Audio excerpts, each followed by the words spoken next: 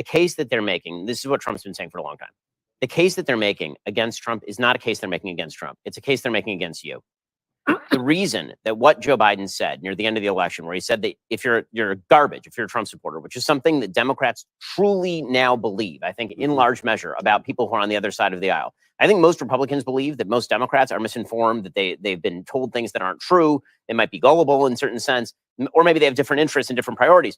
I think that the unspoken assumption that Democrats have made, that Kamala Harris has made, and Joe Biden and all the rest, is that this isn't really about whether Trump is Hitler. It's really about whether your fellow Americans are actually evil, who actually want to destroy the country. That's the danger of democracy. If you want to talk about a danger to democracy, democracy rests on a pretty simple presumption. That presumption is you're going to win some and you're going to lose some, but the people that you share a society with are not your enemies.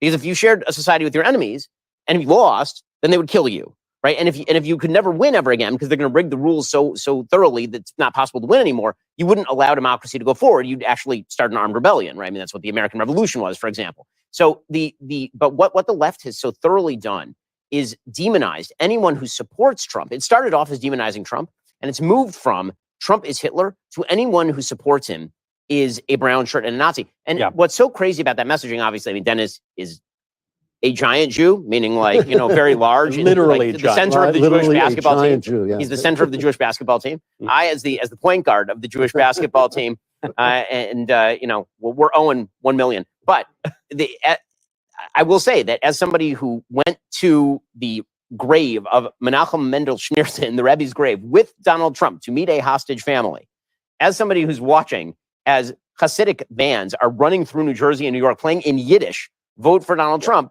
I really feel like those people aren't Nazis. In fact, I feel like the people who are more prevalent in Nazi circles are all supporting the other person. They're all people who like Rashida Tlaib and Ilhan Omar and want the state of Israel destroyed. And you may have noticed that all of the neo-Nazis, all the people who are actual, like, stated fans of Nazis, who people were linking Trump with in 2015, 2016, they all flipped on him. And now they say he's too philo-Semitic and pro-Israel, and they actually are going the other way. But, this is all about what both Jeremy and Dennis are talking about. When you read the Federalist Papers, most of us, when you see the founders, how far-sighted they were because of their knowledge of human nature, I always think the one thing they did not foresee, and none of their arguments touches on, is, of course, the development of mass media. And what we have been living in for 60 years, there's just no question about this, is increasing power over what's called the social imaginary, what that cloud of knowing that connects us all in a kind of moral ideal. And they have been in control of it. And the transgender issue was an absolute proof of how quickly a nonsense theory could be turned into holy writ by the power of this mass media. But it was also, in Matt's movie and a dozen other places, it was also evidence that we were beginning to strike back. And that is, I think, everything. People, by the way, people do not take into account the power of that social. And did you notice, though, actually on all of these points, on the Hitler thing not working and on the power of the media, one cause for hope, I think, at this early hour while the results are just beginning to come in, is that the LA Times did not endorse Kamala Harris. Right. Now, the LA Times changed ownership in 2018. That's what the libs are blaming this on. But that doesn't explain it, because the LA Times endorsed Biden in 2020. They chose not to endorse Kamala. The Washington Post, now infamously, did not endorse Kamala Harris. Jeff Bezos wrote a whole op-ed as to why he wasn't doing it. USA Today as well. USA Today as well. Now with Bezos, what did he say? He said it's because we need credibility. People don't believe us anymore, and they're all turning to those nasty podcasts, and they're all turning to Daily Wire. Concurrently, the Washington Post ran a hit piece trying to take our shows off the air with Ben's picture as the head of it. So this was, to me, evidence not of some ideological awakening or a reckoning with the fact that Trump isn't Hitler or whatever. This was a business decision. And I think the LA Times and I think Jeff Bezos, I think these guys are pricing in the likelihood of a Trump win, which gives me a little bit of hope. Well, speaking of business decisions, I want you to hear from a moment from one of our sponsors. We're going to be bringing you some great advertisements from our sponsors throughout the night that make it possible for us to bring you this show live and outside of our paywall. We want to make the show as available on all the platforms, including dailywire.com, to everyone, the broadest audience possible, so that we could all share together in this, I think, emotional, harrowing, and hopefully ultimately joyful evening. So we'll bring you these sponsorships about one per hour, and this is the first one now. Well, folks, there's a lot of uncertainty right before an election, but here is something certain. You do not want to mess around with the IRS. If you owe back taxes, you need to get Tax Network USA on your side. If you theoretically were to have any tax issues with the IRS, Tax Network USA has a team of attorneys and expert negotiators at the ready to work for you. If you haven't filed for the last year, the last 5 years, even the last 10 years, Tax Network USA is here to help. Say, Ben, what makes Tax Network USA so helpful? Well, they have a preferred direct line to the IRS. They know which agents to talk to and which to avoid. Plus, they won't back down until they secure the best settlement for you, which could save you thousands. That's how they've helped resolve over $1 billion in tax debt for people like you. Don't wait until the IRS comes after you. They certainly will, eventually. How would one get in contact with this Tax Network USA you speak of? Well, I'm so glad you asked. You can give them a call for free at 1-800-958-1000 or visit tnusa.com/dailywire. Talk with one of their strategists, see how they can help. Put tax nightmares behind you. Again, that's 1-800-958-1000 or visit tnusa.com/dailywire. Thank you, Tax Network USA, for sponsoring our election night coverage. Of course, also want to thank our Daily Wire Plus members who make it possible for us to do all the great work that we do. We're running an amazing sale today, 47% off because of our hope that Donald Trump is our 47th president. You can go to Daily Wire Plus right now, get an annual membership for 47% off using promo code FIGHT. Again, that's dailywire.com/subscribe. Now's the time to join. We'll be bringing you questions from our members throughout the evening, our way of interacting in particular with our members, even though the show is free and available to everyone all across the interwebs. So this evening, guys, to put you in a better mood, we do have a clip of Kamala Harris, our possible next president of the United States today. And it demonstrates, I think, in full scale, her charisma, her magic, the absolute magnetic draw that she represents. Here she was trying to call a voter, and it didn't go amazing. How you doing? Have you voted already? Give me a second. You did? Thank you.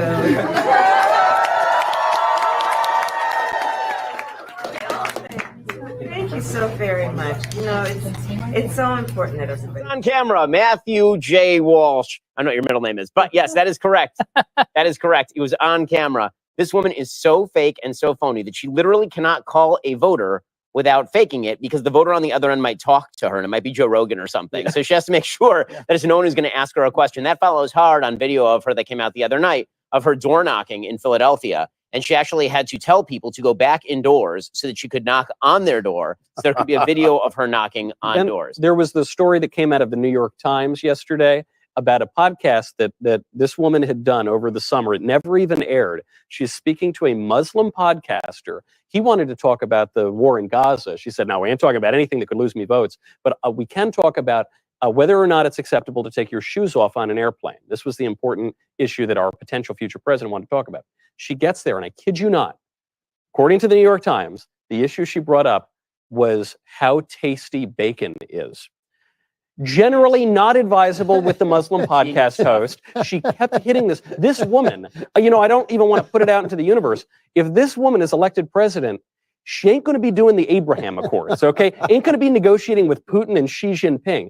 The level of incompetence and ignorance that this woman exemplifies makes it very difficult for me to believe that many Americans will vote for her. Well, I know that many will, but here's the source of my optimism tonight. You've just hit on it. I've said on this show before, and I borrow it from our dear mutual friend, Alan Estrin. Narrative is an actual living force in the universe, just as certainly as gravity is an actual force in the universe. And when you look at this from a narrative point of view, first of all, it is the obvious third act of a Donald Trump story. Yeah. You had 2016, as others have said, 2016, A New Hope. 2020, The Empire Strikes Back. 2024, The Return of the Jedi. Yeah. I mean, Donald Trump coming back is the conclusion to the narrative that's been in motion. And two, not one person wants Kamala Harris to be president of the United States. Not a single Kamala voter wants her to be president. Yes, they want to stop literal orange Hitler. Of course they do. If you believe Donald Trump's Hitler, you have a moral obligation to try to stop him. And they've been, sort of incensed to this point. But no one is excited about Kamala Harris. And so from just a storytelling point of view, I don't think America's ready to be done with Donald Trump. Yeah. By the way, on the issue of Hitler and moral obligations, I have raised this on my radio show, and I've never gotten a coherent response from people who hate Donald Trump. If you believe he's Hitler or just a fascist, a la Mussolini, not quite Hitlerian, aren't you at the very least morally obligated to cheat? I'm not claiming cheating is happening. I'm just asking, and it's a fair question. It's not. I'm not being cute. It's not manipulative. If I will go on the record, if I believed Kamala Harris were Hitler, I would cheat. I don't know how you could. You can't have it both ways. You can't say anyone who says we cheat is lying, is undermining our democracy, but he's Hitler. Well, if he's Hitler, you should cheat. Is that? Well, forget about cheating. How about this? Here's a question, and I asked this question to Sam Harris in a debate that I did with him about Trump versus Kamala. The question is, let's say that Trump wins. Do you certify the election?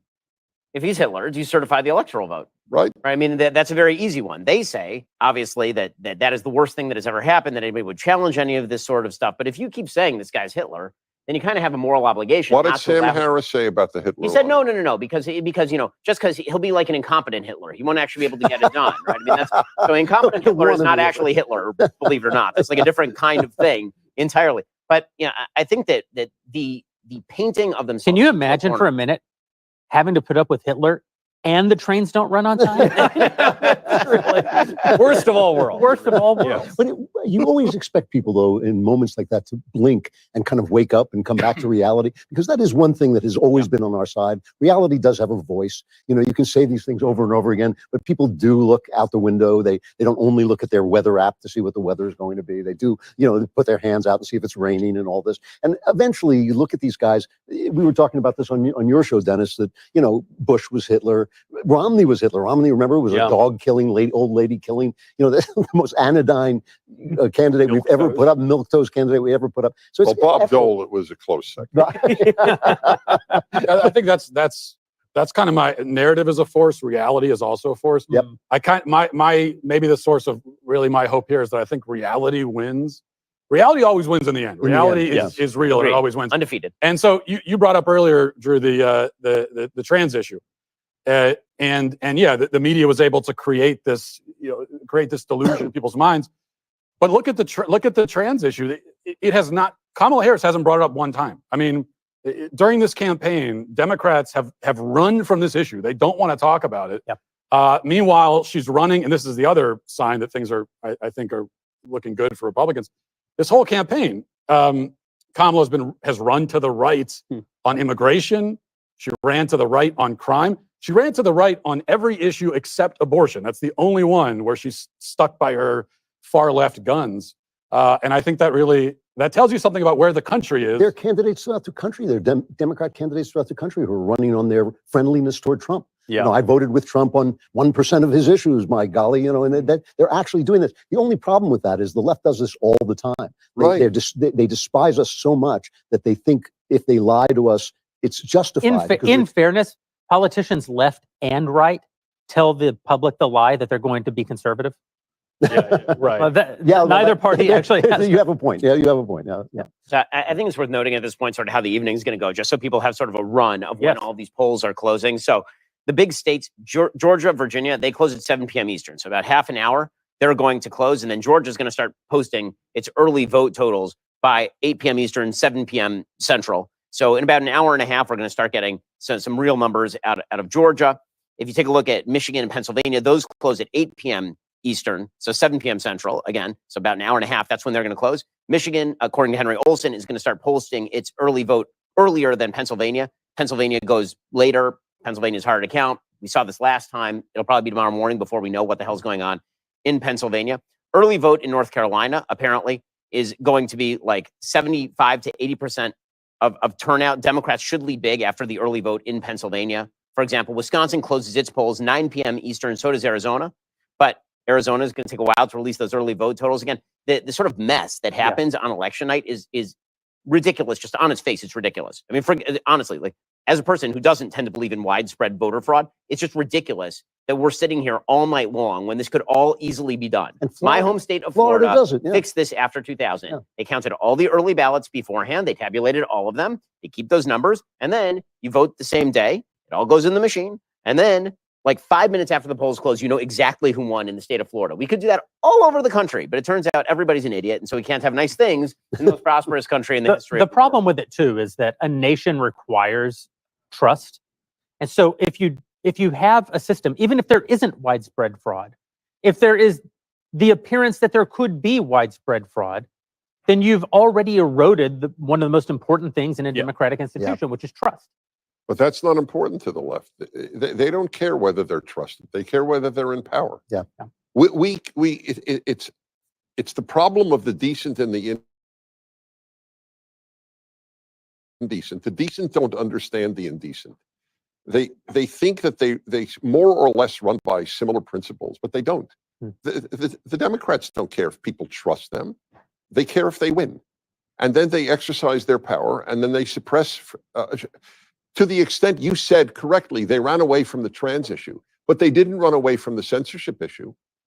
It has been declared by Harris and Walsh that they will suppress misinformation.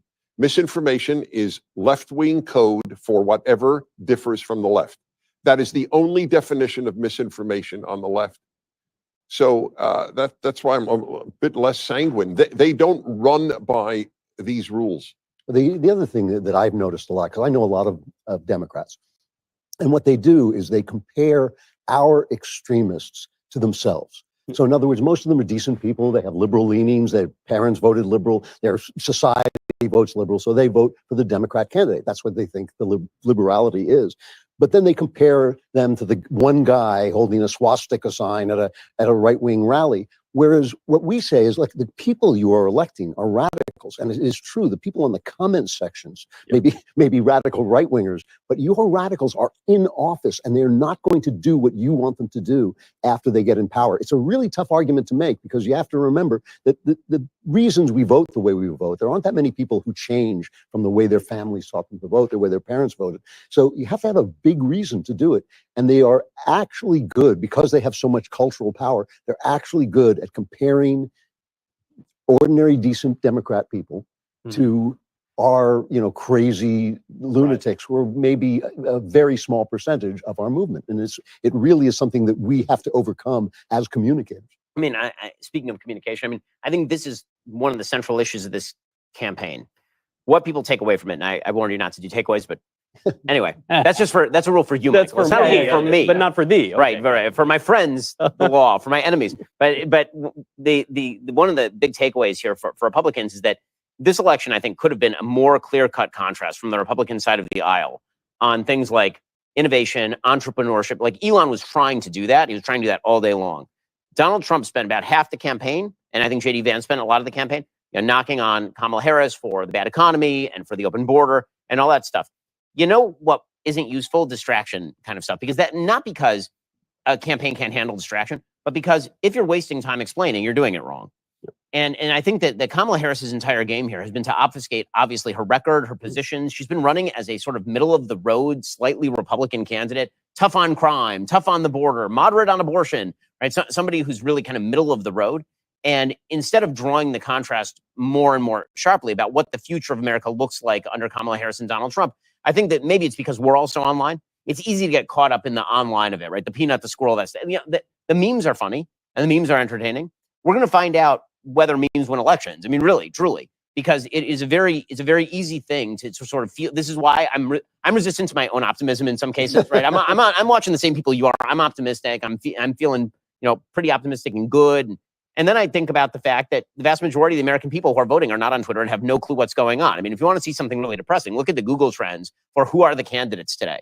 I'm dead serious. It goes like this in the like all year, one day before the election, boom, suddenly it spikes. There are tens of millions of people who pay no attention to anything, And so they are tuning in at the very last minute. And what they get on the TV or what they get on the internet, if that's us talking about Peanut the squirrel, and it's them talking about how she's trying to do together. We know that her together unity shtick is complete bullshit. Like we know that. We know that because we watch this for a living. But the level of disconnect that most Americans have with their politics is so unbelievably high. It's almost hard for us to comprehend how many Americans do not watch this stuff closely. Ben, You and Dennis are bringing the vibes way down. Yeah. We like I'm trying to keep them up here. I will Well, say, yeah, I just want to say you're stuck with him. You invited me. I've said this before. This is sort of a Jewish-Christian contrast. Yeah. Christians will be, listen, you know, God is good, God is great, and that means that everything's going to end up all right in the end. We'll be like, yeah, God is good and God is great, and then, you know, maybe he hates us. Maybe we sinned. You know, possible? Just going to put that out there. if I could bring it back, bring the vibes back up, I actually think that, yeah, Trump obviously is going to get off message. That's part of the Trump experience. This has been the most disciplined Trump campaign we've ever seen, right? I mean, and we talked, Positive, for sure. we talked earlier. It was mentioned how Trump will say things that are outrageous, and it occurred to when's the last time he said something outrageous? He didn't, right? It was the people around him. Yeah. Right. Right. It was like MSG and dumb jokes about Puerto Ricans or something in the close to an election. But it wasn't Trump. You're right. Right. It really was not Trump. So It was not Trump. And also, he's been doing everything wrong and has just staged, even whether he wins or loses, just staged the greatest comeback in American political history. I mean, the things that they have done to him, he's been shot, he's been impeached twice, he's been, Prosecuted indicted, four times. prosecuted, and convicted, on nonsense. And yet here he is. I mean, we're debating whether he's going to make it or not. It's an amazing thing, and it's all him. It's all his instinct, and you have to respect that, because we sit around going, "Oh, he made another stupid mistake." Here is a guy who saw his mugshot and actually said, "Good picture. Let's put that on T-shirts." What consultant would have told him to do that? It's also a reminder. People say, well, I like Trump's policies, but, often you'll hear, even from people on the right, they'll buy the left-wing argument that the guy has bad character. And of course, he's done bad things. We've all done bad things, and he's really famous, and he has been for a long time. This man displays an uncommon degree of natural virtue. This, to your point, Drew, the courage that it takes to be indicted for the fourth time Unbelievable. and to get up there in front of a camera without breaking a sweat and just talk about what you're going to do tomorrow, to be shot in the ear and then not change your schedule one iota to show up at the RNC to accept your nomination 2 days later. That is not only uncommon, I think that is unique in American politics. I will say, because I often publicly say that I believe Trump is uniquely flawed, and I don't mean in the way that we're all flawed. I don't buy Yeah. I don't buy the sort of we've all sinned and fall short of the grace of God. Yes, that's true. Also, Trump has unique character flaws that, in my opinion, should probably have been disqualifying. I think his handling of COVID in 2020 probably should have been disqualifying. They weren't. The forum in which you determine if something was or was not disqualifying is called a primary. Yeah. The majority of Republican voters wanted Donald Trump to be the nominee. He is the nominee. And by golly, I hope he becomes the president. I voted for him. We've supported him. We'll be thrilled if he's the president. That said, I don't say enough about his unique virtues. And he does actually have certain unique virtues. You've just outlined some of them, but one of them that almost no one says enough about, I think, is a kind of grace. Yes. Yeah. Tucker Carlson called Donald Trump demonic. J.D. Vance compared him to Hitler. He was as outspoken a never-Trumper, far more outspoken a never-Trumper than, say, Ben and I in 2016. One of those is now an advisor to Donald Trump. The other, his pick for vice president. That to be rich and to have grace, to be famous and to have grace, to be powerful and to have grace, those, as we've discussed many times, those three attributes erode character. Yeah. And Donald Trump is able to circle around with his former rivals. Listen, he's not afraid to attack you. He's not afraid to be coarse. He's sometimes a blunt instrument, as I said before, insult comic, hyperbolic, but he puts the interests of the country above his petty grudges. And lest you think that I'm overstating the importance of that in a political context, John McCain, who was a patriot, John McCain, who I believe, had he won in 2008, many of the trials we've gone through as a nation over these last 16 years, I suppose, wouldn't have occurred. And yet, when John McCain walked onto the Senate floor to cast the deciding vote to overturn or to continue the Affordable Care Act, Obamacare, he had a choice between being a man of his word. He literally ran for re-election on the promise of overturning the Affordable Care Act, or to deprive Donald Trump of a win because he hated Donald Trump. He had every right to hate Donald Trump, for Donald Trump said awful things about John McCain. So I understand the grudge. It's a legitimate grudge.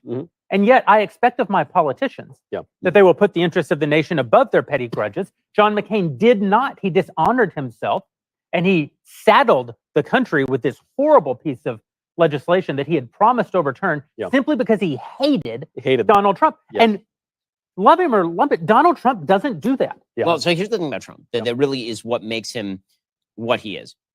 In the end, Donald Trump cares about one thing in life. One, winning. It's the only thing he cares about. He's perfectly clear about this, by the way. It's not as though he's like hiding the ball. This is the only thing that he cares about under any circumstances, whether he's running a game show on a network TV or whether he's talking about elections. All he cares about is winning and the perception of winning. And so what that means is that when somebody says, I got it wrong, you were right, I'm backing you. He's like, okay, that makes it easier for me to win. Yeah.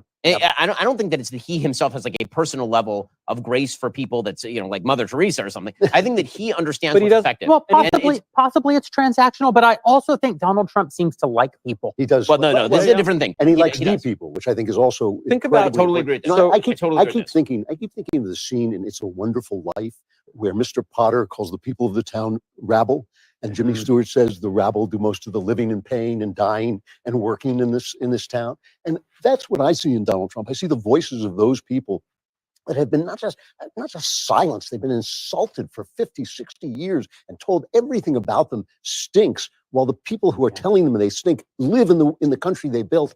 And he's their voice. And the fact that he's an angry voice and a coarse voice, they deserve it. They at least deserve it. They have failed at every possible level while deriding the people who have borne the brunt of their failure. Did you hear on this point, Donald Trump quoted C.S. Lewis. I don't even know that he knew he was quoting C.S. Lewis, but at that McDonald's stunt, which was so magnificent, there was a guy who pulled up and he said, oh, sir, I support you and I'm just an ordinary person. And he cut him off and he said, you're not ordinary. Yeah. You're not. That's a line from C.S. Lewis, okay? And he's got that in spades. We saw our friend last night, Megyn Kelly, went out there. To your point, Jeremy, Megyn and Trump had a tough relationship after 2016. But why did Megyn endorse him for her part? And why has Trump been so happy with her endorsement? Because politics is not supposed to be about petty personal grievances. It's supposed to be about the common good, which is to benefit all of us. And the people around Trump, up to and including Trump himself, have made that abundantly clear. No, you're totally right. So, I have personal experience with this, right? So I held a fundraiser from this year. And when I held the fundraiser for him, he knew, of course, exactly who I was. I walk in and he's like, Ben Shapiro. I used to love Ron DeSantis, but you're going to love us so much more.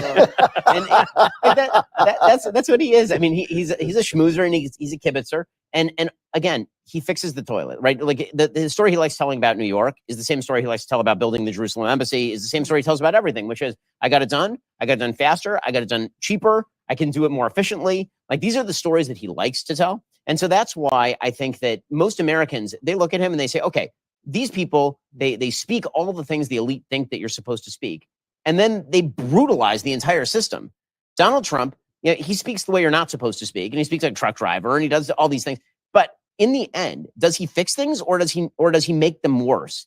And they are so concerned about the proprieties that they forget that, the actual lived experience of normal human beings in this country is that prices went up 20 to 60%, depending on what exactly you were buying at the grocery store over the course of the last 4 years. And it turns out most of us, we liked the no war thing. Now, that was pretty great, having no war and burgeoning peace in the Middle East, as opposed to, the slaughter of 1,200 people in Israel, 250 people taken hostage, and the complete degradation of that area into massive war. Like, that was better. Trump was just better. That's the end of it. That's it. We're going to take a quick moment to highlight some of the cool stuff going on here at Daily Wire. While we do that, if you haven't voted, most everywhere in the country, you still have time. Please go get in line, cast your vote. It is your actual obligation as a citizen. If you're a Christian, you may have been told by sort of the attitude of modern evangelicalism that you're somehow above voting, that this isn't our kingdom. Listen, the apostles say that God appoints government for the purpose of punishing the unjust and praising the just.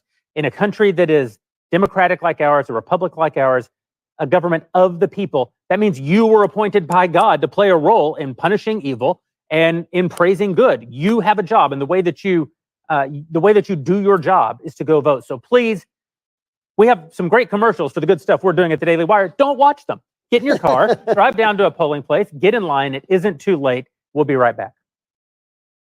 Left's grip is slipping, but they won't go quietly. Now's the time to stand up. Daily Wire is your voice. confronting the lies, changing the culture. Join the voice of certainty in uncertain times, the most important intellectual in the Western world, and the star of the two most important documentaries in history. As long as our freedom is under threat, we'll be here fighting for you. Make your voice count. Join Daily Wire Plus today and get 47% off new annual memberships. Together, we'll fight the left and build the future. Had enough of the woke bullshit, and you're tired of paying companies like Harry's and Gillette to hate you?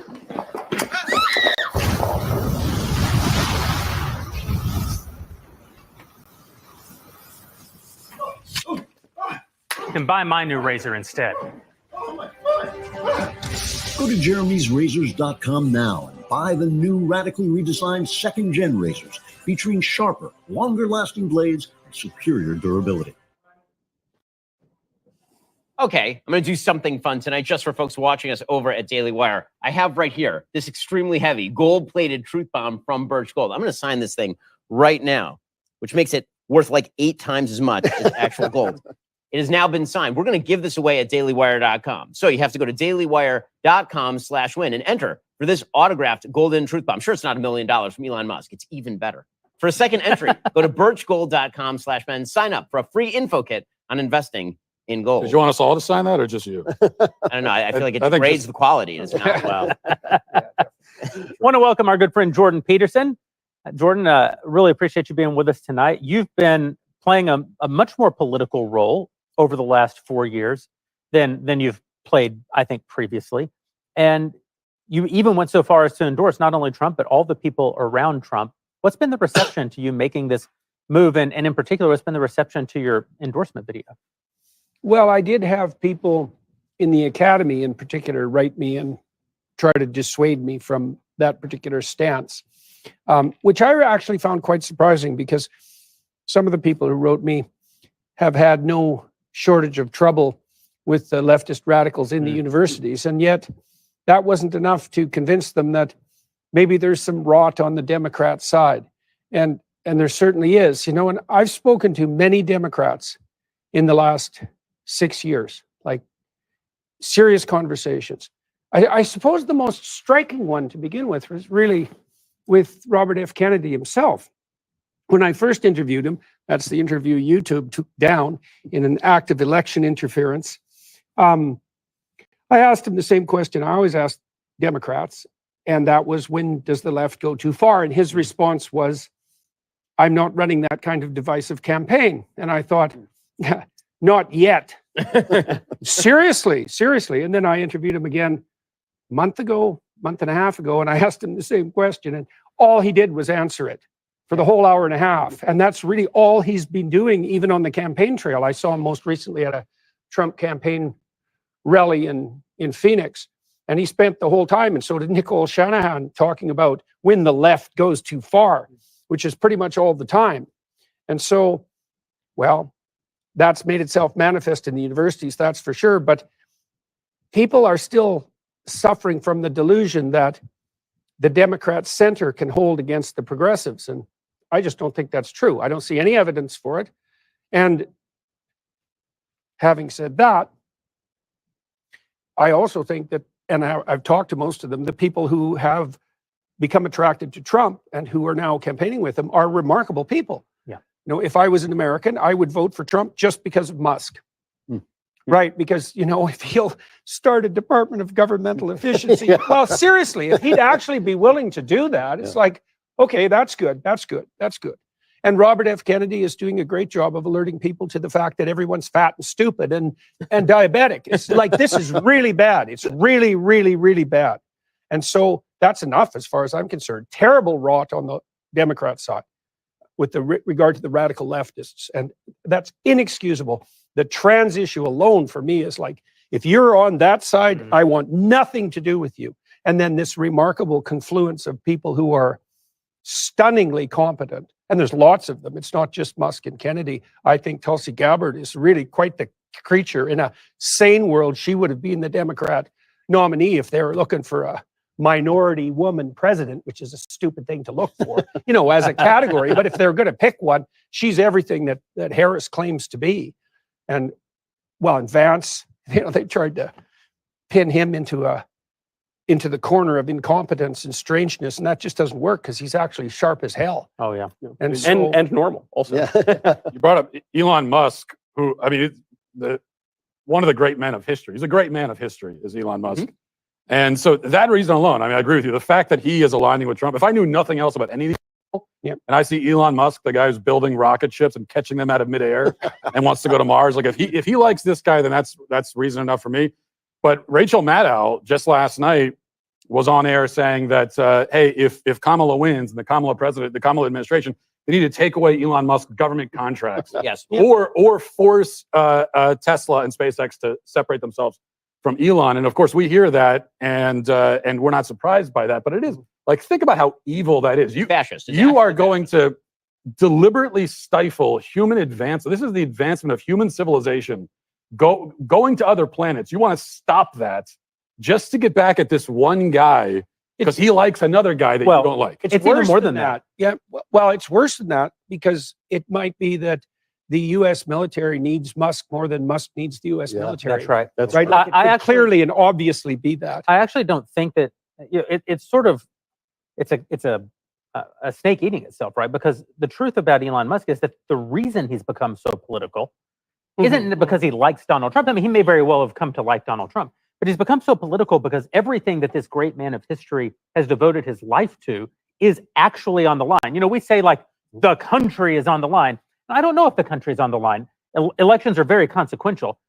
Ascending to the presidency, a weak, vapid, stoned woman who has absolutely no merit will come, and who's a creature of the left, will come with terrible consequences.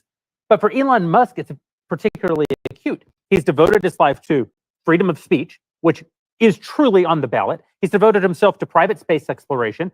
He has 6 more opportunities in his lifetime to send humans to Mars because of the way the Mars transit window works, the way the orbits work. He only has 6 more opportunities, and they're already talking about not giving him access to launching the rockets because they don't like his politics. He has devoted himself substantially to autonomous driving. The next 3 years will be the most important years that ever exist for the regulation of autonomous vehicles, as well as the most important years for the regulation of the emerging robotic and AI technologies that are already here. People don't realize it. They think that they hear that they're coming and they're a bit skeptical. They're not coming. They're here. The 9.9 magnitude earthquake happened in Japan. The tide waters have receded. It's not a question of will we get wet. It's only a question of when will the wave get here. The inciting event has already taken place. And if you're Elon Musk, you're thinking they're going to regulate these things to the point that I actually can't pursue them in this country, which necessarily means that either they will not be pursued at all, and to your point, human civilization gets set back, or they will be pursued by nations like China, who's still Muskian and his contemporaries' technology, and America will no longer have hegemony, will no longer be leading the world into the future. So for Elon Musk, this truly is the most important. Also, there's something else to say about this as well, and that is I don't think they're actually coming after him because of his politics. I think they're coming after him specifically because he is advancing these things. I think that because he's competent. Yeah, because he's competent and effective. Because he's trying to better life for human beings. I think there is. I think that right now there is a great divide in the country between people who want to have a dynamic, entrepreneurial, innovative future, and people who wish for the country to basically redistribute what we have as we slide into senescence. And the problem with innovation and entrepreneurialism is that it holds people accountable to a standard of success. People look at Elon Musk, and there's 2 ways to view Elon Musk. There's the way that I think all of us view him, which is what he's doing just kicks serious ass. I mean, I don't care who you are. It is the coolest shit you've ever seen in your life. It is unbelievable. When you're seeing rockets coming down and being caught in midair, like this is unbelievable stuff that he's doing. You know, like my 8-year-old son is thrilled with Elon Musk. All he wants to do every day is just ride in the Tesla and watch rockets that Elon Musk launched. Like that's what it's just innately cool stuff. And that's how I think most Americans still view the future of the United States. But there is a group of people who are the same sorts of people who said, why are we spending all this money on the space program when we really should be spending it on whatever social redistributionist welfare scheme we can find? Because we've got enough, don't we? Yeah. And what if we just redistribute what we have? And why are we so worried about future generations? Do we even need future generations? Yeah. So like Elon is doing all this stuff because, I mean, I've talked to him about it, and Jordan, you have too. I mean, like he's doing all this stuff because he actually believes in a future for humanity. right? He believes that there ought to be more children, for example, because a future for humanity relies on there being more children. That's enough to write him off. Yeah. Well, and that's it. Because all once- those children because- cluttering things up. What the do all abortionist. these things have in common? What do children and science and innovation have in common? They hold you to a standard of success and duty. Because when you have kids, you now have a duty to those kids. You need to build a world for those kids that is better than the world that you were given, and one that preserves all of their opportunities. this is But like- science holds you accountable That's right. to a reality in which your own supposed oppression means nothing. Doesn't matter how oppressed you are. You're either building the thing or you ain't building the thing. This is And like the Elon old- pisses them off. This is the old Bill Whittle joke, right? What did socialists use for light before the candle? The light bulb. Right. Yeah. They actually don't want human progress because human progress is a rebuke of all of their values ultimately. Agreed. Also, the real proof that the left is not coming after Elon for his politics is that his politics legitimately has not changed. He said this on the Rogan show when he did the big Rogan interview. He said, my politics comes down basically to maximizing individual autonomy. That is a liberal position. Elon Musk is a liberal. Joe Rogan is a liberal. The Tulsi Gabbard is. Trump is a liberal. Donald Trump, in many ways, he's got some kind of more conservative tendencies. Yeah, than but the other that's guys. partly because he's being chased into a corner by the I bloody agree. I president. agree. But I mean, even if you put like, I don't know, his tariffs or something off the table for a moment, the fact that right now the political center really has shifted, and it is a rational action for an Elon or a Tulsi or a Bobby Kennedy to endorse Donald Trump. I actually want to ask Jordan about this because you've come a long way, and despite the disadvantage of coming from Canada, but you were, As an illegal immigrant. as an illegal immigrant. When we first And talked- election influencer. Russian funded, I might add. but I would have counted you when we first spoke a long time ago. I would have counted you as a person on the left. You can still consider yourself to be there, or have you actually moved right, or is it just that the left has moved so far left that you've been? Well, one thing has shifted, I would say, in my political conceptualization. I've come to understand that the classic liberal view of the individual is only tenable in a society where the underlying conservative substructure is rock solid. Yep. And so I've been developing a more sophisticated, let's say, conception of identity, over the decades. And I understand more clearly now that the integrity of the individual is dependent on the integrity of the marital unit, the integrity of the family, the integrity of the community. Like, there has to be that surround. And I think that what happened in Europe that made the rise of autonomous individuality in that Protestant/liberal sense possible was that the substructure became so rock solid because it was grounded in Judeo-Christian ethic that the notion of individual autonomy became possible. It's just like the case in the West now. I mean, women have the freedom to do what they want. They have the freedom to be out in the streets. Well, the reason for that is that, there's plumbing. That's one of the reasons. I'm dead serious about that. for sure. And the streets are safe. And so, of course, you can start to consider yourself autonomous when you can go anywhere and you don't die, right? And it's convenient, but you need a lot of things in place. The foundation has to be there Yeah, in order and for all the and rest of this stuff to that's be there right. as well. Joining us, believe it or not, right now is Megyn Kelly. She recently endorsed President Trump at a rally. You all saw it. She is, of course, the host of the Megyn Kelly Show, one of maybe the second best podcast on the internet. I don't know, but she can be found at youtube.com/Megyn Kelly. Second Wherever best you get behind mine, your you mean? podcast. How dare you, Matt? Megyn, thanks for joining us tonight. How are you feeling about everything? Oh, God. No one knows anything about anything. I mean, that's really the bottom line, right? Like, everybody's trying to figure it out. Look, I've been through this enough that I know you read the tea leaves on these early exit poll data and then you get burned. You try to put together exit poll data with raw vote early in the evening and you get burned. You listen to what one campaign or the other is telling you and you get burned. No one knows nothing about nothing. That's the bottom line until we're much later in the evening. Believe nothing. So you were just on stage, obviously, with President Trump. I think you gave one of the best speeches of the entire campaign, explaining why women in particular should vote for President Trump. There's been a lot of talk about men voting heavily for Trump, but women breaking heavily for Kamala Harris. What was it like on stage with President Trump? Obviously, you guys have a fraught history. So how was that, just, on a personal level? Well, it's kind of funny, that's water under the bridge. But the thing about Trump is, like, you never know, because it could turn soon again, because unlike these hacks who you see on MSNBC, just because I like him and I'm voting for him doesn't mean that I won't criticize him when he does something I don't agree with or when I think is boneheaded. So then he'll attack me and we'll go down again, but we're on and up. And there's no question in my mind that he's the better candidate here. I mean, there's not even any competition. And I've really been kind of irritated that there's such a gender gap here, because I think my fellow women are being manipulated. I really think that the left think we are no more than our wombs. And the only thing that we care about when it comes to children is at what point can we kill them? Is it at the 3-month mark? Is it at the 9-month mark? And that after they're born, we really don't care. It's not what we vote on.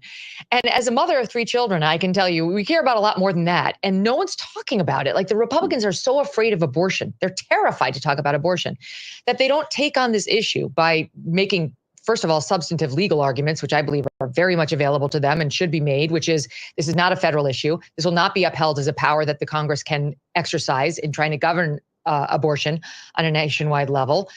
And so there's never going to be a federal abortion law. There's not going to be one.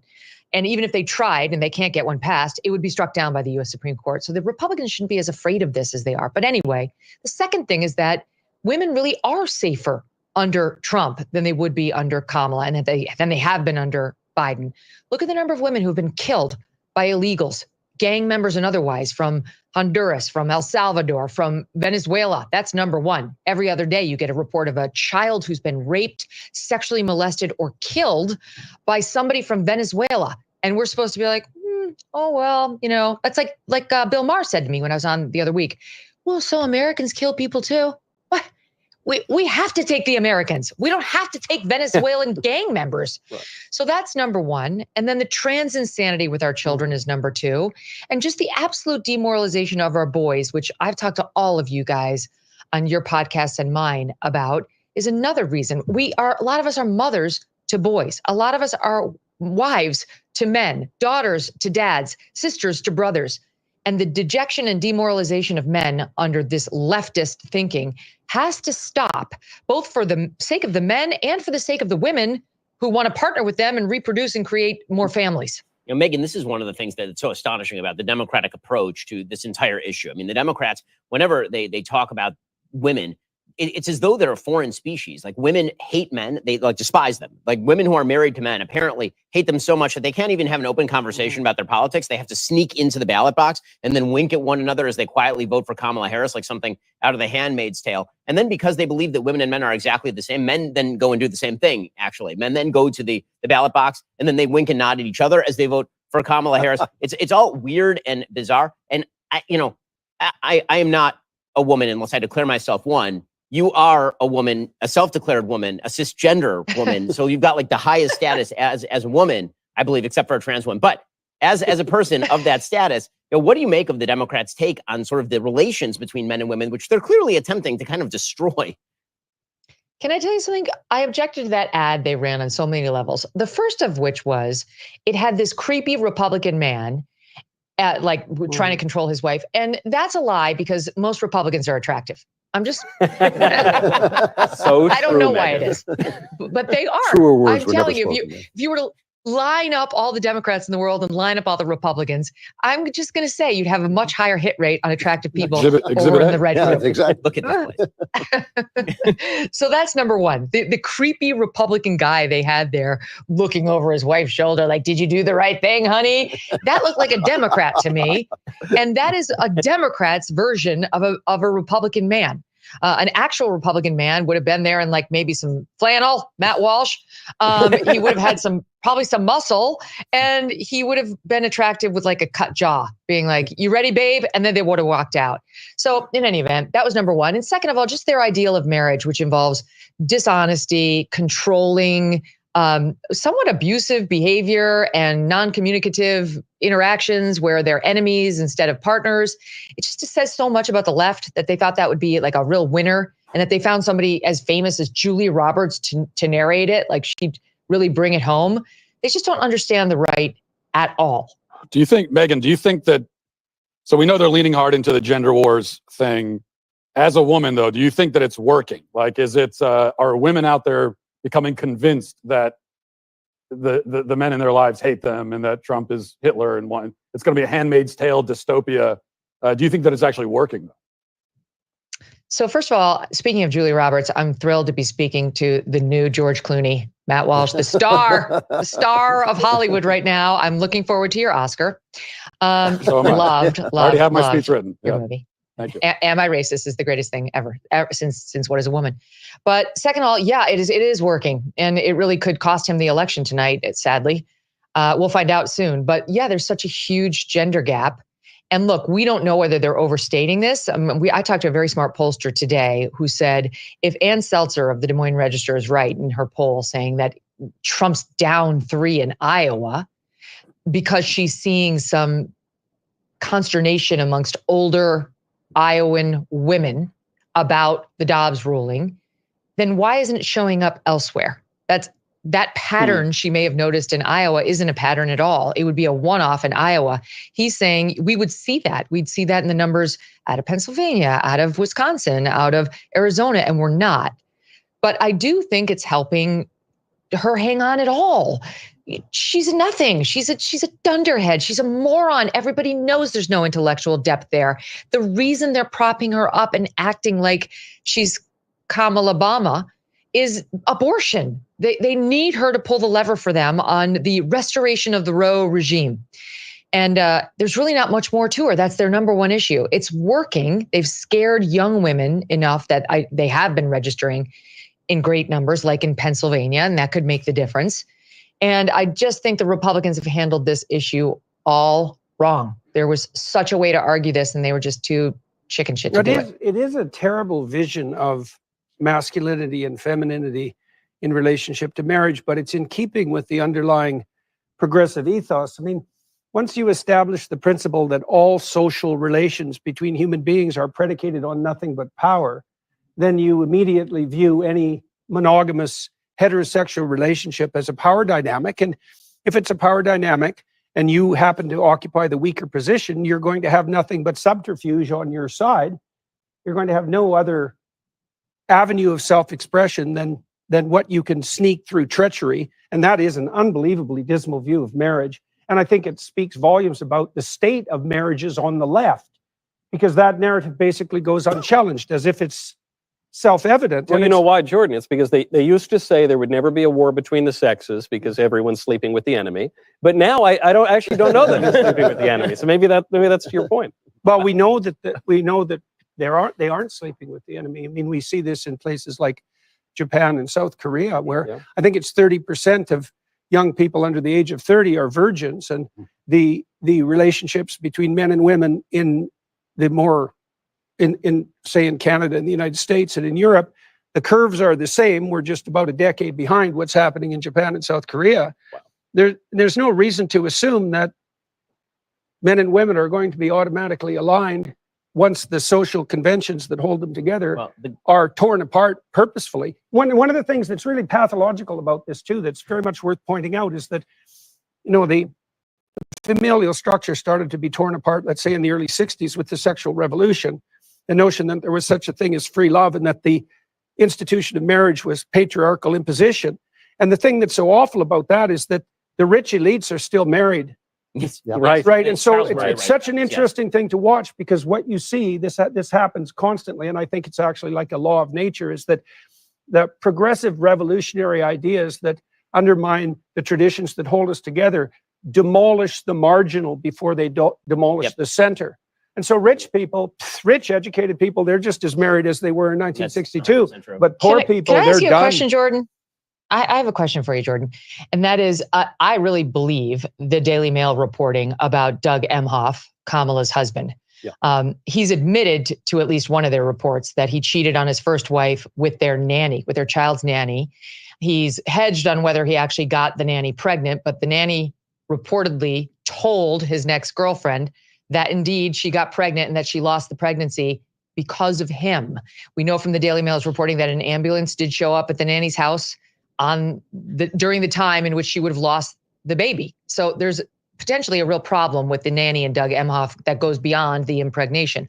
But point two is, a woman came forward to allege that 6 months before he and Kamala Harris got together, she was dating him. This is a very successful professional attorney. She's a gunner. And She got them tickets to this red carpet affair in Cannes, France. It was this black tie thing. This woman's a player. She is not some, trust me, she's got credibility. She comes forward to say he wailed her across the face. He assaulted her for no reason. They weren't fighting. Not that anything would justify it, but I'm just saying that hair trigger on this guy, placed her hand on the shoulder of a valet and it set him off. He hit her on the face in the open. He denies it. What does it tell you, if you assume all that's true, which I believe it is, about Kamala Harris, that's her husband? I believe you don't hit a woman just one. You don't just hit one woman. If you're a woman beater, you beat them all. And I believe all this plays into some of the messaging we're seeing from the left about this, how you're an adversarial relationship with your spouse as opposed to a partnership. It says something about how she views men. And I think there's sort of an underlying dynamic going on with her right here that we're ignoring.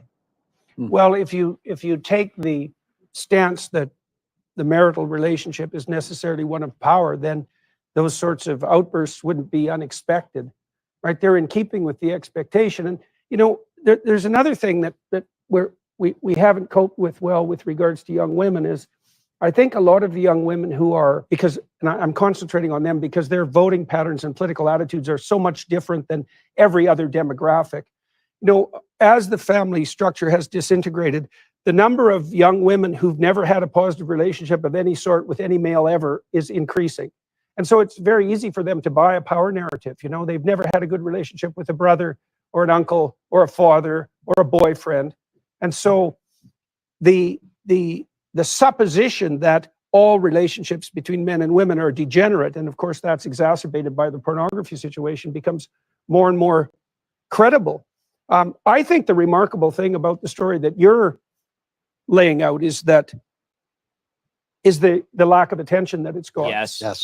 That's just beyond comprehension. And I don't really know what to make of that, except that it figures. It's exactly what you'd predict. It is a very sad thing, and you're right about your observations about conservatives and Republicans. They've done a very bad job of messaging to young women.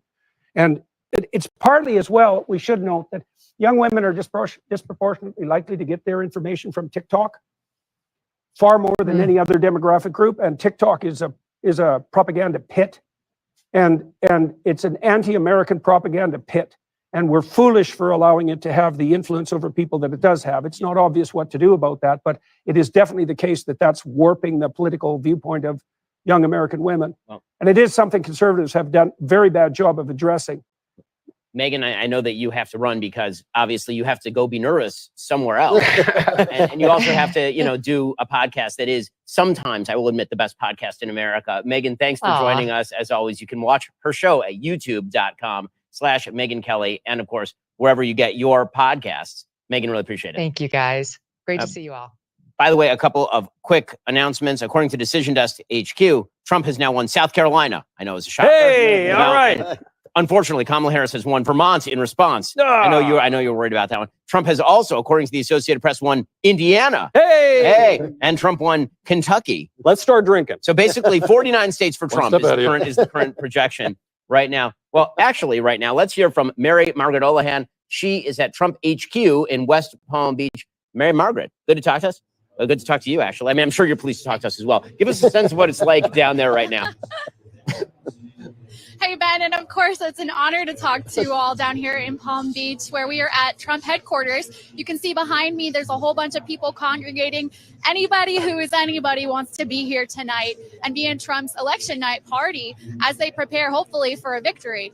And we've been talking to a lot of people on the ground here, trying to get a sense of what's going on. I can tell you the atmosphere is very hopeful, very excited. People are on edge, but I would say in a good way. They're really amped up for tonight. So we're going to be here. We're going to be talking to everyone and getting a sense for where this is going. So how relaxed or nervous are they in the room? Are they concerned? Are you getting like nerves, or is everybody just basically opening it up? Are they ready and raring to party already? Well, these people are all from DC or they're from Florida. They're always ready to party. But when we ask people, how are you feeling? when we ask people, how are you feeling? How's it going? What are you thinking about the race? What they'll tell you is they're quote unquote cautiously optimistic. I've been emailing or texting with a whole bunch of different Trump advisors, and what they're telling me is they're feeling good, but they're still pushing people to get out to the polls. And that's what one advisor told me not even 5 minutes ago. So the push is get to the polls, get to the polls. We want every single vote. We want to make every single vote count. That's what Trump himself was saying last night in Michigan. He was saying, we've done the work, we've done the campaigning, we've gotten our message out. Now it's up to you guys to get to the polls and to make America great again. So, Mary, we know that you've been closely following Trump's movements over the past few days. Where is he right now? I mean, I assume he's in the back somewhere at Mar-a-Lago. Yes, so he's over at Mar-a-Lago with his close circle, his close-knit friends. We're told that they're all going to come over here if he wins. Hopefully, if he doesn't win as well, but we know that he'll be over here if he does, in fact, win. There's going to be a whole party. They're going to be celebrating. And we're hearing that top Trump surrogates are going to be coming here as well. So people are starting to trickle in. It's exciting to talk to them, hear what they think about how this race is going. And, you know, the night is still very young. So the people we talk to are just very hopeful and excited.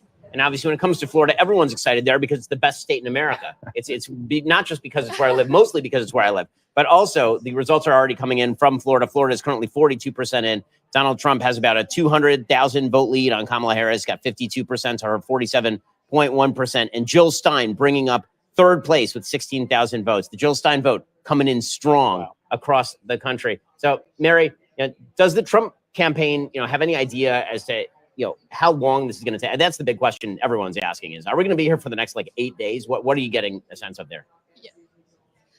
So nobody seems to know the answer to that, Ben. And we've been asking a lot of people. I think we're all hoping this will be over very quickly.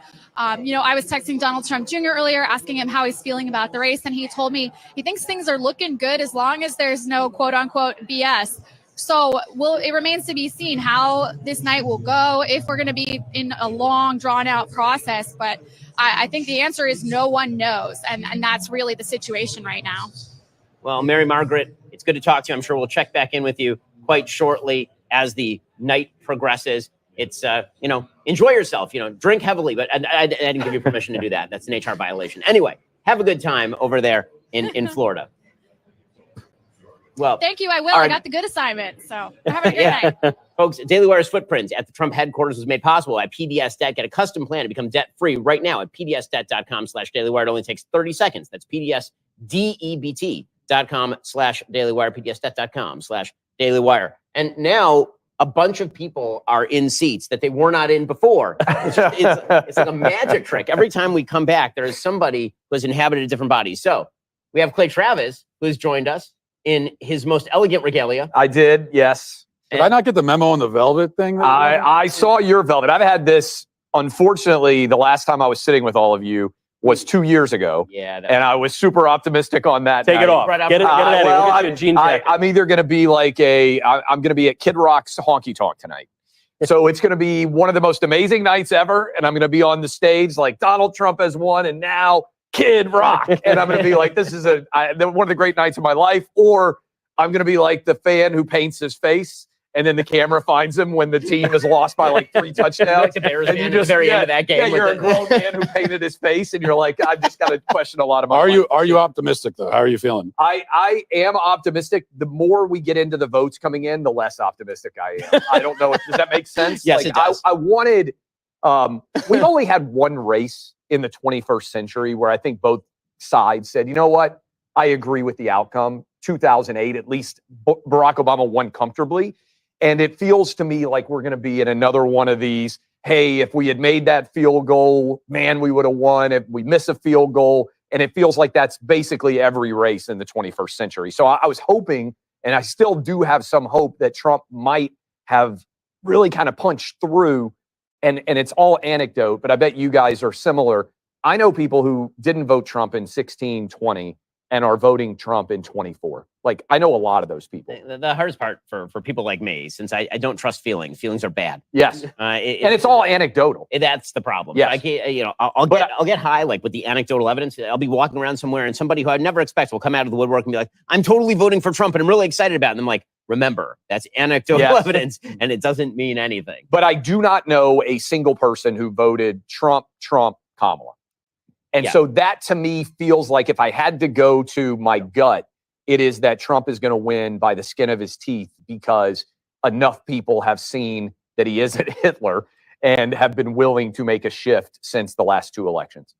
Well, also Cabot Phillips is here. I am. They tried to get black Jeremy, and they said, we'll get slightly younger white guy Jeremy. Yeah, exactly. Jeremy has grown taller, and his beard is slightly fuller, and he's de-aged, actually. So, Cabot, you're usually the informational guy. Bring me information. I need data. Yeah, well, one thing that I was thinking of when Megan was talking about the female vote is the fact that we can tend to think of both genders as kind of monoliths.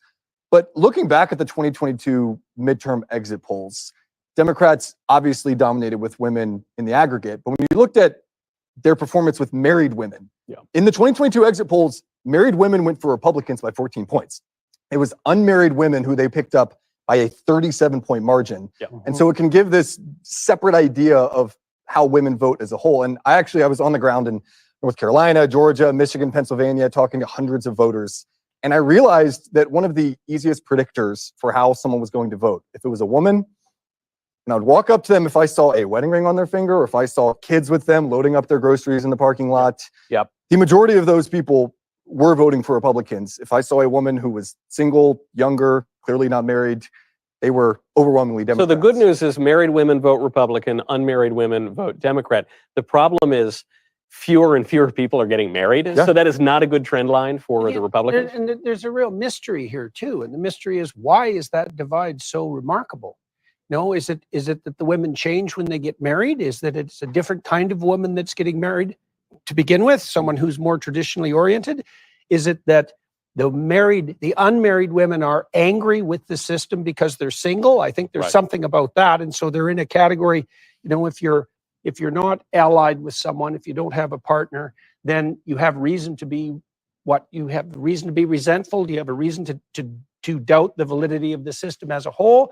Are you trying to trumpet that sexual freedom that's hypothetically part of being single? Like, there's something very strange going on here with unmarried young women. And I don't exactly get it. I think part of it is the failure of the aspirational, just generally in American society. I think so much of our voting now breaks down to go back sort of the Elon Musk of it, the failure of aspiration. If you fail in your attempt to do something, there are 2 things you can do. You can either do what a successful person does, which is say, what can I do differently in order to improve my lot? Yeah. As God tells Cain to do. Or you can go out and try and kill your brother. And you can basically say it's the fault of the system, it's everybody else's fault. And so if as a system, you say that you don't even aspire anymore to get married, that that's not something to even aspire to, then there has to be some substitute for the thing that you're supposed to aspire to. What is the life that is now the substitute for what a married life would have been? And I do sex in the city. Well, I think that's exactly right. And so if the substitute happiness, the ersatz happiness you're being provided is sex in the city, well, then of course abortion is your number 1 issue. Because abortion is the thing that destroys the possibility of you being forced into. I mean, let's be real about how marriage used to work in this country. A huge percentage of people got married because they knocked up a girl, right? I mean, that was like a huge number of shotgun weddings in America in 1940, extremely high. Especially in the South where we are right now. 100%. And you know what? That's not actually a bad thing, because it turns out that that's sort of how natural law would tend to suggest that things work, right? That if you actually knock somebody up, you should then get married to that person, and then you should raise the child together. That was reality cudgeling you back into what you should aspire to doing anyway. Abortion cuts that completely off, which is why, if you wish to uphold the Sex in the City lifestyle, it's the number 1 issue. We're going to take a quick moment to highlight, by the way, some cool stuff going on here at Daily Wire. We will be back in just a moment with that awkward intro. It's really funny. It's really funny. By myself, laughing out loud hysterically today. It is one of the most important contributions to cinema in American history. Your goal is to conduct an investigation into something key to the culture war. There were so many great moments in there.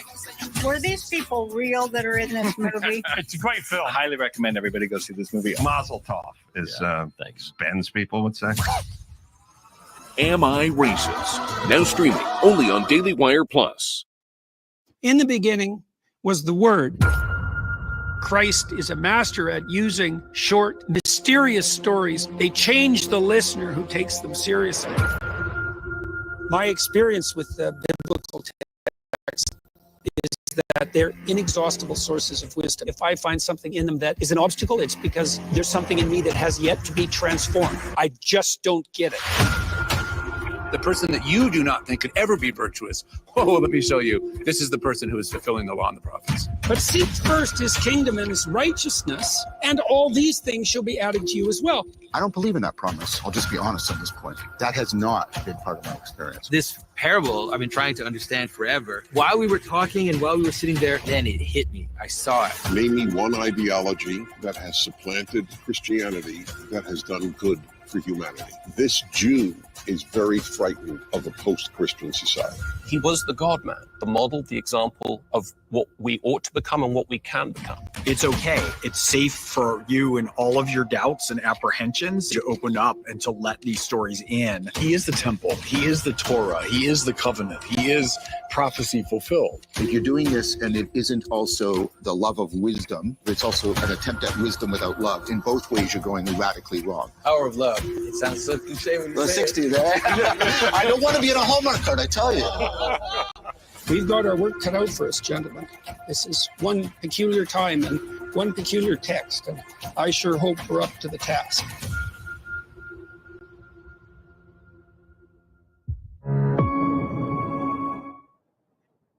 That was a nice little treat. That was the world premiere of the teaser trailer for Jordan Peterson's new series on the Gospels, which, I think, Dr. Peterson, that your series on Exodus is one of the finest things that we've ever got to be a part of producing. And I've only made it through about a quarter of the gospel episodes, but they're just tremendous. Can you tell us a little bit about what that process was like? Well, the first thing I'd probably like to do is to thank you guys for having enough courage to undertake the endeavor. I mean, it's a big risk, and it isn't at all obvious that a 16-part series on Exodus with 9 academics, that's bad enough to begin with, would be something that could attract an audience that there could be any business case for. But you guys, you threw yourself into it, and then we doubled the length on you, and you went along with that. And I know it's been spectacularly successful, and that's been great. What was it like? Well, it was a privilege, because the people at the table were top rate. Like, I was really fascinated to be in the seminar because every single person that spoke always had something to say that I really wanted to listen to. I really found that, I learned that with the Exodus seminar because I learned so much there. It literally took me months to digest it. It had a big influence on the book that I am publishing on November 19th. It helped me clarify a lot of the stories that I didn't understand. And then, of course, the same thing happened as we walked through the Gospels. And it was great. And I hope that we did as good a job or better, both on the discussion side and on the production side with the Gospel seminar as with the Exodus seminar. And I think we did. And we got down to brass tacks. And I've learned, this is a revolutionary thing, I've learned that all the evidence supports the notion that we see the world through a story. In fact, a description of the structure through which we see the world is a story. So then the only question, once you know that, and I think that's indisputable on scientific grounds now. And so once you know that, the only question becomes, well, what's the story? And the cultural insistence is that it's one of power. And the biblical insistence is that it's one of sacrifice. And those both aren't right. Like, it's one or the other, right? There's alternatives, hedonism, nihilism, which is sort of the absence of stories. But I think the idea that this community is founded on sacrifice it's so substantive that it's self-evident. And then the issue is, how do you investigate the structure of sacrifice? We did that a lot in the Gospel seminar. I don't want to get to any spoilers or anything like that, but when you're delving into this question, are you looking at it from the perspective of, which of these two views is more conducive to the kind of society I want to live in? Or are you asking, which of these two views is right? It's deeper than that, because I don't think there is a society that's predicated on power. There's force. I can force you to do something that I want you to do, but that doesn't mean that we have a society. A society is based on mutually acceptable sacrifice upward. And it's worth delving for a moment on what I mean by sacrifice. And it's pretty straightforward. Like, if we're in a communal relation, it's not all about you. And it's not all about me. And that really is the definition of a relationship. If it's all about me, it's not a relationship. If it's all about me, it's about my whim and my power to impose it. if we're in a relationship, I have to give up something that's immediate to me for the sake of the relationship and the sake of the future. And that's why sacrifice is at the foundation of society. It's virtually a truism. And it's also the same in relation to work, because work is the sacrifice of the future. It's the sacrifice of the present, to the future, right? So we sacrifice our own immediate whims to be communal, and we sacrifice the immediate present for the future. And so sacrifice is the foundation of society. And I just can't see how that can be otherwise. The counter proposition is absurd, right? Which is the idea that all social interaction is a consequence of power. There are more dismal views that it's all sex and hedonism, or that there's no meaning in anything. Those are pretty catastrophic views. But the idea that all social organization is a function of power. First of all, I think that's a confession on the part of the theorist. I agree. A confession and a wish. Yes. Absolutely, absolutely. And I also think it's untrue. It doesn't even work for chimpanzees, by the way, and the evidence for that is pretty clear. And it's also I just can't imagine setting up a social system on a more dismal view of humanity and community than that of power. The only way we can work together is if I force you. Well, no, who wants that? Well, we know who wants that. We want it's tyrants. It's whim-possessed tyrants who want that. What do you like if you want the opposite? Well, you sacrifice upward. Ben, you were talking about having children. It's like it reorients you in the world, right? Because all of a sudden there's someone who's clearly more important than you, and a time frame that's clearly more important than you right now. And that reorients you radically. And that's a sacrificial orientation. And so that was great doing the gospel. So that my invitation to be in the academic roundtable was lost in my email inbox, but I would have been there. Did it go into promotions or? It's probably there, yeah, spam. By the way, just a quick indicator, and you can talk more about this. Just a couple of pieces of good news if you want to be in a good mood. Okay, so piece of good news number one, Osceola County, which is one of the most Hispanic counties in America, it's 55% Hispanic. It's heavily Puerto Rican. Donald Trump is on the verge of winning that in Florida, which means that he is, outperforming maybe this Puerto Rican, issue with regard to Tony Hinchcliffe making a bad joke. Maybe that has some consequences for places like Pennsylvania. I know there have been worries because there are 200,000 Puerto Rican voters in Pennsylvania. So that's a piece of news number one. The thing is, Puerto Ricans have a good sense of humor. I'm from New York. I've spent a lot of time around Puerto Ricans. That non-controversy was so contrived. I'm glad to hear some data actually back up that. Okay, a couple other pieces of data.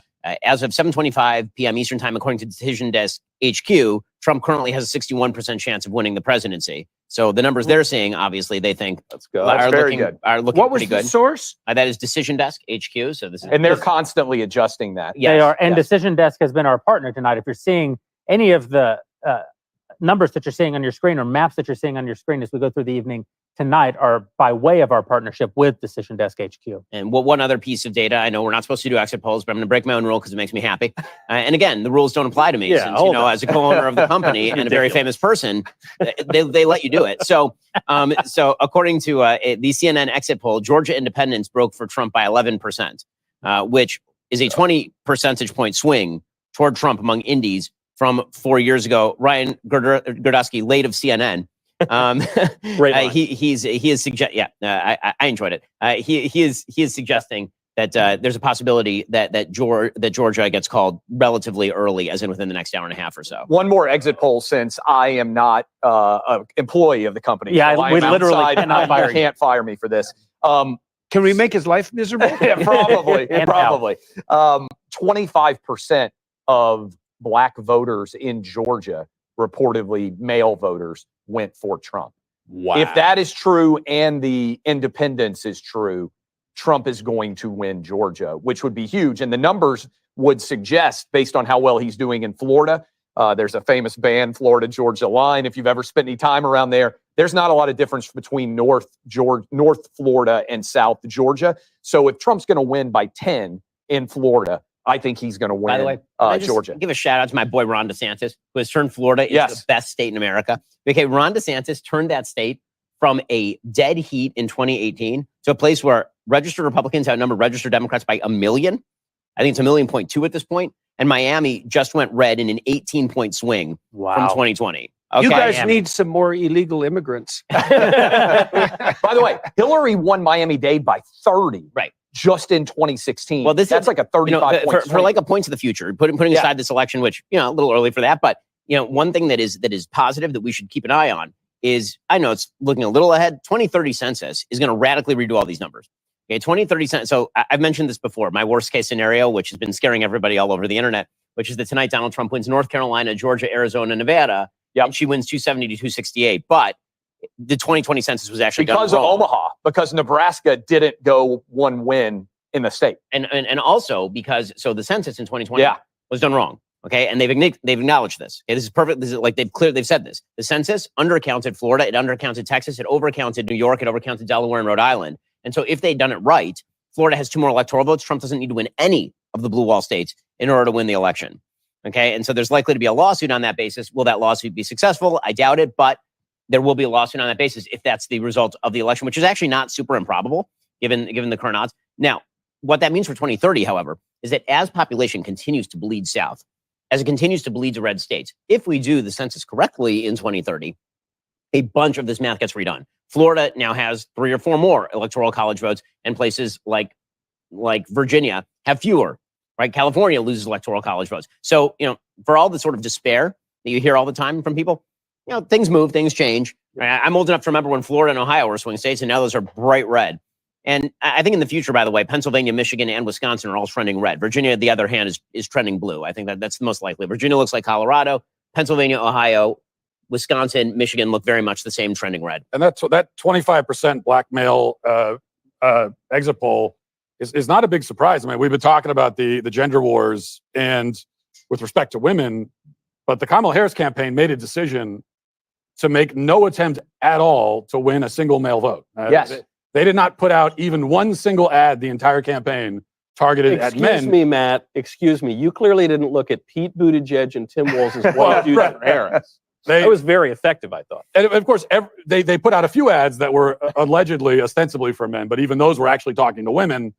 And that is a strategy that should cost them the election. We'll see if it does. I also would hope, and by the way, you guys do great work. If you haven't seen Matt's movie, it is absolutely hysterical. You don't have to tell me. I know, but I mean, for everybody out there, what was that movie again? Am I Racist? Very good. By the way, I heard right now. Rachel Maddow, really big fan. I heard a good job by that. I do love it. But I do think if that were to hold, what it would do is destroy identity politics, which I think ultimately. We're talking about my movie still, or the election? No, well, that helped. Okay. But black men voting for Donald Trump has the potential to blow up identity politics, which I think is the root cancer that is polluting so much of American discourse. Yep. You may have noticed that joining us now, we have classicist, historian, host of the Young Heretics podcast, and author of Light of the Mind, Light of the World, my good friend, Spencer Klavan. Spencer, welcome to the show. Hey, guys. It's great to be here. I am not, in fact, Jordan Peterson. You may have noticed. I've transformed over time. Yes, although you'll have an interesting take on this. Thank you, Clay. Thank you, guys. Clay just got up and left. I don't know. He's gone. Is it something I said? He's like, You know what? Klavan. I don't like him either. I got to hang out with Kid Rock boys. When Dr. Peterson was with us, and of course, Dr. Peterson will be back later on in the evening, we were talking about sacrifice and the sort of Christian narrative that undergirds society. And one of the things that it occurs to me that Christians are called to sacrifice, among other things, in many instances, is their sense of self. And religion often gives us a very false sense of self. And Christianity posits that the false sense of self is that we're good. And sadly, I think when Christianity is misused, it's actually misused to reinforce the old religious notion that we're good. And if we're good, then of course we don't need intervention from God in the form of Christ. Why I bring this up right now is because a lot of Christians hang on to this view of themselves that they are above having to get their hands dirty in worldly affairs. And many Christians, for that reason, don't engage in the political process. They think that if they engage in the political process, especially in a moment where you have choices that are, let's call them suboptimal, maybe from a Christian value perspective. I mean, Donald Trump, you can say many good things about Donald Trump. We've said many of them here. He's not a great moral icon. His pro-choice sort of background has really reasserted itself in this election, which is very difficult for Christians. Christians I think this country, particularly evangelicals, do not know yet how to reorient their politics in the wake of an event they never thought would occur, which is the overturning of Roe v. Wade. Which changed everything. Which changed everything. It makes abortion now a political issue. And political issues are messy issues. When abortion was a sort of abstract judicial issue, Christians could afford to take an abolitionist point of view. And it was politically beneficial to do so. And it was politically beneficial to take an abolitionist point of view. Now listen, politics aside, morally, I am a complete abortion abolitionist. Right. You can't be more pro-life than me. I don't want exceptions for rape. I don't want exceptions for incest. I am 100% abortion bad all the way, full stop. But as a political issue, we now have to make a decision.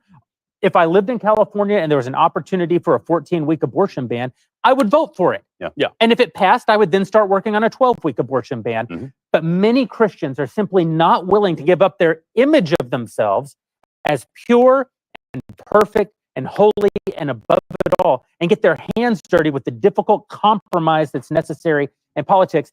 And I am concerned that if Christians don't vote, we won't win. There are still 18 minutes to vote, to get in line to vote before the next round of polls close. If you're a Christian and you've been on the fence about the idea of voting, please go stand in line. If you're not in a state where the polls have already closed, please get in line. You have an obligation to vote. Our obligation is not to our view of ourselves. Our obligation, if anything, is to confront our view of ourselves, realize our need. And part of what we get out of grace in Christianity is the opportunity to actually participate in a world that isn't perfect. You only get to participate in that world that isn't perfect if you believe in some sort of system of grace. And I wanted to say that while Dr. Peterson was here, but it's I didn't get to. I'll have to do. So I'm saying it to you. What do you say to this? Well, for all that conservatives have spent, 4 years at least now, bewailing wokeness and identifying all of its flaws and talking about what a terrible,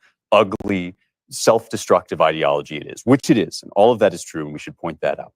We still have not, as conservatives or as Christians, reckoned with the fact that wokeness offers people something. Wokeness has a selling point, and it's exactly what you are saying. It's an answer to the question, what must I do to be saved? And for most of my adult life, we've pretended that that question doesn't matter, that we can sweep it under the rug while we pursue material pleasures and technological advancements, and that God is dead or over or irrelevant, and we don't even have to think about virtue or abstract, eternal ideals. That idea turned out to be catastrophically wrong, even among the people who said that they believed it. And this is why the new atheists and all the Sam Harris's and Richard Dawkinses of the world have now been stampeded by a mob of young people desperate for somebody to tell them how they can be good. And woke politics stands right in that gap and says, all you have to do is take the knee. You simply have to proclaim your guilt, you have to confess your systemic racism, or you have to assume your position on the sacrificial pedestal as a minority or whatever. And now you will once again be in the grand cosmic dance of virtue and pollution and sacrifice. Christians are supposed to be different, I think is what you are saying. That's right. The Christian pitch is actually something radically other than that, in a way that almost no other ideology or religion offers. G.K. Chesterton says, before you get the good news, you have to get the bad news. And the bad news is that whereas virtue is absolute and God's justice is perfect altogether and his righteousness is entire, we are at an infinite remove from that in the world. And the incarnation is the point of the incarnation. God wouldn't have had to take on flesh and die if he weren't willing to meet us at that imperfect juncture and take the next step toward his perfection from wherever we are, whatever mess it is, however snarled and tangled we are. And boy, are we in our past sins and the sins of our fathers and our ancestral guilt. God in Christ takes one step toward God the Father with us. And in terms of politics, this cashes out as the ancient virtue of prudence, which is what you were talking about. The Christian church fathers and the Aristotelians of the ancient world, and I think the rabbis of the Talmud would all recognize what you are describing as a classic instance of prudence. You don't get the world that conforms to your ideals. You don't even get a world that approximates to your ideals. You get a world that is 1,000 miles away from your ideals, and you have two choices. One is to nope out and be responsible for whatever the world is as it is because you have no effect on it. And the other is to get your hands dirty and admit that you were never clean to be. And on this point, you Right. bring up good old Aristotle. Yeah. He doesn't just say prudence is a virtue. He says prudence is the paramount political virtue. Mhm. It is the most important of the political virtues. And so we cannot afford to have Christians just throwing their hands up in the air in a kind of suicidal political quietism that is really a homicidal political quietism because it's going to take a lot of good people down with them. I walked out here and Jordan Peterson was here. Who's this guy? Who am I? Who are you? This Never is seen this man Dr. in my life. Spencer Klavan. He is tall and very well educated and has a bit of a beard sometimes. And hair on my head, you made. Yeah, has a Not to distinctive make you find a voice. point to this. Yes. So obviously no relation. No relation. No relation. We're so thankful for tonight. I think what Spencer meant to say was go vote. You still have time. We're so thankful for tonight's sponsors that we're going to take a moment to tell you about some of them right now, and then we'll be right back. Why, hello, everyone. We wanted to take a moment to tell you more about our sponsor, Lumen. Lumen is a revolutionary new product that is going to help you with your fitness goals. When you look up workouts or nutrition plans online, you'll find a million different plans, a million different stats. Now, why is that? Let me tell you. Well, everyone is different. If you and I sat down and ate the exact same meal, our metabolisms are different, and they burn those carbs and fats differently. That's so true. A huge barrier in optimizing your fitness is not having the data. That's where Lumen comes in. Behold the Lumen. Just blow into the Lumen device. I typically use it after working out to see how I'm burning energy afterwards. For example, it might say I'm at a 3 level right now, which means I'm burning carbs more than fats right now. I should eat mostly fats the rest of the day and avoid the carbs. With Lumen, you can trust the science. It's going to show you what kind of calories you're burning, how your body's operating daily, what you need to do to get the most out of your exercise and diet. It'll even give you personalized workout plans, so all the guesswork is out the window. If you struggle to find time in your busy schedule to pump iron, Lumen will make sure you get the very most out of every workout. If you want to take the next step in improving your health, go to lumen.me/dailywire to get 15% off your Lumen. That is lumen.me/dailywire for 15% off your purchase. Thanks to Lumen for sponsoring Daily Wire's election coverage. Run Oracle Database in any cloud so you can bring AI to your data anywhere. Develop AI-powered apps. Use cutting-edge Gen AI features like vector search and modernize your apps with Oracle Database running in every popular cloud platform. OCI, AWS, Azure, and Google Cloud. That means you run your workloads where you see fit with built-in AI, high availability, and the leading. See what you'll be able to do at oracle.com/multicloud. We're now joined by Daily Wire host and reporter Megan Basham. Megan, welcome to our election night coverage. You hosted the pre-show with Cabot. I thought it was terrific. I did, and now I love just being in this den of testosterone. Thanks for having me.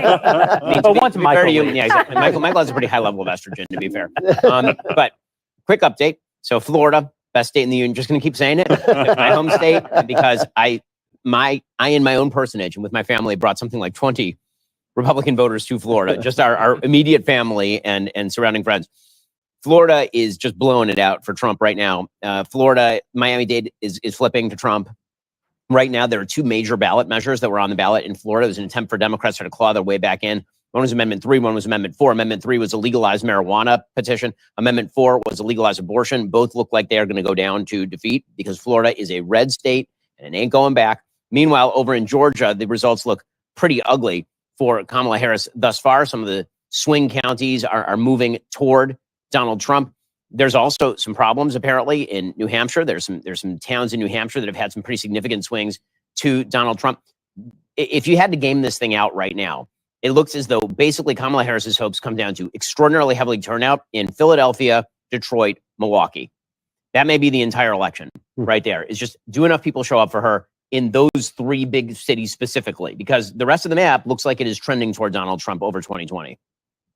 Well, that's really encouraging to hear. I hadn't picked up the latest, so I'm really glad I came onto the set to get that update, especially about Amendment 4. So, and all the Christians say amen. Yeah, that's right. Again, like credit where credit is due. Georgia and Florida are two states where Donald Trump was at odds with the governor of that state.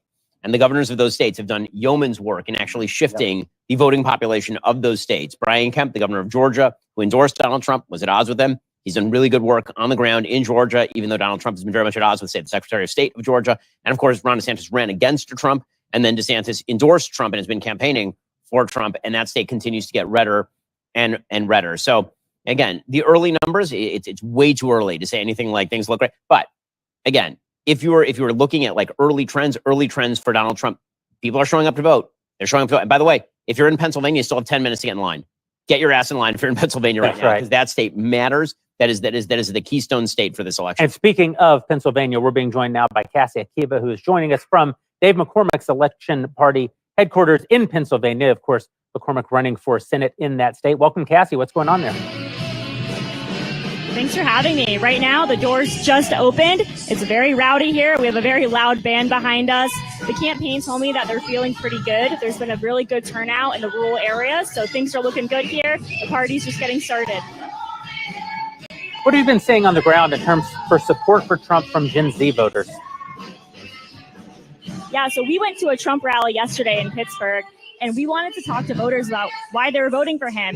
And halfway through my interviews, I realized that every single person I interviewed was Gen Z. There were so many Gen Zers there, so it had to be a video about Gen Z support. So take a look right here.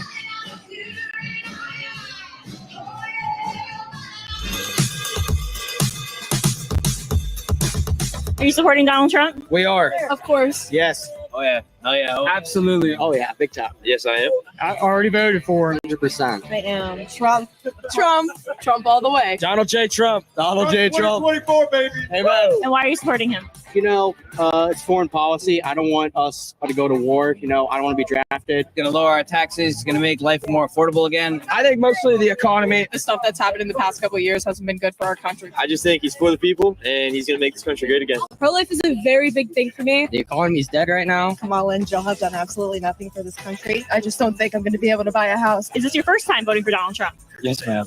First election ever. It is my first time. It sure is. This is my first time voting. It is. Yes. First time voting. Yes, it is. Yes. Yep. Why is it important for Gen Z to vote for Donald Trump? Because we're the future. If you want to be proud to be an American again, vote for Donald J. Trump. It's as easy as that. All right. Cassie, that's unbelievable. We're going to be checking back with you throughout the evening. Thanks for being with us. Thanks so much. Well, I may as well mention here the Decision Desk HQ has Trump continuing to go up in the possibility of winning Kalshi, which is a betting market.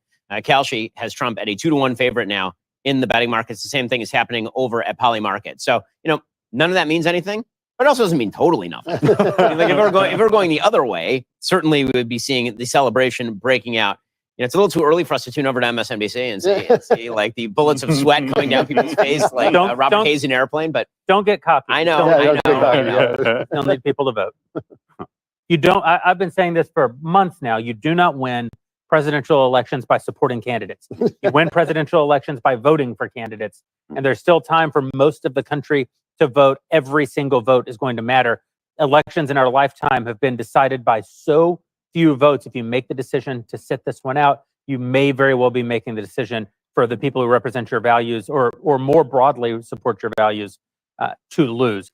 Ben, Cassie is at McCormick's campaign HQ in Pennsylvania. You actually did some campaigning with McCormick, didn't you? I did. And that is a tight state. So Dave is running an extraordinary campaign in Pennsylvania. You remember early on when Trump was struggling to find his sea legs against Kamala Harris, it was actually McCormick's campaign that was putting out most of the great kick-ass ads against Kamala Harris.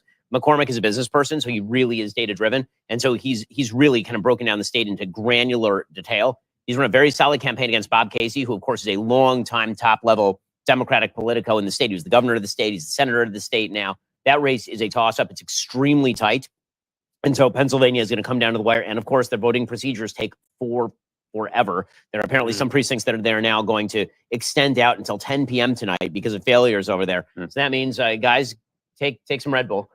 We may be here just a little while. But, yeah, Dave's a terrific candidate. He's really authentic. I had the chance to spend some time with pretty much, I would say, every swing state candidate with just a couple of exceptions. And David, this crop of swing state candidates this year, this is not 2022. This is not we rated the local loony bin. We actually went out and got a bunch of good candidates like Eric Hovde in Wisconsin, who I think is going to win in Wisconsin, and Bernie Moreno in Ohio, who I think is almost certainly going to win. That's me being confident, but I think he's almost certainly going to win in Ohio. I'd say the baseline for Republican Senate wins. I know we haven't talked Senate races yet. Baseline for Republican Senate wins tonight is 52. That includes West Virginia. That includes Tim Sheehy, who I did campaign with in Montana, who's an amazingly good candidate. Tim Sheehy is terrific on the stump, really charismatic, excellent story. He was obviously in I believe, a Navy SEAL.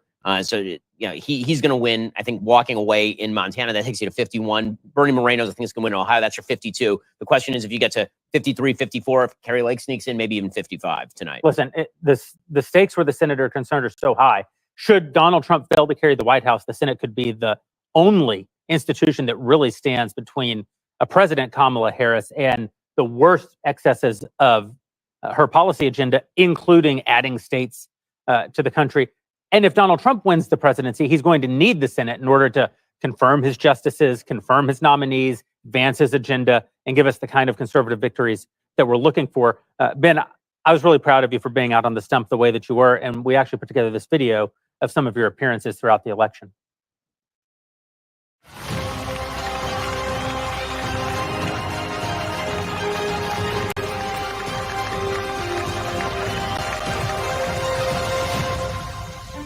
This election is the most important election of our lifetimes. Everybody says that every single election cycle, but this one actually is. Imagine Harris wins. Here's what we get to do in the Senate. We get to say no.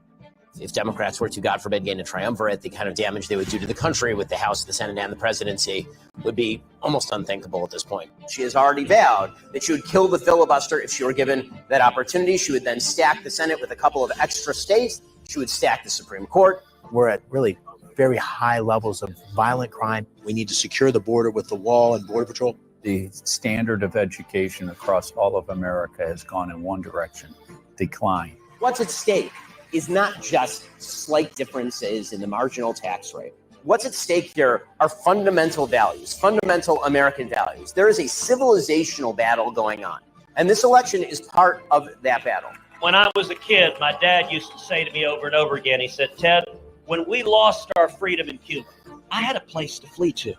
If we lose our freedom here, where do we go? That's what the stakes of this election.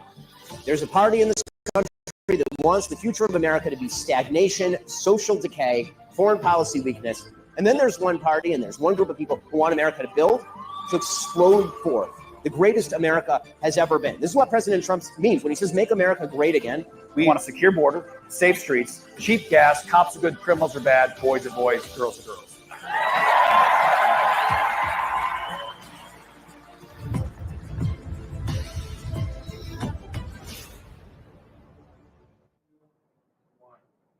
These Senate races are incredibly important, and it's not glitzy, glamorous work to go out and stump for, it's a great thing to go out and stump with Trump, and you were able to co-host a fundraiser for him this year, have him on your show, do an appearance on the anniversary of the October 7th massacre with him, and get some great time with Trump. But it's really the sort of behind the scenes stuff that you did in this election on your own dime, I should say. That's not a thing that we're allowed to pay expensive. for. Yeah, I mean, I was a little shocked by that, but, really but yeah, good work. it is cool. And going to these different places, I mean, first of all, the amount of respect that you should have for candidates who do this day in and day out is really, really high. I mean, that is a rough job. Until you've been on a bus with one of these candidates, just stopping place after place after place, going with Sam Brown in Nevada and going around to 3 separate events where he has to tell his life story 3 separate times to 3 separate groups of people. I mean, it's a grind. It's a real grind. And these people put their lives on hold to go and do that sort of stuff because they're taking it upon themselves. And by and large, they're not doing it because they're career politicians. I mean, a lot of these people are incredibly successful in their day job. Eric Hovde is a very wealthy man.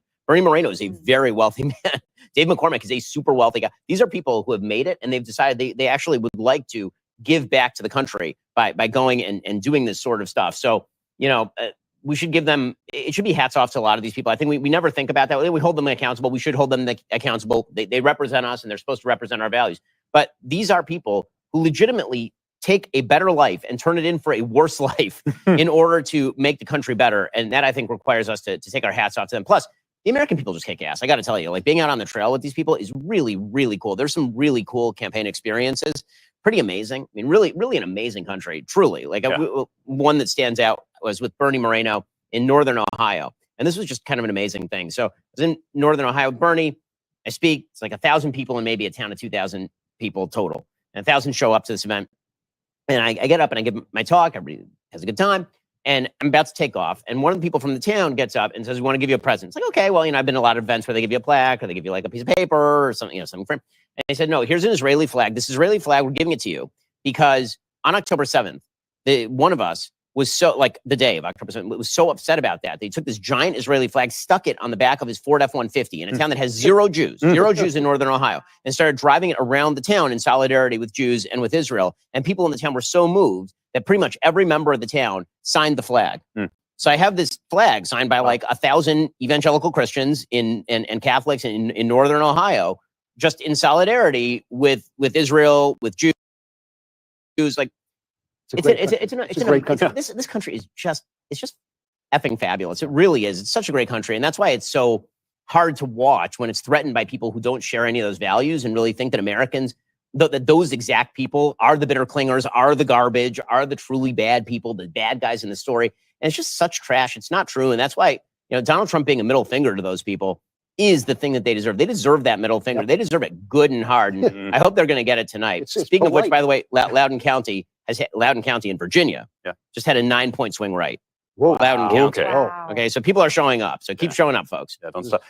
We have no idea how rare this is. I think. I mean, that is what you just described would happen in no other country, not only currently in the world, but in the history of the world. There's not another country that would do that. And so much of this garbage that gets thrown at these people about how nasty and hateful they are comes from this place of utter ignorance. I mean, deep, enforced, chosen ignorance and arrogance that the ignorance sort of abets. It's because they don't want to think of themselves as worse than anyone ever. They've chosen not to know about anyone else ever in the history of the world. And so they look at people, all of whom have their flaws and their foibles, Americans included, and they think, oh, these backwards, hateful hicks, they're just, spiteful Americans.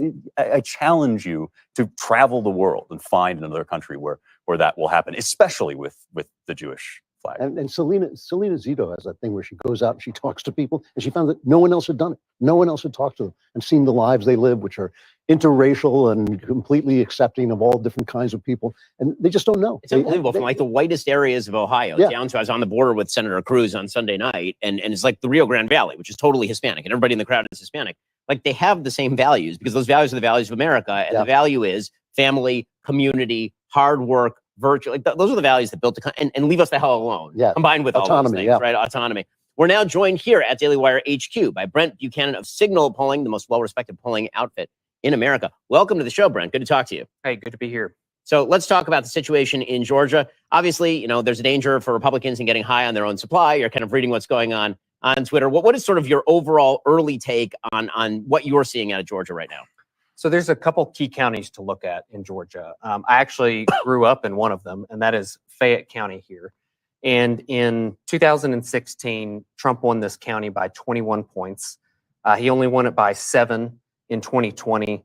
And with 75% reporting, he's only up by 2. So when you're looking at a county like this, you're basically extrapolating this to, quote, the suburbs, because this is on the south side of Atlanta, but it's a good 30 minutes outside of Atlanta.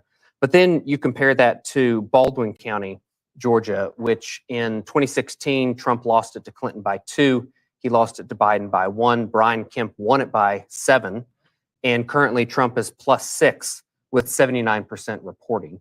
So you start to see where you have these conflicting data points, some that are good for Trump, some that are good for Kamala Harris. What's interesting is that the Georgia rurals are coming in pretty heavily Democratic on Election Day voting, meaning that the people who turned up on Election Day to vote in the rural counties in Georgia are more Democratic than they normally would have been.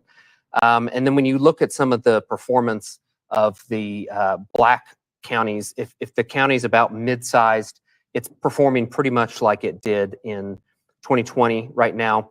And in the really heavy black counties, you're seeing actually a Trump underperformance. So it's kind of a mixed bag right now in Georgia. We're really early at this point. I think there's only 9 or 10% reporting. But the exit polls, take that for what it's worth, do show some signs of hope for Trump. So when you look at all that, I know we're asking you now to project out into the future. What are the indicators that you're going to look for as the vote starts to come in that's going to give you a better idea of the picture that's emerging from this kind of chaotic data? Well, we're definitely going to want to see what the northern arc counties, so Cobb, Gwinnett, Fulton County, kind of the north end of Atlanta. Those are the things you're going to be looking for. As of right now, none of those have reported, And then we're going to continue to watch what the rural counties have done, because if you look in some other places like Indiana and Kentucky that have already reported a lot of counties, the rurals are actually up in those places about 1 or 2% above their 2020 turnout percentages. The question is, are the suburban counties and are the urban counties at or above 2020 turnout? And we just don't have enough data in yet to answer that question. So, I mean, that seems like a lot of the election is going to come down to precisely that question, not just in Georgia, but all over the country, right? Is the suburban vote up? Is the rural vote down? You know, given what you're seeing in some of the other states, you know, obviously, so Florida, for what it's worth, was just called. Trump is just blowing it out in Florida because Florida has turned into a deep red state just over the course of the last couple of election cycles. You know, there is this idea that there are these bellwether counties. How much stock do you take in the idea that there are bellwether counties where you can look at a county and then extrapolate that out nationally or to other swing states? I think once we have 100% of the vote in on a quote bellwether county, we can extrapolate it. But so far, there's not many in the country where we have 100% reporting yet. But if you look at Osceola County as an example in Florida, that's north of Orlando. It has, I believe, the highest percentage of Puerto Rican population as a percentage of the whole of the county. And it moved even further right. Miami-Dade continued this march to the right. One thing also to keep in mind about Florida is the fact that it has about 1 million more Republicans registered now because of the pandemic. And so it's to your point, it is no longer a purple or a swing state. It is 100% a red state now, especially with those trends. Yeah, it looks like, speaking, again, I'm just going to keep mentioning because it's awesome. Amendments 3 and Amendments 4, both likely to be dead in Florida. Those are both trash. Excellent. Which means Excellent. basically permanent Republican rule forever for the rest of time. 1,000-year reign of Ron DeSantis in Florida. So that's really good. Well, I did want to ask you, Brent, about you know, this sort of amazing statistic. The Loudoun County in Virginia has moved really toward Trump a lot. What does that mean? You know, for not close watchers of politics, you hear Loudoun County a lot because obviously it came up a lot in the gubernatorial race between Glenn Youngkin and Terry McAuliffe. What does that mean if Loudoun County moved right from the last election cycle? So it moved right because you're seeing a depression of Democrat turnout there, not because it has the same number of people who voted and they shifted their votes. So that's definitely something to watch, is what is that Democrat to Republican turnout ratio compared to the historical. Virginia in general is actually having a higher election day turnout as a percentage of total votes than they have had in the past. And they also count, the way Virginia goes is they count early votes first, and then they report election day votes after that. So I would expect to see that the Dem turnout in that county goes up some. But Loudoun County is actually 11% Indian, Asian, American population. And so if that holds and Trump is doing better in a county like that, it's going to be very indicative of some of these Sun Belt metro areas that have high Indian populations. And if she can't juice them in Loudoun County outside of Washington, D.C., she's going to have trouble doing that in Atlanta. In Raleigh, Durham is another one that has high Indian populations. So, Brent, obviously we're super early in the night. Can you give us just like a quick preview into what sort of things you're going to be seeing over the next hour? What are you looking for in the next hour? Which areas, which polls are closing, and what's going to come out? Yeah, we're going to learn a lot from North Carolina and Georgia because they're on the East Coast and they're going to report earlier. They're going to report more often. And we're going to know who won those earliest. And so a lot of these counties that we're watching, like Fayette as an example in Georgia, that was very heavily Trump and has been slowly less Trump over time. Once that gets to 100% reporting, where does Trump stand? And that'll give us a really good idea of what some of these swing state suburban counties are looking like. But what we're seeing overall is that turnout is likely to exceed 2020. Wow. Which a lot of people said that if we even got to that point, that it would be historic. And so we really find ourselves in this place where under 2020 turnout, it's 100% Trump win. At 2020 turnout, a little bit of a Harris advantage. You get above 2020 turnout and we're in unprecedented territory, which it's kind of hard to see who that gives an advantage to until we start to see some of this urban, rural, suburban turnout differential above, how high each of them go above 2020. That's Brent Buchanan. We're going to be back with you in just a little while and keep these updates going. Our election map coverage this evening is made possible by our sponsor, Lumen. Hack your metabolism with one simple device. Understand your body more with Lumen. Can we, first of all, that wasn't positive enough. So if we could not go back to him again, that'd be great. But Florida, we talked about how great Florida is because it's deep red and all that. Also, they're going to have all their votes counted like soon. And this is the third most populated state in the country. And so it's just like there's no excuse why every other state in the country can't count all their votes if Florida can. There is an excuse. Florida is able to count their votes so quickly because Jeb Bush was their governor for 8 years, and then Ron DeSantis has been their governor for the last 6 years. And as it turns out, Republicans can figure out how to run elections. Democrats in swing states cannot figure out how to run elections, almost as though Democrats in swing states are incentivized not to figure out their elections. You know, there's a lot of talk about how we shouldn't have voting machines. And I remember when I used my first voting machine in California, you would make your selections and then the printout would happen. And the printout was a sort of dot matrix barcode sort of situation. You had no way of knowing what the printout said. And so again, as we discussed earlier, there's at least the opportunity for evil, at least the appearance of evil. I used a machine here in Tennessee to vote. First of all, Tennessee has an amazing election. The ballot was basically 3 pages, not one of these 75-page monstrosities. It was there were 3 pages worth of things to vote on. So it was super easy, right? Like Donald Trump, Marsha Blackburn, don't raise my taxes, and then hit print. And when you hit print, it prints out the ballot for you to turn in.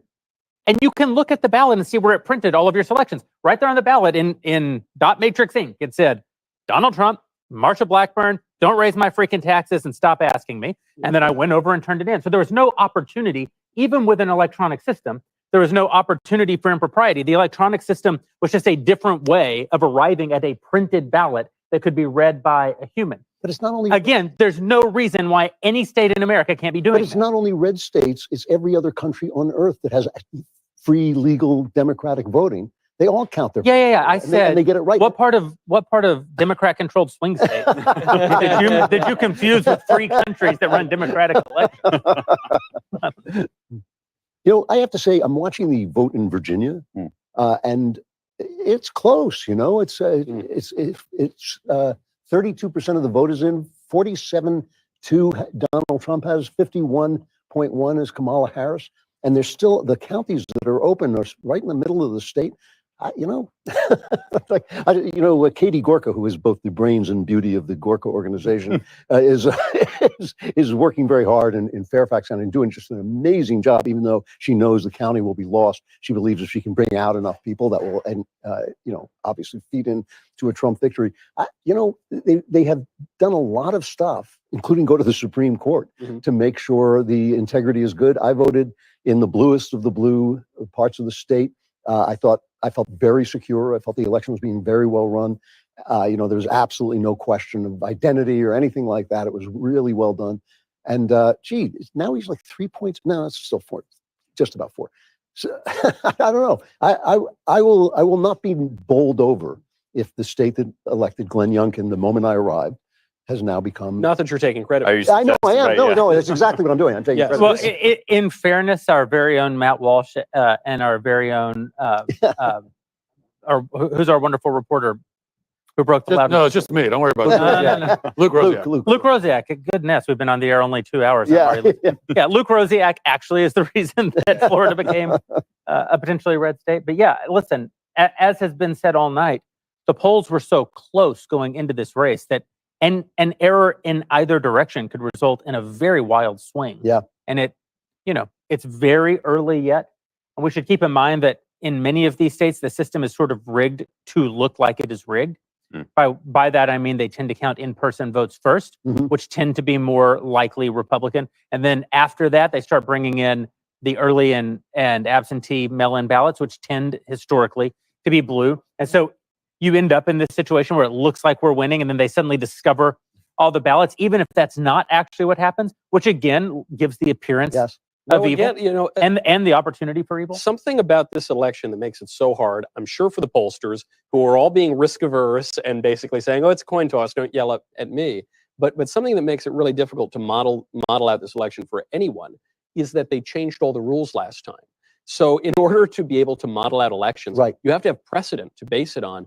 And we really don't have precedent anymore. And this election is being conducted differently even than 2020. So, for instance, early voting and mail-in voting usually gives a big, advantage to Democrats.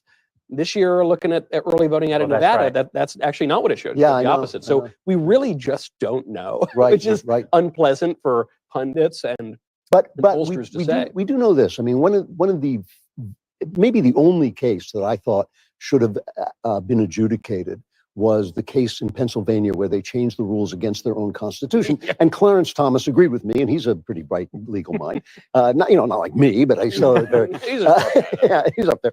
And I think that the GOP has been much more on top of that leading up to it. I mean, as many people have said, it's easier to put a car together before it falls off a cliff. And I think that was what they were doing after the last election. And I think the GOP is, needs some praise there for actually paying attention, manning the barricades, making sure the legal I's were dotted. And I think that's really happened to some degree. I'll add too, I spoke to hundreds of voters in states like Georgia and in Michigan and Pennsylvania. And one of the questions I asked all of them was, how do you feel about your vote this year? How do you feel about the integrity of this election? And I can't tell you how many of them brought up the fact that the RNC and that Donald Trump were pouring resources in to having poll watchers. And that message is trickling down to the average voter, where you might think there'd be a fear of them saying, well, if you really think that the election was rigged last time, why would you vote this time? But that messaging from the top, they are aware on the ground that the RNC has invested so many resources into this. And I do think that contributes to higher turnout than we might have seen. Let me ask you a question. You go out and you interview voters. Do you think you're getting random selections of voting? We try our best. So in all the states I went to, we would go to different grocery stores, gas stations, walk around in different counties. So I'd pull up data from different counties in 2020, and we try and get as representative a sample as possible. And to our conversation about the polls, like why it's so difficult to get an accurate representation, I think that even after 8 years, you might get this idea that, oh, well, the silent Trump voter doesn't really exist. It's become so normalized. They're still out there. They're still talking. They're much more confident now. I actually got to the point after all these interviews where I could tell who someone was voting for based on how they shot me down when I requested an interview. So about 2/3 of people wouldn't talk to me. I'm just very intimidating and manly. I'd walk up to a parking lot. 2/3 would say no, but I'd still ask all those people, well, who are you voting for? And most would tell me. The people who initially said, oh, I'm in a rush, or I can't talk, those were mostly Harris voters. The people who said, I don't want to talk to you, you're a medium person, or I don't want to talk on camera, those people were overwhelmingly for Trump. I had an 80-year-old lady who accosted our camera guy, making sure that the camera was off. And then she said, okay, it's off. I'm voting for Trump. I had people mouth the word Trump to me. They wouldn't even say it out loud. And these were in fairly red areas in Georgia, Pennsylvania, Michigan. And so I do think there is still a sizable chunk of people who would not, with a gun to their head, tell a pollster who they're voting for. And that's the question. Have the pollsters figured a way around that? About right. Trump is now within 2% in Virginia, with 36% in. I'm not a poll reader. I don't actually, I look at the RCP things, but that's pretty close. Yeah, not to belabor the point, but Florida has 88% of their votes counted. Pennsylvania has 7%. Right. It's just, there's no excuse for that. That's outrageous. No, but Florida's on the East Coast. Right, well, it's true. By the way, I just was thinking, if I may inject the absurd, because it's such a serious evening, that the Daily Wire evening does not function as baseball does. When you are removed, you can return to the game. It's just a thought. And actually, since the rule changes, we also have a designated hitter. That's unfortunate. We're so thankful for tonight's sponsors. We're going to take a moment to tell you about one of them right now, and we'll be right back. Folks, even if you think it's a bit overhyped, AI is suddenly everywhere, from self-driving cars to molecular medicine to business efficiency. If it's not in your industry yet, it is coming and fast. But AI needs a lot of speed and computing power. So how do you compete without costs spiraling out of control? Time to upgrade to the next generation of the cloud, Oracle Cloud Infrastructure, or OCI. OCI is a blazing fast and secure platform for your infrastructure database application development, plus all your AI machine learning workloads. OCI costs 50% less for compute and 80% less for networking. So you are saving a pile of money. Thousands of businesses have already upgraded to OCI, including MGM Resorts, Specialized Bikes, and Fireworks AI. Right now, Oracle is offering to cut your current cloud bill in half if you move to OCI for new U.S. customers with minimum financial commitment. Offer ends December 31st, 2024. See if your company qualifies for this special offer at oracle.com/election. That's oracle.com/election. And thanks to Oracle for sponsoring Daily Wire's election coverage. So results are starting to come in. We're starting to get some data. And as we've heard, a lot of the data is conflicting, but there's every reason for a certain amount of cautious optimism. I stepped out a bit ago, and we have a wonderful party taking place immediately outside the studio where a lot of our sort of friends of the Daily Wire, people who live here in Tennessee, some of our family, even some influencers who came in from around the country are together having camaraderie, watching the results. And someone asked me, how are you feeling? And I said, well, I'm not feeling sanguine. I don't. No. That would you be crazy. I'm not crazy. Yeah. Also, I think one of the reasons that we've been able to be successful in business is because, as a general rule, I always take the position that we're a point behind. Yeah. Like in every success, I'm the wrong guy to have in the room. Sometimes they'll come to me and they'll say, "Hey, we really need to give a pep talk to the team," and my pep talk always goes something like, "We could have done better, but we did do something good." So I'm not one generally for being overly optimistic, but I do think there's cautious optimism. So they're out there, they're drinking Magaritas, I just saw. And so then I was wondering, if Trump does win, I think I will have a glass of the scotch that Matt has here. And if Trump loses, I think I will drink gasoline. I don't know if we have that. All right, so here's my vow then. If Trump wins, I will drink anything you give me, which is more than I have drunk in 50 years. I love tobacco. I don't like alcohol. I will drink. You will raise a glass. There is no question about it. It's funny. Another moment of levity. I said after 2016 for years in speeches on the radio that the night Trump won might have been the happiest night of my life. And I would add, including the birth of my two sons. So the left went ballistic. The left went, Prager is so evil that he was happier when Trump won than when his own sons were born. Have you told your sons that? Oh, they think it's a riot. They tend to believe it. This may have been covered while I was out, but I'm only just now seeing that West Virginia Governor Jim Justice won his state Senate race, which is the first flip of a seat for the GOP. We've been talking about how important it is that we hold the Senate, whether the result of the presidential election goes our way or not. The Senate is of vital importance, either for stymieing the Harris agenda or advancing the Trump agenda. So picking up a seat in West Virginia with Jim Justice is a great step. That, had we lost that seat, we could all go home. That was the seat. Clearly, it was a guarantee. Yeah. Is there a state that you guys, who I do believe are more expertise in the political realm, have more expertise? Is there a state? I mean, I don't say California or New York. I mean, a possible state that if you learned now went for Trump, Virginia. That would be it. Yeah, it would be for all of you, Virginia. Certainly, if he won Virginia, I think we could go home.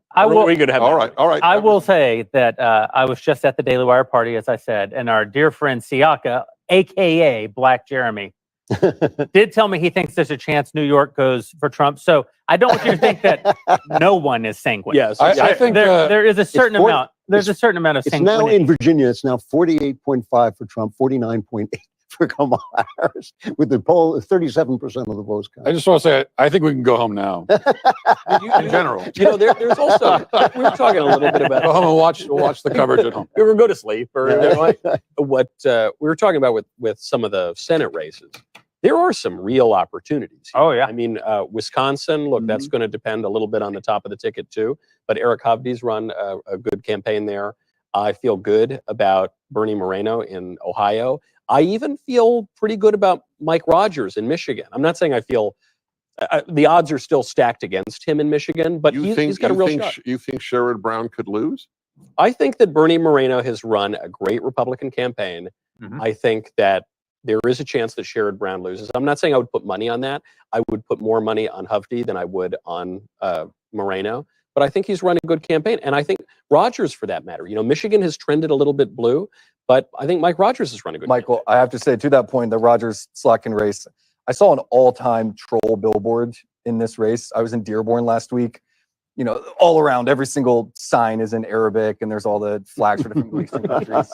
In the heart of Dearborn is a giant billboard with a picture of Kamala Harris and Slotkin and an Israeli flag, and it says, Kamala and Slotkin, always friends of Israel. And it looks like a Harris ad, and the bottom says something like, paid for by friends of Harris, and it says, these women have always and always will stand with Israel, right in the heart of Dearborn.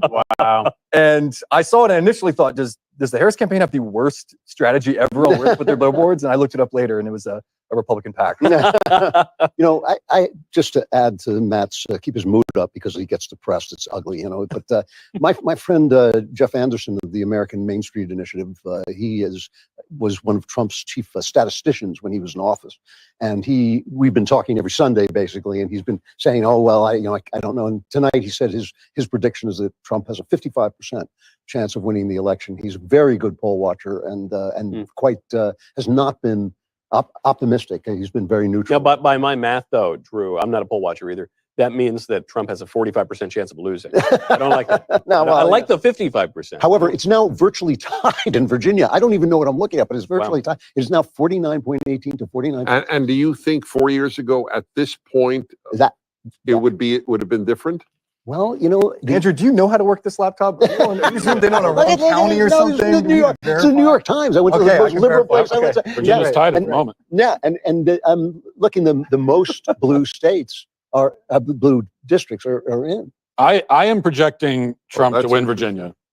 I'm projecting. Have you declared it? I'm declaring it right now. I'm calling it. I'm projecting optimism. You can't call, but I do like you declaring. Yeah. I don't know. Dennis, what's the answer for you? Is there a state that if it goes blue or if it goes red, you think No, there isn't. I know what I know, and I know what I don't know, which is a gift in life. If anyone can achieve that. Yes. So my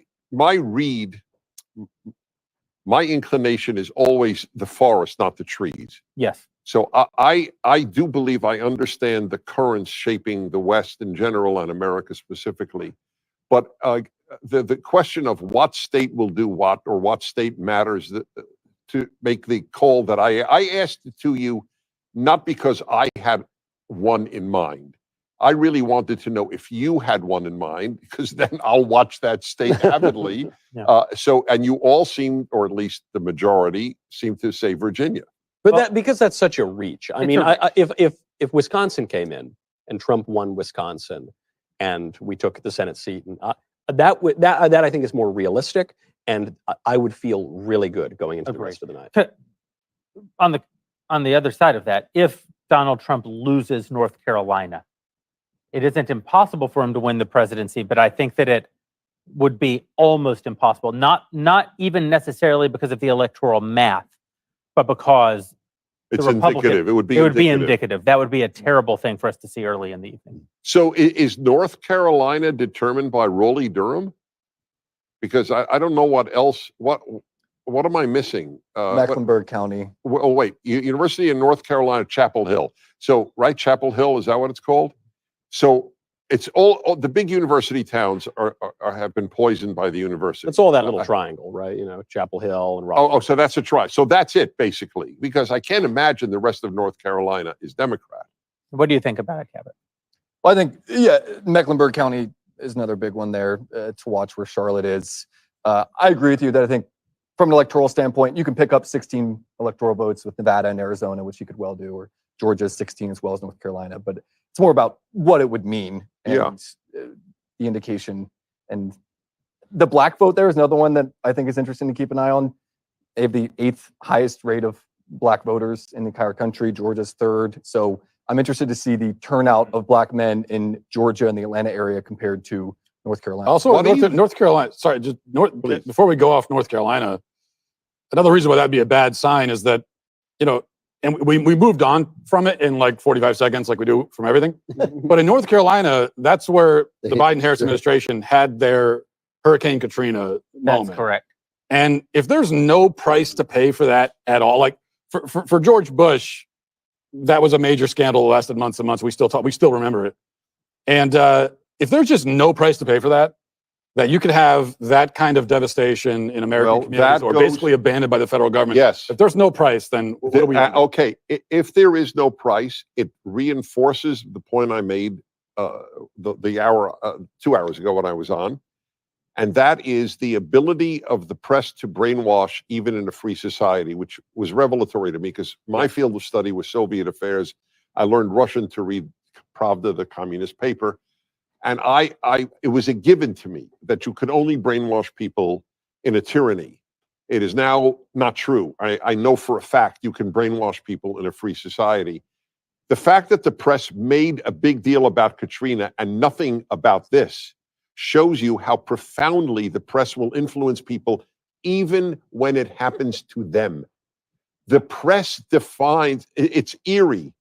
The press defines reality for the people who lived the reality, not just for the people in other states that didn't have a storm. It's a very scary part of human nature. A little interruption for some results out of Georgia.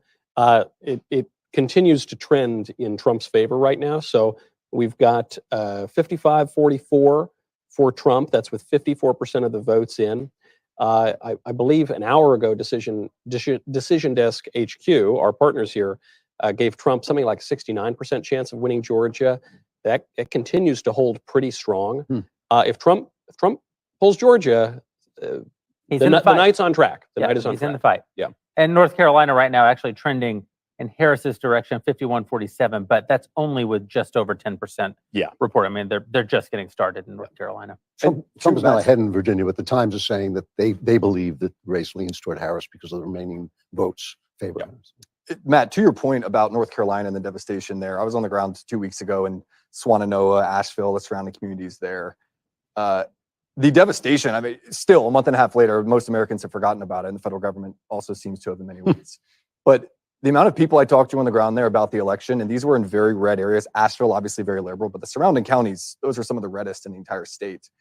None of them had even thought about the election. And this was 2 weeks ago. When I asked them, hey, do you know if your polling location's damaged? Are you going to be able to go vote? They were all like, oh, I forgot that there's even an election going on. And so I'll be very interested to see what the voter turnout looks like in those counties. Not necessarily because they aren't able physically to vote, because I did hear on the ground from a number of Republican officials that they were getting the voting centers operational, but that they're so devastated by other things that it's just the last thing on their mind right now. And is it still, the area still looks like a disaster zone, or what does it look like? Yes, it was a disaster zone in entire communities. It looked like a nuclear bomb had gone off. So right now it's still, they were just wrapping up the recovery of bodies when I was there. So I went out with a team of cadaver dogs with a group of veterans there. But do the people have any resentment towards the federal government, or how do they feel? I expected that there would be more, to be totally honest. I expected there would be more when I got there. And anytime I brought up their opinion of the federal government or their opinion of the Biden-Harris administration, they, with the exception of one or two people, they just said, I don't want to talk about politics right now. They said, I lost my neighbor, or my house got destroyed. I don't want to talk about politics. And so there might be that resentment there. And, you know, that might be in other areas. But for the people who were actually hit, I didn't get the sense that they were thinking about the political aspect of it. Although I will say, I talked to a number of victims who said it was 5 or 6 days before they met a single government aid worker, and that the only people helping them, it was the redneck Air Force that I was embedded with for a day, of veterans who just flew out Chinook helicopters that were private to run recovery missions. Those were the people that were on the ground first. And remember how Bush was excoriated because he only flew over New Orleans at first? But Biden didn't show up at all, I don't think. And Kamala did that ridiculous, camera. Which, by the way, flying over it is a totally sensible thing to do. What do you want to do? Rappel down into the middle of the flood zone? But Kamala made no attempt to even pretend to care. So some numbers also coming out from the New York Times. My favorite thing to do on election night is to look at the liberal websites and outlets. So right now, the Times says it's still a toss-up, obviously, but it's estimating Trump 279, Harris 259.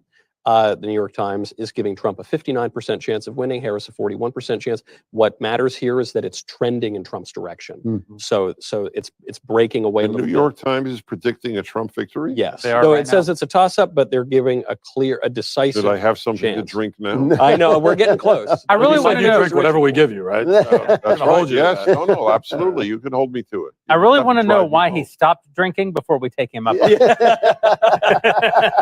I just become so violent when I would sit around a table with a fella. Even my friends, I attack them with it. So you've never had a Jaeger bomb. Maybe we'll. You're right. You know what it is. Yeah. Don't ask any questions. We'll. I was wondering why everybody at the party is naked now. I don't know. So I want to take a few questions from our Daily Wire Plus members. The first one here, Drew, I'll ask this one of you. If Kamala loses, does she 25th Amendment Biden and become president for the remaining 3 months of his term? Which isn't three. I guess it is 3 months of his term. Interesting. Probably not. I mean, the country seems to be running perfectly as well as it was. I shouldn't say it's running perfectly well. It's running as well as it was under Back Biden. when we had a president. Back when we actually had a president. So obviously it's being run by a cabal of leftist bureaucrats, secretly manipulated by the Machiavellian Barack Obama from the cellar or something like that. And so I don't think they want to do anything that dramatic. I actually do believe if Trump wins convincingly, there will be wiser heads on the left who start to understand that they are seen, that when they try to silence us, they are seen trying to silence us, which was not true 5 years ago. I do think that it's true. And Ben said this yesterday while we were on Timcast IRL together, that the left, you have to give them credit for being professional at politics. And they are willing to run more moderate campaigns if they think that that's the path to power. In my lifetime, I mean, by today's standards, Bill Clinton was basically a Republican president, particularly during his first term. He famously said the era of big government is over. That they're willing to do that if that's what it takes to win. But when you get to the stakes in the election, I just want why do I want Donald Trump to win? I mean, obviously, I liked not being engaged in wars. I liked decisive action to actually defeat ISIS. I liked killing Soleimani in Iraq. I liked the tax cuts. I liked the judicial appointments. I liked the executive orders. But I really want Trump to win more than anything for these two reasons. I want the left to have to wake up in 4 years and see Donald Trump leave office. Because they've essentially said that he won't. I mean, they've said this guy's Hitler, he's a fascist, he's a dictator. If he comes into power, it's the end of everything. So in the same way that I want to get to whatever the day is when it's too late to save the planet from global warming, just so they have to stop talking, like either way, they have to stop talking about it. They're going to keep talking about I also want but the number one reason I want Donald Trump to win is because I want an end. FDR got elected to a fourth term. Let's not elect Barack Obama to a fourth term. Barack Obama has essentially been the power in the Democrat Party for the last 16 years. The reason he was so quick to advance Kamala Harris for this role is because she's a vacuous, brain-dead, probably drug and alcohol-addled non-person. I mean, she literally is the non-person player or whatever, the non-person character. Which means that Barack Obama just gets 4 more years of essentially being the most powerful person, not vested with the power of constitutional authority, but vested with just the power of influential authority in that party. I want that to be gone. If you defeat Kamala Harris now, in 4 years, the Democrats are going to have to run an actual candidate. And an actual candidate will have their own opinions and their own ideas and won't just be a puppet for Barack Obama and his former staff. That's why Barack Obama doesn't want that to happen. It's why he wanted Joe Biden, even though he hates Joe Biden. But he liked the fact that Joe Biden was already dead. He likes the fact that Kamala Harris maybe has never been alive. So it would just delight me if we no longer had Barack Obama. The chief reason I would want to see Trump win, there are many, many reasons. You named most of them. But the chief one is because without violence and without violating the First Amendment, I want the news media to know how much we despise them, how much we distrust them, how much we see them lying. I do not know how to send that message any better than to reelect Donald Trump and to say, you know what? Because it means they were irrelevant. They were irrelevant. Yeah. That's right. Yeah. So was the question raised if she loses, would they make her president for the last 3 months? If she wins, would they make her president? Well, why would? Oh, I thought they said if he loses. Yeah, I thought it was. You're correct. It's So I had a thought on that. that it would be in our interest that she were president for 3 months. Then they can never say again, the first black woman president. They would have lost that idiotic, pointless. If there's something I loathe, it is tribalism. I remember when a beautiful human being, Joe Lieberman, was named vice presidential candidate under Al Gore. I mean, and I knew Lieberman personally. He was talk about an honorable man in politics. Everyone recognized that. I didn't vote for him. My relatives did. And one of my relatives, who's a very, very bright and wonderful human being, said, Dennis, we finally think about it. A Jew, vice president of the United States, and you're voting for the Republicans? And I didn't bother arguing, but I realized I don't think that way. Mm-hmm. I don't believe I need to look like my leaders. I don't believe I need to be the same ethnic group or religious group. There is no part of me that understands why that is a beautiful idea. But Dennis, don't you think that Valium-addicted, brain-dead, young women of mixed ethnicity deserve to see a president who looks like them? It's been too long, really. You know? Isn't it to get certain insinuations out of your commentary? Isn't it time? You get this, the argument, the one that drives me, we want a Supreme Court that looks like America, or we want a this that looks like America. Right. Wait, I know I'm one of the 10 million people who've asked this question, but it's nevertheless worth asking. Does anybody rooting for their NBA team care if the team looks like him? Seriously, right? And that's not what they want anyway, because looks like America means that any institution is 13% black, and they want it to be a lot more than that. Yeah. But if we go around the table to talk about why we want Trump to win, we've already covered a lot of the good reasons, but I also think it'll just be hilarious if Trump goes 2-0 against female candidates. If the first two female presidential candidates are defeated by Donald Trump. That would be a good one. That is My hilarious. answer relates to Jeremy's a little, because that was a really insightful point, Jeremy, when you said, I want Trump to win so that the Democrats, so we can all see the day when he leaves office and that will prove them wrong. And he didn't declare himself Caesar. I want Trump to be president so that he declares himself Caesar and reigns forever, and then Barron will take over after him, and we will have a glorious Pax Trumpana that will augur great goods for the world. That's why I didn't kick the question to him. We're going to take a minute to show you some of the cool stuff going on here at Daily Wire, and we will be right back. We want to be the world's greatest media company. This company represents a whole new generation. We're building alternatives, and the alternatives are working. Americans have enormous economic might. They just don't have any alternatives, and we're going to give them to them. It's going to change everything. You can buy my new razor instead. They'll like what we make more. They'll trust what we make more. We'll hit the target every single time. Let's make a movie. We are just getting started. We decided to spend $100 million making kids content.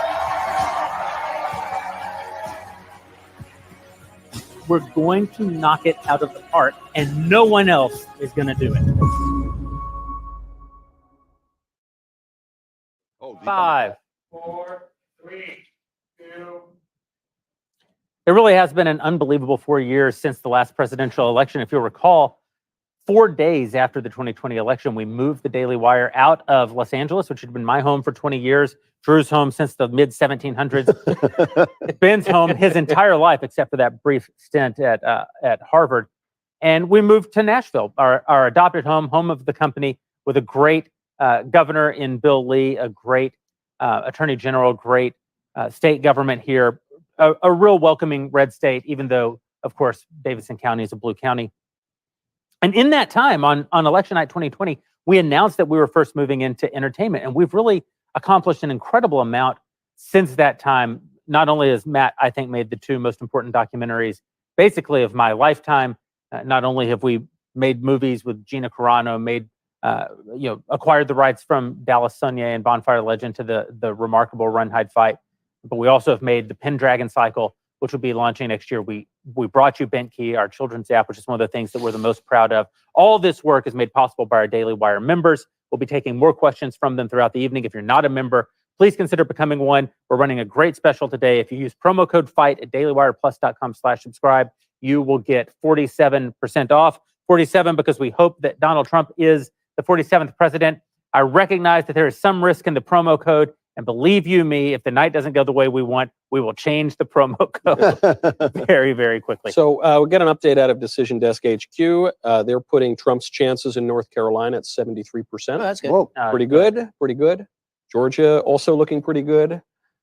Don't want to count our chickens, but another shout out for my boys in Florida. First big polling miss of the evening. Those RCP averages had Trump at +8 and Rick Scott at +4.5. They're both going to win by +12. Whoa, wow. Whoa, that's great. Florida, baby. How do you feel about Florida? Yeah, I love it. It's the Yeah. best. Let me just Okay. tell you how much Florida kicks ass, okay? This is how good Florida is. Florida put up 4 constitutional referendum, abortion on demand, and legalized marijuana, and both went down in flaming defeat because Florida is, as stated, amazeballs. I'm pretty amazed that, I thought the abortion one would go down. I didn't think the other one would go down. Well, so again, DeSantis got on his horse and he actually did the work in that state. And Brian Kemp, by the way, did that in Georgia too. Seriously, full credit to Brian Kemp, who Trump crapped upon for literally years. And Brian Kemp went out and he's been stumping for Trump. I mean, he's been doing the work. So that is let's put it this way: the good graces go both ways. Mm-hmm. Again, just go one way. We've talked about that's Donald right. Trump, forgiving his enemies and people who have opposed him. And it also works the other way. There are a lot of people who, Donald Trump did not treat amazingly well over the course of the last few years who have shown up for him. I mean, we all remember he didn't treat Ron DeSantis particularly well. DeSantis went out and he worked very, very hard for Donald Trump in the state of Florida. And it makes a big difference. When we unify, it's better. It's better. Yeah, that's right. Do any of you have a theory? I had him on my show today, and I almost never have politicians on it. I'm not anti-politician. I don't have that silly view. They run the gamut like any other group of human beings. But it's just who are scum sucking bottom dwellers. But I it's just not the nature of my show. Yeah. But I so admire Ted Cruz. He is such a fighter for good things. Is he really in trouble in this race? Ted Cruz was in trouble in this race. I consider Ted my only friend in government. And it's, again, I think that as far as scum-sucking bottom dwellers go, Ted is tops. He is tops in my book. And a friend of the Daily Wire. And he was in genuine trouble. I mean, for one thing, there has been an enormous shift in Texas. And the shift in Texas is not that they've imported a bunch of Californians. As it turns out, the Californians they've imported are largely conservative. It's that they have this uncontrolled border. They've had it now for so long that it is beginning to erode Texas. It's not, I mean, it is still decidedly a red state, but it is purpling up. And Ted was trailing behind Trump in the state in poll after poll. The Democrats decided to run Colin Allred, who is something of a cultural figure. He was obviously a Tennessee Titan NFL football player. So the kind of guy who could get some sizzle down in Texas. And it became the most expensive Senate race in the country. That's what he said. They spent an enormous amount of money trying to unseat Ted. And one of the reasons Ted is vulnerable is because Trump kind of shivved him at the RNC, back in 2016. And because Ted has played so hard himself with people like Mitch McConnell and his colleagues in the Senate that they didn't give him a lot of support from the institution in this race. And so I do think that at the beginning of this race, and even as recently as 6 weeks ago, there was a lot of very concerning polling for Ted coming out of Texas. I got to get involved in that race actually in my own way, not as a representative of the Daily Wire, but as a friend of Ted Cruz, and I wrote an ad for him, which I think turned out maybe to be the state level ad that had the most money spent on it out of any race in the country this year. I was really proud of the ad. I assume you probably saw the ad. It was the ad where Colin Allred tackles a little girl on the football field because he supported transgenderism in sports. That's right.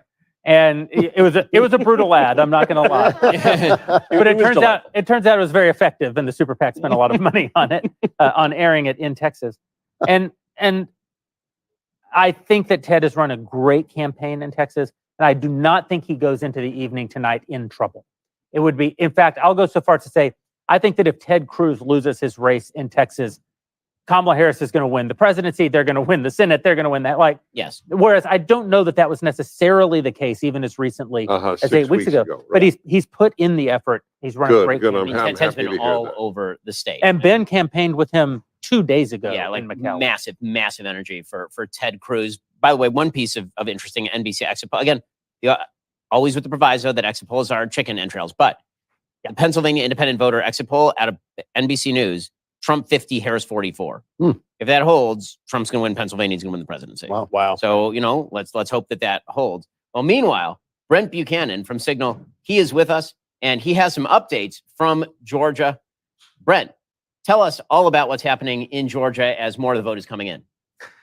Well, we're starting to see some of the northern counties begin to report, which is what we had talked about earlier. And so we look at places like Cobb County, Georgia here is beginning to report. So this is a very large county that in the past has voted for Joe Biden. Let me look at the numbers here. So this was a seat that, or a county that Joe Biden won by 14 points. And you can see that currently he is doing some quick math here. I love tenths of a percentage. He's currently up by 16 points, or she's up by 16 points in this seat. So one of the biggest trends that we're beginning to see across Georgia specifically is that there are some places where she's doing better. She's improving upon Biden's margins. The vote share is higher, but then you're starting to see some of these rural counties come in also too. And so we've got Forsyth County here as an example, and this is a county that Trump won by 33 points, and currently he is up by 37. So you can see you've got kind of a counterbalance effect here of two northern arc Georgia counties.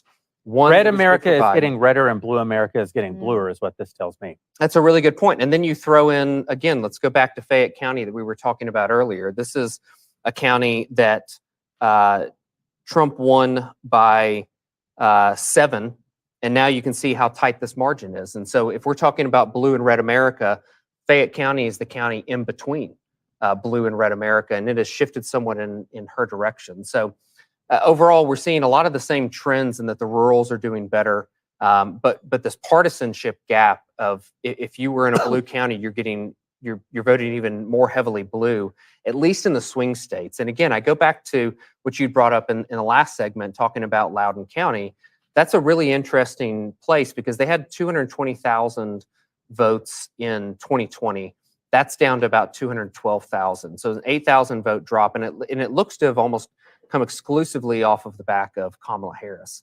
And so Donald Trump is performing at his ballot share, actually a little bit above the ballot share that he got in 2020 in a county like that. And then you combine that with Florida, which is just wildly red, and you begin to see how the national polling has showed a very tight presidential race. And we saw a lot of this in 2022 also, where Republicans were at +2 nationally on the generic ballot and ended up in that place and then just barely won the House of Representatives. And so I don't think this election is turning out so far to look much like 2020 or even 2016.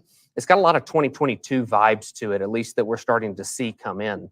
And that's very strong Republican votes, but it's not showing up evenly across the country. And so I'm really interested to see what other states that aren't like a Florida as they come in. You know, we're sitting here at Georgia in total of about 63% reporting. This margin continues to get closer as the votes are counted.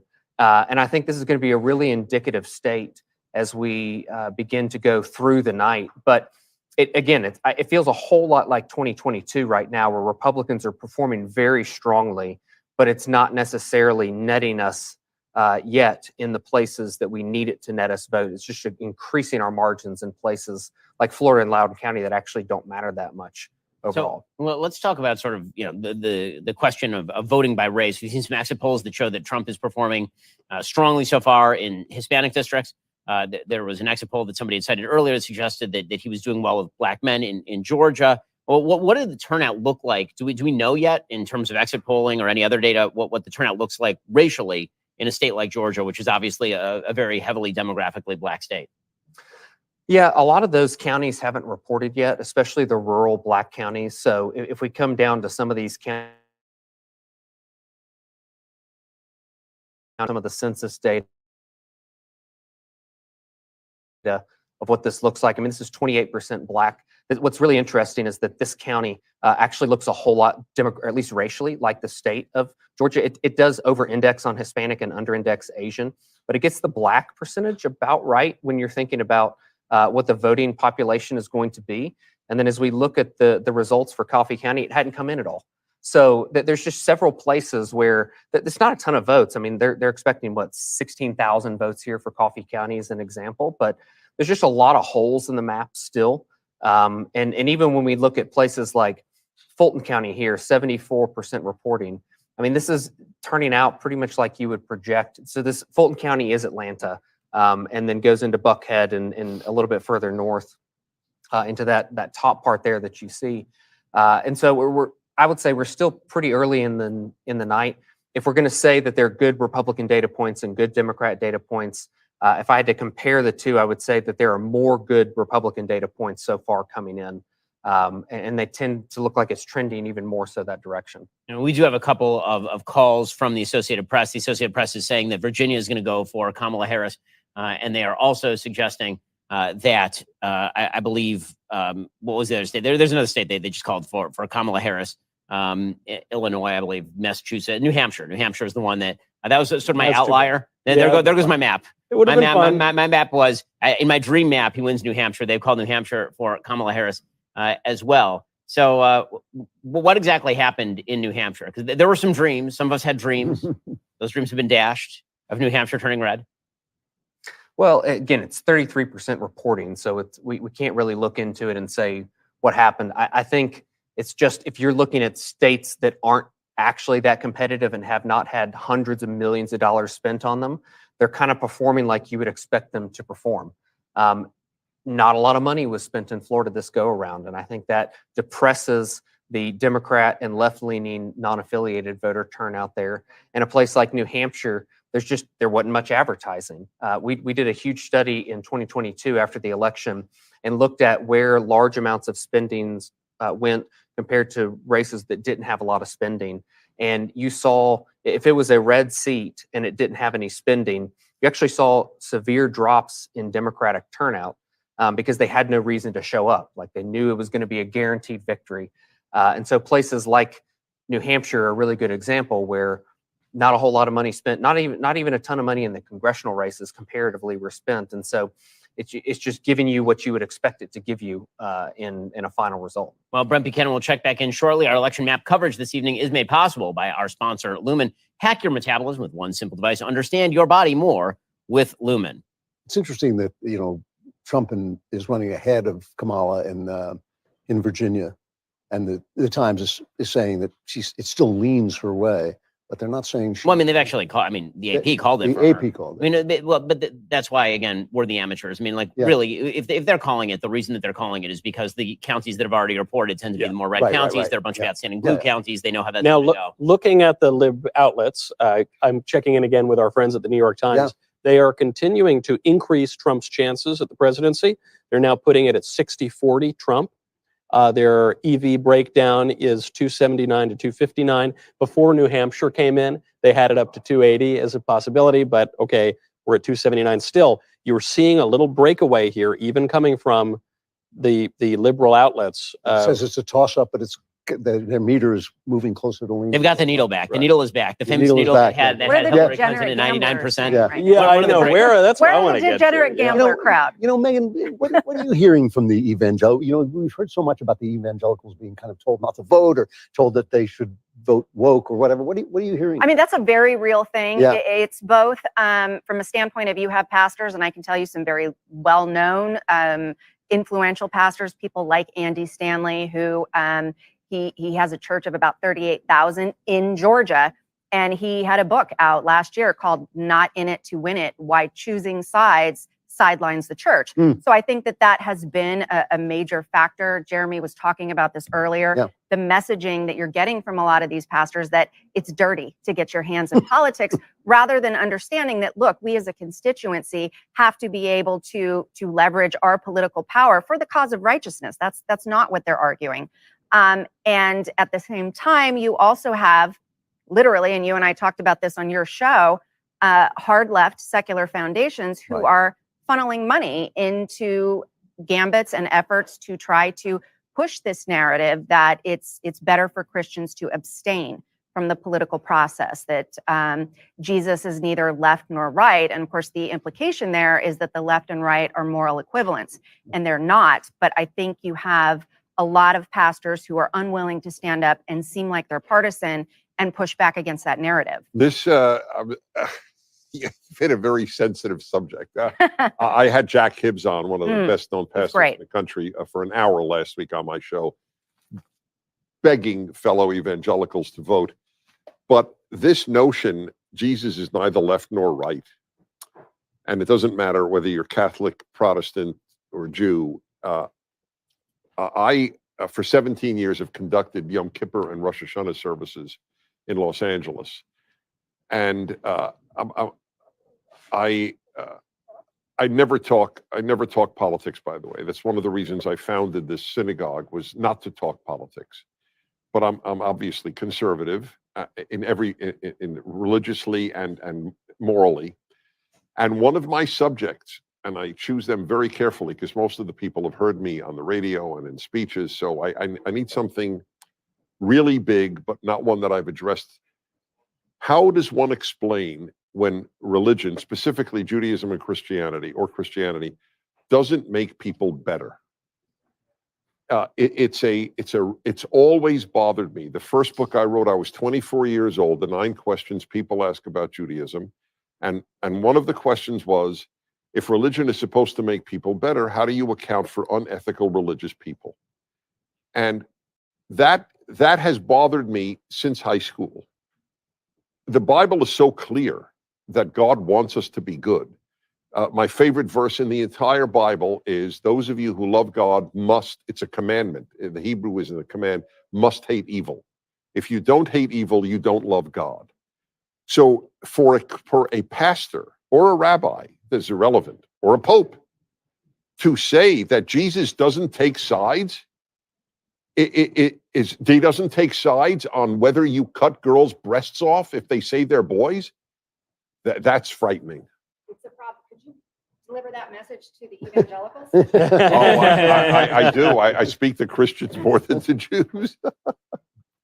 I will say that there is an aspect of Jesus, which is, you hate to use modern political vernacular to talk about ancient religious figures, but there is a liberal aspect to Jesus, in the sense that Dr. Jordan Peterson often says that the purpose of the liberal in a healthy society is to speak for the underrepresented, is to speak for anyone who, because in any sort of hierarchy of any kind, there are going to be people who get disenfranchised, there are going to be people who the system looks over, and someone has to remind those of us who are in power, or those of us who are ascendant, to remember those people and to care for them.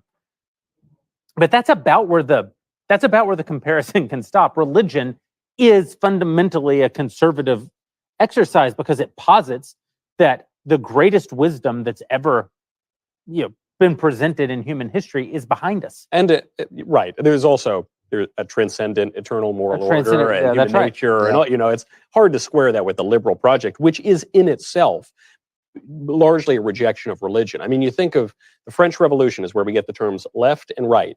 And what does that come from? That comes from the National Assembly, where the Catholics sat on the right and the atheists sat on the left. And that was pretty much the breakdown. Speaking of the French Revolution, our friend Tim Pool is joining us now.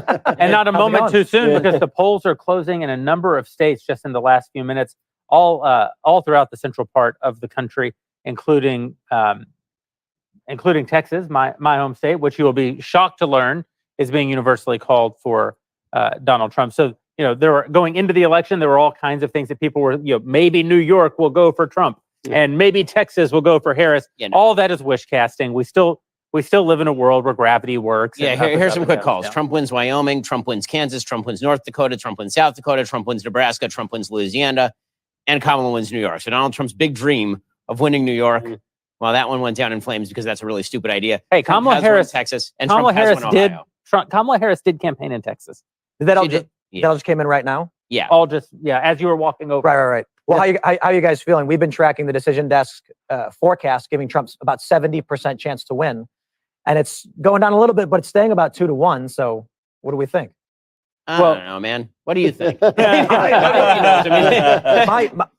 whole time, the scariest thing is the quote unquote shadow campaign, right? Time Magazine writes that article. 2020 had a shadow campaign. We go to bed, Trump's ahead in all the numbers, and then we wake up and he's not winning.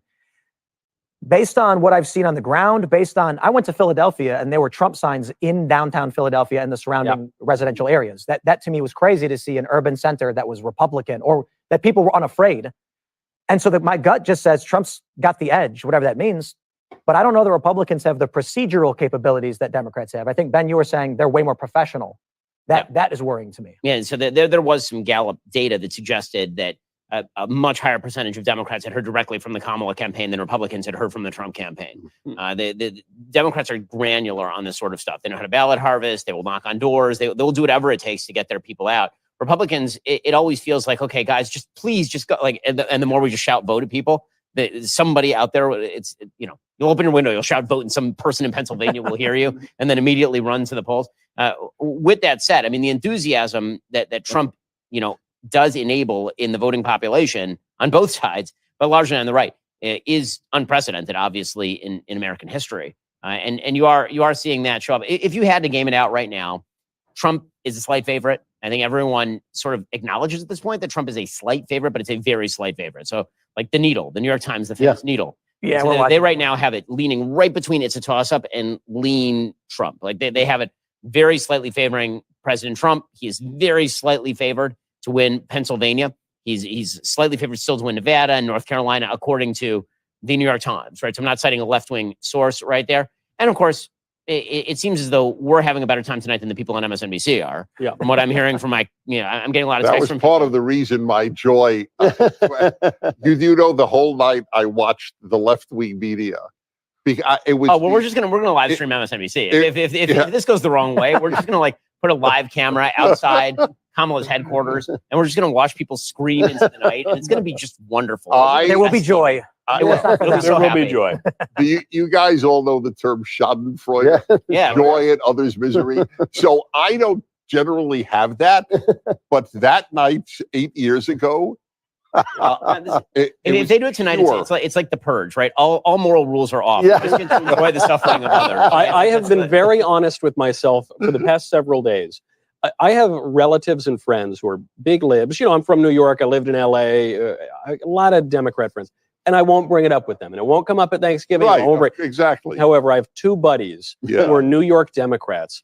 And I don't want to get ahead of myself, but I am salivating at the prospect of rubbing it in their faces so hard. So they're the only two. I think it's otherwise we have to have a politics of grace and everything. But there will be some Schadenfreude. I think it might be unavoidable. Well, as a warning to others, we must engage in Schadenfreude. Do not repeat this exercise again. It's like punishing your child. You don't want to do it. You really don't want to do it, but it has to be done. It hurts you. It hurts you more than it hurts. That's right. Exactly. This is why I really hope that Trump wins the popular vote.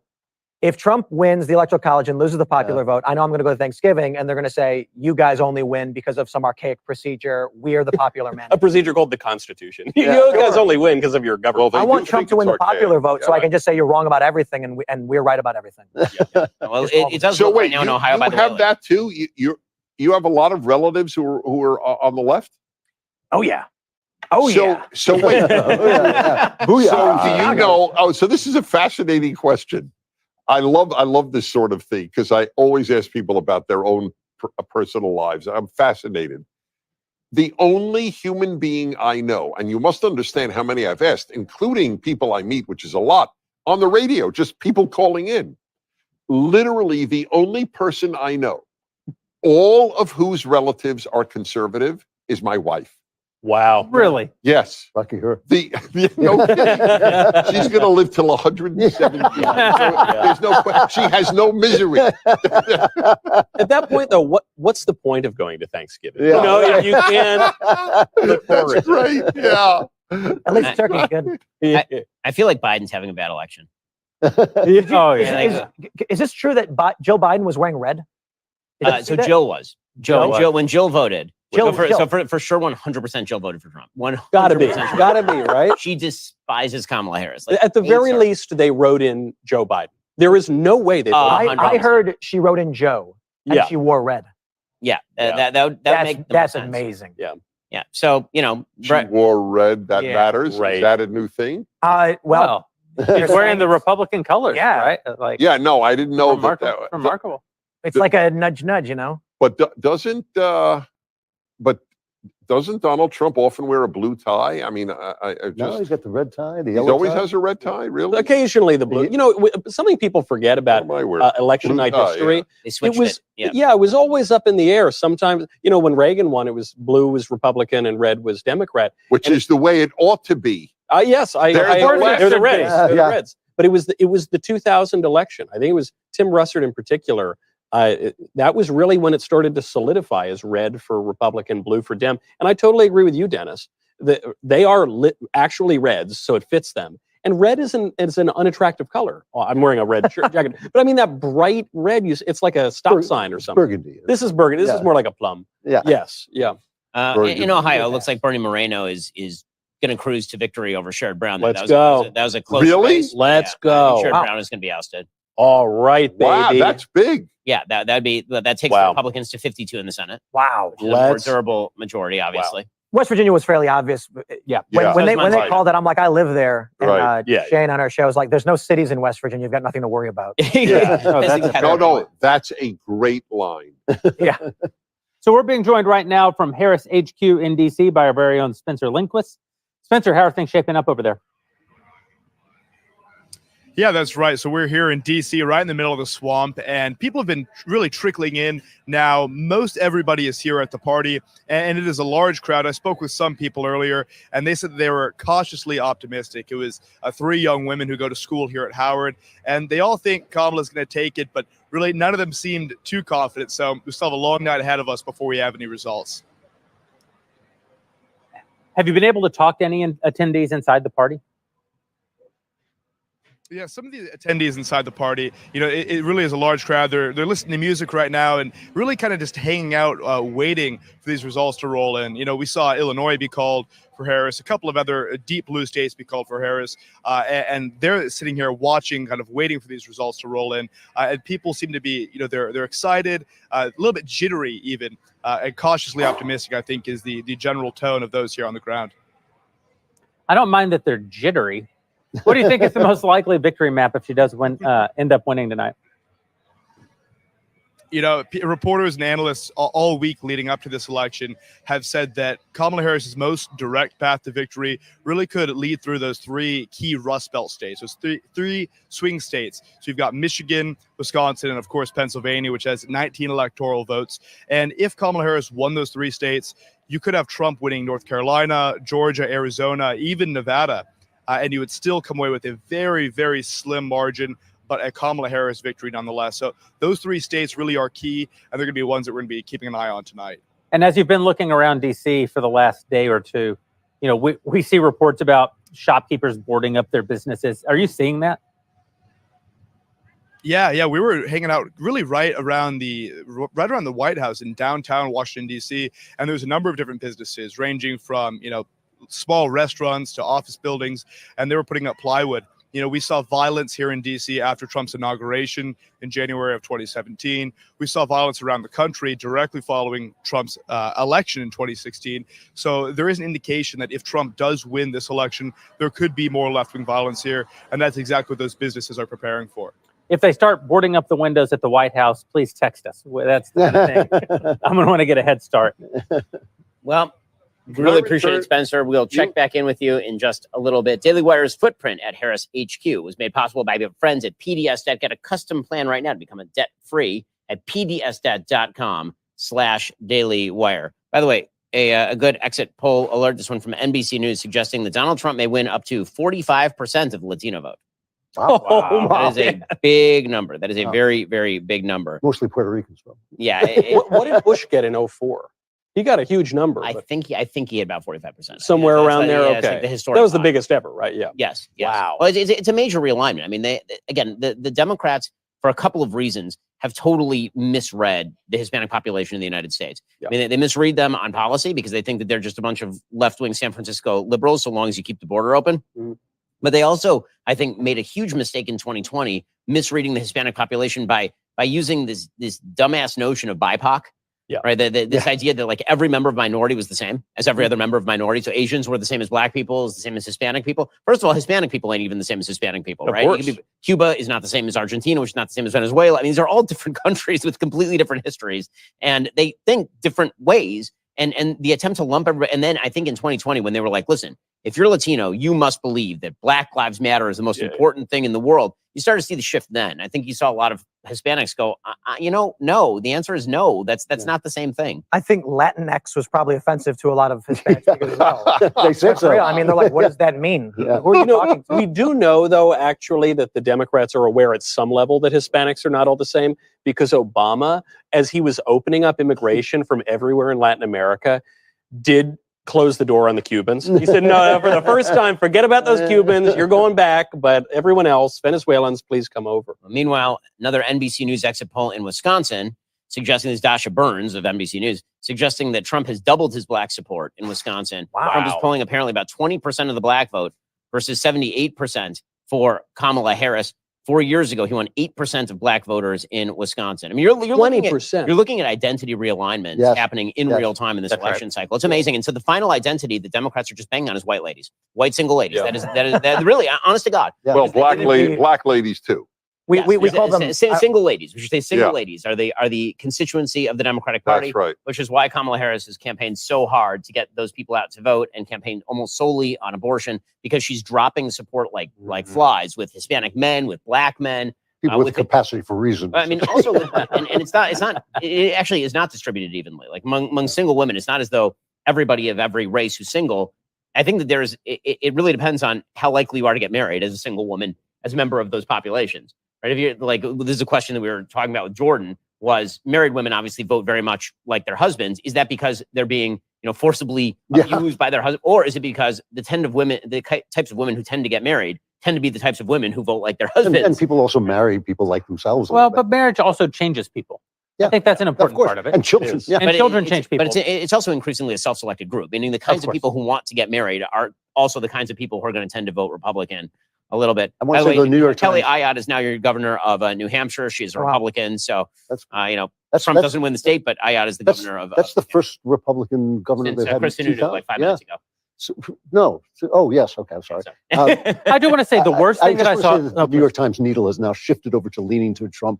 It's now leaning Trump. 66 to 34. Wait. Like What's 66-34? 66% likelihood, according to the New York Then Times. Why and do you Needle. keep saying it's what? No, well, you kept saying. He said it's just slightly. I don't understand. That's not slight. They're saying leaning Trump, but they're saying the likelihood, given that lean, it went from toss up into the lean category. This is all this like stupid Wait, needle. why that we is all talked about last 66 lean? That's all I'm asking. 66 is not lean. That's 2-1. They're saying it's not. They're not saying Trump is going to win. 66%. No, they're saying it is a 66% chance he'll win. Yes, but that's not lean. No, I mean, I don't know why that's. I guess is 54-46. Dennis, the same needle once said that Hillary Clinton Yeah, I had guess this is my 99% point. chance of Yeah, winning. my point. Okay, I agree. I agree with that. I great just day. it's just the word lean. Juxtaposed to that. Because you that's do all. think the last time we talked about this needle, it was to watch it just go like, boop, in 16. I don't want to move too far from this conversation about the gender gap in the electorate without talking about the hands down, bar none, worst political ad of my lifetime, put out by a PAC supporting Kamala Harris that encouraged women to lie to their husbands. Yeah. I think divorce is a grave evil, something that we could argue about one of these days. I might divorce my wife if I found out that she lied to me. I would not divorce my wife for voting for someone with whom I deeply disagree. That that would be a challenge. You'd have to, because you in a marriage need to have a common set of values and a common mission. But to find out that your spouse just lies to you about who they vote for. Did you see the whisper campaign that the Washington Post was reporting on? They said after that ad went out, women were putting Post-it notes in bathroom stalls saying, your husband won't know, your boyfriend won't know, your vote is a secret. I kind of feel like if I went to the bathroom and I saw a Post-it on the wall, I would not consider what it was telling me. But the Washington Post said it was, What's wrong with you? Is it? You know, that's what women were doing. And if it worked for them, I guess. This is a reminder, though. I agree with you. That ad drove me so bonkers. So vile. But it's so perfectly exemplary of the Democrat Party because, you know, the fundamental political unit is the family. It's not the individual, right? The political unit means it's the family.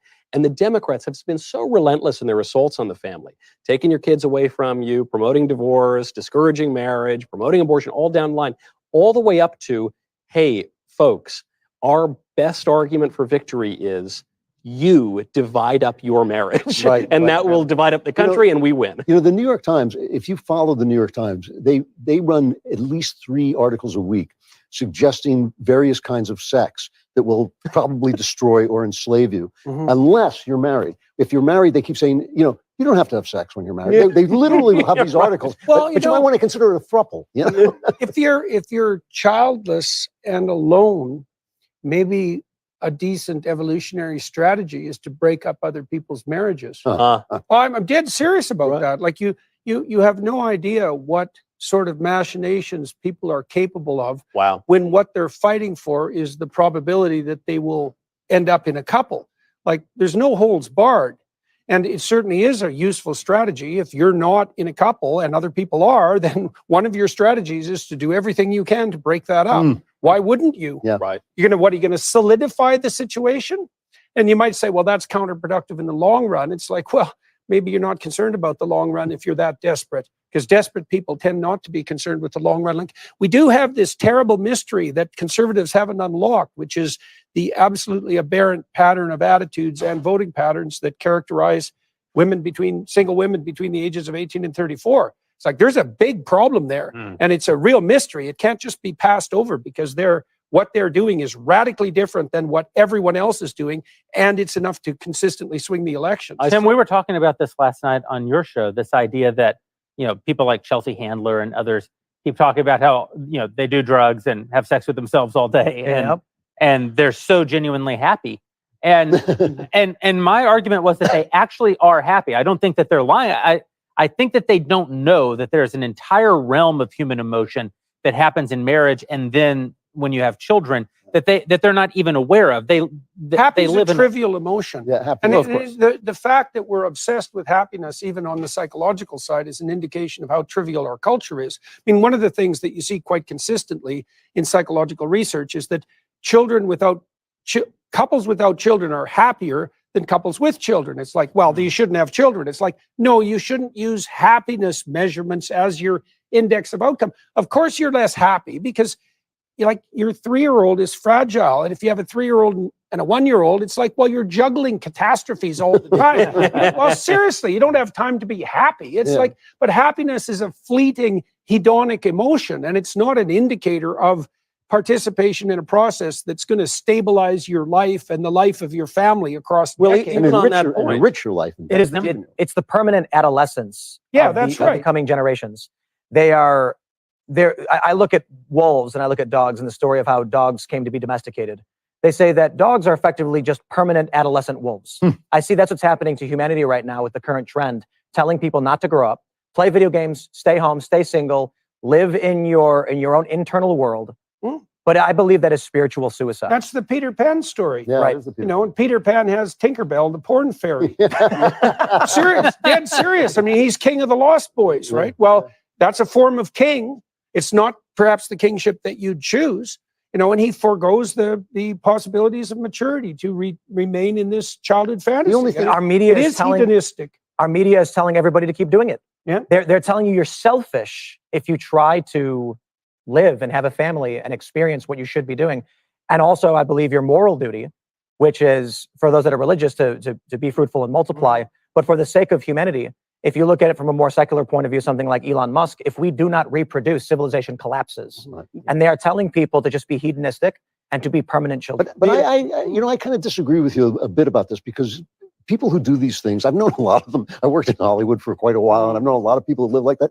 I don't think they're happy. I think they have that kind of surface, brittle, smiley happiness, but you only have to question them, talk to them for 10, 20 minutes, and the depth of despair underneath that, it's like thin ice over a block. Well, that's why the measurements are out. The measurements Right, are terribly that's out right. of whack. It's Yeah. like if you're going to do research on something as fundamental as human well-being, you bloody well better make sure your measurements are accurate. We also need to They're establish. not. We have to establish the definition of happiness, Right. which is like these guys are talking about happiness as though, in the way we talk about it in modern times, which is some fleeting little emotion, or you get tickled or something. But happiness we used to understand as rational activity done with excellence in accordance with Yeah, right, virtue. exactly. Aristotle wrote a very good book about this. And so we used to believe that actually there was an end to mankind. There was like a purpose for man. There was a purpose for marriage. We could know things by their purpose.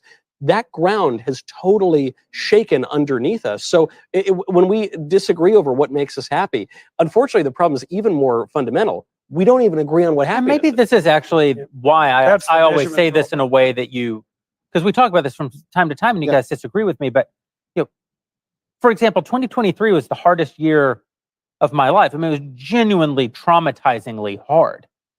And I still would have told you I was miserable, but I was also happy. Right.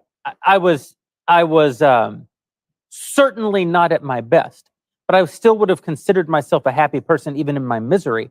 And I think that it may be that I'm just defining happiness differently. I don't think of happiness as What was it about your life that would have motivated you to construe your I suppose that what I would say is that I was fulfilled. Right. Well, and that's a multidimensional issue, right? I mean, you can tolerate a lot of pain even if your relationships are intact and you're moving towards a purpose that you regard as worthwhile. So one of the things that's worthwhile to understand purely from the perspective of the psychophysiology of happiness is that the positive emotion that's produced by drugs like cocaine, for example, which make you happy, that positive emotion is always experienced in relationship to a goal, right? So that the happiness that people strive towards is only possible psychopharmacologically if you observe yourself moving towards a valued goal. And so that has a number of implications, one of which is no goal, no happiness, right? Or maybe happiness of only the most fleeting and easily substituted kind. We also know from animal research, for example, that it's very difficult. It's very easy to get rats that are isolated in a cage addicted to cocaine. And you can get them addicted rapidly to the point where they will basically not drink water or eat or engage in sex. They'll just push a button to get cocaine until they die. But if they're living in their wild habitat, doing like normative rat things, it's almost impossible to get them addicted to cocaine. And so even at the purely level of pure pharmacological reward, if you have animals in a habitat where they're pursuing their intrinsic biologically determined goals, then they're participating in processes that make them very resistant to alternative forms of fleeting happiness. And we've blown that all apart in our society. And we don't know how much that's enraging. I really think it's enraging young women in particular. We have absolute, so we know that, for example, half of women who are 30 and under now don't have children. Half of them. Wow. Right, that we hit that milestone last year in the West. Half of them will never have children. That's the prognostication. 95% of them will regret that. So we're already in a situation where we have doomed 1 woman in 4 to permanent isolation and alienation. And we have no idea how angry they are about that. But like, you can be sure that they're angry at a level that's so deep that you can barely comprehend it. And you're not even allowed to talk about it because you're offending them by saying that the childless cat lady is not in a good position to judge the future. And this thing about time is everything, right? I mean, you have kids and it's difficult, but it's a beautiful experience. It's an enriching experience. And it's the experience that turns life from 2 dimensions into 3 dimensions. And at some point, it's incredibly rewarding to have done it. I mean, I can sit and look at my grandchildren without doing anything for hours. I actually said to my wife, we have to go because I'll never accomplish anything ever again because I'm just happy watching them play with Legos. It's like, well, I'm the rat with a job. And maybe the reason that I consider myself, even when I'm sort of miserable, to be a happy person is connected to the fact that I'm not a fun-loving person. Like I don't get any sense of joy out of drinking booze or going to loud clubs. Having a good time is not your idea of having a good time. That's right. That is exactly right.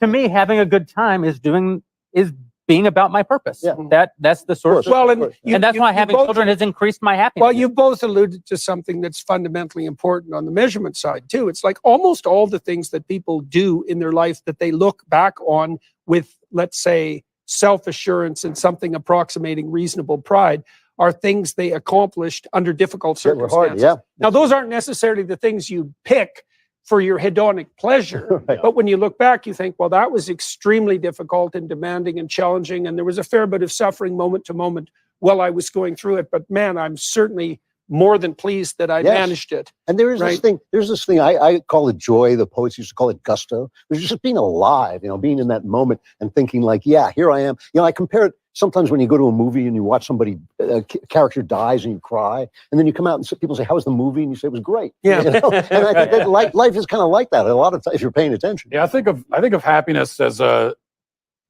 if you're doing the things that you ought to be doing, then you're happy, sort of regardless of how you may feel in any given moment while you're doing that thing. And if you're doing the things that you ought not be doing, then you're in despair, regardless of how you feel in the moment. And I when that question comes up, I think back to our first film, What is a Woman, when we went to Kenya to the Maasai tribe. And there's a lot of conversations we had with the tribesmen that didn't make it into film because it wasn't exactly relevant to the topic of transgenderism. But I remember multiple times when we were talking to especially the women, and I would ask them, are you happy? And every single time they would respond by saying, through the translator, by telling me about the things that they do. They say, well, I'm taking care of my family. I have a family. I have children. I take care of the home. That wasn't even the question. I said, are you happy? And their immediate response is to talk about the things that they do. I'm performing my appropriate Right, because to them, there's no the idea that they could be doing the things that they ought to be doing and not be happy. It's like, doesn't even make sense. It's a disconnect. Well, that also indicates that in our society, we've abstracted the emotion away from its performative foundation. And we treat happiness as if it's an abstraction that exists in and of itself. And there's foolishness in that. And you also pointed to something else that's very interesting. When you ask people, it's very hard to ask people a question properly and get an answer that's reliable. It's very, very hard to do that. And psychologists have concentrated on doing that for decades. It's a whole field of endeavor. One of the things you discover if you do research into what people mean when they say that they just want to be happy is what they actually mean is they don't want to suffer. So you can imagine that there's two elements to happiness. One is not too much negative emotion, and the other is some positive emotion. And if you push people into a corner, they'll pick absence of negative emotion over presence of positive emotion every time, because pain is extraordinarily salient. And so part of what people mean when they want to be happy, when they say they want to be happy, means is that they want to be secure in their foundation, which is not at all the same thing as pursuing the hedonic pleasure that would be duplicable, say, with cocaine. I have to interrupt because there's an election happening. Oh, yes. And Decision Desk HQ has called North Carolina for Donald Trump. Let's go, baby. A huge piece of news. Truly a must-win state, in my opinion, for Trump. North Carolina now firmly in hand. And another great sort of victory, not only national victory, but even personal victory. They're also declaring Ted Cruz has won his Senate seat in Texas. As we said while Dennis was here, Ted was actually kind of on the ropes a little bit in a very hard-fought campaign. But in these last weeks, I mean, he's done an enormous job down in Texas, an enormous job campaigning, a very smart politician, and he's retained his seat for a third term. And most importantly, Jeremy, at least from your perspective, your only friend in the U.S. Senate remains in the U.S. Senate. Not just the U.S. Senate, my only friend in government at any level, top to bottom. And so with that good news, we'll take a moment to tell you about our sponsors. We're so grateful to them. They've made it possible for us to bring you the show live tonight outside of our paywall. And here's a little bit more about one of them. We'll be right back. Last year, half of American consumers took on debt to pay for the holidays. This year, it could be you. And going into debt can be very, very tough. It is never too early to start planning to get out of it. Our friends at PDS Debt can help with a personalized solution just for you. Maybe you made some bad decisions. Maybe you had some bad luck. Having bad debt does not make you a bad person. What matters now is finding a good solution to get out. If you make payments every month and your debt isn't going down, PDS has solutions for you. They have customized options for anyone struggling with credit cards, personal loans, collections, or medical bills. Anyone with $10,000 or more in eligible debt qualifies, and there's no minimum credit score required. Bad and fair credit accepted. Start planning now. Get a free debt analysis right now at pdsdebt.com/dailywire. It only takes 30 seconds. That's pdsdebt.com/dailywire, pdsdebt.com/dailywire. And thank you to PDS Debt for sponsoring the Daily Wire's election night coverage. Thanks again to our sponsors for the night who have made it possible for us to bring you this show live, and to our dailywire.com members. They make it possible for us to do the work that we do every day. Like, they paid for the set. They do a great job. They pay for our content. We're very grateful to them. We're going to be taking more questions from our dailywire.com members throughout the evening. And if you're not one, we'd ask you to consider becoming one at dailywire.com/subscribe. We'll give you 47% off tonight if you use promo code FIGHT, because, of course, Donald Trump, with a little good Lord willing, the creek don't rise, as they say, will be our 47th president. Ben. Yes. So what are we learning? He's just going to put it out there. He's going to all the Sunbelt states. Okay. So this is just going to come down to what we always thought it was going to come down to, those blue wall states. She has to win all three. That is her only path to victory. She needs to win all three of those states.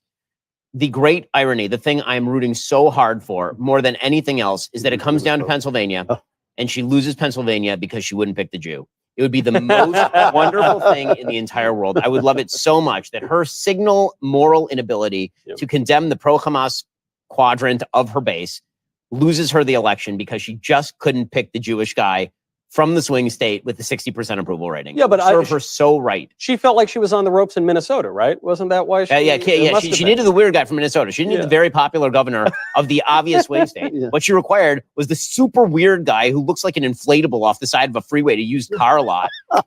And that's the one she needed. In fairness to Kamala, so she offended all the Jews. Why couldn't you have just said in fairness to inflatable? Yeah, in fairness to like good. But not only did she offend all the Jews by not picking Shapiro because she wanted to cozy up to the pro-Hamas side. Also, let's not forget, 1 in 4 voters in Pennsylvania is Catholic, and she decides 2 weeks before the election to say, "Hey, you say Jesus is Lord? Get out of my rally. You got to go to that Trump rally." What was worse Who than that says she never tells the truth? What's even worse than that is when she went on national TV and they said, "Will you make any religious exemptions for abortion?" Yes. Right. And she was like, "Nope. The nuns are going to be aborting the babies." They're like, "Whoa, It's going to come down. The problem with the Rust Belt thing is the Rust Belt those 3 states have voted exactly the same since the 70s, haven't they? Has there been a single exception? Has there been a time where Michigan, Wisconsin, and Pennsylvania didn't vote in lockstep with one another since we've been alive, except for? That is a great question. True. But I'm trying to think of a situation in which the election was super close. So in 2016, obviously they went one way. In 2020, they went the other way. Yeah. In 2004, they actually went for Kerry, and it was Ohio that won the election for Bush. So when everything is this close, when everything is this tight, I mean, the thing is, when we talk about presidential history, and you'll say, "Is there a precedent for this?" The sample size is just too small. I mean, that's the reality. They'll say, "Well, this is the first time this has happened in 20 years." Okay, fine. So that's like 5 election cycles. The sample size is super tiny. There's not 180 baseball games a year. Exactly. Let's check in with Brent Buchanan. So, Brent, tell us about life. Well, what's going on? Well, it looks as though the Sun Belt is locking up for Trump. Is what it's starting to look like that. I mean, it's calling Georgia obviously a little bit early, and Arizona really, really early, but it looks like those states are looking fairly good for Trump. What do you make of the Rust Belt and the Sun Belt right now? Well, let's talk about North Carolina specifically, because this ties back to something that I don't even know what time it is right now, but a few hours ago that we spoke of, and that's turnout potentially and likely being higher than 2020. So if we're looking at North Carolina specifically, in 2020, turnout was about 5.4 million in North Carolina. If you take the percent reporting now, add in those estimated votes remaining, it puts you at 5.8 million. So when we were looking at our turnout curve, we knew that once you got to about 5.6 or 7, that put it in somewhat Kamala territory. And then if you went beyond that, you almost had no clue what was going to happen. Well, now we actually have a clue what happens when you go above 2020 turnout, and it benefits Donald Trump. So let's look at a couple counties here. I want to start with Brunswick. And so this is a really strong reporting Republican county. And you can see here, let me show you the historical comparison. There's actually not that much difference.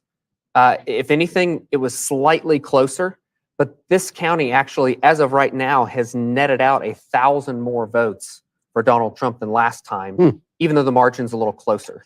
And so I think this is really indicative of what happens when turnout goes above 2020 numbers.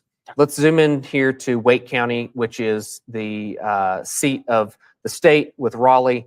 And you can see here that Harris is doing a little bit better. Trump is doing a little bit worse. It's only reporting 75% right now. What's likely going to happen is that this improves for Donald Trump in this final 25% that's coming in. And then if we come over here to Pitt County, so this county is about 30, let's see here, we'll go to the census data for a second. So it's 37% black on census. So it's for a state that is below that overall, this is a slightly more black county than the state as a whole. And then when we look at this historical comparison, what you'll see in Pitt is that this was a margin of about 9.4 for Biden in 20, and that moved to 5.6 margin for Harris. And what's really interesting is that it had already moved 3 points to the right between 16 and 20. And so when you start to put this math together and you see that these Republican counties are performing very well, and even if they don't perform at the same margin for Trump, they're actually netting out more votes into the overall count. And then you look at a place like Pitt County that, as you can see, is blue on the map, but it is less blue, and it is becoming less blue. And I think this is a really, really good example of this educational attainment realignment that's been happening in this country, where if 20 years ago you were a college grad, you were probably a Republican. 20 years ago you were a non-college grad, you were probably a Democrat. Those bases are beginning to shift. And as we look at that, what our experimental exit polling shows so far on our internals is that realignment among non-white voters is even more extreme than the continued shift that we see with white voters. So as we look at these three counties here, Brunswick in the south, a very heavy Republican county, netting out more for Trump. Wake County, the rest of this reporting going to be better for Trump. And then Pitt County, this is the third election in a row with Donald Trump on the ballot where his margin improves, and even his raw vote improves. Here you start to see how once we get into this explosive, crazy, wild, who knew we could go above 2020 in turnout, the answer is we're starting to see a trend that it is benefiting Donald Trump. Who's turning out in large numbers? Is there a particular demographic? We don't have that yet. We can look at some of these counties, and that's why I really like Pitt specifically here, because it is more black than the state as a whole. And if this was like 2020, if the numbers were coming back like that, I would say that I don't know why they would have called North Carolina, but you can look at this as an example and say, okay, I start to see why they went ahead and called North Carolina, despite the fact that it's only 61% reporting right now, because we're talking about 5.8+ million turnout, which is just incredible. Yeah, so Brent, one of the things that people are pointing out is that it is a very good sign for Trump, not just that North Carolina has been called, but that it's been called so early, meaning that the patterns in data seem to be benefiting President Trump. The sort of theory of the electorate, which was that a high turnout election was going to benefit inevitably the Democrats, is obviously not true. And you're seeing this reflected in some of the data. I mean, the needle over at the New York Times, the all-powerful needle, is now officially leaning Trump. A 67% chance of victory for President Trump, according to the vaunted New York Times needle. And they are also suggesting that President Trump has a slight up chance of basically, Brent, if you had to speculate at this point, we'll just rank speculation. Kamala Harris needs to win Pennsylvania, Michigan, and Wisconsin in order to win this election. Is if you had to ballpark this thing, that is the most likely scenario at this point, is it not? Yeah, once North Carolina is off of the map, it puts her right into that vaunted, quote, blue wall that in 2020 is what won the election, more so even than Georgia and Arizona. It was going back to winning Michigan, Wisconsin, and Pennsylvania. And right now, as we're looking at Pennsylvania, you can see that it's a complete coin toss at this point. And what's fascinating is that we're likely to see massive, massive turnout above 2020 for this state also. And so as we compare a place like Pennsylvania to North Carolina, where the increased turnout really benefited Donald Trump, we don't have enough vote in yet in Pennsylvania to say the same thing, but they're both experiencing increased turnout over 2020. but we're seeing slightly different results. I mean, if the theory was simply that more turnout is over 20 is better for Donald Trump, then we could go ahead and call Pennsylvania too. But as you can see on the Decision Desk HQ right here, win probability, it's a complete coin flip. Well, Brent, really appreciate it. We'll get back to you very shortly with the latest updates. And thanks to our friends over at both PDSnet and Lumen for their sponsorship of our program here tonight. So, yeah, lots of breaking news. Obviously, Senator Cruz has been declared the victor over there. That means that Republicans have probably a minimum of 52 seats in the United States Senate. It also means that Republicans are doing better than expected so far in the House. So there were serious questions about whether they're going to be able to retain the House majority. So far, it looks like at least a coin flip as to whether they're able to retain that House majority, which is actually better shape than a lot of people were expecting at this point in time. Again, for those who missed it, North Carolina has been called. The map is basically what you thought the map was going to be before this evening. New Hampshire's been called in favor of Kamala Harris. North Carolina has been called in favor of President Trump. The Georgia votes are still coming in, but at this point, you have to say that President Trump is, in fact, favored in Georgia. Arizona, he was leading pretty heavily in the early balloting anyway, so the chances are very good that he is going to win Arizona as well. That means that Kamala Harris right now has to win in the blue wall states. She needs to win all three of those blue wall states. That'd be Wisconsin, Pennsylvania, and Michigan. There's not enough data yet. There's some early Pennsylvania voting data that is coming in. They've got about 2.2 million votes counted there, 2.3 million votes counted there, according to the latest numbers. You're looking at a Kamala with a very slight advantage. And now we're being joined by our friend, Dr. Phil. Dr. Phil, nice to have you on the program. How are things going where you are?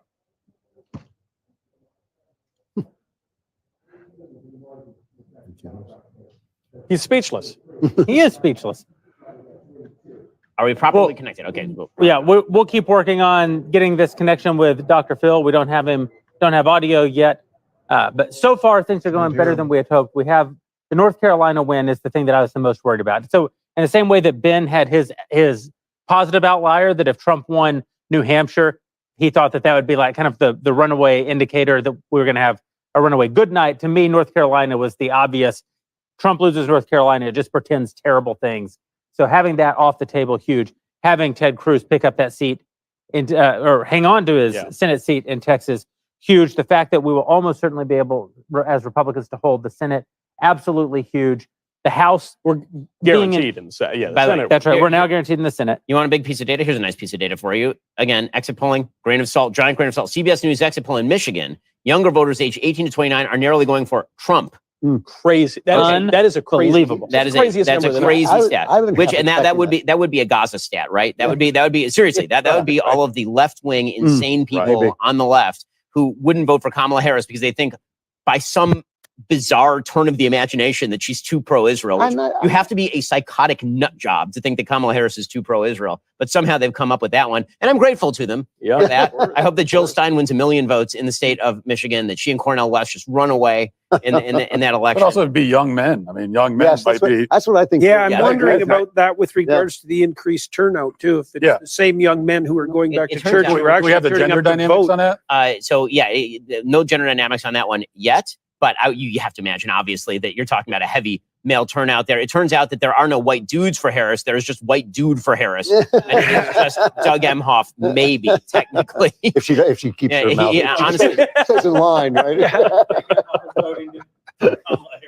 Oh, yeah. No, I think the last thing Doug Emhoff wants is to be stuck in the White House with Kamala Harris for 4 years. I really think that he's tired of this by this point. The New York Times, that needle, come on, needle. The needle currently has Donald Trump at a 70% chance of victory in the Electoral College, and Harris at plus 0.2 in the popular vote estimate. So there is every possibility here that Donald Trump ends up winning both the popular and the electoral for the first time for Republicans since 2004. How do we feel about Virginia? I was just going to say, that was just what I was going to say. 62% of the vote is in. Trump is up 2%, and they're still calling it for Kamala. Again, I'm not an expert on the counties. I would assume that all the counties that they have not yet counted are like Fairfax, like big Dem counties.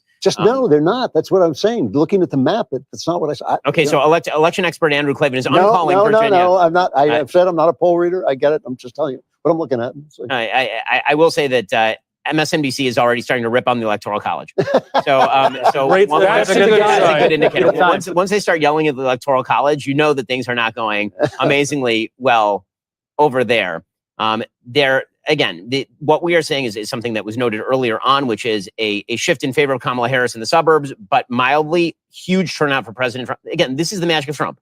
Okay, the thing that Trump can do that no other Republican candidate of my lifetime can do is bring out low propensity voters.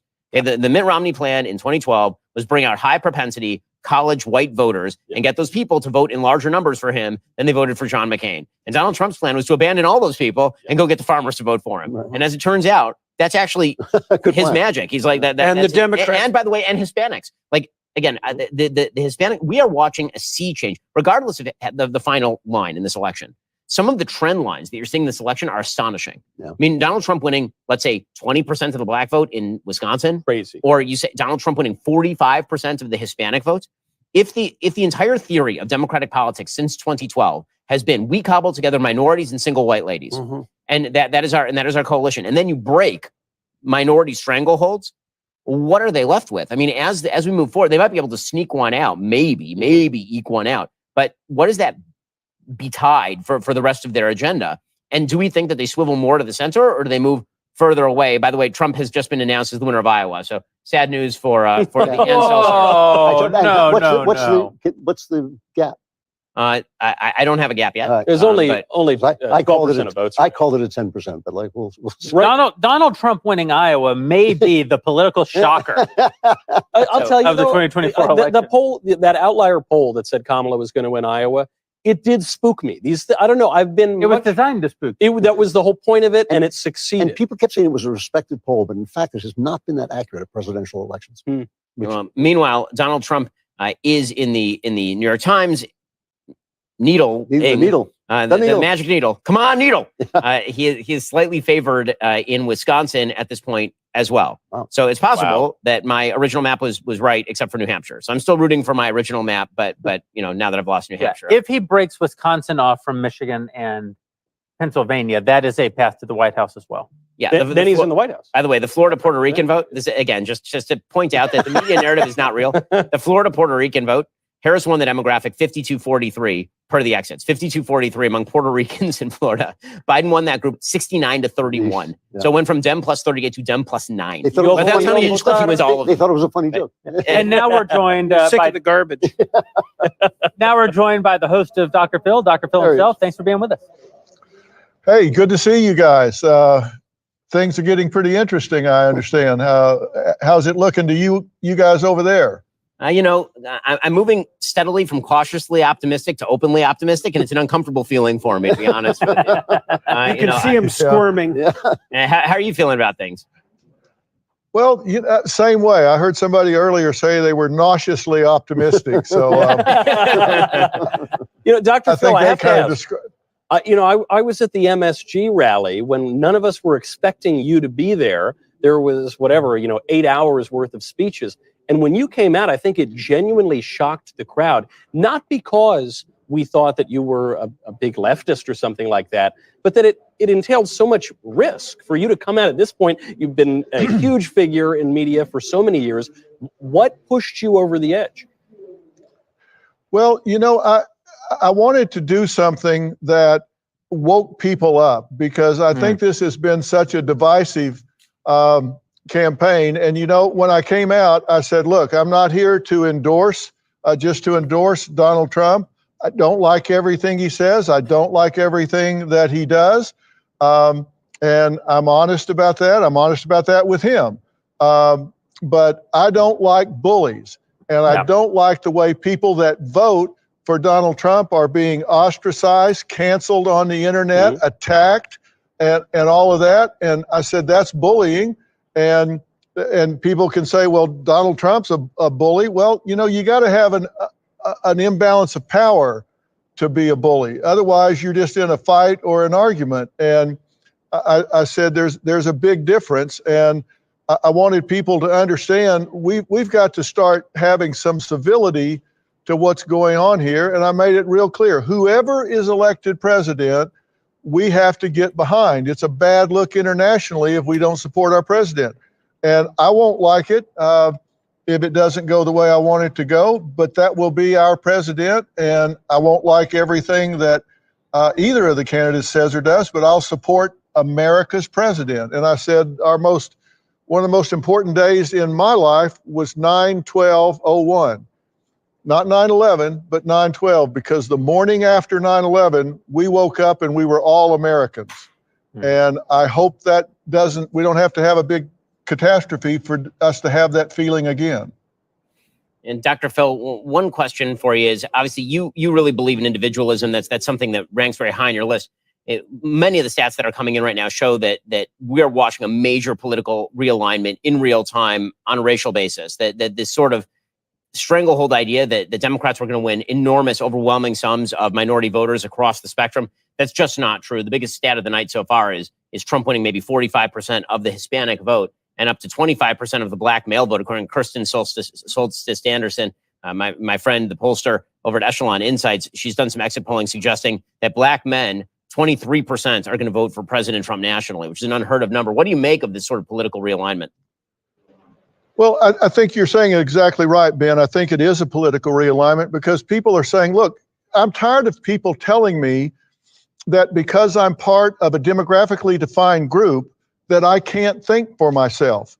And you've heard me talk very loud and long about the fact that we have to teach critical thinking in this country again. We've got to inspire people to be critical thinkers.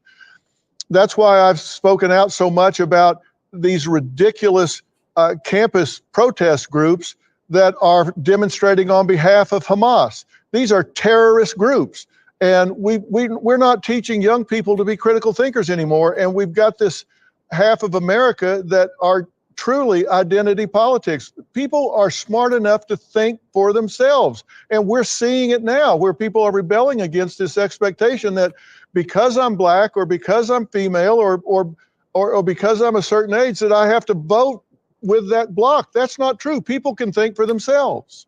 Well, the Democrats are also, I suppose, running afoul of their own intersectional claims. It's like there are black men, and it isn't obvious that men are doing that well on the Democrat side, and that's because the Democrats don't really seem to like men. And so maybe it's like, well, they've done everything they could, you might say, from an ideological perspective to attract the black vote, but they've abandoned the male vote, and maybe the black men are men first and black second from the intersectional perspective, or at least 23% of them seem to be considering that.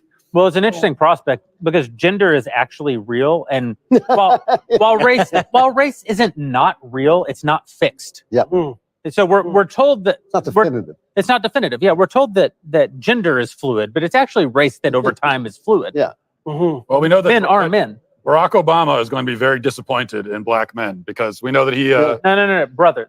Yeah, brothers. Those naughty brothers. Men, Democrats don't understand this. Like, there's nothing men hate more than being nagged. And Barack Obama is literally wagging his finger in the faces of black men, saying, "You need to get out there and vote." That if you want to speak to men and motivate men, that's the very last way to do it. No, you have to send Michelle to do that. Yeah. She then did, right? She got up there and she lectured black men about how they were irresponsible and terrible, which of course is definitely what they want to hear from Michelle Obama. By the way, CNN is now reporting that Harris has some warning signs in Michigan. She's underperforming Joe Biden in places like Washtenaw County, which is a very heavily Democratic area. So obviously, as goes Michigan, so goes the country. It's possible, again, fingers crossed. You know what's strange about the polling, though? What's very odd about in terms of black voters is that Kamala Harris came out and she said that the brothers were supporting her because she had recently been in the barbershop. And she made this claim about a week ago. I did not have the resources to fact check it, though my gut instinct tells me Kamala Harris has never once in her entire life been in the barbershop. Yeah. And it would seem that the hard numbers we're getting here suggest the brothers breaking, at least in a significant way, for President Trump. And by the way, New York Times Needle in Iowa, estimated margin, Trump up 9 in Iowa. So remember that time when he was supposed to lose by 3? That is an 11 to 12 point miss by Ann Seltzer in Iowa. And remember, that was being used as a bellwether to determine whether there was going to be extra turnout for her in Wisconsin, Michigan, and Pennsylvania. So if he's winning Iowa, Emerson, right, had Iowa at +9. Emerson also had Donald Trump winning all 3 of those Rust Belt states. So, let me jump in here and get you a couple of calls from our desk here because Chris, you've got a couple of calls for us here. Thank you, Dr. Phil. Merit TV now calling the state of Missouri and its 10 electoral votes for Donald Trump. You see that on your screen here. That's with 20% of the precincts reporting. And also Delaware and its 3 electoral college votes for Kamala Harris. And you see those numbers right there. Dr. Phil, I should also point out that North Carolina, we're getting really close to closing that one out. That one's leaning towards Trump at last report. We're getting really close to closing out Colorado. And at the top of the hour, which is now just 1 minute away, polls will be closing in Montana, Idaho, Nevada, most of Idaho, Utah, and Nevada. Yeah, that's great. And guys, if Ben, if we close out North Carolina for Trump soon, that can be a real building block we've already called in it. the march to 270. You've called North yeah, Carolina? we called it already. North Carolina's been called. So as far as we're concerned, we're not talking about North Carolina anymore. It's over. North Carolina's done. But basically, practically speaking, you take North Carolina off the table for Kamala Harris, and she has one path and one path only. That's the Rust Belt states. She has to win all three of them. And right now, what if she wins all three but loses Virginia? Well, I mean, well, right now there are some more CNN exit poll numbers again with the giant grain of salt. This is the bimarital status. Kamala Harris is losing married voters 55 to 44. She's winning non-married voters by 55 to 41. Which is actually shockingly not horrific. Yeah, you would have thought that was like a 25, 30-point gap, by the way they were pushing this. Meanwhile, the gender gap definitely exists, but it is heavier, according to CNN, for males than it is for females. 54 to 43 for Trump among males. It is 54 to 44 among females for Kamala Harris. So, again, this is going to be, if Trump wins, it's because men showed up to vote. Yeah. That's really what this is about. Men actually showing up to vote. So the kind of going theory of the Democratic Party is that women are high propensity voters, men are low propensity voters. They've constituted the majority. Women have constituted the majority of people who vote in the last several election cycles. Men showing up en masse to vote is a complete shift in the way that elections are. Can I just say, by the way, that we tend, when we talk about this, to sound like we're being very hard on women. I'm actually, I believe that it's a man's responsibility. Are you kidding? No, it's a man's responsibility to do things like vote. And we happen to live in this time where men have essentially given up so many of their responsibilities, and in part because they feel disenfranchised, although that's hardly an excuse. Men have given up their leadership role in the church, which is one of the reasons that you see the church in America no longer taking the stands for tradition and decency in the way that it historically has. They've given up their responsibility in the household, which is something that the Kamala Harris, at least PACs aligned with Kamala Harris, have been trying to openly exploit with their, hey, ladies, just don't tell your loser idiot husband who you vote for. And they've certainly given up their responsibility, their civic responsibilities. You don't. Yeah. It used to be that one of the backbones of the country was men engaging in civic social groups. Yes, and which have largely collapsed. There's an update coming out of the RNC right now. Michael Whatley, chairman of the RNC, says there were potential shenanigans in Pennsylvania, and the Republicans have just scored a legal victory. According to Chairman Whatley, Centre County officials were planning to stop counting ballots throughout the night in violation of state law. We, the RNC, threatened to sue. That was enough. Officials have agreed to continue the count as required. Our attorneys will continue fighting to quickly eliminate issues at the polls as they arise. This is what you want to hear. Well, speaking of Pennsylvania, our friend Ryan Gerdusky, formerly of CNN, he says that Lackawanna, Pennsylvania, which is the first county in Pennsylvania that is near to completion, that has shifted from a Biden plus 8.4 to a Harris plus 3. Ooh. That is a 5.4 percentage shift toward President Trump. Again, the trend lines, you hate to read trend lines, but I'm becoming nauseously optimistic, as Dr. Phil suggests. That's not a bad place to be. And guys, I'm going to have to wrap out of here to talk to somebody. But before I do, Matt Walsh, I just have to congratulate you on your movie, Am I a Racist? A comedy to DEI for. What an absolute masterpiece. Congratulations on what a success with that movie. So thank you for that work and congratulations on the success. Amen. Thank you so much. And we are in fact paying all of our guests to say that. So if you're wondering. Yeah. So by the way, I expect my $8 by the end of the night. Dr. Phil, thanks for making time for us on this important night. Well, thank you guys. We'll be in touch. By the way, Thanks so much. Quick point to make on Texas. We can take it lightly that Senator Cruz won his third term in Texas. Democrats dumped $80 million into that race. And so the fact that they keep pouring money down rat holes in non-competitive states because they get a little bit over their skis is quite a good thing, because all those dollars could have gone to Pennsylvania, Michigan, and Wisconsin. So the fact that they decided to spend it there instead is a good thing. The New York Times needle continues to steadily, slowly creep toward the right, meaning more toward President Trump, and it's entertaining to watch. And we're gonna have to at some point split screen what they're doing over at MSNBC and just find out how they're dealing with the emerging evening. The New York Times headline right now is Trump wins Florida and Texas. Other big prizes still out, so they're not saying anything about North Carolina yet. Although again, very likely that it's going to win. Moreno is up right now in the vote in Ohio by about 5 percentage points in Ohio. Was that? What are you reading? I'm looking at the New York Times right now. In Pennsylvania, Bob Casey is up by 2, but only 43% of the vote in, so that is certainly not as positive. Tammy Baldwin up by 1.1, only 37% of the vote in. Again, we're in the real early hours here, and guys, I have a feeling we may be in for a bit of a long night here. The sort of hopes that just because they move so damn slowly in these Rust Belt states. Sean Trend, excellent poll analyst over at Real Clear Politics, says if Trump wins, which looks increasingly likely with every minute, it's going to be with the most racially diverse Republican coalition in a very But very by the way, long Ben, time. when you mentioned we might be here for a long night, at least you're not saying we might be here for a long 5 nights. Because if let's say Wisconsin goes the way that it's looking, even though it's early, then we know tonight. I spoke with Senator Marsha Blackburn earlier on my show today, and Senator Blackburn's, I said, are we going to be doing weeks of this? She said, Michael, my prediction is by midnight tonight, you're going to get to 270. That's what And I was skeptical at the time, but it is increasingly looking like we very, very much could know the next president tonight. Well, the good news is that Joy Reid is saying that Florida has an extreme right-wing fascist government. And she's well calibrated as always, Joy Reid. She aptly named Joy. She's so, the amount of joy in the Democratic Party these days is truly off the charts. It's you got the whoopee, you got the joy. Yeah, it's really quite wonderful. I want to circle back to this idea, though, that we had to sue them to force them to keep doing their legal job. Threaten to sue. Threaten to sue them in order to get them to live up to their legal obligation to continue counting tonight. Yeah. They don't care about the appearance of impropriety. No. Okay, they certainly don't. And I think that, again, this goes to a deeper point here. So if President Trump does pull it off, obviously it's the greatest story probably in the history of American electoral politics. For because sure. the first time was fluky and weird, and that was an amazing story. Him coming all the way back to win again. Only Grover Cleveland, the famed. Yeah, and by the way, has they done it. didn't try to throw Grover Cleveland into prison 4 times. Yeah, Shoot him Right, twice. 100%. But I think that we may be in danger of overlooking the actual big story in the magic of President Trump, and that is how just unbelievably much the Democrats suck.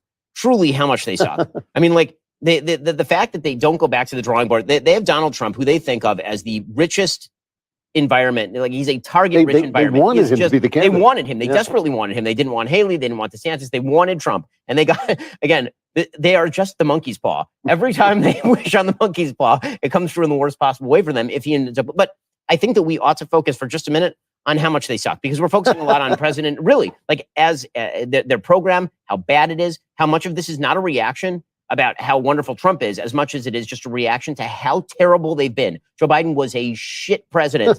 Sorry to put it that way. He's a terrible president. Kamala Harris, it was a terrible vice president. So yeah, again, like I think that half the story here needs to be that, because what I would love is for the Democratic Party to self-correct. It'd be better for the country if the Democratic Party, instead of attributing it to the magic powers of President Trump, self-corrected and said, you know what, guys, we've lost the thread here, and we need to start re-entering the realm of reason. It's pretty simple. If Kamala loses, and if she's losing a huge portion of the black vote, and all these things are happening, it's because the Democrats haven't done anything to make people's lives better, and that's the basic thing you're supposed to be doing. And Trump understands that. It's the basic pitch is, I'm going to make your life better. Here's how.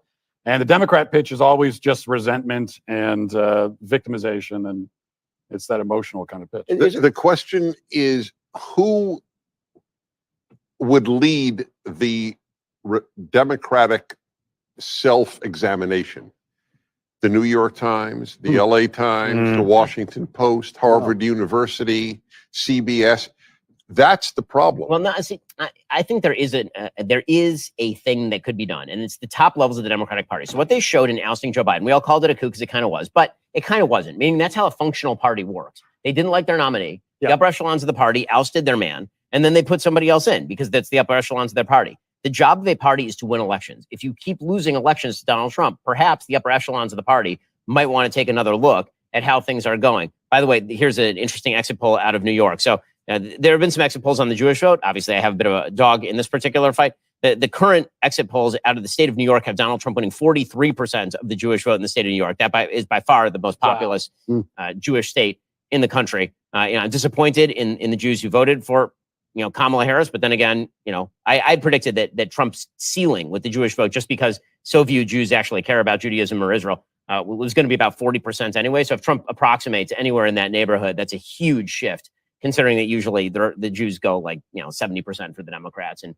any possible election. The New York Times, by the way, has now moved its needle, estimating that President Trump is likely to actually win the popular vote. Again, if he wins the popular vote and the electoral college, if he wins the popular vote and the electoral college, that's the first time a Republican has won both the popular vote and the electoral college since 2004. It has been 20 years. And at that point, panic has got to be setting in for the Democratic Party, especially because they can't even claim this is a low turnout election. This is an extraordinarily high turnout election. The highest turnout election ever. Highest turnout election ever is what this is going to end up being. And you have to remember, the Democrat Party is governed by its minority. The radicals in the Democrat Party are the minority. They are not the most number of people or the most number. But now the Democrat minorities are becoming Republicans, which is even better. The estimated Trump margin of victory for the New York Times right now, they're suggesting Trump plus 1.8 in Pennsylvania right now, with 49% of the vote counted.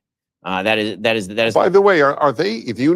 Are they having AI analyze this? It's a good question. I have no clue. I have no clue how they're very doing any of this curious. stuff. I'll bet they are, and if they are, it actually adds a little more credibility, in my opinion. I'm sorry to say. Yep. President Trump has won Montana, by the way. So that Yeah, we I knew saw you were waiting on that. I knew you were waiting. Well, we're waiting Both- on. both We the are Senate already was waiting on on the Senate race in Montana. Well, Isn't that one's done. He's gonna. She's clock. got it. She's Yeah, got he's- it. Can we throw up the current electoral map? Because I think this is actually worth taking a moment and seeing exactly where we stand right now. Look at that. There's nothing here that's particularly surprising, but that is actually a very good thing. Lots of states are starting to get called. They're not going in directions that they're not defying wildly what our expectations were. This race was always most likely to come down to what happens in the Rust Belt. And it looks like that's exactly what's going to happen. The betting markets for the moment have President Trump a heavy favorite. So, Polymarket has President Trump at like an 80% favorite.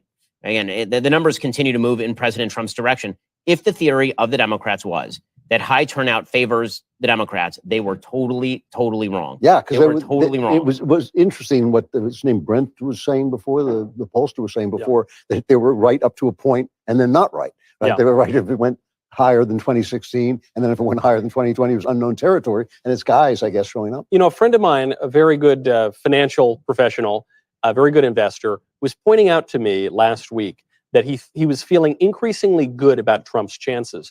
Not because of the polls, the polls were all over the place, and you had that crazy Iowa poll that worried us all so much. Not even because of Polymarket or any of the betting markets, but because financial markets seemed to be pricing in a Trump victory. And not only were the rich people putting their money there, but the rich people were putting op-eds in the Washington Post, like Jeff Bezos' op-ed, decision not to endorse. That it seemed as though institutional financial interests, with a lot of information, much more information than any of us, seemed to see a good chance of a Trump victory. Well, listen, the minute that Jim Cramer said that it was likely that Harris was going to win, it was over. Guaranteed. Right? We knew that should have dumped all our money. At that point, you just throw your money into the market against Jim Cramer, because no one has ever gone broke betting against Jim Cramer. The most obvious pick in the entire world. So again, as these results continue to flow in, it's exactly what you probably would have thought at this point in time. The Democrats had put a hell of a lot of faith in North Carolina, in possibly flipping Georgia.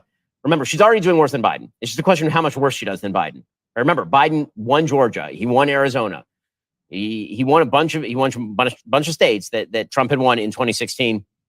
Those states are gradually coming off the table for Kamala Harris at this point. An interesting thought experiment is, would the Democrats be doing better now if they had just kept Biden This is a great question. It's a serious question, really, because where she is picking up votes is in the suburbs, but where she's lagging is with males. And it turns out, I thought an early indicator in this election that she had a massive problem on her hands was the Teamsters Union. So I don't remember this. They did a poll of the Teamsters Union members when it was Trump versus Biden. And Biden was leading Trump something like 47-35 or something. And then they did another poll after they flipped out Biden in favor of Kamala Harris. And suddenly Trump was beating the living hell out of Kamala Harris, beating her like 60-40 among the Teamsters. Why? Because guess what? Every Teamster's a dude.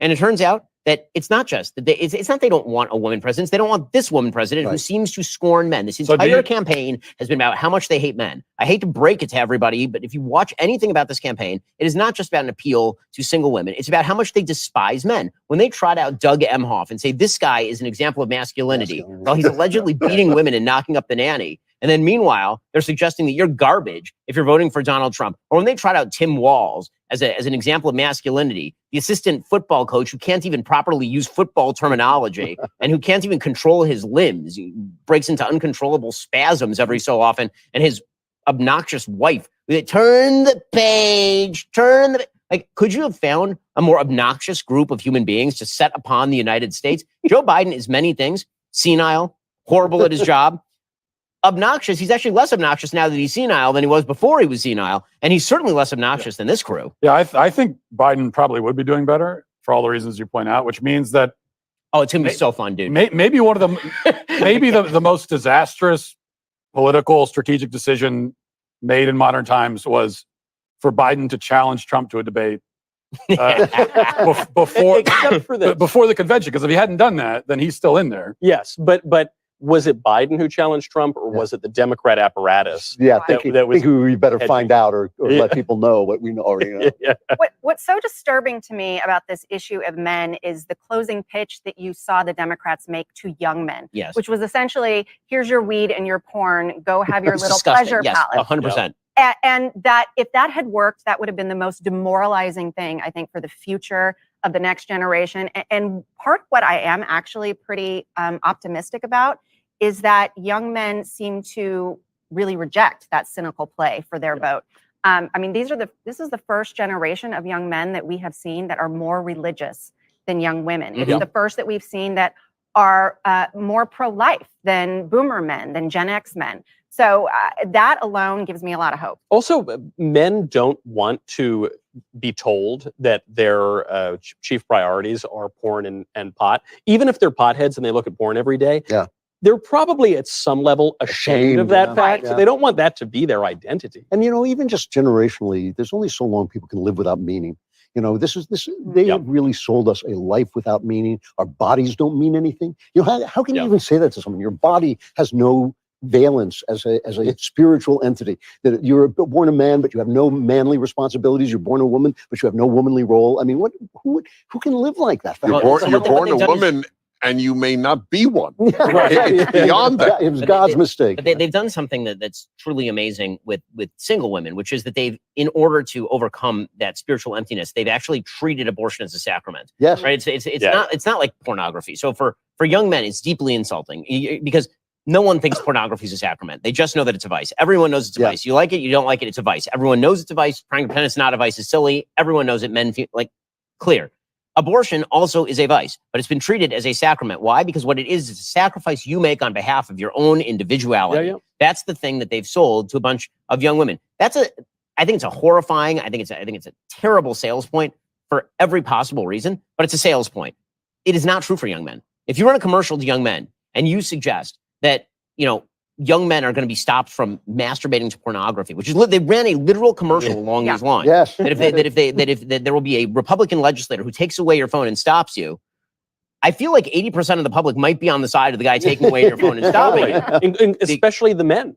The men who are addicted to porn, they would say, "Thank you, all right, thanks. Actually, I'm glad I can't control myself." Right, and that's not even a case for making things illegal. That's just a case for what people think of the activity. Nobody thinks the activity is like an affirmative good, like it's a wonderful, wonderful thing. And so for Democrats to paint that as like the essence of the human experience for males, will deprive you of the meaning of being a husband. Will deprive you of the meaning of being a father. Will deprive you of the meaning of being a provider. Will deprive the meaning of being a defender of your home. But you can really jack off a lot. That's the thing that we're training. What man in his heart feels like what a great message. Speaking of vice, though, the biggest surprise result so far for me tonight, and I say this with special joy as an owner and founder of Mayflower Cigars, which is now competing with the Devil's Lettuce in a lot of markets. that not in Florida where it's not in illegal. Florida. That's right. I thought they were going to vote to legalize the sin spinach throughout the state, and I'm actually floored. That's the only big surprise to me. So Well, because the voters there can look at where it's been. Like I said before, it's about making your life better. You can look at where it's been legalized, marijuana, or decriminalized all across the country. It has demonstrably made those communities worse. Yes.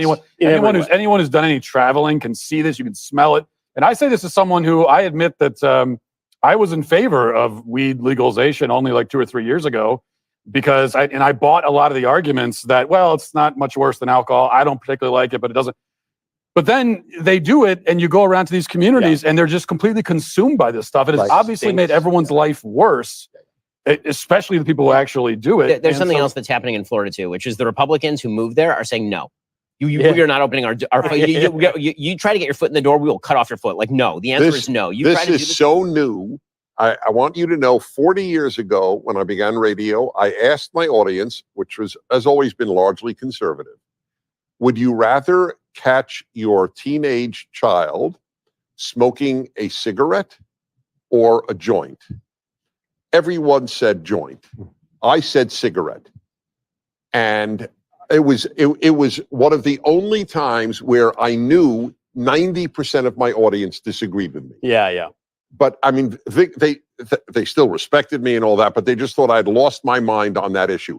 I was right then, and I am right today. It is so awful, marijuana. The damage that it does to the human spirit. The cigarette does no damage to the human spirit. 1/3 of cigarette smokers will die prematurely, according to the American Lung Association. That is sad. But I rather gamble on my child 40 years from now being the 1 out of 3 to have lung cancer than losing his spirit, his energy, his drive, his mind at 18. Yeah. And so Just for here's the the latest update. So according to Nate Cohn, chief political analyst for the New York Times, who does a really good job, he says still very early in Pennsylvania, but in the first few counties where voting is complete, along with hundreds of completed precincts across the state, Trump is running ever so slightly better than he needs to win at this point in time. Which state is this? That's Pennsylvania. That's in Pennsylvania. Right now, the New York Times is estimating in a variety of states that Trump is likely to win. They're estimating that he's likely to win Wisconsin. They're estimating that he's likely to win Michigan. Their estimated margin of victory right now in Wisconsin is 1.4 in favor of Trump. That has been moving up steadily. The estimated margin for victory, the New York Times is currently estimating in Pennsylvania, is Trump plus 1.9, which is not an insignificant lead. Wow. Again, the numbers are moving in Trump's favor. By the way, it's too early to get super duper excited. You'll see the big smile break out on my face when we start to get really, really excited. And then, of course, we have a moral obligation to show our friends over on MSNBC and revel in their misfortune. But what percentage of votes in Pennsylvania counted? So right now, Pennsylvania has counted approximately 54% of the vote. In Wisconsin, we're currently at 48% of the vote. In Michigan, we are currently at 21% of the vote. And of the 3 states, the New York Times is estimating the biggest lead for Trump in Michigan at 2.1%. So again, the trends, still early. It's only 9:22 Central Time. By midnight, we're going to know a lot. But you're seeing 2.1 for Trump in Michigan? That is their estimate right now. Wow. For his estimated margin of victory, 2.1%. What are you looking at? No, I guess I'm looking at an outdated map. Yeah, you need to reload it. Meanwhile, they're putting Trump right on the verge of lean R in Michigan. They're right on the verge of lean R in Pennsylvania. Right on the verge of lean R in Wisconsin. So if the numbers continue to come in the way that they're coming in for President Trump, he's going to be the president of the United States. So here's one that I'm speculating on. I'd love your input. If he does win, what will they say is the reason? So they're going to blame it on the American people. They've run out of reasons. So they really, this is. I agree. I agree. What? They will what? They will blame it on the American people. So right now he's got the chance to win the popular vote. I say. Yes, right. No, that's right. You're exactly right. So they've run out of things to blame except for the American people. So they tried social media in 2016 and it failed. And they tried the Russians in 2016 and it failed. And then in 2020, they said it was the revenge of the American people. The normies are back.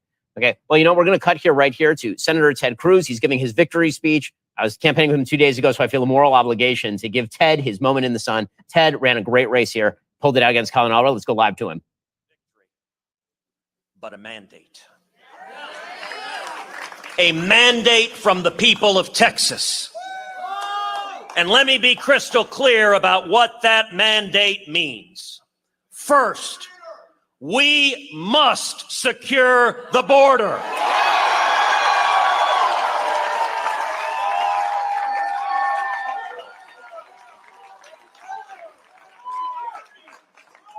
Not with empty promises, but with concrete and steel and law and order, and with the unshakable resolve from knowing we are protecting those we love.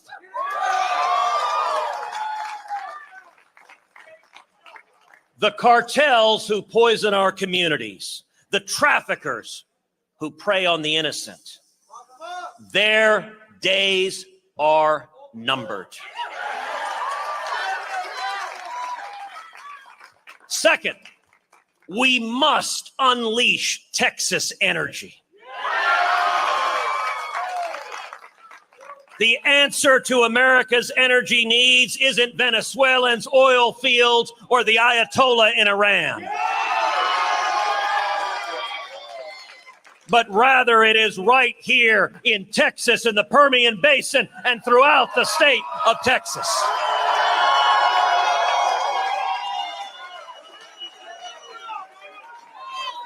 We will drill. We will frack. We will produce, and we will lead the entire world.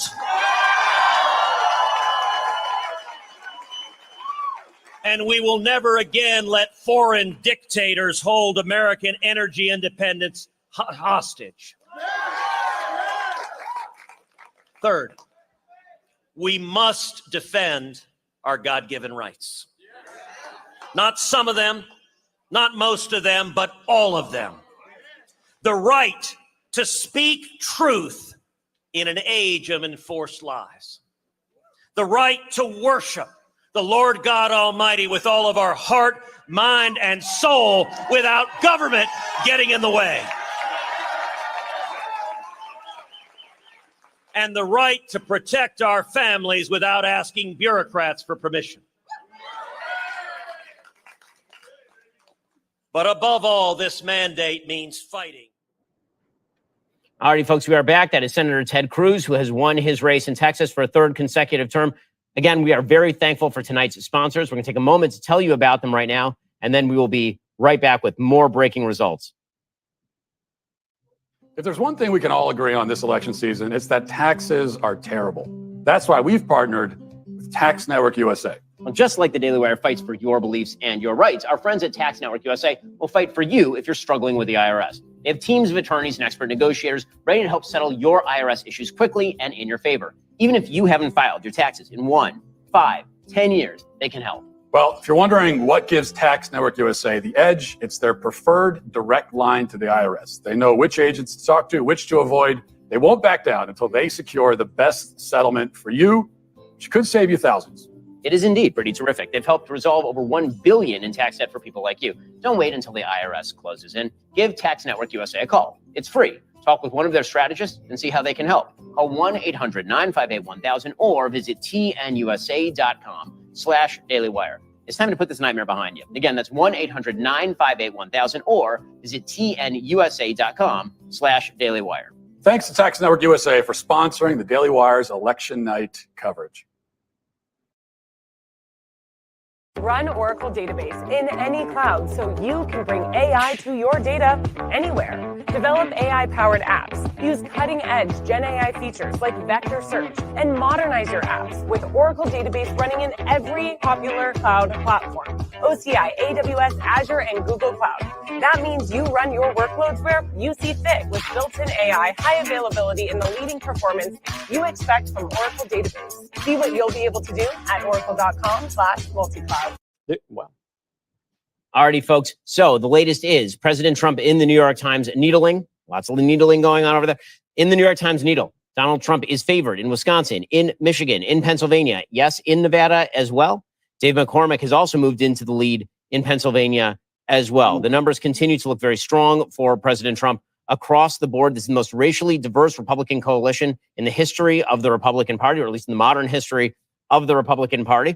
What we are seeing is a complete failure of the Kamala Harris campaign in terms of getting out minority votes in large numbers. People are not showing up in the suburbs in the way she needs them to show up right now. Right now, the New York Times suggests that President Trump's margin of victory will be 1.5 in Wisconsin, 2.0 in Pennsylvania, 2.0 in Nevada, 2.3 in Michigan, 2.6 in Georgia, 3.2 in North Carolina, and 4.1 in Arizona. Those are all big numbers for President Trump. It continues to, the numbers continue to move in one direction and one direction only. So we are going to continue to obviously watch these numbers as they come in. One of the funny things about the way that X works, by the way, is because X is no longer chronological, you have to check the timestamp on every single tweet. So it's like Kamala Harris, people are feeling good, and you check the timestamp, it's like 6 hours ago. Like, they're not feeling so good at this particular moment. Can we go back to a question Dennis asked was an interesting one. Who are they going to blame if they lose? And you were saying, Ben, that they're going to blame the American people. Yes. Which I think is mostly right, but specifically they're going to blame men. I mean, that's what it's going to be. They are going to blame men. And when you think about sorry to break in, Decision Desk has officially called Georgia for Trump. So we knew that was done, but that's done. Okay, go ahead. Who called it for Trump? Decision Desk. Georgia's been called for Trump. He's got North Carolina. He's got Georgia. He's going to take Arizona. Once again, just to reiterate, it comes down to the blue wall states, and Trump currently has momentum in all 3 blue wall states. Sorry, didn't mean to interrupt you. Just got to give the data. Don't interrupt with presidential election stuff. That's not what we're here for now. We're here to listen to me. When you think about what happened after 2016, immediately you had the women's march, all the crazed feminists go into like the Me Too movement. Feminists were out for vengeance. And I think if this happens again, that's what it's going to be like on steroids. And it's going to be, this is the men did this, the men's fault. And it's going to be kind of like the early 2020s, BLM, blame whitey, except targeted at men, black men included. Right, but probably they will still attack white men in particular. Oh, sure, yeah, absolutely, of course, white men in Actually, particular, yeah. Actually, I don't think that's right. I think they're going to attack black men in particular. Really? Because Obama did. Yes, because I think that there was no expectation. White men are already evil. Yeah. Their expectation was that black men were going to get them over the finish line if they just nagged at them enough. When people feel betrayed by a population, they tend to be much angrier at that population than when they had no expectations. They already knew that the white men are the bad guys. If black men show up 25% for Trump across the country, they're going to lose their ever-loving minds. And here's the thing. They are banking on the idea that women are inevitably just going to continue hating men at the rate that they want them to hate men. I mean, really, that's going to be their program. Their program is if we just yell at men more, and women really, really are afraid of men, and they're scared of men and all this kind of... But there is this natural thing that happens with men and women. I don't mean to explain the birds and the bees on the air, but it turns out that a huge number of women actually kind of like men and actually would like to, sometimes get married to them and then maybe have babies with them and all the rest of that sort of stuff. And so I don't know how much Prozac you can dispense out there. I mean, I understand that like a huge number right now of Americans generally are on antidepressants, but there's going to come a point where people are like, hey, maybe this isn't the way we ought to go. Maybe I should try, like forming a normal human relationship with a person as opposed to being so woke online that all of my fulfillment comes from wearing a pussy hat at a march or something. Right. Well, I was going to say, I think part of what you have happening with young women is there is an actual desire for male leadership and they're not seeing it. So to me, maybe part of this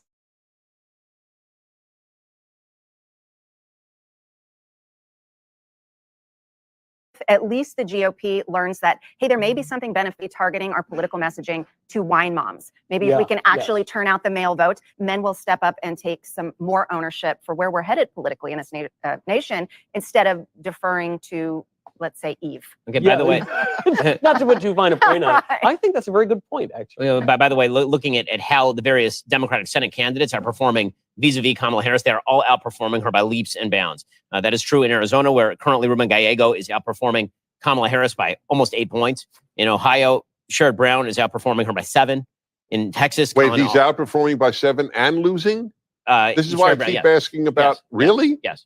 Because that's a Trump plus 10 state. That's yes, Moreno's going to win that state by probably 2 to 3 at the end. Maybe more.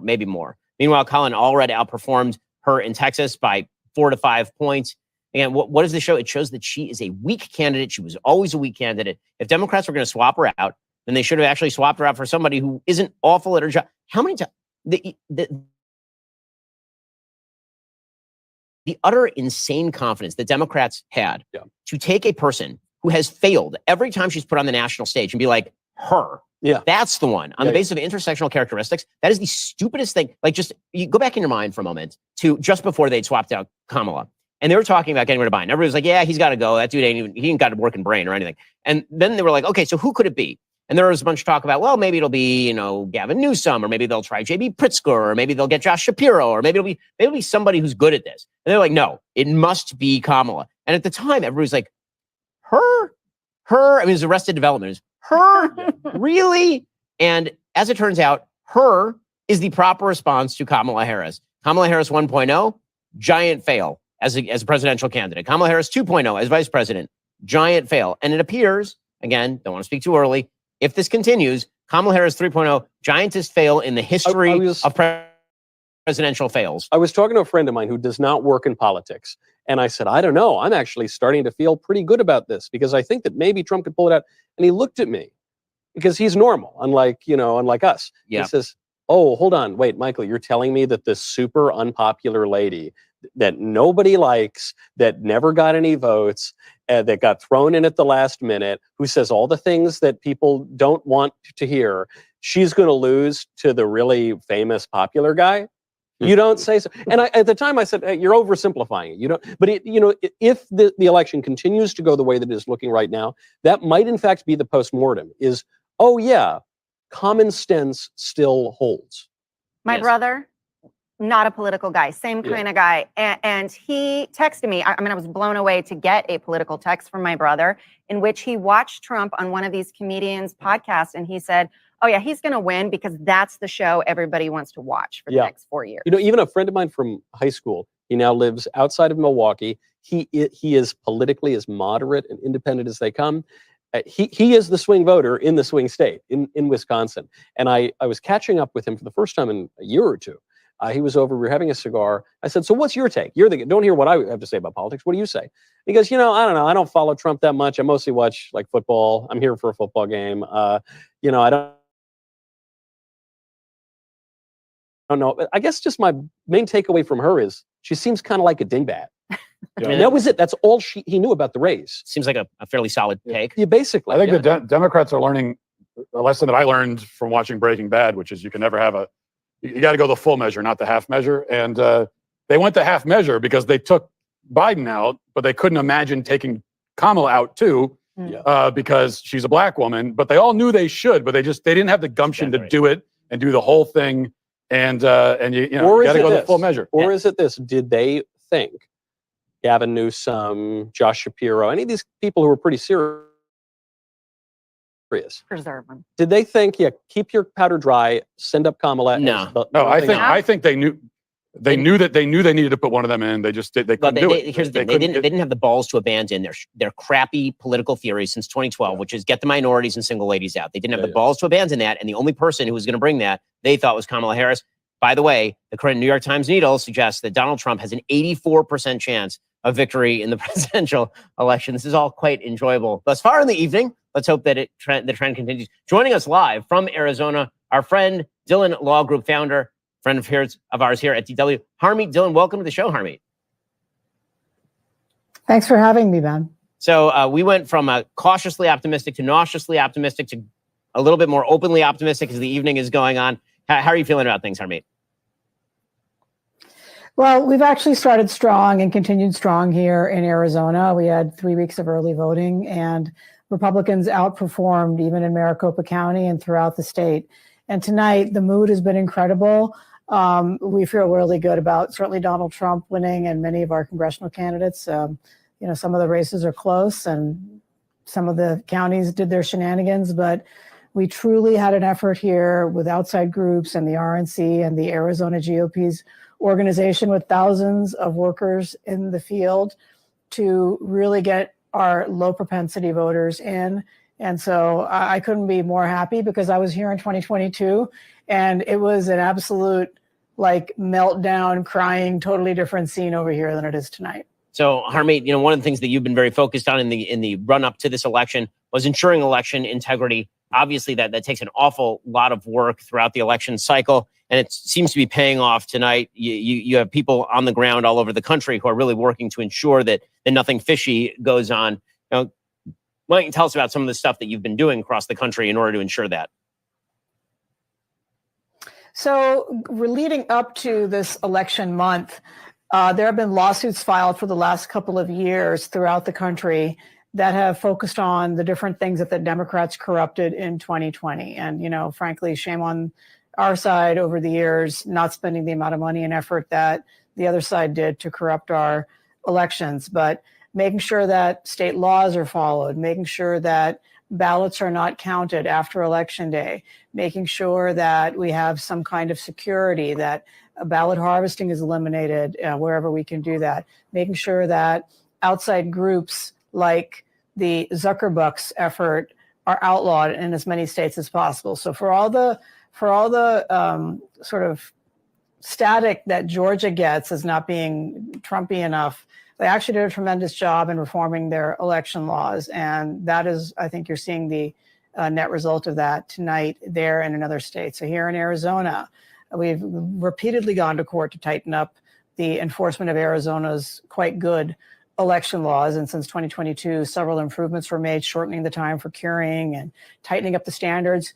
We actually have a lot more work to do in this election cycle because Arizona, for the first time, has some specific standards on matching signatures to the ballots, the mail-in ballots. And so that is actually a great election integrity measure. And you know, everyone's scrambling around over the last 3 weeks and the next 5 days to make sure that people cure those ballots and get them in. So I love that. Here on election night, what we had was dozens of attorneys on site where I am. I'm the sort of leading this effort. We have been blocking and tackling since 5 a.m.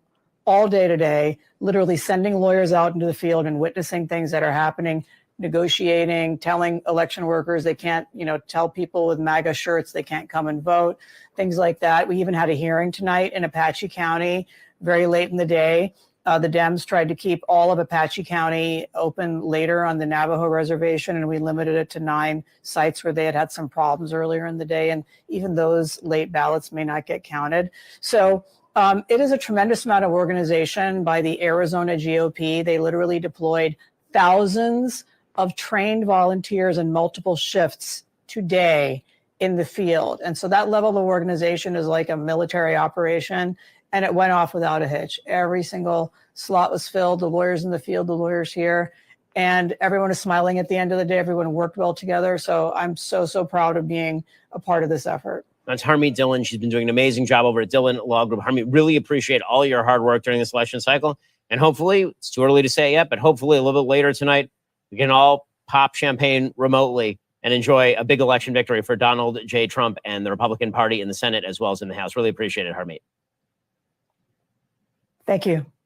So, Michigan exit poll among Latino voters from CNN. Trump 60. Harris 35. Wow. What the what? I mean, honestly, the shifts that you are seeing in these voting numbers are insane. Identity politics. If Trump wins with it, I put in proviso on it because, again, nothing sure until it's sure. If things continue the way they are, Donald Trump put a stake through the heart of identity politics, which is hilarious. Okay, that's insanely hilarious because do you remember that time when the entire left suggested that he was a vicious, brutal racist? Mm-hmm. He was you remember that? That was like today. And remember that time when they suggested he was a white identitarian? Yeah. Right. Everything he did was all about white identitarianism, despite the fact that white identitarians have all disowned him during this election cycle for being too pro-Jew.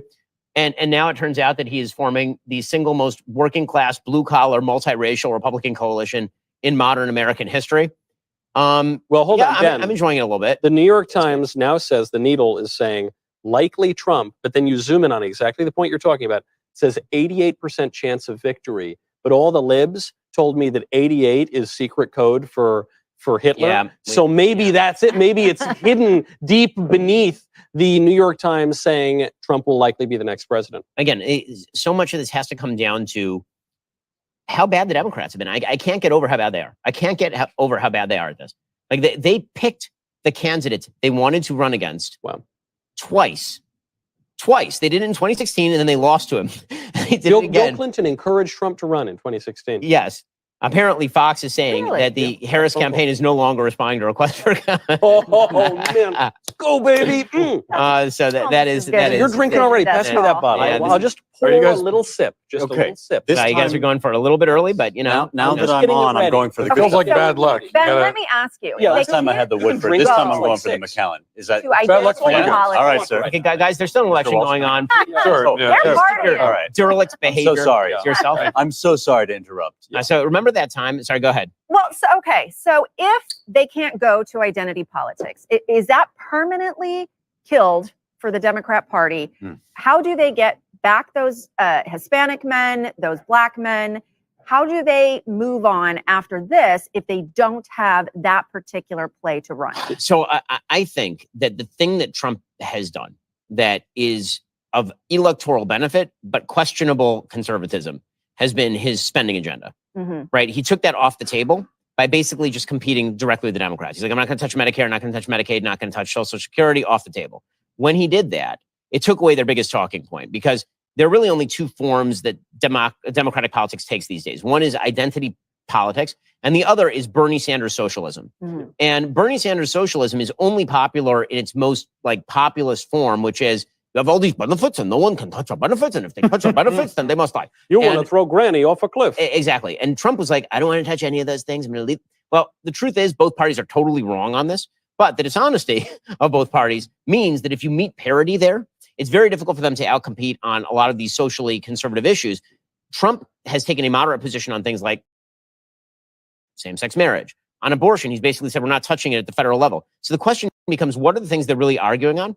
The things they're really arguing on now are things like tax rates, should your child be trans, and foreign policy. And guess what? Democrats lose on all those issues. So it's hard to see how they climb back in other than just circumstance, right? Something goes wrong for Trump. There's an economic crash while he's president of the United States. There's a natural swing back to the other side or whatever. Now, I also think that we're in danger of, earlier I've said we should attribute a lot of this to Democratic failure, but I think that we also have to attribute some of this to the power of Donald Trump, obviously. The man's unbelievably famous. He is like the most famous person in America before he ran for president. Yeah. He most famous person in the world. In the world. And so you took that person. Can some other Republican capture that in quite the same way? The thing about Trump is it made it almost impossible to full scale demonize him in the way Democrats wanted to, because everyone was just kind of like, you mean the guy from Home Alone 2? Yeah. They were like, he's Hitler. And Trump like, is Elvis. You mean the one? You mean the one from The Apprentice? That guy's Hitler is your case? Like not Berlusconi, like Hitler is where you're going with this. And so because of that, that gave Trump a bit of a superpower. I don't think that superpower exists for nearly anyone else in American politics. And so the risk for Republicans is that they do to themselves what Democrats did over Obama.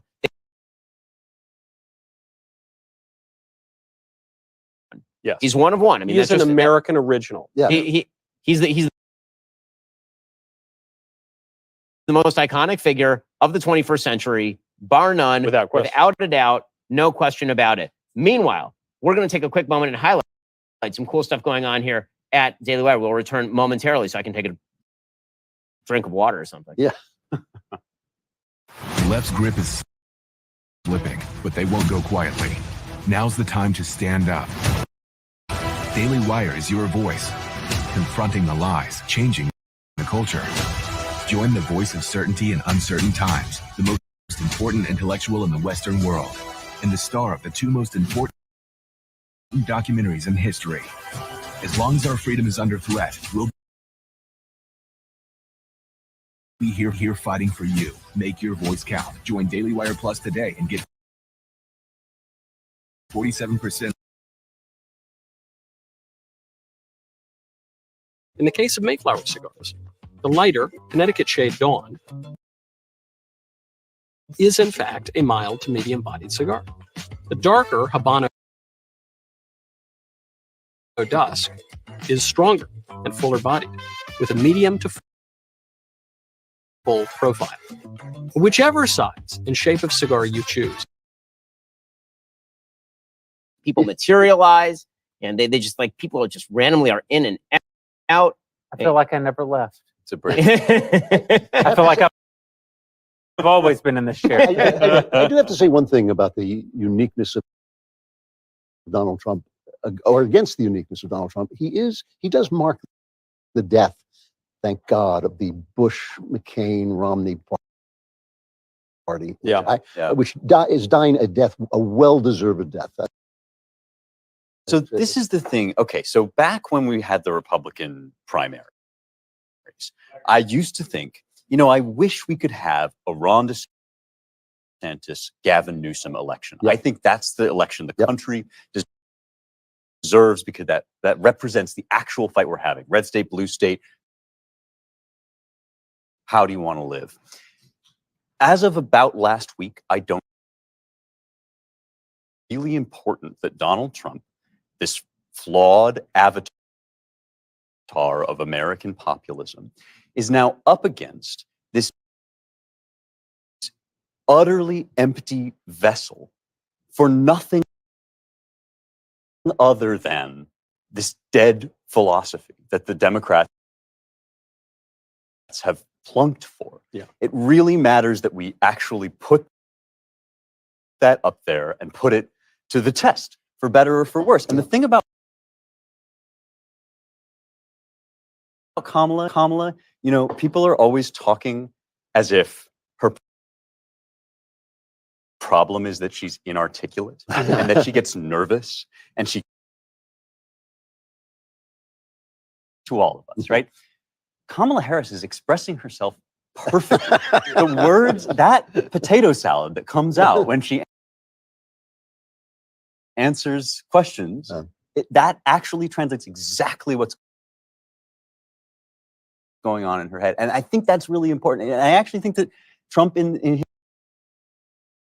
his way also sort of represents something, even though he is sui generis. I think he had to do the thing, and I hope he wins tonight, but even if he doesn't, that party is dead. And I think he had to do the thing that nobody else could do, he had to be that brash, that coarse, that, indestructible. Tell me what's so bad about the Bush, McCain, Romney. Europe from the Soviet slave state, what is kinder and gentle than that? Bombing foreign nations into smithereens to import our... And then his son came out and did the same thing. Compassionate conservatism. And when people are in trouble, government's got to. The truth is, what you don't like about McCain, Bush, Romney was the affect. No, it's that's half right. Not just the affect. That's half right. Not just the affect. It's policy. Too. Yeah, the policy. Okay, that is that.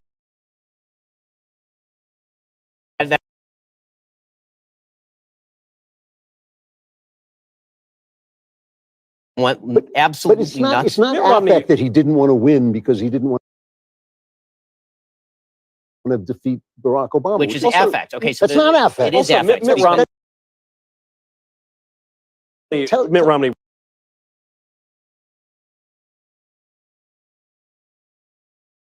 He differed from the actually post-Romney Republican Party. Romney ran as an immigration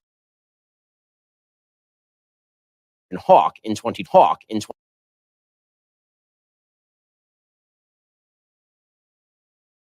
Affect to go after the press with a wrecking ball because the press deserved.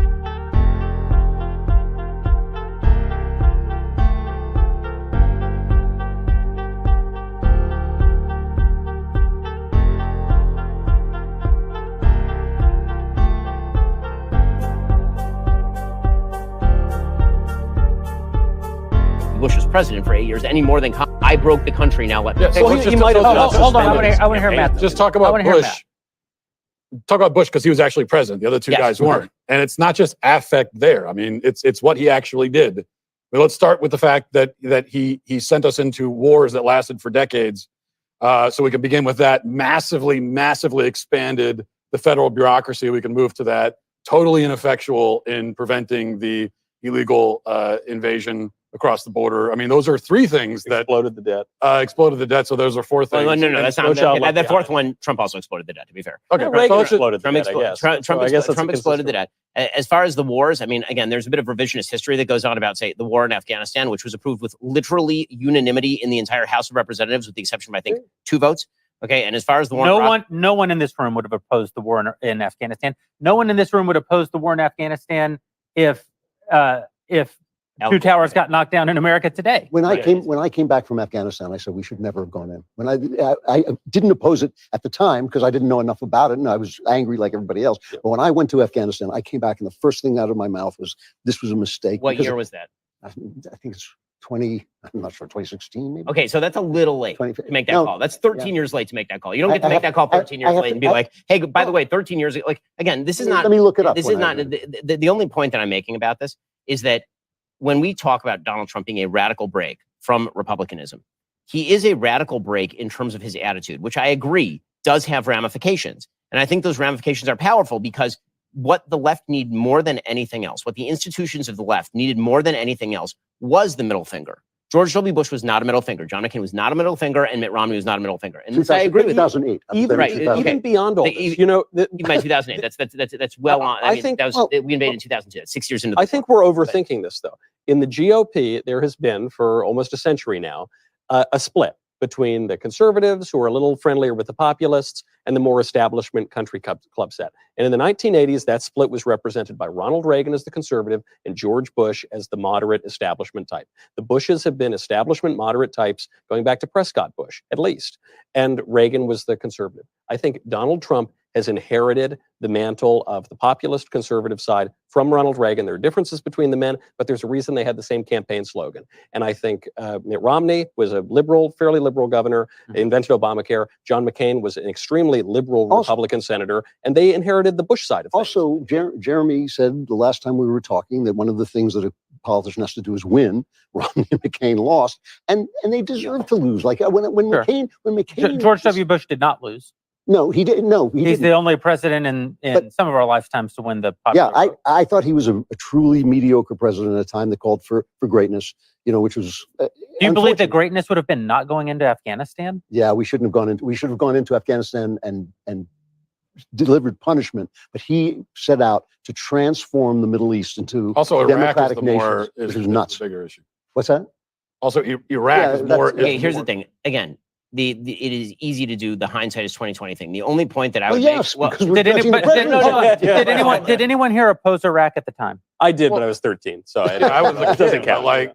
But in what way did that make the world safer? What way did that help America? Again, that's not my point. Okay, so not the world safer. How did it make America safer? The reality is that what's bizarre about the sort of populist versus non-populist break. So you're defining it as Reagan versus Ford, Reagan versus Bush, or Reagan versus Bush. Okay, the problem with that particular definition is that Ronald Reagan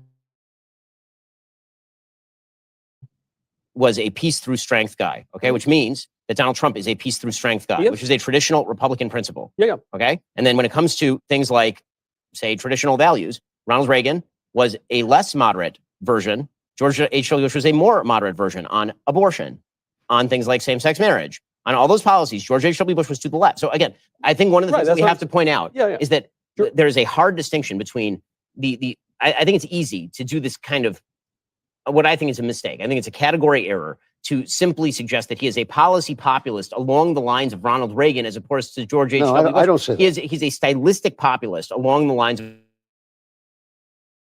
Ronald Reagan. That I agree with, because the argument that Ronald Reagan was making, as you say, was make America great. It was a restoration after a terrible period in American history. And that is what Donald Trump was as well. And so the real break, I don't think, was between, say, Donald Trump and Mitt Romney. I think it was a break between a party that seemed to believe that we could simply sort of absorb the blows from the left and then be nice to them. And then every 4 years kind of absorb more blows from the left and then be nice to them. Versus somebody who came out both middle fingers in the air and said, like, come get me. So hold on a minute. every president has a different job to do, is faced with a different job. Ronald Reagan was faced with the Cold War and turning an America that had become soft on communism and soft on the aggression of the Soviets back into a nation that was willing to fight for itself and fight for the things that it stood for. That was his job. That was not Donald Trump's job. It was his job to do that with the press.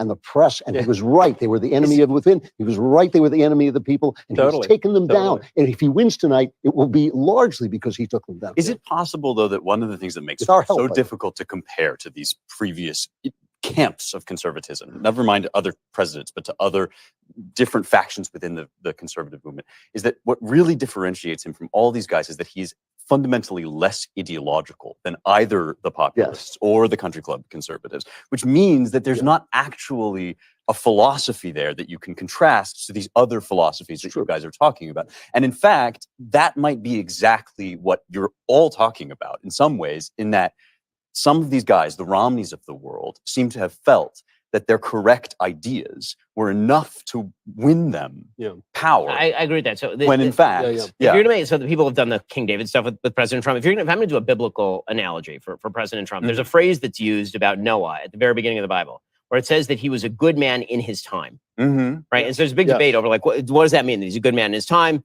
Some commentaries suggest good man in his time means, well, he's even better because he's in a bad time. And then most commentaries say it means that like the time sucked and he was better than the time. Yes. If you'd put him in like a great time, then he wouldn't have been like a great. He would have been kind of an absolute term. Exactly. And so I think that Donald Trump was made for his time. And I think trying to take people out of their context and then just compare them outside of that context is wrong. I mean, George W. Bush was defined by the time of post 9/11, and Donald Trump is defined by the fact that Barack Obama wrecked the country. Barack Obama destroyed everything. And then Donald Trump came in and he said, I've said this from day one, even when I was critical of Trump, he was never the murderer. He was always the coroner. He came in and he said, this is a dead body here. This right here, this body is dead. And what we need to do is we need to make it not dead anymore. And the way that we are going to do that is by rejecting all of these institutions. He is the man for his time. He is a man of his time, and he is the man of his time. But I think that it's a mistake and a category error to then compare between times, just as it's a mistake. I think Trump did a better job at what also what he was given to do. I will agree with you that in many ways Trump did a better thing with what he was given than what George W. Bush did, particularly his second term. I think George W. Bush's second term was a failure, and we have yet to judge Also, though, second term because he hasn't had one yet. We have to compare between times, and we always do. We would say about Barry Goldwater, Goldwater didn't lose. It just took 16 years to count the votes. You know, we obviously see that there are these factions and streams. So, of course, you know, Donald Trump today on an issue like gay marriage is to the left of Ronald Reagan and the Bushes. And Obama. And Obama and Hillary Clinton. That's because the issue was decided at the level of the Supreme Court, and no prominent Republican today in office opposes it. So you have to compare in other ways. But President Trump has been more pro-life than any president in my lifetime. First one to show up to the March for Life. His first, there's two important points there's three that we're missing. One is that a lot of our opinions about these other guys are retrospective, not things that we thought in the moment. And we don't yet have retrospective opinions about the entirety of a term of Donald Trump because there hasn't been a second term, which is point number two. There hasn't been a second term. Second terms are always worse, particularly for Republicans. But even Barack Obama's second term was far worse than his first term. Not if you get a 4-year break, then you get to That's right. Three, we say things like Bush got us into these forever wars. And that really is a left-wing talking point. Iraq wasn't a forever war. Iraq was over when George W. Bush left office. And the very first thing that Barack Obama did was just give up the victory. He gave up the victory. But the Iraq war was over. And had Barack Obama not given up the victory, our view of the Iraq war today would be much, much different. In other words, if Bush had done everything that Bush did, but then Barack Obama had done anything different than he did, our view of that war would be different. And Afghanistan is obviously not an actual nation. It's a completely different thing.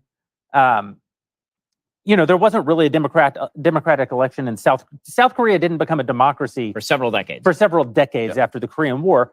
These sorts of enterprises can't be done in a schizophrenic. But what was the point of the Iraq War? Who cares?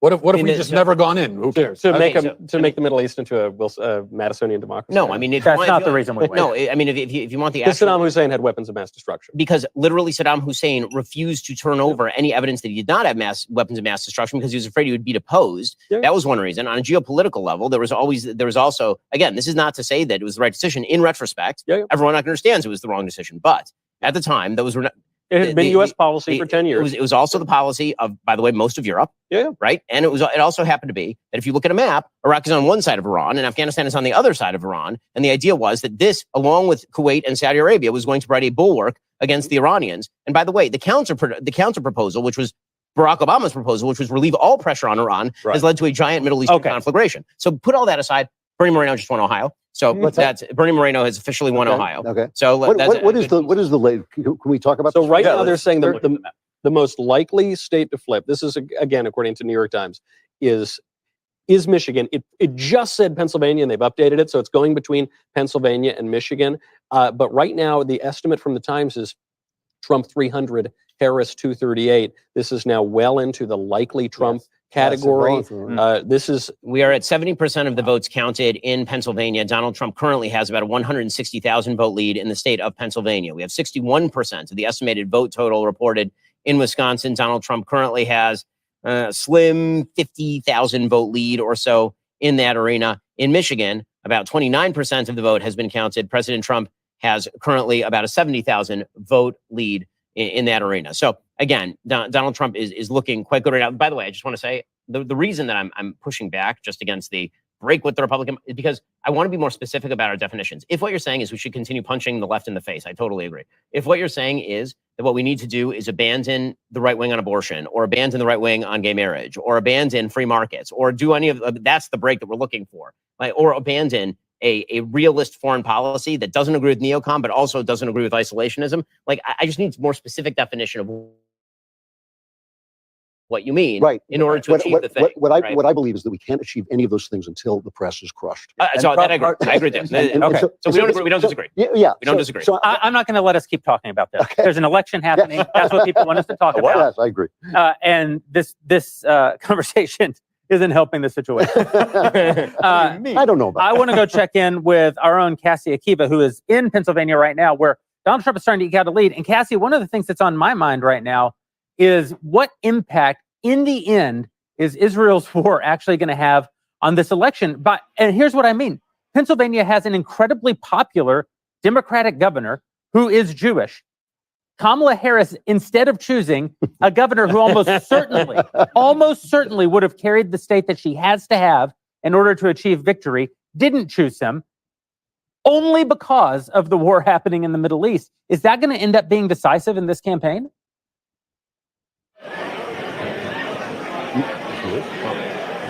The answer is yes. In case Cassie, I think the answer. That was a setup if ever I heard it. Yeah, I mean. Hi, guys.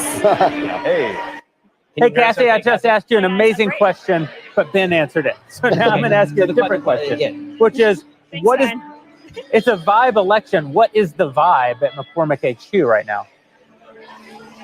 The vibe is really good right now. We have the band coming out to play.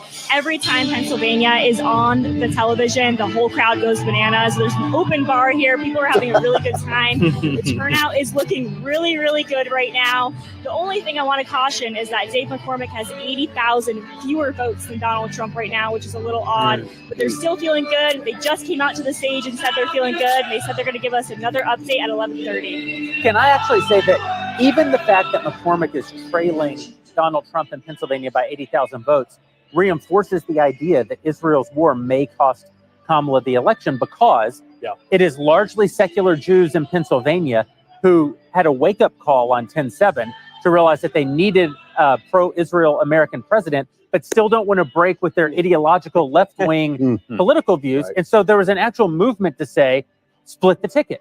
Give us Donald Trump to protect Israel and protect Jewish people from Iranian aggression, but don't give up the Senate. We don't want to elect a right-wing Senate. So I don't think it's conclusive, but it's like a real data point, is it not, Cassie? It's absolutely true. I actually spoke to Dave McCormick about this very point. He said that he really does think that Kamala's choice is going to cost her Pennsylvania. But we also had a chance to talk to Dave McCormick at his childhood gymnasium where he used to wrestle. We have the clip for you here.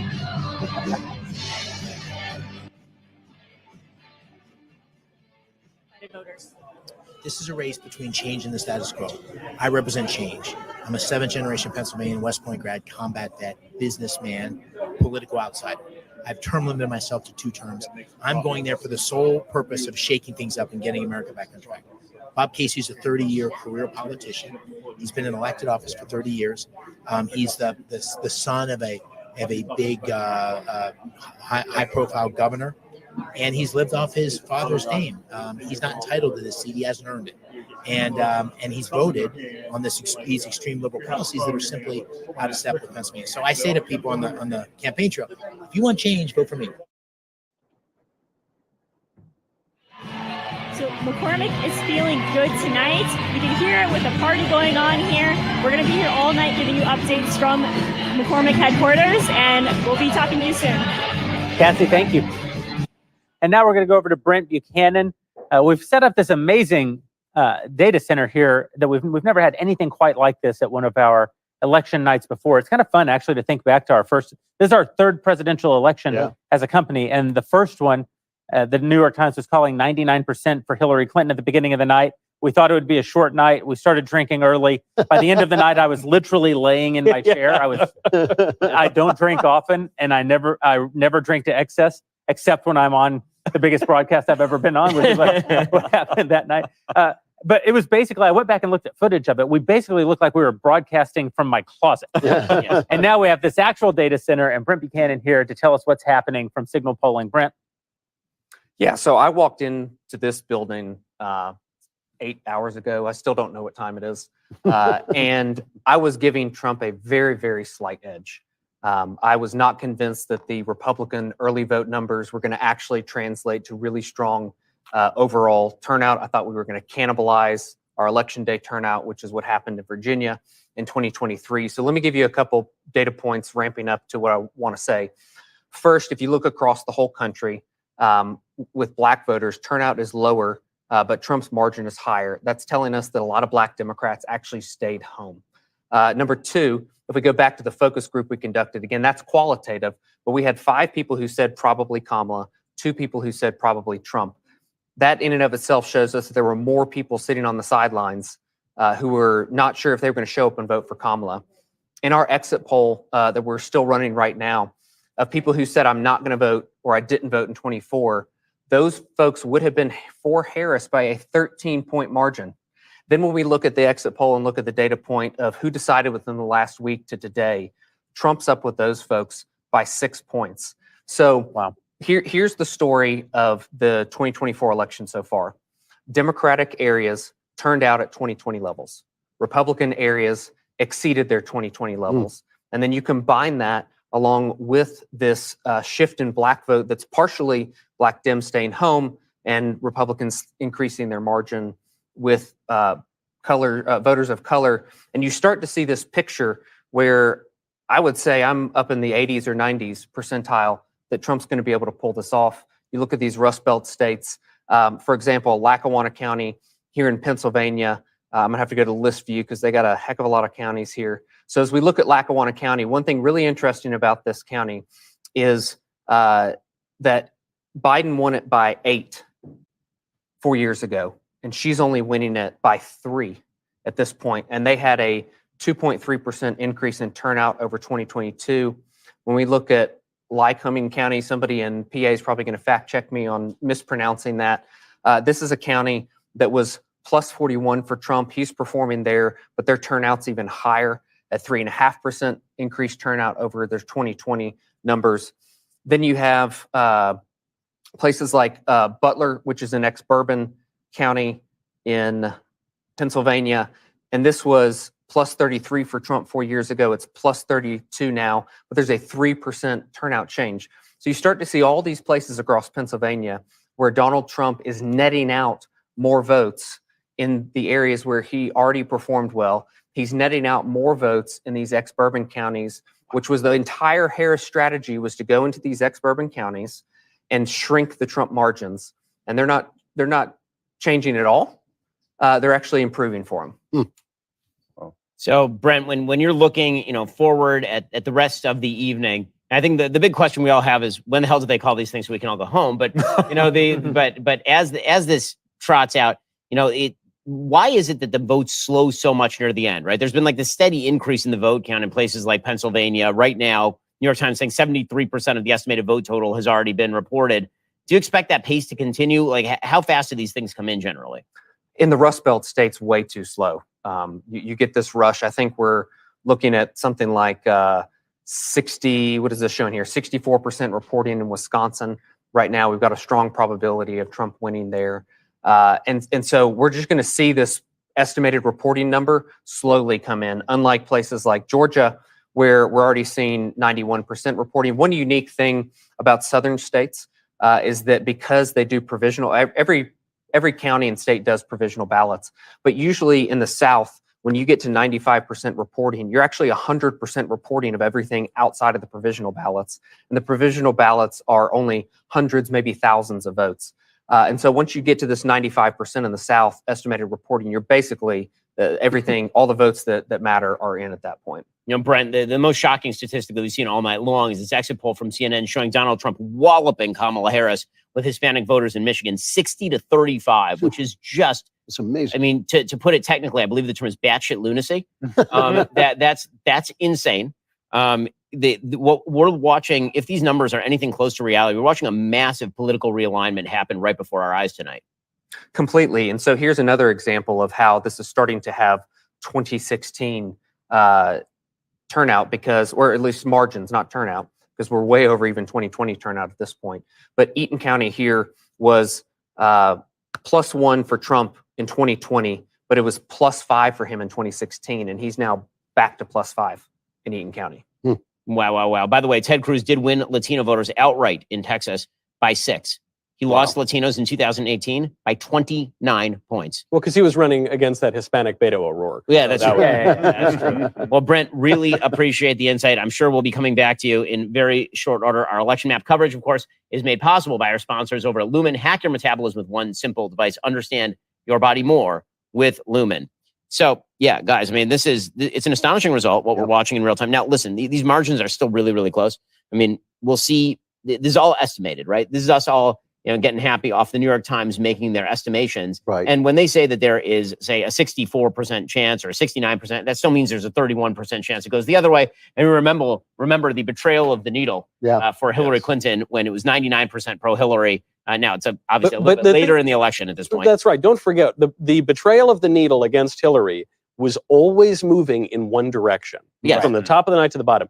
And this needle has also always been moving, and basically always been moving in one direction from the top of the night to now. And it is now pretty solidly in the likely Trump wins camp. Nate Cohn at the New York Times came out and said about 25, 30 minutes ago, for the first time tonight, we are declaring it is our opinion that it is likely that Trump wins. If you look at those Senate races, by the way, currently, Dave McCormick is in fact leading Bob Casey by almost 100,000 votes. Again, Pennsylvania does not look like, if trend continues, Pennsylvania does not look like it's going to be particularly close. It looks like Trump is going to walk away with it by at least a couple of percentage points. They're saying there aren't enough votes left in Philly to pull it out. In Michigan, Mike Rogers is currently leading Alyssa Slotkin in Michigan. By the way, Mike Rogers makes it 55.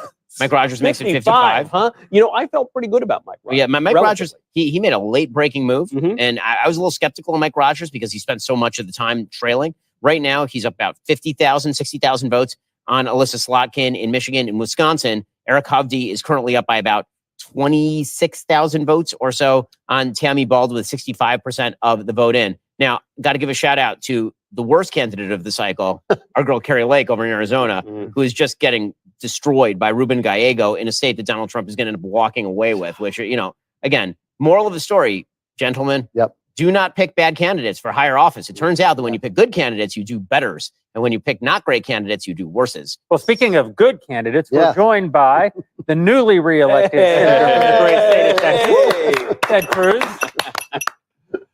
Senator, thanks for being with us. It is great to be with you guys. I'm bummed that I'm not there and I can't see you, but I feel confident that there is good scotch and good cigars that are involved. You know us so well. Big night. You started off this election in a tough race, what I believe became the most expensive Senate race in the country this cycle. And as recently as 8 weeks ago, facing real headwinds. And you've put in an enormous effort in Texas and secured a huge victory tonight.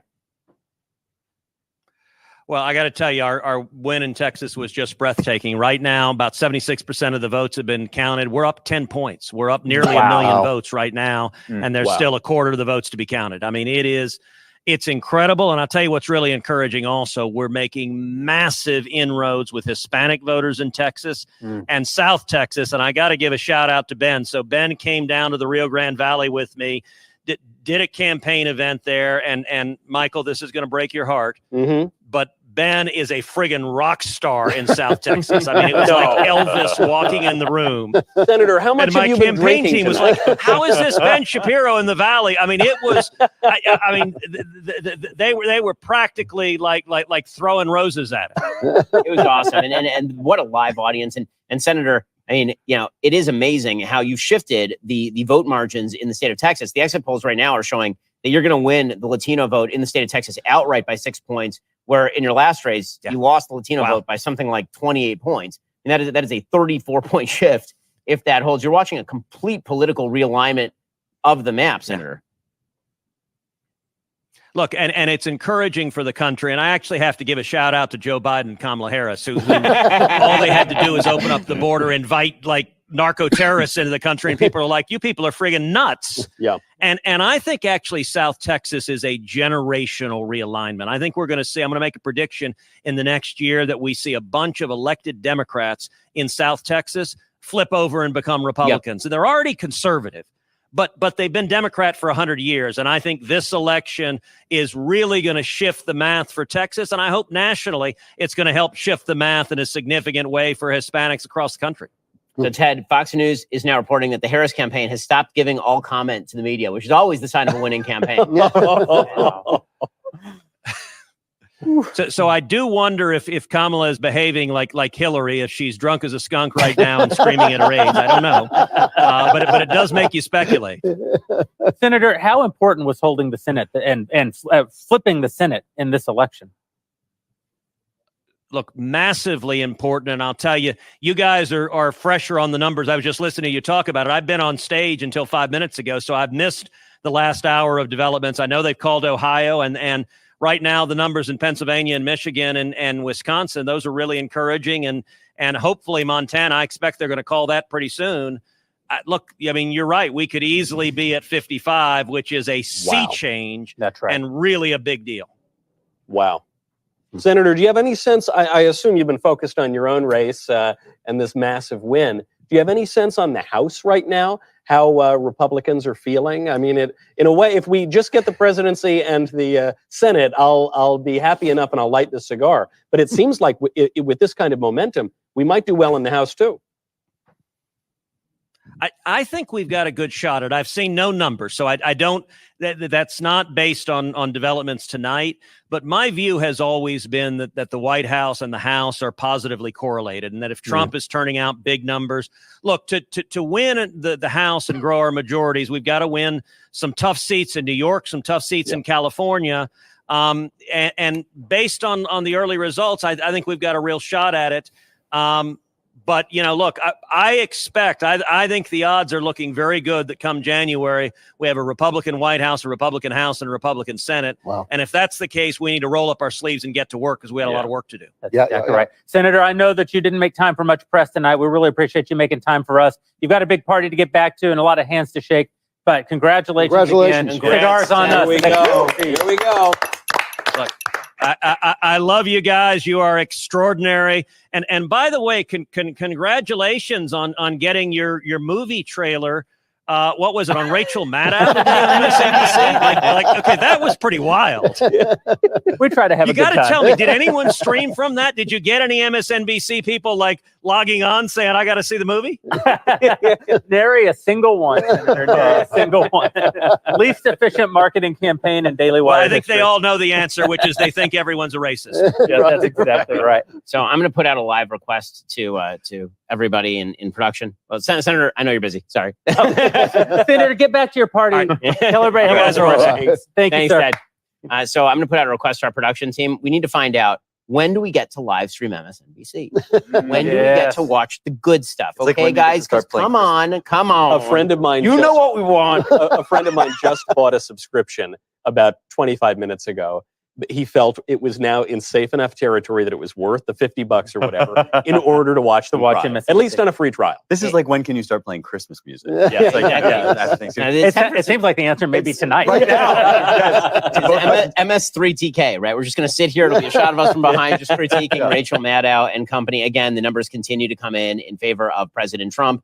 He is currently up by approximately 60,000 votes in Wisconsin. He is currently up by, at last count, 170,000 votes in Pennsylvania, and he is currently up in Michigan by somewhere on the order of 116,000 votes. Interestingly enough, both Pennsylvania and Michigan may be the two states in the country the most impacted by the massacre on 10/7. Yes. Yes. I mean, by the way, you want a great stat? Here's a great stat for you. You ready for this? Yes. So the Biden administration, because they're incompetent and horrifying at everything, and because Kamala Harris is incompetent and horrifying at everything, they've achieved the signal feat of alienating both Jews and Muslims. Yes. Wow. Wow. It looks very much as the Detroit Free Press reporter, Niraj Wariku, reports that Kamala Harris will not win the south end of Dearborn. Whoa. It's an area that is 90+% Muslim that Biden won with 88% of the vote 4 years ago. Yeah. And that vote is instead going to the best Jew of all, Jill Stein. Yeah. Wow. So that's Well, this is actually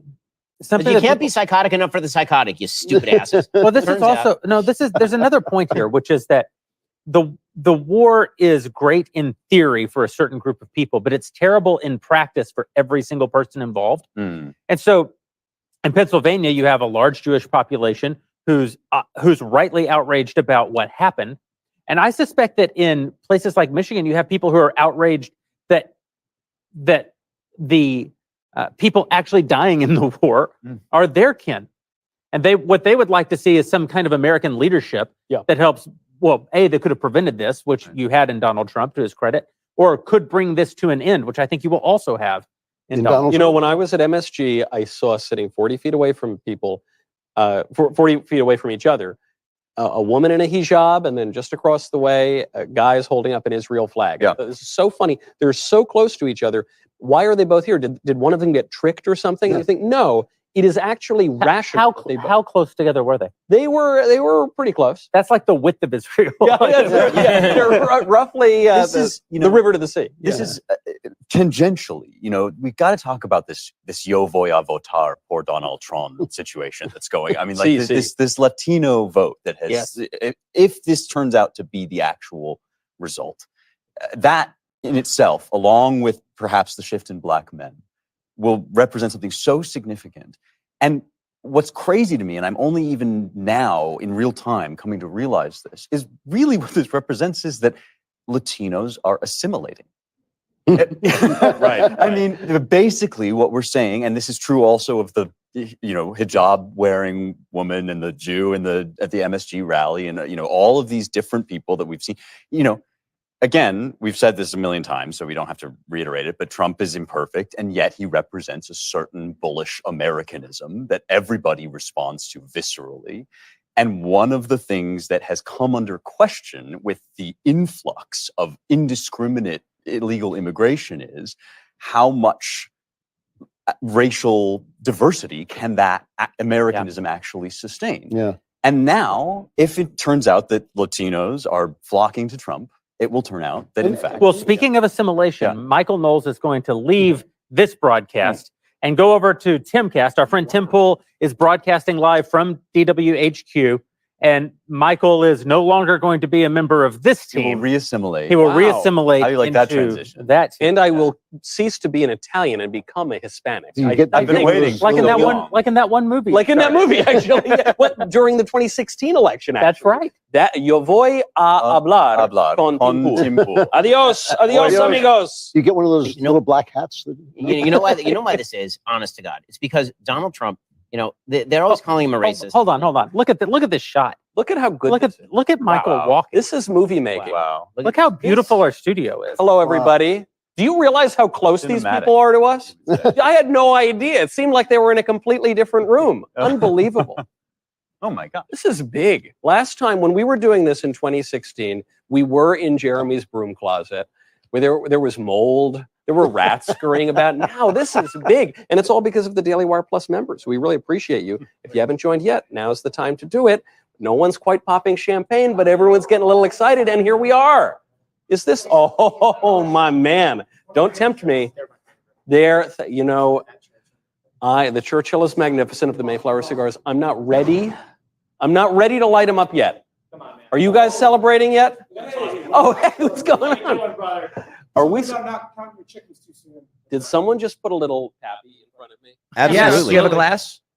I could use a glass. Where did the glasses Where are the go? glasses? Don't mind. The glasses back there? No. We have fresh cups. Somebody The grab me wonderful one, people too. at the Daily Wire brought in a bunch of fresh glasses for Hey, this brother. delicious Kentucky bourbon that I insist you partake.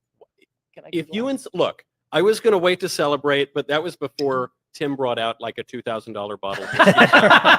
Well, you might as well light up a cigar while you're at it. I'm tempted to do You it. look great, by the way. You look great. Thank you. look You know, absolutely I don't. great. He looks all right. Yeah. Dapper is the word we use. Okay. This is my Mayflower Cigars smoking jacket, which is sold out now, so no one can get it, unfortunately. But we're doing it with Shepherd's, which is the men's clothing company that is owned in part by Harrison Butker. And I just feel that the right now, it feels good. I don't want to get out in front of my skis. It feels good though. I hear you. No, I'm there with you. Can I get a cigar? You can. Oh It's my actually- gosh. Wow. Well, I'm just My, asking. Listen, look I'll take at whatever you, ones I can man. get. It's the art of the deal. I was asked earlier. The light, the dark, the big, the small. What's the I'll get one of the light ones. The light one is the Mayflower Dawn. Is it Dawn in America? You have to The get dark up one and is the get it, Mayflower Seamus. Dusk. Do you You expect them to clearly don't deliver it watch to his you? podcast because I do, and I know the That's and the so- smoke. Did you want to advertise it instead of it? Yeah, that's what we're waiting on. I'm Something so to celebrate ashamed. officially. I'm so ashamed that we let him not only go over there, but take us all on that journey On set, of yeah. hearing him We're gonna do it peddle on his set cigars. It's like To, If I didn't know Worst he's part that is they're good company, I'd be cigars. so upset right now. So yeah, things are continue to go well. It's a good night. It's a so far. God willing, it is an excellent evening, and the Senate races are continuing to look good. The House races right now, House is still up in the air. About 165 Republican House seats that are going to be retained. About 110 for the Democrats, and Democrats need about 43 in order to take the House. They've won 4 so far. Republicans need about 27. They've won 2, so it's still very early for a lot of the House races. But as Ted Cruz suggests, if Trump does well, if the Republicans do well in the Senate, there's every indicator that they're going to outperform. Republicans are outperforming, by the way, including New York. He's going to win 30% of New York City. Really? Trump. Yeah, he's going to win 30% of New York City. Cabot, you said you had some interesting information for us. Yeah, a few things here. One, CNN just did a very dour report from the Harris headquarters. They said that it was, quote, completely silent at her watch party. We also saw an email from the campaign manager for Harris, Jen O'Malley Dillon, telling the campaign staff to, quote, get some sleep and get ready to close out strong tomorrow. So sounds like they're telling their campaign staff, all right, you can go home, you can sleep. A few other interesting notes. Bitcoin just hit a record all-time high. Yes. 74,000. Dow futures have also soared 600 points in the last 2 hours. So clearly the crypto and actual markets are thriving now. One more interesting exit poll that we haven't talked about yet, and this might be the sweetest of them all. For voters who said that democracy in the U.S. is threatened, Donald Trump won those voters by 7 Told you points. so. Really? Unbelievable. That is a Said that. CNN exit poll. Why did you think that was going to happen? Because they asked the question if democracy is the most important thing, and I said, well, that doesn't mean they think that Kamala Harris is the best thing Is the for democracy. representative of Yeah, democracy? yeah. I mean, It's a stupid question. Come on, right? She really is a deranged psychopath. Well, right? there's like, that, she's a contemptible weirdo. Like this is sort of. It's also good. It's also good for Drew to be right about politics once every 4 years. I have been right every show, every day. I have the receipts, every Daily Wire. I've told you exactly what's going to happen. This is happening. This is what it was like to grow up with. By the way, my whole childhood was this. Grew up with a man you're not related to? Yeah, I know. Weird. I would just drop over his house. Strangely, for 18 years of my life, this complete stranger would come over periodically and say, "I was right. I did You what these guys didn't picked believe on me." all the time. I will say that we haven't talked enough about crypto. I started off the morning saying if Donald Trump wins, Bitcoin will hit $80 this week. Why? Why? Because the kind of people who engage in the crypto markets are necessarily renegades. They're necessarily anti-establishment. And I think that just like so many aspects of our economy have been artificially suppressed by the horrible threat of more regulation, worse fiduciary policy over time. The crypto markets in particular are so afraid that the left is going to regulate them out of existence. Just like social media is so afraid that the left is going to regulate them out of existence, just like Elon Musk is so afraid that the left is going to regulate him out of existence. And so I'm thinking now, I mean, it already hit $75,000 today. It could hit $100,000 by the end of the year. I will add, Donald Trump I went to a lot of Trump rallies this cycle. The single loudest moment of any Trump rally that I heard was not a Trump rally. It was Trump speaking at the International Bitcoin Conference here in National, when he promised to protect cryptocurrency. He was going to fire a number of FEC or SEC employees. When he made that promise, it was the loudest applause that I heard of the entire cycle. And one more note I'll add on that trip: we met a former NFL player at that conference who took his entire salary in Bitcoin. He's now a mega, almost billionaire. Michael Knowles told him, I'm not invested in Bitcoin. And he pulled out a card and said, Michael, this QR code, I will give you your first Bitcoin. Here's a QR code. Just scan that. It'll contact me and I'll get you set up. I talked to Michael a few days later at the office. I'm like, did you get your first Bitcoin? And he's like, are you kidding? Oh my gosh. So we got to ask him about that. We got to ask him, did he actually find that card and redeem? So as of this evening, he left $75,000 on the table. That's by Christmas, he could have left $100,000 on the table for free. Someone at that conference picked up that QR code and unbelievable. Listen, while Michael Knowles has terrible judgment and Andrew Klavan's only right every once in a while, our sponsors are right all the time. We're going to take a moment to tell you about one of them right now. It's often said that freedom isn't free, and of course that's true. Freedom does have to be defended. What isn't said enough is that online freedom isn't free either. It too has to be defended, not by military force, of course, but by a certain technological force, encryption. Strong encryption can protect your right to privacy online and defend you from hackers. So, how do you get this encryption? With ExpressVPN. When I think of hackers, I think of Neo from The Matrix. But it turns out a precocious 12-year-old with a laptop could be just clicks away from getting all of your personal information. Your information is more valuable than you realize. Hackers can make up to $1,000 by selling your info on the dark web. That's why you need ExpressVPN, of course. They're going to protect your identity, protect your personal data, keep the bad guys out of your business. Now, when I'm traveling, which is frequent these days, I'm in hotels, I'm in airports, I'm in cafes, I will not connect to the internet without ExpressVPN. In a world where it seems like every corporation wants to take away more and more of your privacy, it's nice to find a company that goes the extra mile to protect it. So if you want to join me in defending your online freedom, get ExpressVPN. You can use my special link to get 3 extra months of ExpressVPN for free at expressvpn.com/election. That's EXPRESSVPN.com/election. Join us now from Trump HQ, where I suspect they're not telling their people to go home and get some sleep. It's our very own Mary Margaret Olahan. Welcome back to the show, Mary Margaret.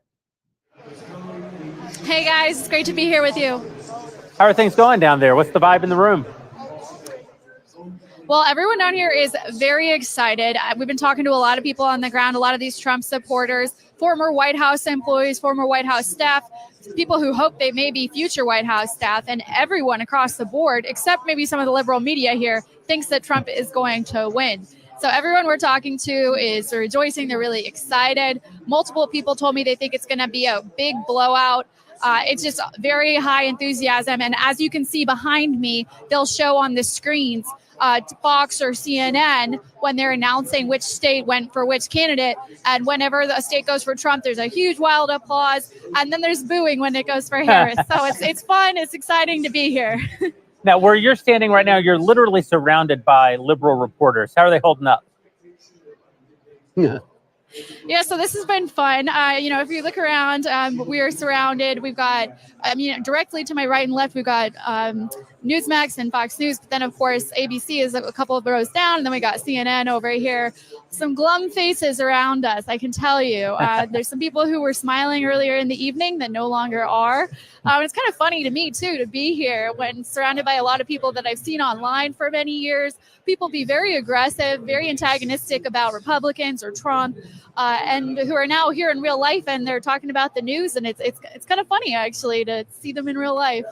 One thing with the Kamala Harris campaign, they've all but said that we will not hear from the vice president tonight. But I suspect that even if we don't get a call tonight, we may still hear from Donald Trump. What do you think? I think we will hear from him, whether or not we get a call on the race. A lot of people in the crowd are telling me the same thing. You know, Trump loves his supporters. He loves his team. So we think he's going to show up here, whether or not we get results. And as you can see behind me, there's a podium. All his supporters are here and excited. So I hope he comes. I'd love to see what he has to say, even if we don't get results tonight. But I will tell you, a lot of people in here are thinking that we're going to hear the results of the 2024 election tonight. That's, speculation on a lot of their parts, but that's just the vibe in the room that's growing and growing. And I really hope we do too, because it would be fun to have the results and move on with the next future president of the United States and learn how we're going to make America great and healthy and prosperous once again. Mary Margaret, thank you. We'll be checking in later in the night. And of course, Marsha Blackburn, All right, senator see you soon. from Tennessee, recently reelected, of course, won her race and said to our own Michael Knowles that she predicted we would have results by midnight tonight, which is only 2 hours. By the way, Daily Wire's footprint at Trump HQ was made possible by our friends over at PDS Debt. Get a custom plan, become debt-free right now at pdsdebt.com/dailywire. By the way, my fellow Jews coming through over in New York. Yeah, boy, there it is. They're showing up in Westchester County. They're showing up in Nassau County. Donald Trump is currently winning 33% of New York City. 33% of New York City. Not Okay. the state, the city. Does that bode well then for Pennsylvania? Because Yes. there are a significant number of Yes. Jewish voters. So when I campaigned with McCormick, we did one particular event in somebody's backyard with a bunch of Jews there who cared about Israel. They were fired up. There was one lady who was like, listen, I don't know if I can pull the trigger for Trump just because of all his various excesses and all this kind of stuff. And I was like, you don't have a choice. You need to pull the trigger for Trump. And I think that is coming out loud and clear right now. I gotta tell you, the number of friends that I have in Israel who have been texting me all day long, asking me if I thought Trump was going to win. And I was like, listen, I'm cautiously optimistic. I think he's going to win.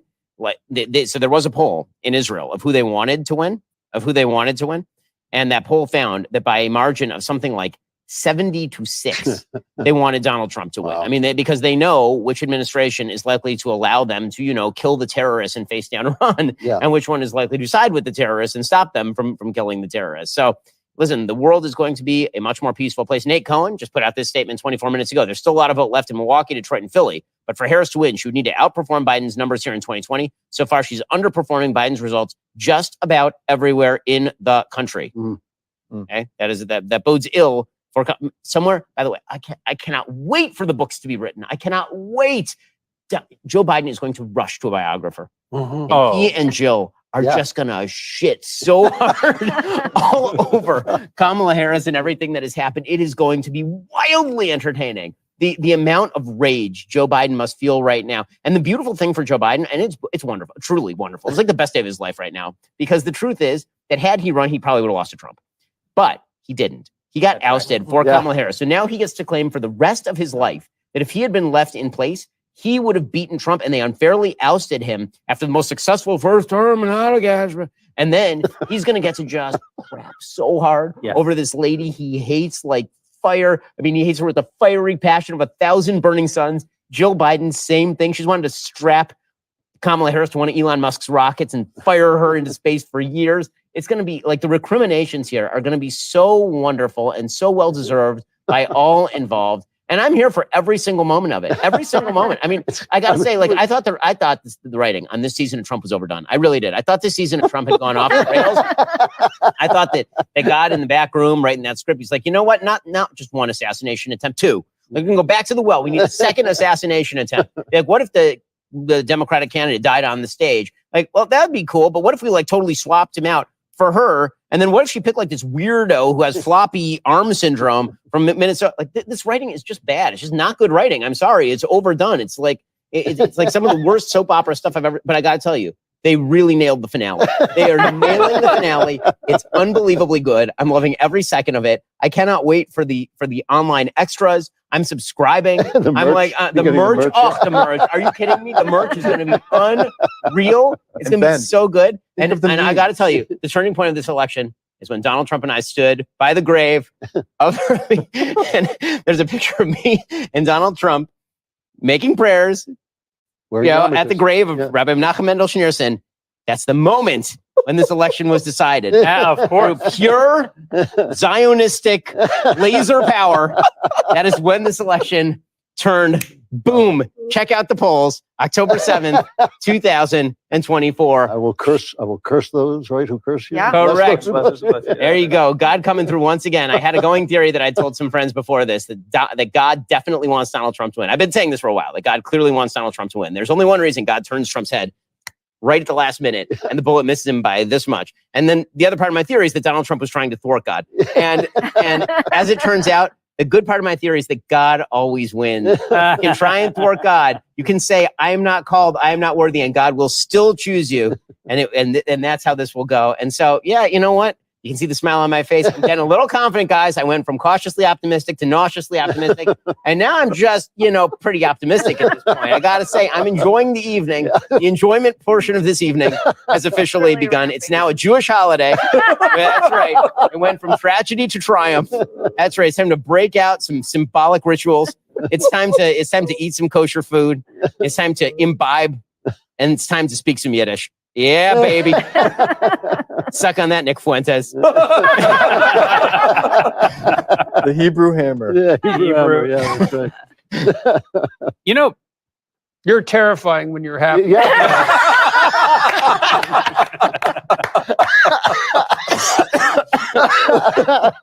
Oh my God. Oh man.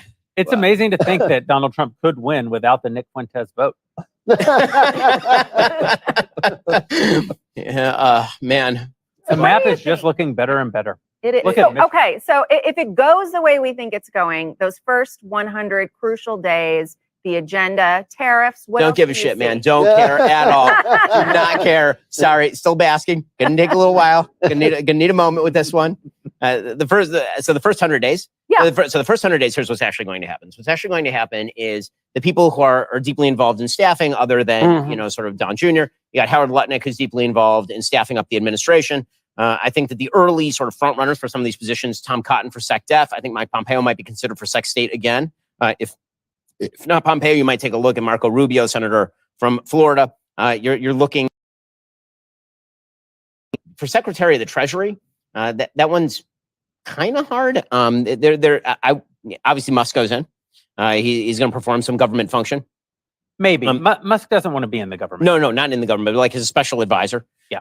There's some of the investment class that I think you'll see likely nominated for the some Trump's New York investment friends for Secretary of the Treasury, kind of like Mnuchin when in a Secretary of the Treasury. The thing is, Trump has a team that already worked, and so I think a lot of those people end up coming back. I think David Friedman for UN ambassador, possibly Morgan Ortegas for UN ambassador. Like there are a bunch of people who are really good who are going to come in, and they're going to start cleaning it up. And it'll be interesting now with a very robust Senate majority is what this is looking like. At the very least, a robust Senate majority. Yeah, I think he's going to get most of his picks through. So it depends on sort of which place you choose to focus. When it comes to domestic policy, the first thing they're going to do is they're going to make the Trump tax cuts permanent. That is task number one. They're going to make those permanent so that those just don't sunset, right? Because he has to guarantee that he doesn't screw up the economy. The next thing that you're going to do is he's going to slap a bunch of tariffs on China, which he's going to do, I think, forthwith, and I think he should do because China is a cheater and China is an intellectual property thief, and they happen to be run by an evil dictatorship. So that'll be very good. Remain in Mexico. Yes, obviously on the border, remain in Mexico immediately goes back into place. Reinterpretation of asylum law goes immediately right back into place. Prioritization of deportation of criminally legal aliens goes back into place with widespread deportations of those people and massive new investigative authority for ICE. On foreign policy, I think Israel is going to hit Iran's nuclear facilities between the election and Trump taking office, because I think that Trump doesn't want that on the table when he gets into office. And with the Israelis knowing that they're going to have a friend back in the White House as opposed to an enemy, they probably go hard and they go fast and they go now, because Trump is telling, Trump said it openly. He said, I don't want this happening while I'm president. They're like, okay, sure, no problem, man. We'll take care of business right now because we know that you're not there to cut us off at the knees. So I would be shocked if Israel doesn't go quite hard over the course of the next couple months. One of the under-noticed stories of the day, because we have a thing going on, is that Prime Minister Netanyahu fired his Minister of Defense in Israel, Yoav Gallant, who is widely considered on the right in Israel to be sort of a pipeline to the Biden-Harris administration. And so he's putting in some more of his own people, which means he's likely to go quite hard, quite fast. That is going to bring peace to the Middle East. And Donald Trump is going to bring Saudi into the Abraham Accords, undoubtedly. That is a thing that Donald Trump has already been pre-negotiating. That is going to happen. That's why he wants solidity in the Middle East. He wants Israel to finish up whatever they're doing security-wise. He wants them to finish up in Lebanon. He wants them to finish up in the Gaza Strip. And then Donald Trump is going to work he has all those connects already made. That's all going to come into play. As far as Ukraine, Trump and Vance have already said, contrary to popular opinion, both Trump and Vance have said they will continue to fund Ukraine sufficient so that Vladimir Putin does not walk into Kyiv. But they are also going to be realistic about what the prospect for what the final settlement in Ukraine looks like, which is the solidification of the borders of Donbass and Ukraine, some sort of commitment to neutrality, but with some sort of additional funding of military resources sufficient to deter a further Russian invasion. Things are about to get How a long lot do you better. think that'll take on the Ukraine-Russia front? I mean, that's up to Putin. Yeah, that's up to Putin. I think Putin, this is one of the dangers, is that if you keep signaling that you're a little weak on it, then Putin probably keeps trying to push and push and push, hoping that you'll just go away and then he'll walk into Kyiv. But here's the thing about Trump. The one thing Donald Trump does not like to do is lose. He hates losing. And he knows that if Putin is seen walking through Kyiv, he looks like a loser. So he doesn't want that. He doesn't want the photos of Vladimir Putin walking through Kyiv in the same way that he wouldn't have wanted the photos of the Taliban walking through Bagram Air Base, right? So he's realistic about all of that. So those, I think, are the things that are probably front burner items for President Trump. And then there are going to be some fixes around Obamacare that will take place. He's not going to do anything on abortion. I mean, he'll put in place, all the executive orders that Republicans always do, right? No foreign funding of foreign abortions, the so-called Mexico rule. He'll put that back into place. But I think all of those are not only doable, I think they're eminently doable, and I think he gets all that done inside the first 100 days. Yeah, I think you're right. We're going to take a break while we wait for the next results to come in and tell you a little bit about what's been going on at Daily Wire Plus.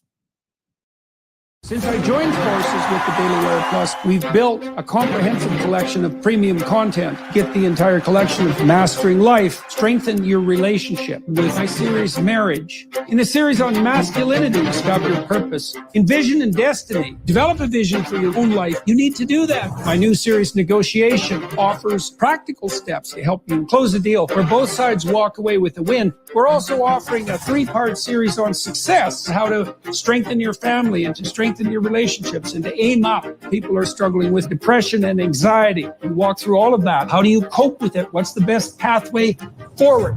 In addition, we've explored biblical writings and their cultural influence. Our new 10-part series on the Gospels delineates the accounts of the New Testament writings. And finally, join me on a journey through time. Foundations of the West. The work we're doing with the Daily Wire brings the spirit of adventure forward.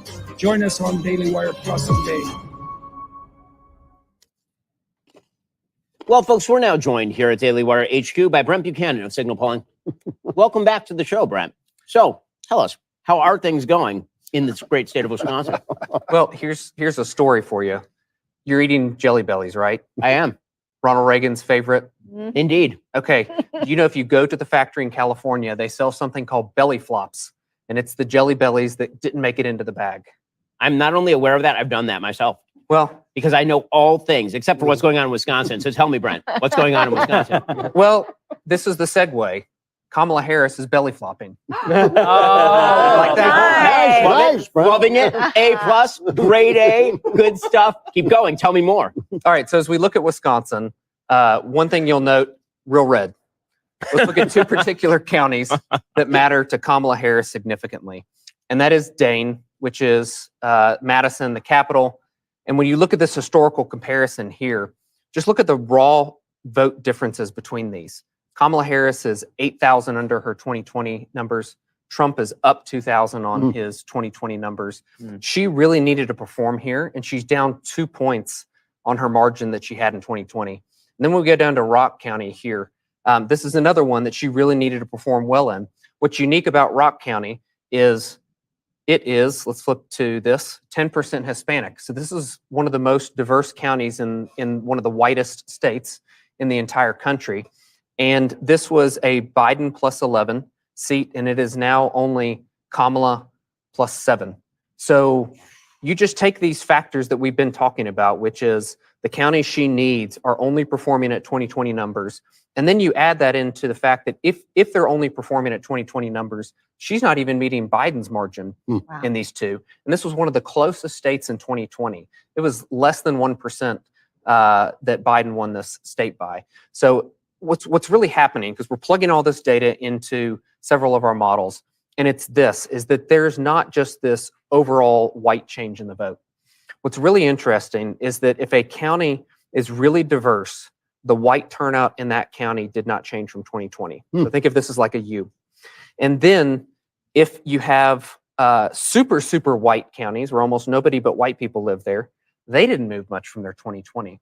It was these counties that were about 75 to 85% white that had the largest shift towards Trump.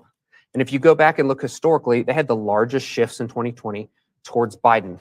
And so it's not this homogenous, all non-whites are moving more towards Trump, all whites are staying where they are. It's this unique patchwork that's occurring in turnout, depending on what type of diversity there is within your county, but it's all benefiting Donald Trump and white, black, brown, everything in between counties right now. So, Brent, technically, when you read all the data in, on a scale of 1 to 10, how much does Kamala Harris suck as a candidate? And would they have been better off keeping the corpse of Joe Biden in place to actually run? Because the recriminations here are going to be so delicious, I will feast off of them for years to come. Well, I prefer scales that also have negatives. So let's go with like a -4 on that -10 to 10 scale.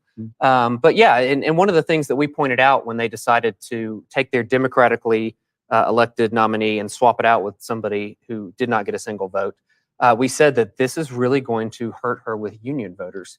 And you saw this in the Teamster vote, where Joe Biden had a slight lead on Trump in April among Teamster members, and then he overwhelmingly was defeating Harris.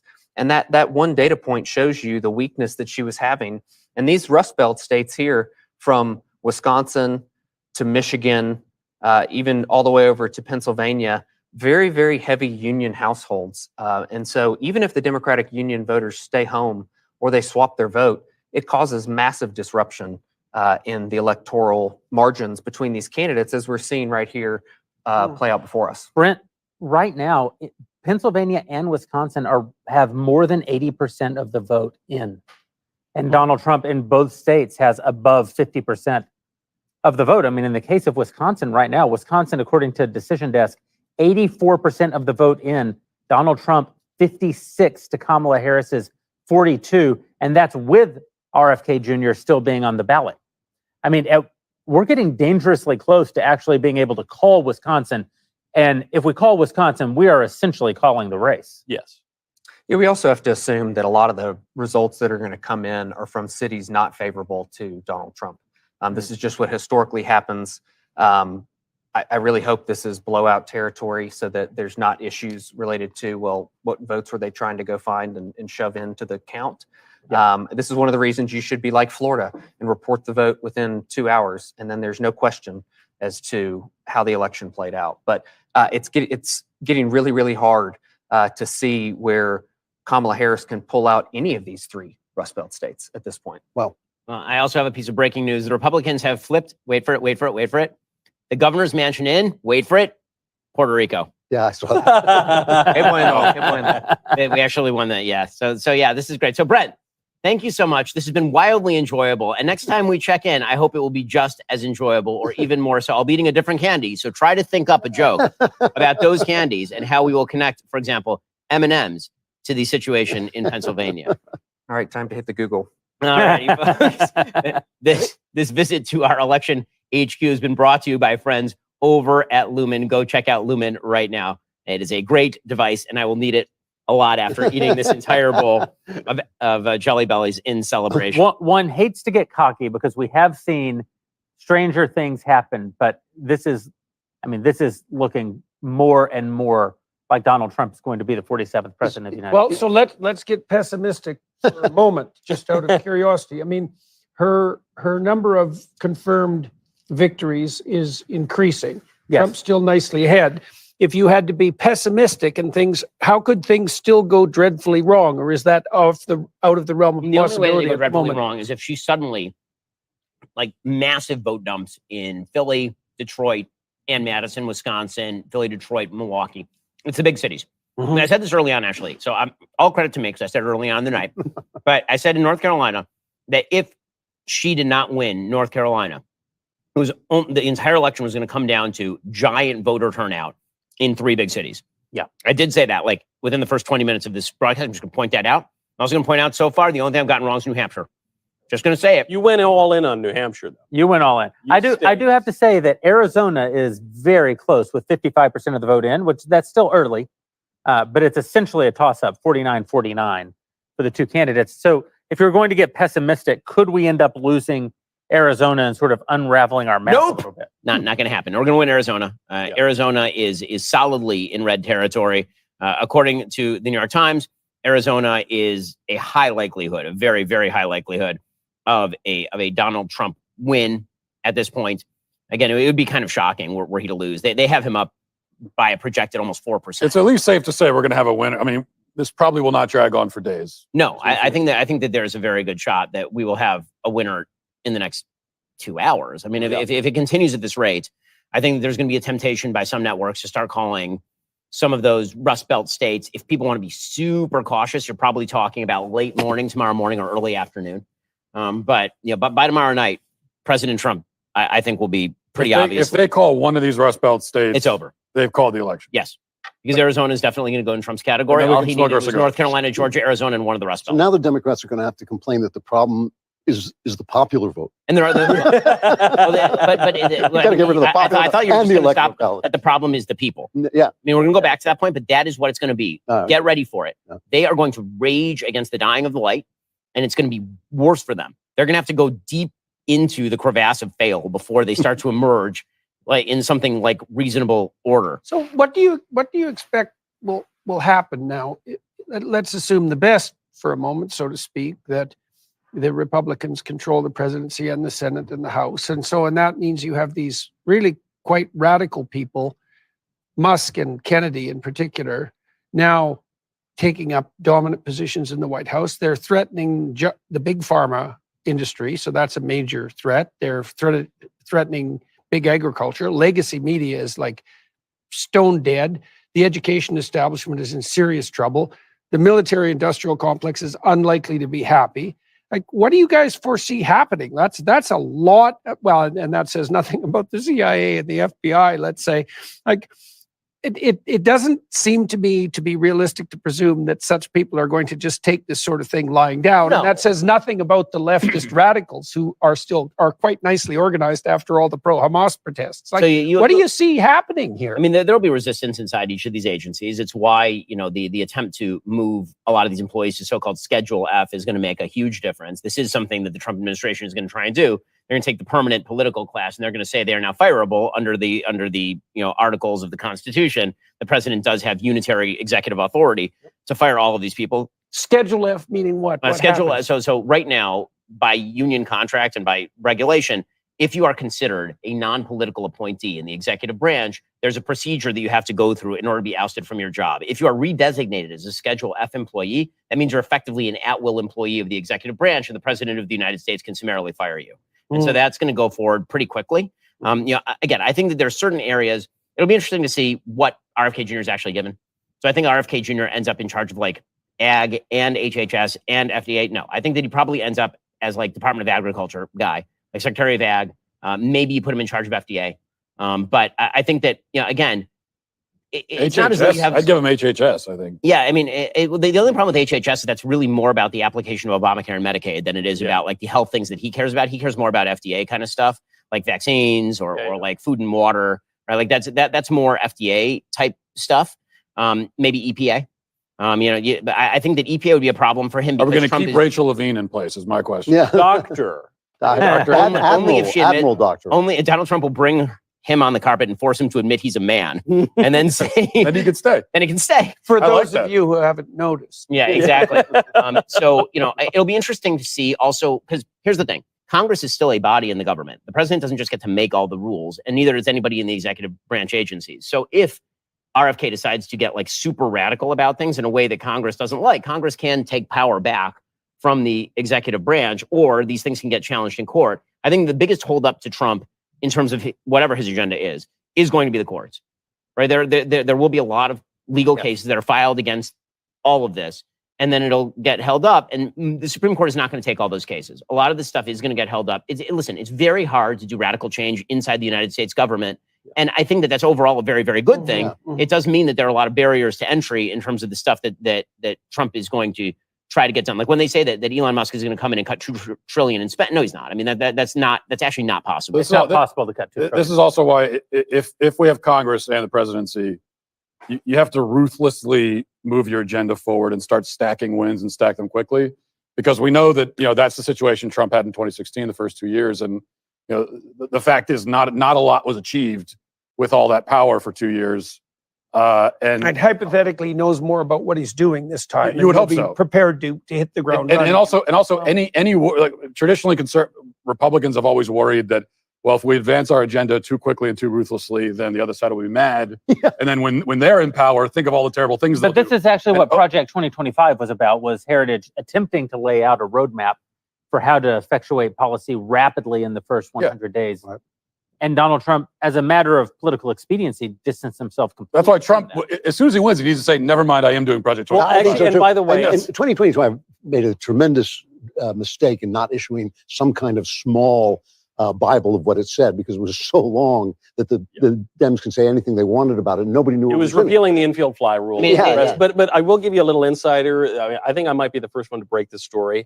When Trump shot down Project 2025, that was fair enough, because our real radical agenda, Project 2026. That one makes 2025 look like child's play. By the way, I mean, it is worth noting here that undoubtedly, Clarence Thomas will end up retiring from the bench under President Trump in this next term. And that is because he's 76 years old. There's a good shot that Samuel Alito, who is 74, will also end up retiring from the bench, and new justices will be appointed in their place, which will enshrine, in fact, a conservative majority on the court for years to come. Because, that was a scary thing. I mean, Clarence Thomas is the best justice on the Supreme Court. He's still obviously very much with it in mind. He's also 76 years old, and he's not going to play the Ruth Bader Ginsburg game where you end up, God forbid, going under a Democrat. And then let's not knock Sam Alito, though. I mean, I'm kind of actually partial to Sam's Sam great. Alito. Justice Alito is fantastic. I mean, again. So both those guys, though, are a little bit long in the tooth. Long in the tooth. Yeah, by the time that Donald Trump leaves office in this next term, Samuel Alito will be 78 years old. Right? That you're starting to get into the territory where you really want to think at 77 about whether you want to be the person who ends up, moving into a Democratic administration. I think one of the things that's worth noting here is that, we can be, the number one thing that Donald Trump is going to do is be not Kamala Harris, right? He is going to stop dead that agenda from moving forward, and not doing the thing is like 80% of what he needs to do. It's very hard to think of, massive, like the things that I would want to do, right? Like restructuring the federal entitlement programs that are clearly going to bankrupt the country. It ain't going nowhere, and it's not going to happen. Right? Like we're just gonna fly right off that cliff. It's going to happen, as you say, it's going to happen because it has to happen. Right, exactly. I mean, reality will hit and we'll fall off the cliff, and then austerity measures or inflation or high taxation will happen. I mean, all those things will happen. But the one thing that Trump really can do, the biggest thing he can do, is radical deregulation. The radical deregulation will happen, which he started to do already. Right now he's going to go to. He had a ratio of 2 to 1. Right, for every new regulation passed, you repeal 2. Now he says it's going to go 4 to 1. Right, for every regulation that is created, 4 will be repealed. Right? All of these are really good and really important things. As far as what happens in Congress, the answer is that, the government is a giant tractor and it just keeps on moving forward almost no matter what. So if you're hoping for Donald Trump to come in and lower the federal debt by leaps and bounds, that's really not. No, he's never said he's going to do that. Correct. That's not the thing you should hope for. What the real theory of Donald Trump, and this is where he actually is, like W, unfortunately, actually is this area, is that he believes you can outgrow the debt. Right, that if you have enough economic dynamism, eventually you'll generate enough revenue that you can pay off all of that sort of stuff. So again, that's the stuff that's sort of on the table. Again, just give you the latest vote totals. So right now, Donald Trump continues to be up by about 100,000 votes, with 77% of the vote recorded in the state of Wisconsin. Meanwhile, in the state of Pennsylvania, very, very narrow lead in the state of Pennsylvania. President Trump is up by approximately, well, actually not that narrow. My math is bad. He's up by about 170,000 votes in the state of Pennsylvania, with 85% of the vote counted. The New York Times is estimating that he will win the state by somewhere in the neighborhood of 2.1%, Wisconsin by 1.8%. Over in Michigan, 48% of the vote counted. President Trump's lead continues to grow there. He's up by about 130,000 votes. They're estimating that he'll win that state by 2.2%. So those are the latest results over there. Is Nevada closed yet? I'm not sure that Nevada's closed. I think Nevada's still open. So or if it can't still be open, it's got to be closed. Right. But it closed not all that long ago, so I don't think that they're actually doing like the full count yet. New York Times doesn't have a count on Nevada. The polls close at 10 Eastern, so yes, they are closed. Yeah, they closed, but they're not going to be any results in Nevada for a little while yet. But it appears that it may not matter at all. Arizona, Trump's estimate 3.7% up. when all is said and done, 53% of the vote count is in. It's pretty much dead even, but the areas that have come in are areas, Tucson, Phoenix, right? All the big sort of Democrat areas have already come in for Kamala Harris. So again, a very, very shockingly good evening for President Trump. Spencer Lindquist is reporting already that people are leaving the Kamala Harris watch party. Wow. Unbelievable. Oh, they're walking out just like Jill did as soon as she realized that Joe was no longer president of the United States. Republicans are approximately, according to Ryan Gordusky, formerly of CNN, I'm just going to keep saying that because it's hilarious. They are 1.5 percentage points away from flipping the New York 9th Congressional District, which is a 62-36 Joe Biden district. Wow. Which is really, really funny. New York 9, where is that? New Jersey 9, New Jersey 9. New Jersey 9, okay. Yeah. So these are wow. These are truly hilarious results. How good is Joe Biden feeling right now? That's what I'm saying. Like, I mean, that's where I want the camera. That's where I want the camera. Like, It's a mixed evening. You can imagine. I don't think it's mixed for him. I think he's feeling. You think it's just positive? Oh yeah. If you got knifed in the back by someone that you brought up, and they pushed you to the side, there's still that knife wound. Yeah, and you're still out. Yeah. But I get your point. He's got to feel a little relieved because it could be him getting his ass kicked right now on national TV. Yeah. And that's a really bad way to go. The better way to go is to be knifed in the back and then claim that you were wrong the rest of your life, which is like, that's a really great way to go. and then you can say for the rest of your life that, see, this is why you shouldn't have done that. I mean, He could say for the next like 8 days. Right, for the next- Good luck to Joe, because this is the first time Joe Biden's prostate's working in the last 25 years. I mean, like he's got to be really, really. Wow. He's. I didn't need that. Yeah. It's getting late at night, man. We've been here for 9,000 hours. I'm looking just. Chen Uyghur is crying. I'm checking out the networks. David Muir looks sad. He looks very sad. Chen Uyghur is basically especially in tears now. By the way, I got to note that Orange Hitler over here got awful lot of not white people to vote for him. This Orange Hitler sure fellow. did. This Orange Hitler fellow. The whole intersectional thing really collapsed in a pile of dust and rubble. I mean, that dude had like 5 Hitler mustaches, like not just one, like all over his face, just Hitler mustaches everywhere. And we were told that he was, what are the poor Hollywood stars going to do? They're pretty much done. They're going to move. They're going to move. That's right. Yes. Oh yeah, move to Canada. Then they can find out what the progressive agenda really is like. Yeah, go to Canada, you people, where your money's worth half as much. And we can't put it past these people because we're talking about how they're going to react. They are going to say that Trump is an illegitimate president. You think so? No, they can't anymore. They can't. They're going to say the American people are illegitimate, and that's what I'm looking forward to because now the battle's out in the open. Seriously, I'm looking forward to this. That's the battle. They'll accept. They'll be able to accept that he just won. Without Russia, something. Yes, because they're running out of scapegoats. Correct. Of course they are. Yeah, right. There is only one scapegoat left, and it's the scapegoat that Joe Biden said out loud, and that is the American people are trash. Yeah. That's going to be the angle. Yeah. But that's what we're doing in Canada. They have not accepted a presidential election they lost this century. So but who? I mean, you tell me. Who do you think that they blame? I mean, they can blame podcast land. They can blame me and Rogan and you and everybody else. They tried that, but New York Times. But the press is not going to back them on this. There's going to be a change. I mean, I really do believe this. The press, in order to sell the Russian collusion story, you needed the press all on board. The press look like fools. Well, they're also dead. Like the Rogan interview with Trump and it was more important.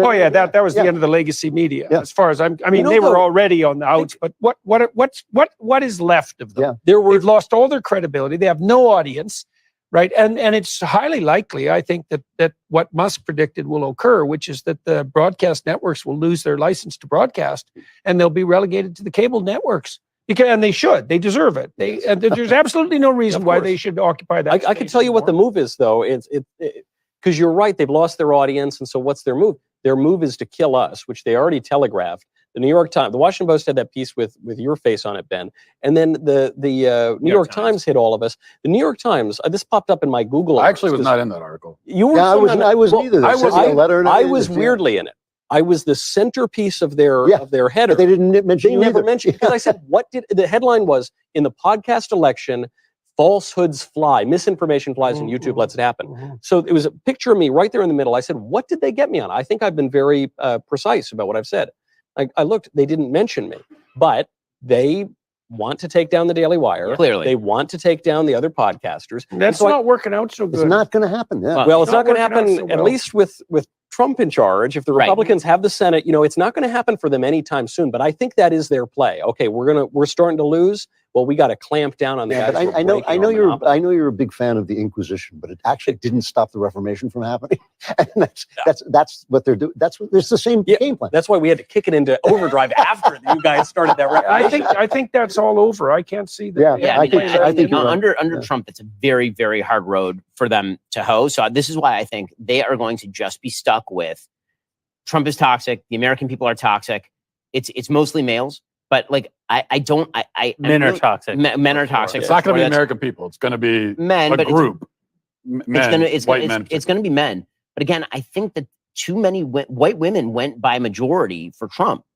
So I don't see how this works out for them. I think they're going to have to be, honestly, it's going to have to be that circumstance turns against Trump. They take advantage of it. That's the only way they get there. Maybe they sort themselves out. I mean, Yeah, that's we right. have I think seen there's a some po- I move think that's a towards the possibility. center. No, but here's my problem. I don't know what that looks like. Oh, Okay, because they can't, as long as Trump doesn't touch the entitlements, there's no place for them to outcompete him. Yeah. Okay, if they say that we just want to spend more money on shit, they've been saying that this whole election cycle, and it doesn't make a dent. On social policy, they went so far to the left that even if they come back to quote unquote moderate left, nobody trusts them anymore because they blew it all. I mean, they wanted to trans kids in the classroom. They couldn't stick with gay rights. They went to like transing kids in the classroom. If they go back to gay rights, Trump's already there holding a flag, man. Yeah. He took same-sex marriage. I disagree with him. He took it out of the Republican platform. I mean, that just is what it is. He has occupied. This is the part that's hilarious. I did say the whole election cycle. Donald Trump occupied the positional center of this race. Yes. He forced them to the left. Donald Trump is the most centrist political candidate since John McCain in this country, other than on immigration. That is just the reality. You can tell that by all the Democrats who are running with him. Yes, Yeah. yes. Right. By the way, you want a great stat? Here's a great stat, folks. You're going to enjoy this one. Which state is currently running closer? New York or Florida? What? New York is currently running closer than Florida. Kamala Harris has a 12-point advantage in New York. Donald Trump's a 13-point advantage in Florida. Well, Joy Reid just called Florida a right-wing fascist state. Yeah, baby. Oh, Oh, yeah. You can tell Florida's doing something right. That's my state. Gotta love it. She's a psycho. I'm feeling the joy. That's awesome. Woo! That's good Florida stuff seems right there. great. Everything about Florida seems great except for the weather and the alligator. and the alligator. Yeah. Okay, but the thing is, when you're in Florida, because there's no state income tax, you can afford to buy a summer home. Air conditioning, I guess. There's no state income tax in the great state of Tennessee. Yeah. either. There you go. Yeah. And it is true. So Nor is there an alligator. I will acknowledge, so David French is wrong on nearly everything, but he makes a good point. If present trends continue, this Trump victory will swamp all the micro explanations. Shapiro's VP would not have changed this. Keeping Arab Americans in Michigan wouldn't have changed this. It's all the big stuff. Defeat in Afghanistan, a porous border, inflation, and Biden's refusal to acknowledge reality and step aside in time for Democrats to have a real primary. That's factually true. I think that's true. That's true. Who wrote that? French, David French. Oh, I mean, David French. He's wrong on a lot of stuff, but he's right on that. Can I also say, we've talked about how the left will react to this.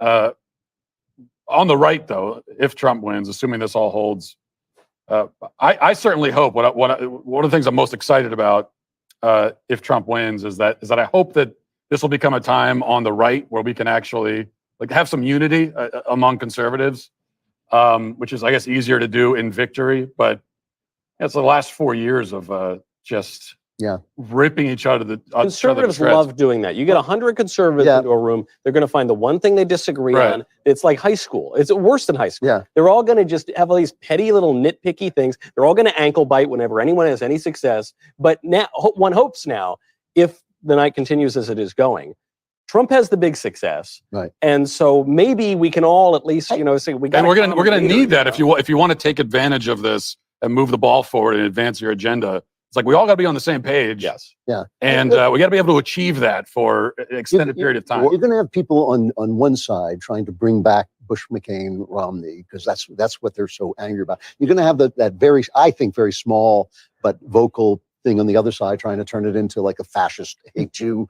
But, and the thing is, those guys are going to have a big voice online and in the Wall Street Journal. But I think if you ignore them, they just don't have the power anymore. The power is now The in great working class lesson. center. Yeah. I think the great lesson to achieve what you want, people have to stop thinking, if I differ with you on one thing, we have nothing in common. Yeah. Yeah. I don't understand that mentality. It is, it's been a motto of my radio show for 40 years. The only candidate you will ever agree with entirely is you if you run. There is no one else. And yet people say, oh, he said that. Yeah. He's out of my life. Forever, he's dead. Yeah. Right. By the way, you might not even agree with yourself all the time. Yeah. People's views change. Yeah. Yeah, that's right. Even with President Trump, he has become more fluent in speaking as a conservative since he ran in 2015. And, it shows on the trail. So what does the pro-life movement do next then, as they're looking at this Trump administration that managed what we think will be the Trump administration that managed to win while tacking to the center on that issue, changing the language of the GOP platform? How do they now navigate a world in which the GOP doesn't necessarily entirely back their policies, and yet they also have Dobbs? I think that's overstated. I think, Jeremy, you made this point very well earlier in the show. Trump got a lot of flack for taking the abortion ban out of the GOP platform. I think the reason he got flack for that is because people refused to acknowledge that the Dobbs decision didn't just move the ball down the field for us. It did do that. It fundamentally changed the field. It reset the field. Previously, before Dobbs, calling for a national abortion ban was not only a just thing to do, it was politically advantageous to Republicans. It ceased to be politically advantageous after we had lost every ballot referendum that we had put up for pro-life. So, I don't want to just flack for Trump here and say that I would have said exactly the same things he did or whatever. He initially said he would support the pro-abortion amendment in Florida. Then he came around. He said, no, I'm not going to support it. He's changed his language a little over time, but we are in a completely new ballgame here. And the goal is to protect innocent life. That's the goal. We're gonna have to change our strategy up a little. I think what it means is obviously the fight is state to state now, and it's an incremental fight, and that's something that pro-lifers and conservatives just have to. There's always this argument, especially among Christians, about incrementalism. Is that really the way to? Of course, that's the way to go. That's incrementalism. Just means that the only way to move. Right. You're going to take the best possible thing you can have now is what you're going to take. Right. That's just life. That's every day, every moment of life. You choose the best possible thing you can have, and that's going to be the fight going forward. That's of course right. The problem with Roe v. Wade is that it allowed Republican politicians to lie to pro-life voters for 50 plus years and say that they were abortion absolutists when the vast majority of them weren't, but they could never be called on it because Roe was never going to be overturned. And then the unimaginable happened and Roe was overturned. And suddenly you're realizing that these politicians were always just being politicians. Life was an easy layup win, that they were never going to be responsible for advancing in any way. And what I truly believe is that the fight for overturning Roe was a long shot fight that took a generation and a half to win. And the fight for now, the actual fight against abortion was not the fight against Roe v. Wade. That was the fight against Roe v. Wade. The actual fight against abortion is going to be a generation and a half of fighting in the culture, which we have not done at this level before, of technological advances, which some Christians will find distasteful, but will actually help over time reduce abortion, of national revival, which will be an incredibly difficult thing to accomplish, but has been going on since the beginning of time. There's always been a cycle of falling away from God and drawing nearer to God. Like that is just part of the human civilizational experience. I actually think that all the trend lines actually work in our favor over time to do away with this complete horror called abortion. Again, no one is more pro-life than me. There are things that I believe about abortion that I cannot say on the air because we would be deplatformed. I'm a complete and total abolitionist radical. And yet I do live on a planet where I know I'm not trying to preserve ever. I'm not trying to preserve my positive view of myself. I don't care if you think I'm a bad Christian. I am a bad Christian. That's what it means to be a Christian. When you think you're a good Christian, I don't believe you understand Christianity in the first place, the premise of which is all have sinned and fall short of the glory of God. You can't make me feel guilty. I know how pro-life I am. And I am just telling you, no matter what any politician tells you, abortion is not going to become illegal in this country in 2024. It's not going to become illegal in this country in 2028. It's not going to become illegal in this country in 2032. That is not how that fight is going to happen. That is not the timeline on which that fight is going to happen. You're going to have to actually get your hands dirty and win incremental gains at the local and state level on everything, every day, on every subject. By the way, I asked Matt. I know you want to say so. I'll make sure you get.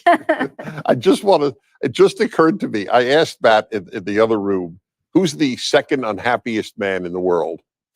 And he immediately said, "Second happiest. Happiest is Trump. Is Trump." And he got Joe Biden. So I have another riddle for all of you. And this is the world. So I'll give you a hint. It's a non-American. Who is the least happy person outside of Kamala Harris at this time? Non-American. Non-American. So Barack Obama, clearly. Gotta be who we mean. The Ayatollah? Correct. The Ayatollah. That's right. This is his nightmare. Because he can't do what he wants if there's a President Trump. Right. I asked Neil Ferguson, one of the greatest living historians, who I don't identify. I mean, he's conservative, but he's not political particularly. He was at Harvard, and then he's married to Ayaan Hirsi Ali. He's an extraordinary man. I asked him on my show, and I had no idea what he would say. This is 3 years ago. Would Putin have invaded Ukraine if Donald Trump were president? I give you all my word. I did not know what he would say. But I wanted to know from one of the few historians I respect what the answer was.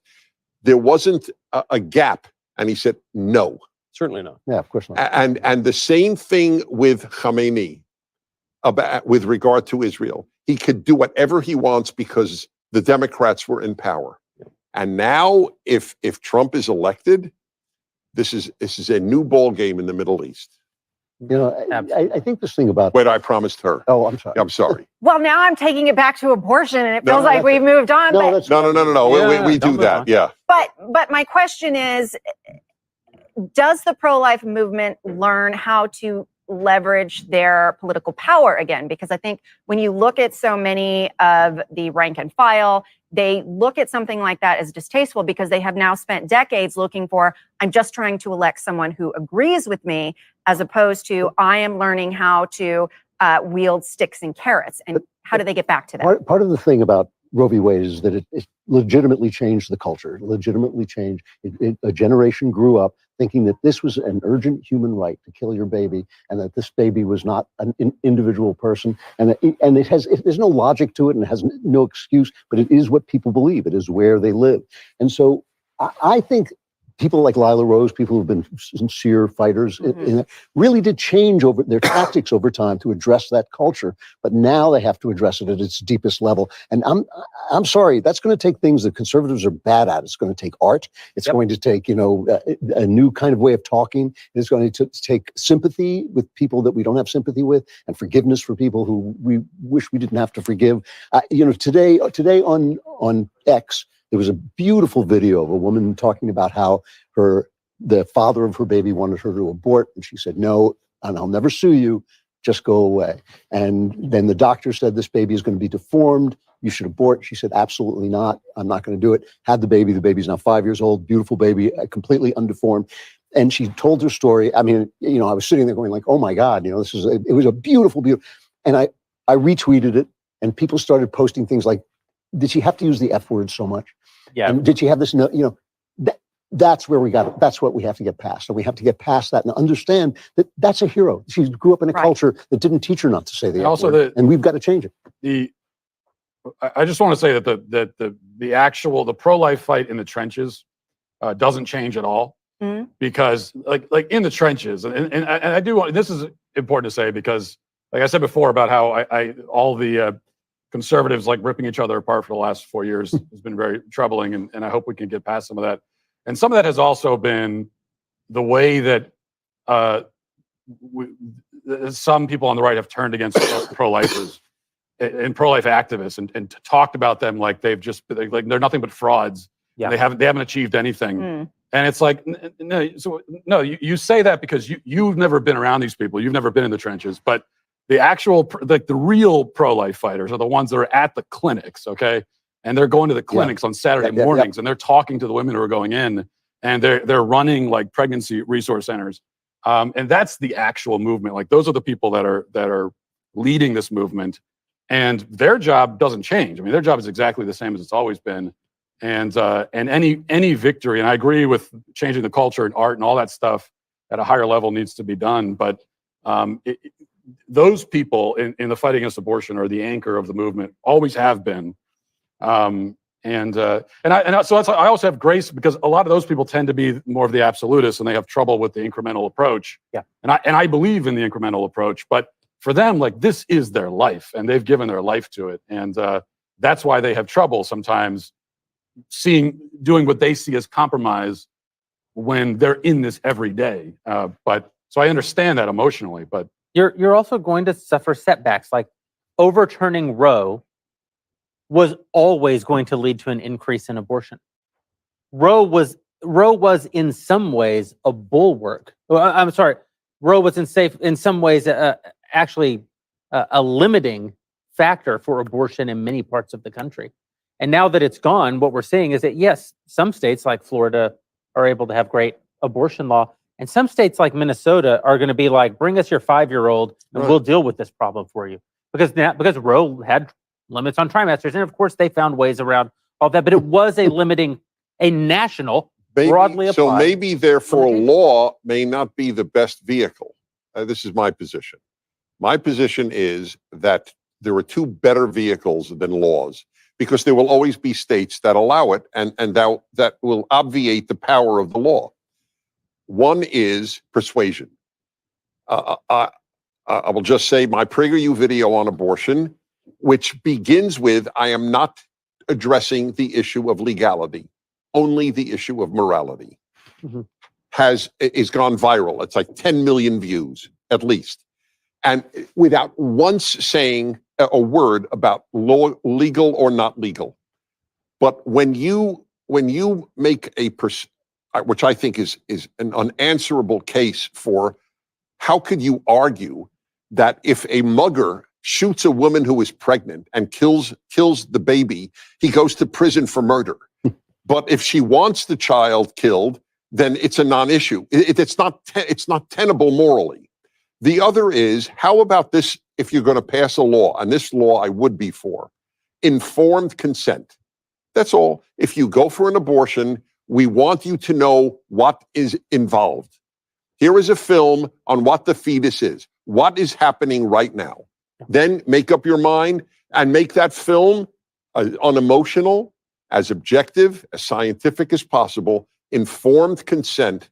It'd be very hard for liberals to argue. Leftists will always argue against it. But I think liberals will say, well, we'll make that trade. You don't ban it, and we'll give you informed consent laws. How's that possibility? I don't know that it would do what we think that would do, only because if you look at what just happened in Washington, D.C., and you see these women marching through the streets now, banging on their drums in this very sort of sacrament way as they're talking about abortion, I do think there is a part of the pro-life movement that talks about women like we don't understand what we're doing when we do that. And I think that maybe there's a little naivety when they look at women like that, like everyone is a 17-year-old girl who doesn't fully understand how this functions. And I think most women today, we do know. And there does need to be a certain movement towards talking honestly about women's understanding about the evil practice they're engaging in. What I think is that we're not going to know how to abolish abortion for at least 40 years. I think it's going to be truly a generation and a half. It doesn't mean we're not going to gain all kinds of victories along that road. We'll get it obviated in states. We'll get it outright banned in states. We'll find technological solutions that help us with the persuasion argument. Already ultrasounds are very powerful tools for helping convince women that there is a path beyond abortion. I think There will be all kinds of victories between here and there. But just like we didn't know that a pro-choice, lifelong New York Democrat was going to give us the justices that overturned Roe v. Wade, we don't know sitting here today how we're ultimately going to win this fight. We just have to keep fighting it. Right now, we have to go say thank you to some of our sponsors who made it possible for us to bring you this broadcast tonight, and we'll be right back after. How's your sleep been recently? Well, I tell you, it's election season. I've been promoting my new movie, pretty much non-existent. Yeah, I could tell. If you have not been sleeping well, then I have to recommend that you check out Helix Sleep Mattress. A year ago, I took Helix Sleep's quiz. They matched me with a Dusk Luxe mattress, perfect for my sleeping habits. It's got the perfect balance of support and comfort. I've never looked back.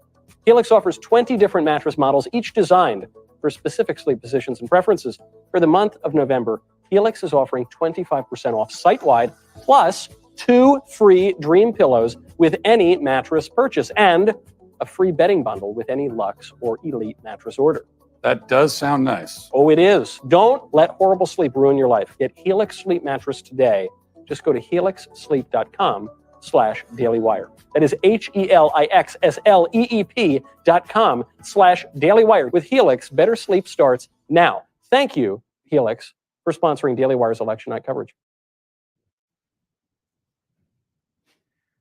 All right, we want to get back into bringing you some updates about the election right now. According to the New York Times, with 53% of the vote in Arizona, Donald Trump is leading by 13,000 votes. Very, very close, but obviously we're still early in the count. Now, Maricopa County is saying that it could take them 10 to 13 days to tabulate the vote. This is insane. It's insane unbelievable. and completely unforgivable. And I hope a court goes in there and tells them they can't. Can we start like a Daily Wire fund where we pay to ship all of Florida's election workers Yes, to Maricopa County? I will Have them do the count? I have to say that Ben is. It certainly seems Ben is right about one thing. Jonathan Capehart of PBS just said that he's mystified that Trump is gaining support. Who are we as a country? I'm not sure I like it. He said, what Ben blame the people. Blame the people. Yeah. In Pennsylvania, 88% of the result is now in. Donald Trump leading 51% to Kamala Harris's 48%. So why are they announcing that we won't have results in if 88% are? Pennsylvania was saying before we that even they got said to the earlier. day, that we would not have results. Oh, so is that the place where the court ordered them? They ordered them to not They stop. ordered them to not stop. Okay, so we may have Pennsylvania. It is. And at the rate it's going, he has won Pennsylvania. Dennis Prager just called it. We can Yeah. go home. Good point. I was a question. I don't know. I thought I had a question mark. As you know, these votes come in from different precincts that have different sort of demographics at different times. Right. So it's not as though it scales from here to there equal to how it is now. I mean, you can see the slowest places are usually the bluest cities, and the bluest cities bring in a big batch, and it can wildly swing these. And are they calling the Senate seat in Pennsylvania? That's a good question. Have we called? No. Also not. Yeah, we've not called the Senate seat. Michigan, who also is saying that it could be tomorrow before the votes are in, currently 58% reporting, but Michigan's looking very good. Donald Trump, 52% to Kamala's 46%. And Wisconsin, right now, 83% of the vote is in. Donald Trump leading Kamala Harris, 51%, 47%. Minnesota, which Donald Trump is not going to win Minnesota. I don't want to hurt anybody's feelings here. That Minnesota is, only barely free. But Minnesota also says they probably can't count them all today. How could you possibly expect us to count them all today? And they're all Democrat votes, so they have no reason. Yeah. So I wonder if a proposition, at least that's how we do it in California, if a proposition in all 50 states were on the ballot next time the people vote, counting will never cease until a decision is arrived at in our state. I think most people would vote for that, even Democrats. Oh, yeah. You agree? Oh, yeah. I think just about everyone thinks that this should happen quickly, except the people who have a vested interest in it not happening quickly. And who might that be? Decision Desk saying, our partners at Decision Desk saying 86% of the vote is in right now in Pennsylvania. Trump leads 50.9 to 48.2 Kamala. So, I mean, Wisconsin and Pennsylvania right now showing Trump leads. His lead in Wisconsin, I think, fairly substantial with 84% of the vote in. Still early, only 61% in Michigan. So early to know. There's a couple of other, Maine where they can even split some of their votes, I think. So that's going to be a slow one. But again, what do you do about the fact that Maricopa County thinks that it takes 13 days to count their ballots? What do they claim they're doing for 13 days? What is the process that takes 13 days to count? I don't know. They say they're not allowed to start counting until they have reached that point where the ballots are still allowed to come in. So they, I guess, by law, cannot start counting until that point, which seems ridiculous. That seems like a state in need of a new law. Yeah. And the ballots are allowed to come in until when? I'm not until the Democrats win. Right. I mean, it's there's been a debate over whether it's like 3 days after. Yeah. So, I mean, that's how you're getting a week out from. Do we know the college student vote? We don't. And I don't know if you were out here when I said this, but my big fear going into this election, I thought that Kamala had a path to winning 50 states. I didn't think it was going to happen. But with the ubiquity now of mail-in ballots, they can turn college campuses for the first time into ballot harvesting operations. They obviously were not able to accomplish that in time for this election. If they had, it would have been an unbelievable swing. But maybe not. But the young people don't seem to have broken as far to the left. Well, the young people who vote, have voted more to the right than we might have assumed that they would. But again, that's assuming that you're not creating these ballot harvesting operations that almost change the nature of voting from being something that you have to proactively do to something that you do not have to proactively do. The problem is they are going to wisen up and try to do this in 4 years. And we've got to get incredibly serious about what we're going to do about it. Would Ron DeSantis have won? Had he been the nominee? Yeah. Yes, I think that Trump has some very unique assets going into this race, and he has some unique liabilities going into the race too. I think that there are a lot of people who said that if you go all the way back to the spring, there's an enormous body of people who said that they wanted to vote for whoever wasn't Joe Biden or Donald Trump. I think that there is that sentiment in both parties. Now, as it turns out, anyone who isn't Joe Biden actually didn't. It turns out they didn't mean anyone, right? They picked someone who was so obviously unfit to be president that I think they're not going to carry the night. Could anyone have won against Kamala other than Donald Trump? I'm not saying that. The reason I posed it DeSantis is because we raised the issue of Republicans and infighting and so on. So I admit that I have contempt for the never Trump Republican, never Trump conservative. Pretty hard to hold up. And I know almost all of them personally, so this is painful. But to prefer the left to Trump is a derangement. However, I wonder if for every never Trump conservative or Republican, is there an only Trump conservative or Republican? Yeah. And I must tell you, I have just as much disdain for the only Trumper as for the never Trumper. Certainly. Michael Knowles, hardest hit. I do think, of course, that there are some only Trumpers, and they can be very loud and obnoxious on the internet, but I don't believe that that's a sizable contingent. I think that people want the country to work, and they believe that Donald Trump's going to give them that, and so they become very passionate for Donald Trump. As for the never Trumpers, I didn't vote for Donald Trump in 2016, and my argument for not voting for Donald Trump in 2016 was Donald Trump said a lot of things that were incredibly alarming. Did he mean them? My problem with Never Trump in 2020 and 2024 is that they essentially ignore the fact that Donald Trump was, in fact, president. Yeah. So when I was making my decision in 2016, Donald Trump said things that very much worried me, and I didn't know if he meant them. By 2020, I knew that Donald Trump didn't mean them. Right. That Donald Trump's worst rhetoric, whatever it is, being funny, insult comic, hyperbolic, aggressive negotiation, sometimes going straight from the id and not going through a filter, that actually doesn't define his behavior. he was actually a fairly moderate administrator of the government. He was a fairly moderate CEO. I don't mean moderate in the sense of like political left, right. Moderate is in the middle. I mean moderate like he didn't do radical things. He governed moderately. Now, he still says a lot of things that I don't like, but now I have a box to put those in. I sort of understand what they are. I don't understand how people can ignore the evidence of 4 years of the man being president and still have the fears that I had in 2016. Well, he says he's going to put somebody in front of a firing squad. Yes. And he's not. I know for a fact. And that's a phony argument. He did not say that. Yeah, okay. But even if he had said it, it would have been you're right. You're incredibly 100% right. And he still wouldn't have meant it. Right. Whereas the left says all kinds of horrible things too, and they do act on their worst rhetoric. Right. They actually put into practice when they say things like, "I think that a person who was born with a uterus and breasts should be able to remove those breasts as a teenager because that person is a man." They mean it, and then they go mutilate our daughters. That's right.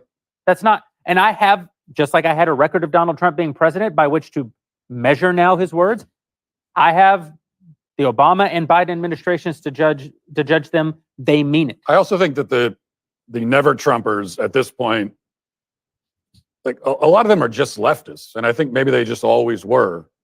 But it's not just that they're opposed to Trump. They've I mean, this crew that we're talking about, they've well, I'm thinking many of them have fully adopted leftist positions on like everything. Brett Stephens is whom I know well, and it's we've debated, and it's painful, but he writes terrific columns for the New York Times as a conservative, and then when it comes to Trump, it just I feel that this good man loses his mind. Yeah, he's not a leftist. Many such cases. Some of them are. I mean, like someone like Bill Kristol. Bill, absolutely. Any of them who say that they're voting for Biden or now Kamala Harris, they become leftists. That's right. Did David French say that he is voting for Biden? I don't know if David French said he's voting for Biden. I don't think that it's a fair characterization of, say, Jonah or David French to say that they've become leftists. No, Jonah not. Huh? Yeah, David French said he was voting Kamala. Yeah, Jonah has not endorsed. He is but here's the thing: David French is voting for the left, and I have a major problem with it. That is not the same as saying that he is a leftist. What he is well, yeah, a lot of liberals vote left. What he is unmade by Donald Trump. Yeah, that's right. It is. Yeah, he wrote, "To save conservatism from myself, I'm voting for Harris." Yeah, that was the. But Trump, which is bizarre, which is insane. That's yes. It's. I've never seen anything else like this. He makes people crazy, and they cannot back down. I mean, Jonah at this point, who a guy I really admired and liked, personally, I considered him a pal. You know, like I think he. Hey guys, I'm going to interrupt this because we're going to Mary Margaret Olohan at Trump HQ, where I think we're about to hear from the man himself. Mary Margaret, what's happening? Hello, they're playing the Trump music. I think he's coming soon. This is really exciting. They're playing the YMCA song. I don't know if you can see in the background, the crowd is getting really hyped. It's very full. I'm holding my ear because it's so loud in here. I can barely hear you guys. We already know that Trump and JD Vance are en route to the election night party. And I think they're about to appear behind me. So this is very exciting. Pretty much everyone in the room has said that they think that Trump has won, but obviously we haven't called it yet. I don't know if you can see behind me though. You got Trump on the screen dancing. He's doing his classic YMCA dance. He's recently added his signature golf swing move. But this is classic Trump rally. A lot of fun. Well, New York Times is now saying a 93% chance of a Trump victory. So it does seem like, you know, one hates to say the writing's on the wall and get cocky when there are still votes that need to be tabulated. But I wanted to come to you because I saw Trump on the screen. I wasn't sure if he is actually on the stage. We'll definitely want to come to you when the president walks out on the stage. What are you hearing about from people there? What are the top issues that seem to have moved voters? Well, you know, obviously the economy and immigration are the issues that we hear about the most. But I actually just talked to Callie Means, who's one of the big proponents behind Make America Healthy Again. And he's telling me that, you know, this is an issue that's really motivating voters to the polls, especially suburban women. He thinks that's a whole hidden vote there that Trump really tapped into. And also the trans issues are really pushing people to the polls. And I'm told that's the 2024 sleeper issue, even with women. So, the left talks about how Trump has no chance with women, especially on abortion. But then we have these other two issues, specifically about the health of American people, of kids, and then transgender issues, of course, which we all know, and the Daily Wire has covered so well, pushing irreversible gender transition procedures on kids, allowing men and women's sports. This is, things that Trump calls quote unquote crazy. And he's really tapping into what the American people are feeling. This is not normal. This is absolutely crazy. And I think that very phrasing has pushed people to the polls. I mean, I was talking to Terry Schilling earlier. He's the president of the American Principles Project.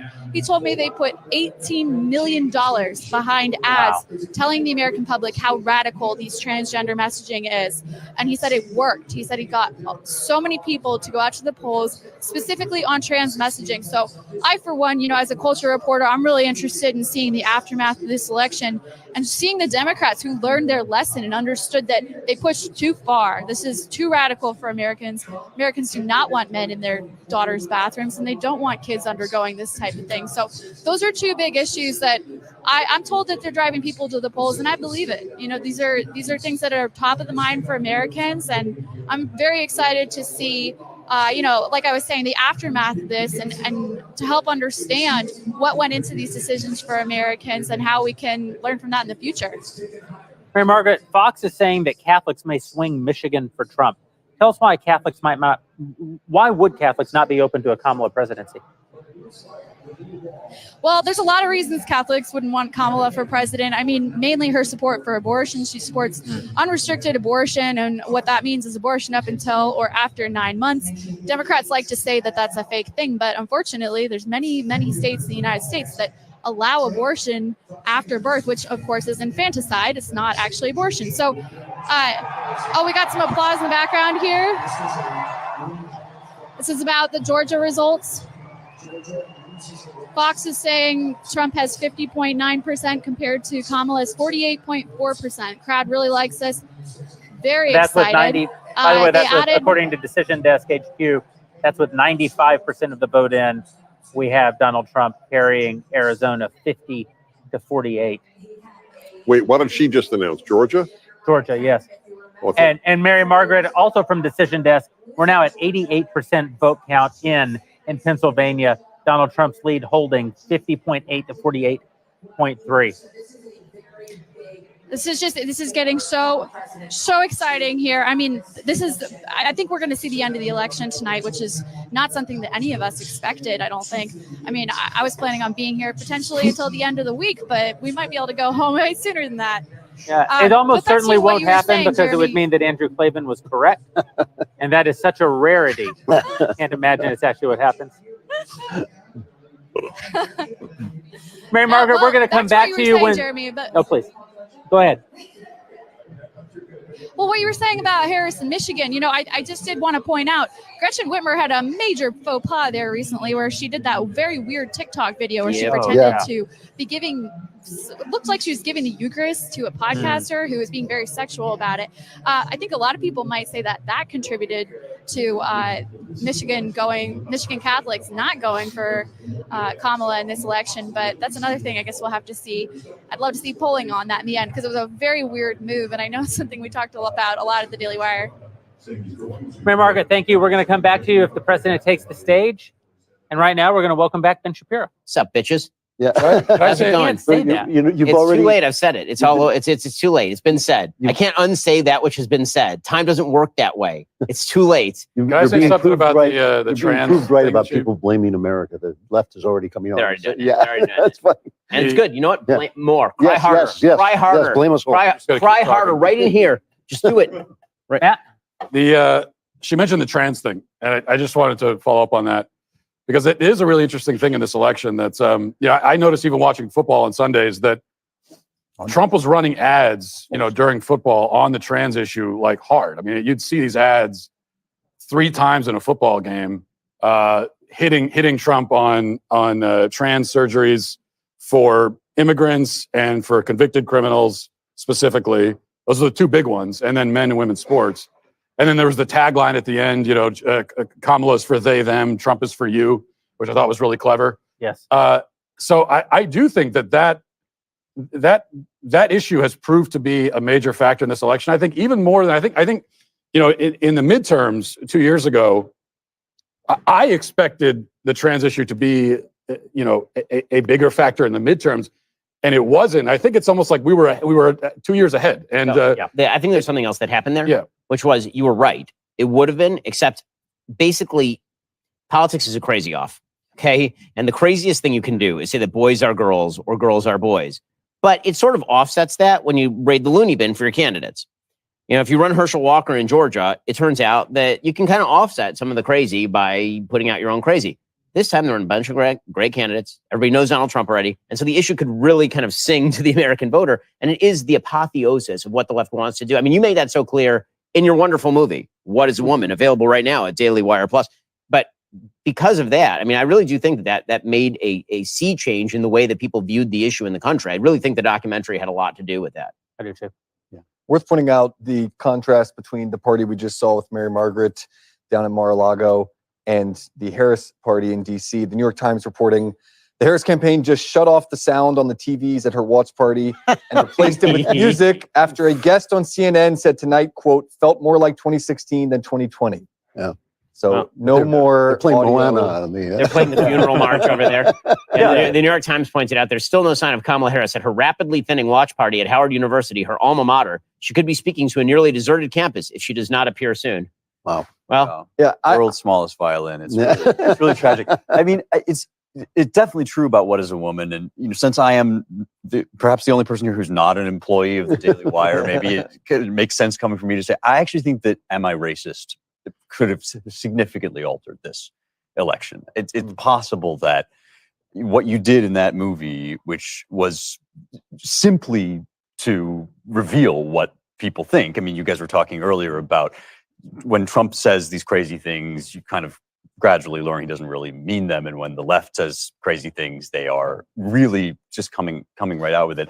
This race stuff that they've been pushing since Trump was in office the first time is so noxious to the American sensibility that just reminding people of that, it kind of faded since 2020, I think. We had sort of lost the immediacy of that when it was such a fervent issue. And bringing that back to the fore and reminding people that this is still what the Democrat Party believes. They still think this country is fundamentally flawed in its conception, and particularly along this issue, which is very sensitive for Americans. I think that might have swung, a significant number of voters. I mean, we can talk serious things, but I need to experience the pain of those who have failed this evening. And thus, joining us now from Harris headquarters in Washington, D.C. is Spencer Lindquist. So, Spencer, how's the mood been there in Washington, D.C.? He asked with a smile. Well, right behind me just a moment ago, you would have seen people streaming out in waves. You're not seeing that as much anymore because most people are already gone. Just a moment ago, the co-chair of the Kamala Harris campaign, the co-chair of the campaign came out and said that Harris isn't going to be speaking tonight. He said that there's still some votes left to be counted. Of course, we're getting pretty high up there in a lot of these states with the reporting numbers. He said that she won't be speaking until tomorrow night. So there's already a lot of people who left. Really, when North Carolina was called, was a big inflection point. The mood had already soured quite a bit by then. And after that, a lot of people started flooding out. And now we're left with barely anybody here. Well, I mean, I guess the real question is, will Beyonce be performing?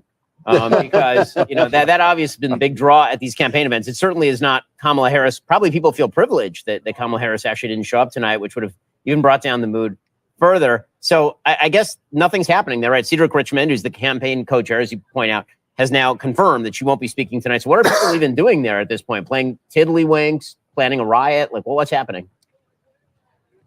Beyonce wasn't here personally, but they were playing some Beyonce. They were playing some music. And I will say there was a moment between the news broadcasting and between the music where there was just a moment of silence for a second, where there was a gap between those two programs. And I turned and looked at the crowd. out. So we went in, we talked to a few people, and everybody was just on pins and needles. You know, the people who are walking out, I think I was probably 0 for 8 or maybe 0 for 10 on trying to get people to talk with me, because the people who were leaving were in a very somber mood. You could just see it on their face and their body language. And inside, they really weren't feeling much better. So, Spencer, I hope that you're staying in a safe area of the city, because I assume that we can expect riots in the near future. Obviously, Washington, D.C. was boarded up in preparation for Trump supporters rioting in a city where there are literally no Trump supporters. Has there been any? Are they just so depressed that they don't even have the spirit to do that which most motivates them and burn down buildings? You know, we'll see. We did see some buildings being boarded up earlier. That was yesterday. And we saw that really in downtown, in the area surrounding the White House. So we're yet to see exactly what's going down in the downtown area. But of course, as the night goes on and as we see exactly these results roll in, that might change. There might be some action downtown. So if there is, of course, we'll be covering it. Well, Spencer, I look forward to seeing you next, dodging brickbats as well as horrifyingly peaceful fires over in Washington, D.C. Daily Wire's footprint at the Harris headquarters was made possible by PDS Debt. Get a custom plan to become debt free right now at pdsdebt.com/Daily Wire. Oh, this has become such an enjoyable evening. I mean, truly, just really, really enjoyable in such a wide variety of ways. And there are new numbers, each more astonishing than the last. All so wondrous. It's like Christmas, and I'm Jewish. And I gotta say, I'm looking at right now some of the latest numbers that are coming out, and they're just wonderful. 61% of the electorate said that American support for Israel was not strong enough or about right. So that makes perfect sense why Kamala Harris decided to pander to Hamas. It was a 2-to-1 proposition, and she took the 1. But why did she lose, they asked. And it's true on so many of these proposals. Like, she took the minority position on every single, like, the rule of politics is you find the things where it's like 80-20 and where you're on the side of the 80, and then you focus on those issues. And she went out and found 20 and then got on the back of that. I mean, it truly is an amazing thing. Meanwhile, as mentioned, the Harris co-chair has emerged, a man speaking for a woman, just like a sexist would, Cedric Richmond, has emerged in order to explain that she, in fact, will not be emerging tonight to say anything. I guess, are they going to still swap in Joe Biden again, maybe? They've announced that her candidacy is over, and they are bringing back the corpse of old Joe to try this once again. Again, I don't think anyone expected that at this point, this early in the night, except for Andrew Klavan, who's honestly, his opinions can't be taken that seriously since he's been giving predictions like Nostradamus since the time of Nostradamus. And so it's very difficult to take all that particularly seriously. The only negative aspect of this whole evening is going to be this. I'm concerned also that we don't. I'm concerned we don't have enough leftist tears tumblers on this table. They're overflowing. I do feel like there's a serious lack. Production team, get on it. We need clips. I need a steady supply of clips of the weeping and the gnashing of the teeth and the sackcloth, as well as the ashes. That's what I'm here for. That's what our people are here for. Give the people what they want is the first rule of broadcasting. Get on it, production people. So the current vote count right now in the state of Wisconsin, with 85% of the estimated vote total reported, Donald Trump has 1.468 million votes. Kamala Harris, 1.348 million votes. He's up 120,000 votes. He's expected to win that state by 1.8 percentage points. Take a look over at Pennsylvania. You now have 92% of the estimated vote total reported. Donald J. Trump, your 47th president of the United States. I'm just going to say it. It's happening, folks. It's all happening. Donald J. Trump is at 3.3 million votes. Kamala Harris at 3.08 million votes. He's up 220,000 votes with 92% of the vote counted. Over in Michigan, things are even worse for Kamala Harris.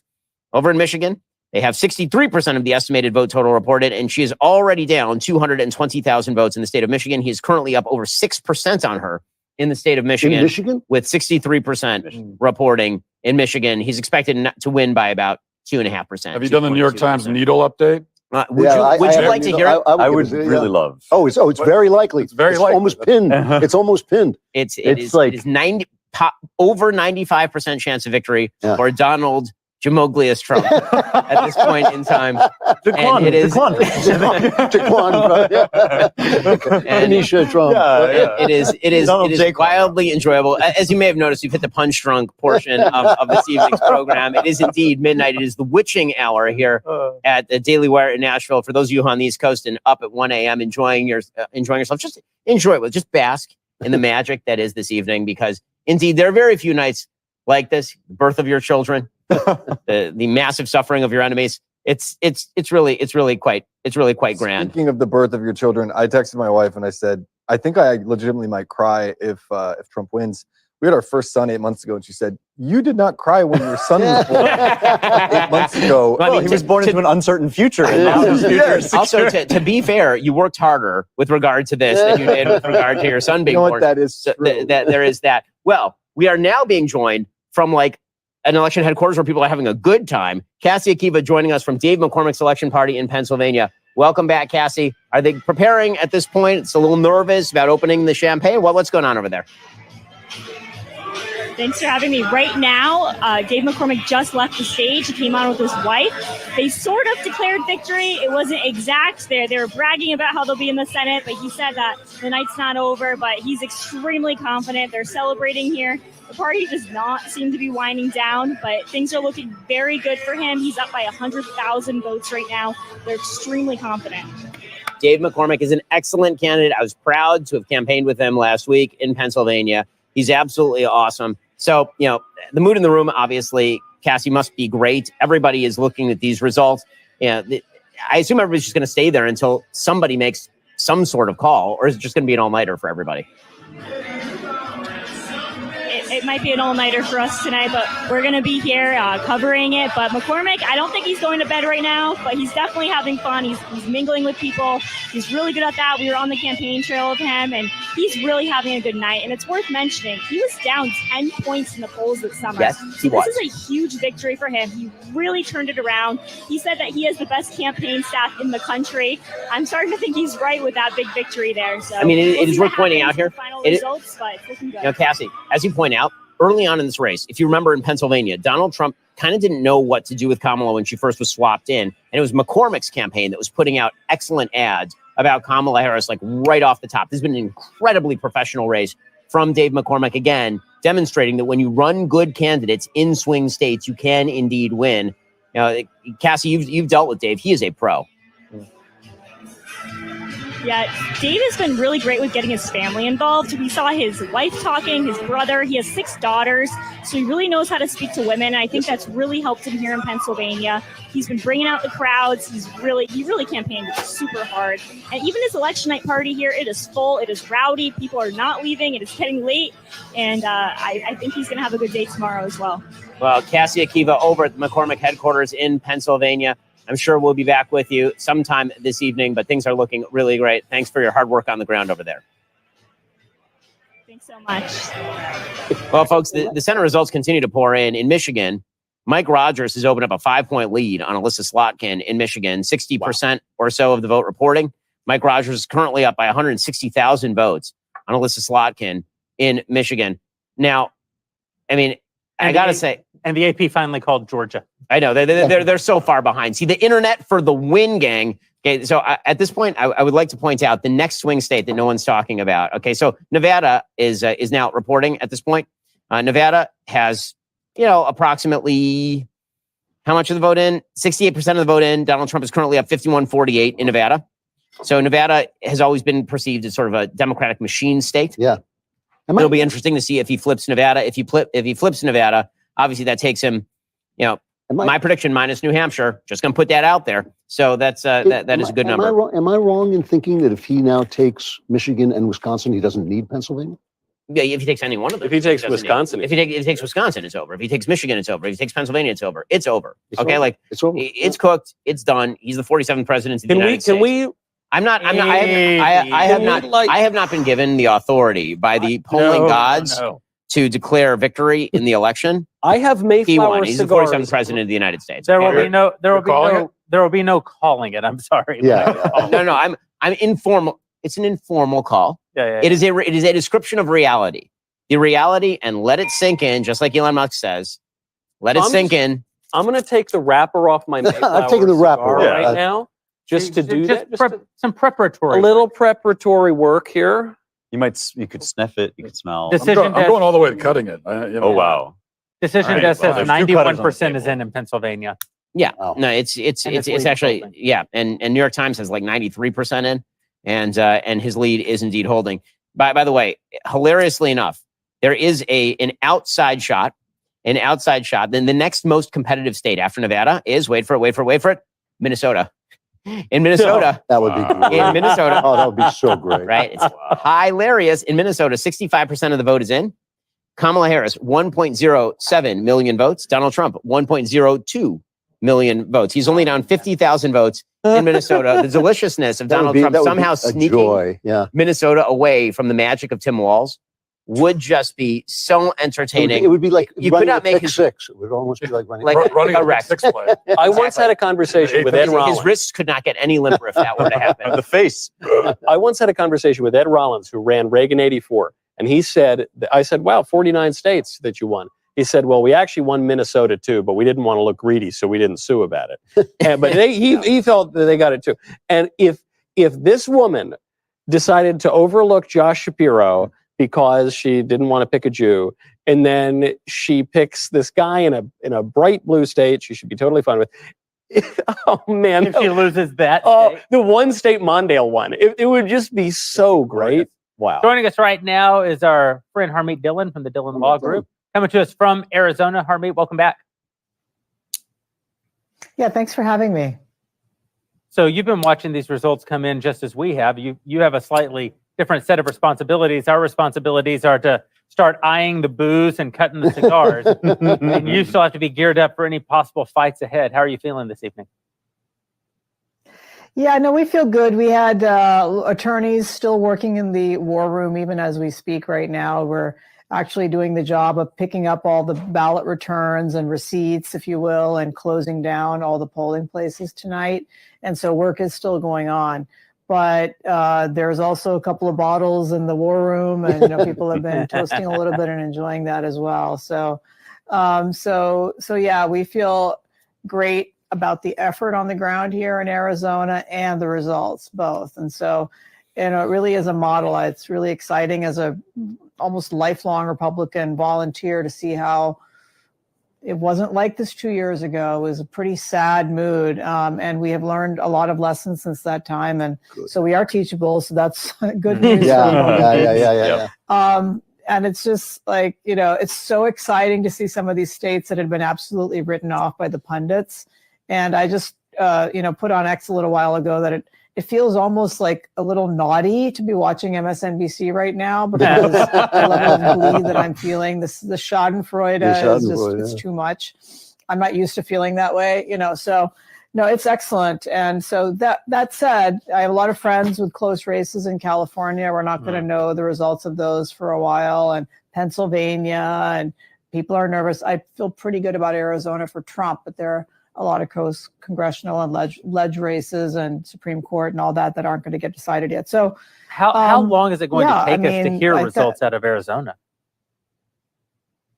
Arizona, it can take 2 weeks for Maricopa County, which is by far the largest bulk of the ballots. But I think we'll have a pretty good idea of those final numbers in the coming days. I don't think it's going to take the full 2 weeks to get the contours of legislative races. I think we are going to be as much as 4 points up for President Trump at the end of the day.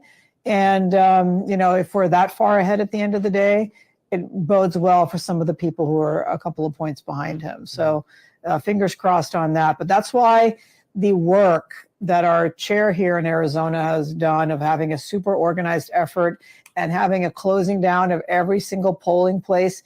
We have the numbers of every single number of ballots voted early, turned in on election day, et cetera, in every single one of these polling places. And then our number cruncher geeks sit down and do the math. And there's like some numbers missing. We will go and hunt and track those down. And if we don't agree, there'll be litigation. So that's why there have been lawyers involved in this effort from the beginning. And in Arizona, by the way, there's an automatic recount statute. So if there's any race within half a point of the number of voters who voted, there'll be an automatic recount and a bunch of lawyers descending to do that. I suspect there will be some races in that margin. Why does Maricopa take so long when Florida takes 2 hours to do the entire state? Well, states have different rules as to whether and how they tabulate ballots. And in Maricopa County as well, you have to understand that they've gone from the more traditional form of voting to a large number of early ballots. And that's been a kind of a difference over the years. The statute allows them this much time to do it. And the current recorder of Maricopa County is, a fairly bitter person who's lost his election for recorder in the summer. And so I'll just be mild, he's not a Trump supporter. And so he's in no hurry to declare victory for President Trump here. This guy is like, these guys are out there talking about bulletproof vests. They're snipers on the roof of the counting facility in Maricopa County in case, we Trump supporters get out of hand, they can shoot us. So that's the mood here of the election officials. So, they're those of them who don't like Trump are not thrilled tonight. So, I think that is why. But if we hold on to the legislature here and eventually we get the governor's race back, you can change some of those things. And I think Congress can change some of these things. Congress could pass a law that conditions federal funding for elections on some basic minimum standards of counting, of cleaning up the polls, of so many of these other things. So I think that we need to really have that conversation. Harmeet, thank you very much for spending some time with us tonight. Good luck to you over the next couple of My weeks pleasure. and making sure that Arizona comes together and the good work you're doing in all the other states as well. Meanwhile, I do have to Thank point you. out this is a clip of Cedric Richmond, the co-chair of Harris headquarters, telling everybody, go home and just enjoy. Just enjoy a little bit. Just enjoy it. Unbelievable. Can't hear it. Guys, we need audio. Otherwise, I can't enjoy it. Can't hear it, guys. Well, okay. Well, you can view it. The but- facial expressions alone. Yeah, the are facial satisfying. expressions are worthwhile. I am getting flashbacks to 2016. You remember at the Javits Center, Hillary had her Hillary. big election party. And my favorite line from poor Mr. Podesta, he comes out, he's the head of her campaign, and he says, "Hey, thank you all so much for showing up for Hillary. She's always shown up for you." Except And right then now when it matters. Yeah. Very moment. We're also watching people walk into the party down in West Palm Beach at Trump HQ. We just saw our friend and actor John Voight walk through the room. I think we saw Tucker Carlson walk into the room. So definitely the contingent that was at Mar-a-Lago are all starting to make their way to the convention center in anticipation of Donald Trump making some sort of appearance here, which seems to be more or less imminent. And as that happens, you're just also watching the electoral vote totals creep up. Right now, Decision Desk HQ has Donald Trump at 200 and I'm getting a little blind. This is at 251 electoral votes. Yes. To Kamala Harris is 213. It's getting very hard to imagine how Kamala could turn this. Well, meanwhile, that needle, that magical needle that we've all enjoyed so much, is over 95% chance of victory right now. Their electoral college estimate puts Donald Trump at 306 electoral votes. Nate Cohn says another hour has gone by. The story is still the same. Trump favored in Pennsylvania, Michigan, Wisconsin. This election is, they're treating it like it's done. Wow, Okay, I so let's love just the be New clear. York Times. I take back everything Yes, bad I I ever know. said about them. It is Their deep quite, honesty. It is quite enjoyable for certain. That is for certain. And do we have Brent Buchanan available? Is that a thing that I was told that was a thing that we were going to do? Yes. Is- Are we Yeah, right okay, now? So Brent, hold on. Wait, let's do this properly. Mm. So give me the M&Ms. I promised an M&M joke. Thank you. I'm going to need that. So, Right. all right, So, Brent. I looked. Brent, I have a different candy now. Okay. And I'm gonna. And can't I see, warned but- you. You were forewarned. I need an update from Pennsylvania, as I glory in this treat. Okay, so really, Mars Wrigley has failed us. M&Ms are made in Hershey, Pennsylvania. Done. It's performing Beautiful. exactly like it did last time. They did not show up for Trump any more than in 2020. Okay, hold on. That was not a good. Can I try it, Ben? Can you do it? Can you pitch me on the M&M thing? Okay, so Michael Knowles. I'm eating M&Ms right now, and they're delicious. please give me the Pennsylvania data that is linked in some way to this. Oh, sure. She's choking. How? Everybody's joking now. The clock's run out. Time's up. Over. Blow. Snap back to reality. Oh, there goes gravity. McCormick's going to win. That's basically my attitude. Michael, that was truly almost worth the price of having paid you for 10 years. Absolutely not. Brent, I'm going to go back to you since you have data. So what's the story in Pennsylvania? Why are we waiting to declare it? How long do we have to stay up with this? Yeah. What's the story? I have no clue why we're waiting. Right now, Philly, the county is at 86% in. It's underperforming by 6 points. Oh, Wow. Wow. And a flat turnout. So this goes back to what we've been talking about. Democrat counties are turning out at 2020 levels. Republican counties are turning out above 2020 levels. Here's one for you. A lot of this goes back to the fact, and we've been highlighting this, the youth vote is shrinking in the margin for Democrats. In our last national poll, we had Harris only winning the under 30 vote by 8 points. If we'd have broken that down even younger, I guarantee Trump would have been in the lead if you went, say, 18 to 22. So Center County, Pennsylvania, which is the home of Pennsylvania State University, Biden won it by 4 in 2020. Trump is currently up by 4. So I have absolutely no clue why we're all sitting here. I mean, it's fun. I get it. It's really fun. Really think all these smart people, and then they also invited me. We can definitely win back the college-educated vote with what you all have talked about tonight. But Pennsylvania, absolutely no clue why they have not called it. Okay, in Michigan, the numbers are looking stunningly good for President Trump this early. Now, it's a lot earlier in Michigan. They've only counted something like, I don't know, 67%, about 2/3 of the vote. But Trump's up like 6% in that vote right now. I assume it's going to come down. I assume it'll be a little bit closer. But what that does mean is that Mike Rogers, who is widely expected to be trailing in that Senate race, is running really strong against Alyssa Slotkin right now. And if you had to put money on it, you say Republicans maybe get 55 Senate seats out of this thing. They could potentially. And it's one of the really interesting stories of this cycle where for pretty much all the Senate races, the Republican Senate candidate was polling 4, 5, 6, 7 points behind Donald Trump in the margin. And it really looks like as people went to go vote, they looked at the blue and the red jersey and said, I have to pick one. And I'm going to pick the red jersey across the board, especially in these Rust Belt states. So Dave Sunday, the Republican nominee for Attorney General in Pennsylvania, declared the winner there. I think that is a harbinger of what we're going to see also coming out of Pennsylvania.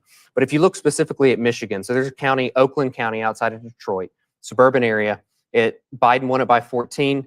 It is almost fully reported. And currently Harris is only up by 10.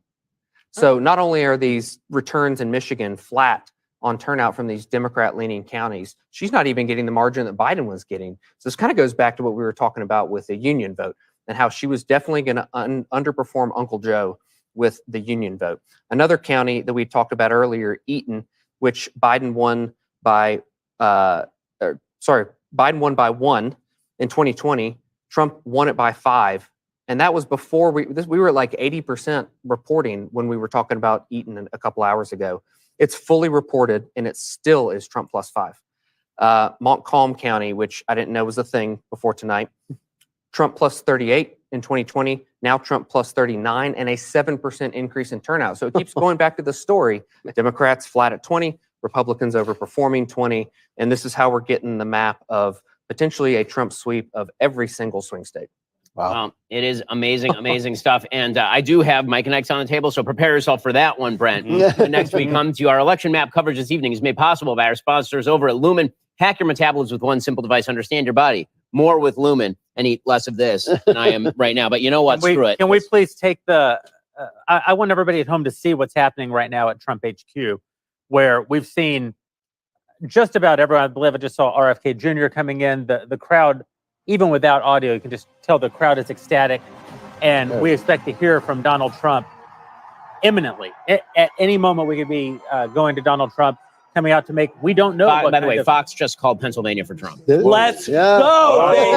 Let's go. Over. We are, I mean, I think it's not impossible that you even get a concession phone call tonight. Okay, so Donald Trump's new name is the glass ceiling. Because Donald Trump has not just stopped one, but 2 women from becoming the first female president of the United States. And he now has the opportunity to do the funniest thing ever and at the very end of his presidency, declare himself female and become the first female president of the United States. Even the New York Times has taken Pennsylvania to very likely Trump. Fox News just called it. It's over, gang. Yeah. It's over. Fox News calls Pennsylvania. This election is done. It's toast. You can put it in the fridge. It's finished. Donald Trump is your 47th president of the United States, the greatest political comeback in American history. Bar Yes. none. Yeah. No doubts about it. Un-effing believable. Unbelievable. I mean, And to you, the American people, put the work in. yes. The amount of work that people put into this election cycle, particularly me, but others, It doesn't work. Got there. it's incredible. I mean, really, like I mean, the American, like the amount of work. I mean, the number of people that we all personally know who are like door knocking and going out and doing the hard work and making the connections, putting aside whatever differences are out there. I mean, this is a huge victory against a woke left that needed to take it directly in the teeth. This is just huge, just enormous. This is the greatest comeback, without dispute, in the history of American politics. Of course, of course. Well, what exactly would be the comeback? How is he going to govern the country from prison, though? That's the thing. From Elba, St. Helens. There are actual constitutional crises looming because the left took the joke so far. They really took it to Jeremy level. Wow. That's right. They gave me a run for my money. By the way, TDHQ has called the election. Donald Trump is your 47th president of the United States. Yes! There it is. Yes! Damn. All right. So, how y'all feeling? Feeling pretty good out here? Yes. I cleared my Yes, week, yes. guys. I was planning on being here every day for like a week, because I thought this was going to get dragged out and out and out. And Donald John Trump, despite the constant negative press, has co-fefa'd. But by what time? By the way, Marsha Blackburn was 20 minutes off. That's 23 minutes off. She said we would be at 2:70 by midnight Central Time. Well, the world is Unbelievable. about to change in a much better way, much better way, from foreign policy to domestic policy to the social fabric of the country. And now it's time for those that Donald John Trump has defeated to actually take seriously the possibility they got it all wrong. They got it all wrong. And it's time to rethink some things about the American people and about the country they seem to say that they ought to represent. It is also time for me to have a drink. I think I've You've heard it. And Dennis Prager left early. No! Oh, boy. Now we have to have his drink. I mean, we must. You know, the nice thing about the color orange is that it encompasses so many colors. It's not just white. It's not just black. It's really a not just blending of brown. all the It's a, colors. it's a blended It's like a family. rainbow. It's like It's a America rainbow coming together. That's Like exactly Obama said, right. we're not red America, we're not white, we're not Orange America. Orange America. Today we're all orange. That's right. This company began about 9 years ago. Really, our first election was 8 years ago, and we were all sitting around celebrating Donald Trump's victory over the would-be first woman president. Here from you. And Yes, sir. nothing whatsoever has changed. Yeah, yeah. We're doing exactly the same thing. Wow. Oh, Ben, you're drinking. Yeah. I never do this, go. but dude, I mean, come it's on. been a long road. United States We're of here. America. The United Chin. States of America. And number 47. And number Donald 47. Trump. Oh yeah. Oh yeah. Mm. Oh boy. You know, this is also not to get too spiritual, but this is God 100%. having mercy on our nation. Yes. Yes. And saving us from what would have been catastrophic. I mean, it wouldn't have been the end of the country, Do but you it understand? would have been a catastrophic. Not the end, but this country. absolutely. By the way, we forget that we were 1 centimeter away from things completely exploding, not just Trump's head. That's right. Okay, that is how close this country just came. The person that a bullet missed his head by this much is now the next president of the United States again. Okay, I'm sorry. If you don't believe in God, it's time to start thinking about it really a lot, like real strong. You might want to take like a real strong think on that one.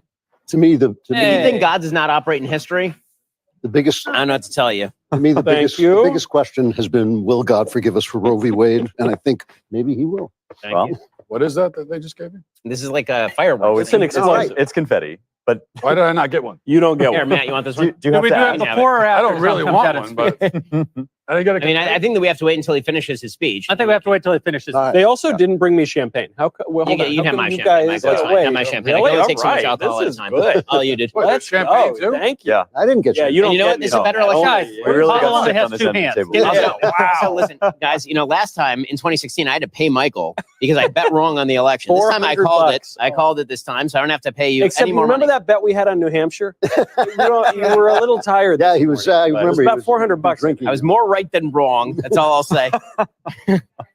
Wow. Wow. Everybody use Mike and Okay, guys, we need clips from MSNBC. Feed it into my veins.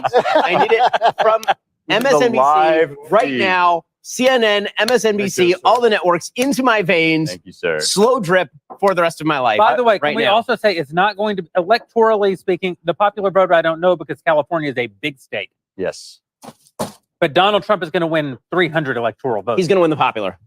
I'm just telling you right now, he's going to win the popular vote. He is going to win the vote. He's going to win the popular vote. He's going to win the popular vote because they're not showing up for her and they're showing up for him. And he's going to win the popular. Larger numbers. And than Kamala Harris so deserves this humiliation. Oh, sorry. I just have to change my shoes. Hang on, I have to understand what's happening. Yeah, sorry. going on? Huh? Well, I was just putting my shoes on. Sorry. Yeah, I yeah. previously Those are had my blue beautiful. suede loafers on, Right. but I have to put on my 45 Donald Trump Look at that. that I got from Wells actually over. in- Those are gorgeous. These are not the most expensive Trump sneakers. These are only the $200 model, but they'll do for now. They'll do until tomorrow morning. Yeah, yeah. Wow. By the way, right now they're favoring him in Nevada Yeah, as well. you do. So Nevada. like, he's going to sweep. He's sweeping. Yeah. The way the economy's about to change, you can afford as Are many those sneakers as you want. Are those the size 4s there? These are hold on. These are first of all, these are not my shoes, though I am keeping them after tonight. Wow. This is, how crazy this ride has been. This is a crazy ride. I mean, just like to recap, for those who may have been asleep the last 10 years, like Joe Biden. Yeah.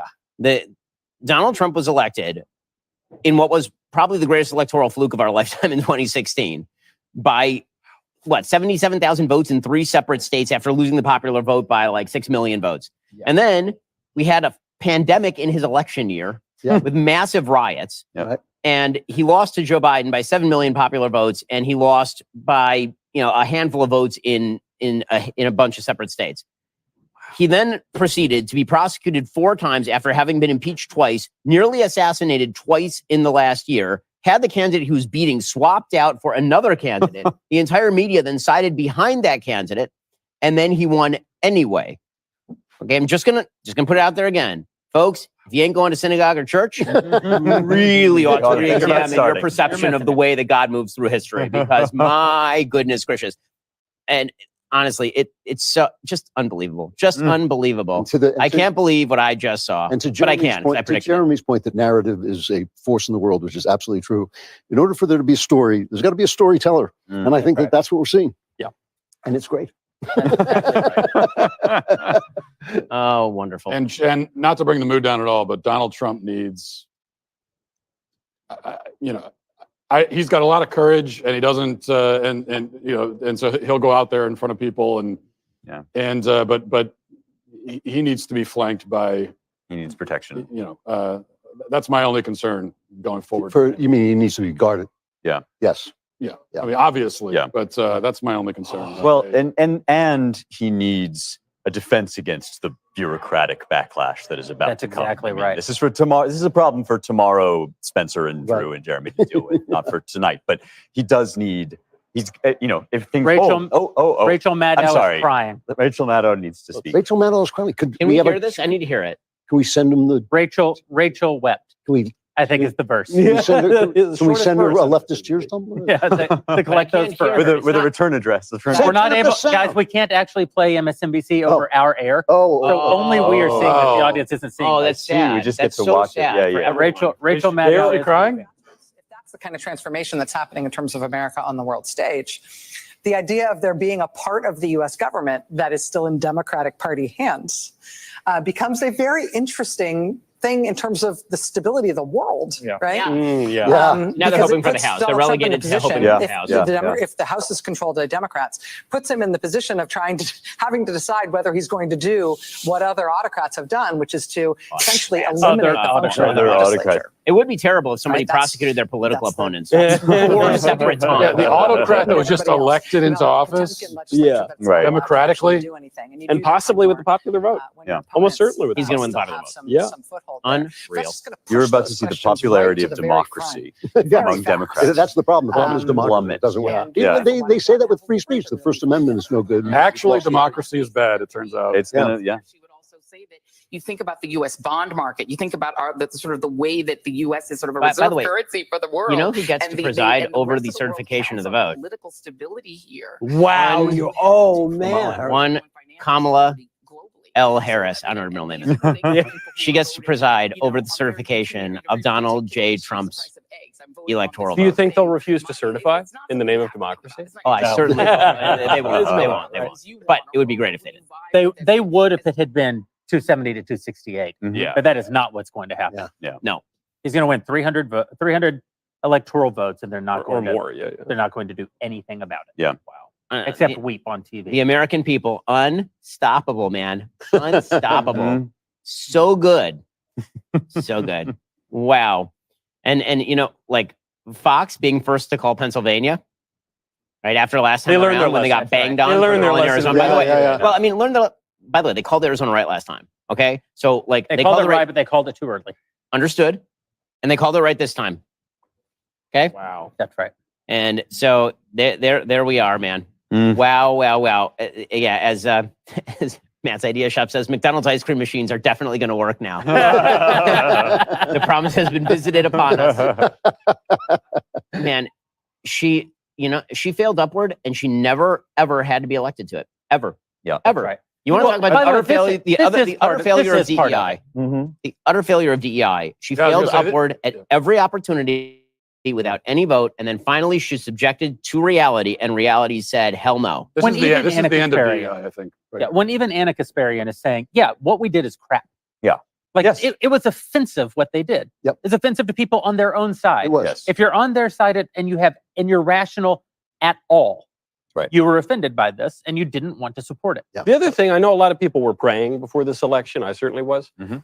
This would be a good time to thank God because Indeed. truly, I mean, ABD, pal. the most notable moment, but even this, we just forget as humans. The guy turned his head 20 degrees Uh-huh. and his head I know. wasn't blown off. I know. Okay, at an improbable moment. And so, there are moments in history. The Battle of Lepanto is a good example. But there are many moments in history where you think, had the wind just blown a little bit differently, we wouldn't have civilization anymore. It's really that dramatic. And we may have just experienced Lived one of through those it. moments for our country. And this watched night. it on TV. I mean, the records that we have from this whole adventure, including those, I mean, we've never lived through an election where we had these kinds of precise measurements. You could actually simulate the turn of his head. Yeah. It's almost like, we've got digital records of the hand of God. That's exactly right. Down. I tell you guys, I mean, I think that's right. And so, I think that a silent moment of prayer actually would be quite appropriate at this point. So if you want to take like 10 seconds here and just say thank you to God, because seriously, well played, God. Really well played. Yeah. So,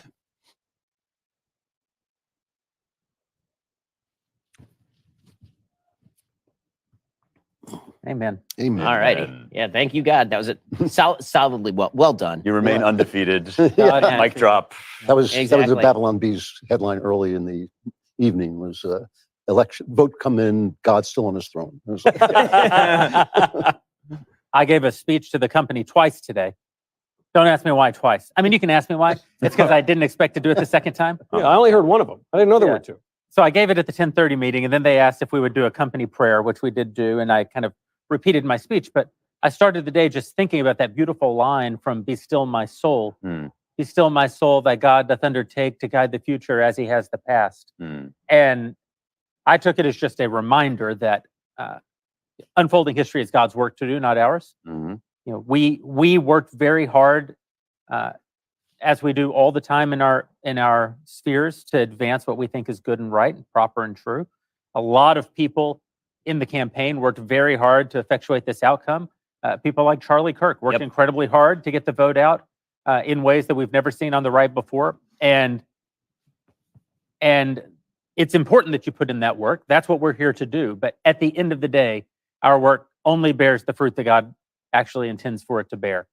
And, I remember when our friend Andrew Breitbart wrote his book, Excuse Me While I Save the World, Righteous Indignation. I thought, man, saving the world is like one step beyond what God's given us to do. God's given it to us to try to save the world, but the outcome is his. And that would be true even if we had the result that we didn't want tonight. Right. And in fact, that was my prayer for the company today was, God, unfold history as you will, but we'd be remiss if we didn't ask you to also give us a favorable result.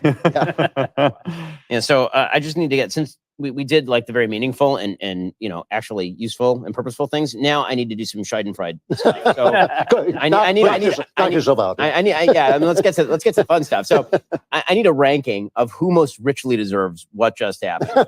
Kamala Harris is number one. I definitely vote for the news media. I don't Kamala Harris doesn't even deserve it. I agree. She didn't even earn this. I agree. She's a non-entity. I'm going to give you the answer.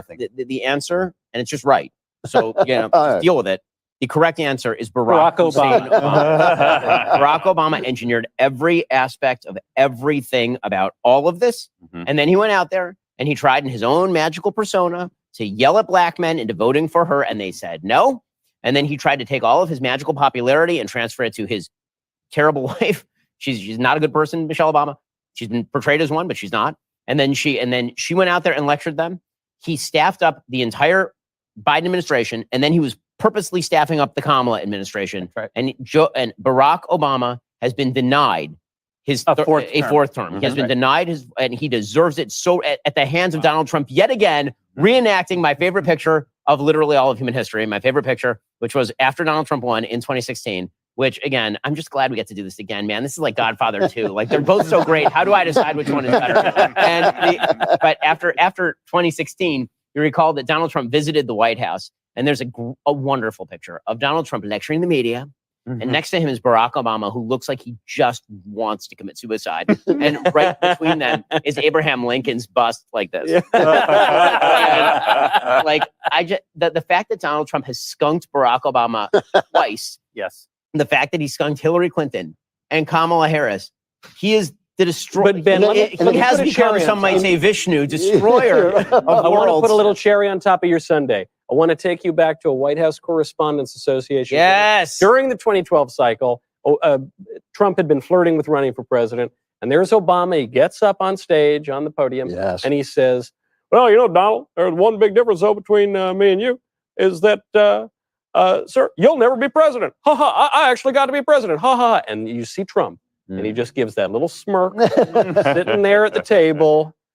There it is. All these years later. It's that photo. That's my favorite photo. It's so good. It's so good. And it's so wonderful. And now Kamala Harris and Joe Biden are going to have to hand the keys back to the man they declared a criminal Nazi who is going to destroy the country's democracy because the people elected him. It's so good. It's so good. Amazing season finale, God. Once again, 5 out of 5 stars. IMDb 10. Downloading. Will watch on play again. Recommended to all friends. Find me like things in the algorithm. All of these things. I mean, you not only beat him twice, he came back from the dead and twice. It's just a beautiful thing. It's like if you are watching us on X or if you're watching us on YouTube, please think about becoming a dailywire.com subscriber. We're going to do some amazing things with the energy that comes out of tonight. Coming out of 2016, we essentially built the company. Even in defeat in 2020, we launched in entertainment and created these amazing documentaries with Matt Walsh, amazing scripted content with Dallas Sonier and Bonfire Legend. And coming out of this, we have a mandate, we believe in this company, which is to fight the left and build the future. We scored an enormous victory as a country over the left today. The future is still ours to build. So please, dailywire.com/subscribe. 47% off in honor of number 47 himself, Donald Trump, with promo code FIGHT. Head over there, become a subscriber, join the ranks of our wonderful Daily Wire members who make it possible for us to do all of this work. Again, that's dailywire.com/subscribe. Now is the time as we wait for number 47 himself to walk into the room. I think that the reason it's taking Donald Trump so long to take the stage, because there are places you don't want to be between Donald Trump and the stage. I think that there's a strong possibility that he is getting a concession call from Kamala Harris.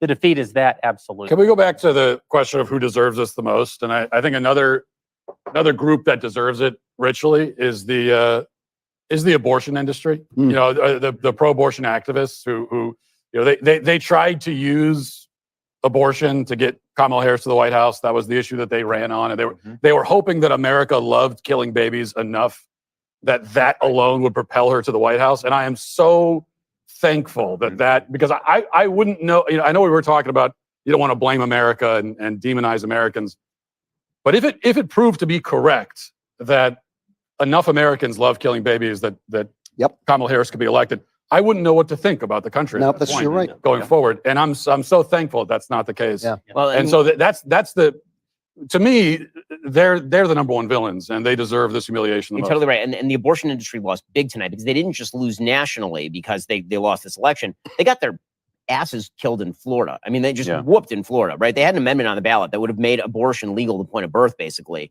without parental consent, the whole thing. And it got wiped out in Florida. And it turns out that exactly what the founders suggested for many contentious issues is exactly how it's going to play out. This was the only election where Democrats would be able to make this a national live issue. Really, because what's going to happen is that stasis is going to set in. All the states are going to pursue their various different, exactly what Trump says, because that's how Roe versus Wade, did it wrong. And that's what Dobbs does. This is how the system works. Donald Trump said it was kicked back to the states. The states are going to do what they're going to do. And if you want to vote in your state legislature for a bunch of pro-abortion people, that's your prerogative in the United States of America.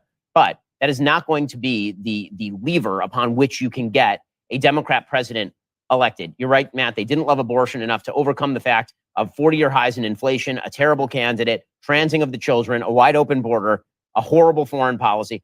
The world is a much better place today because Donald Trump is the 47th president of the United States, a much better place in every way it is possible to measure that question. This is true. This is a repudiation of the whole leftist project, whether it's abortion, feminism, the race issue, DEI. I mean, all especially of it. DEI. Good timing for your movie, by the way. Especially DEI. Yeah. I mean, I would like to nominate for honorable mention Nicole Hannah-Jones, Ram X. Kendi, and the entire 1619 Project crew. I know this is a little bit in the rearview mirror now, but fundamentally, the groundwork for all the rest of this cultural stuff was laid when the left went full bore on their claim that this country is a mistake. It's a mistake not simply in its failures to live up to its ideals. It's not just that we've had problems like every other country, but that the conception, the whole idea of America is an act of theft, an act of rape, an act of violence.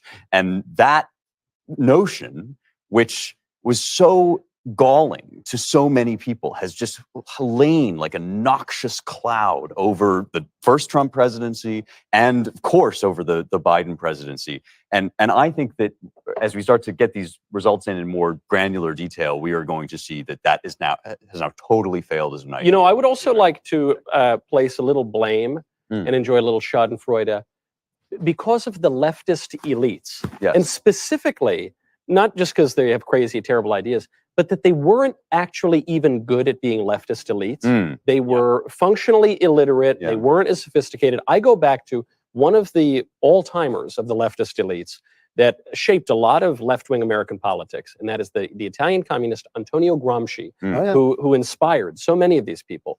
And Gramsci made a number of really salient political points, one of which was, a revolution's not going to succeed if you lose the common sense. If you lose the common sense of the people are going to reject your theories in favor of their traditions and their way of life and their customs. And the left was pretty good about this for a long time. And the left knew how to wave the American flag, even as they sought to subvert what the flag symbolized. And they lost it, specifically, actually, on this issue of the trans kids. Do not underestimate the role of the trans kids in this, because it was just too much for liberals like Elon Musk. It was just too much for moms who don't want to vote for Trump. It was just too much for suburban voters in some kind of blue states. An emblem that the Democrat Party no longer has a mooring to reality. That plus 25% inflation over 3 years. That combination, I don't know how the left could have overcome it. Can I read you guys something beautiful from the New York Times? Nate Cohn, chief political analyst. While it might be several hours until the race can be called, Our estimates say Donald Trump is very likely to win the presidency. Kamala Harris almost certainly needs to win Wisconsin, Pennsylvania, and Michigan, and Trump is a clear favorite in each. They are putting his chances of winning at greater than 95%. They are suggesting that he will carry 306 electoral votes and that he will win the popular vote 1.2% above Harris. I remember By the way, when even George Sam Floyd Brown. riots started. I remember sitting there and saying on the air, they think that they've won. They think, in other words, that they can do this. They can burn our cities down for this drug addict, and they will not have to pay, and they're just wrong. Yeah. They've overshot the mark. And Yes. I knew it then, and it's absolutely true. You know, they just went too far. They always do. Yeah. Well, the thing is that they thought that because of Trump's excesses, that gave them license to do literally anything. Yeah, yeah. And it turns out the American people are not up for that. And they proved it because they're like, you know what? Even with his excesses, we will take that guy over everything that you are presenting. Right. Ben, right you just now. mentioned Sam Brown. How's Nevada looking? So shockingly, Sam Brown has now moved with 77% of the votes into an extraordinarily tight lead. against Really? Jackie Yeah, let's Rosen. go, baby. Okay, so Because he's been there's- trailing all night. I mean, yes, he's been trailing. Well, all elections. All elections. He was down Yeah, double yeah. digits Yeah, yeah. a week and a half ago, 2 weeks ago. Nevada, right now, Donald Trump is expected to win Nevada. He's up by about 4 percentage points in Nevada. If you take a look at at that Senate race in Nevada, with again 77% of the votes in, 496.8 thousand, 496,800,000, 496,800. Jackie Rosen's at 494. You know, super duper tight. It's possible he pulls that out. He pulls that out. You're looking at 56 Republican seats in the United States Senate. How is the House? How is the House looking? So the House, nobody knows. It's going to take weeks for the House to shake out because these races take for freaking ever. Yeah. That's why you saw MSNBC a little bit earlier, really trying to stash their last hopes on the possibility that the Republicans somehow lose the House. My friends, Fox News just called Wisconsin for Donald Trump. Oh, yeah. Oh. Hey. Oh.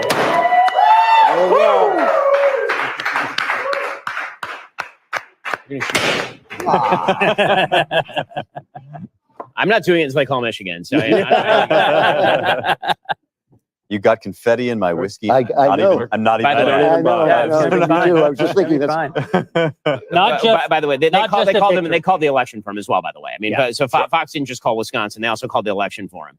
So not only a victory, but a resounding victory for Donald Trump. The American people, a wise and generous people. Seriously, really. Well You mean that's garbage you're talking about? yeah. By the way, Wise and generous garbage. By the way, I think that last touch from Joe Biden meant something. It I think did. it meant something. Yes, it did. Because He I did think do that it and had a role to play as well. I mean, that's always the big question, right? But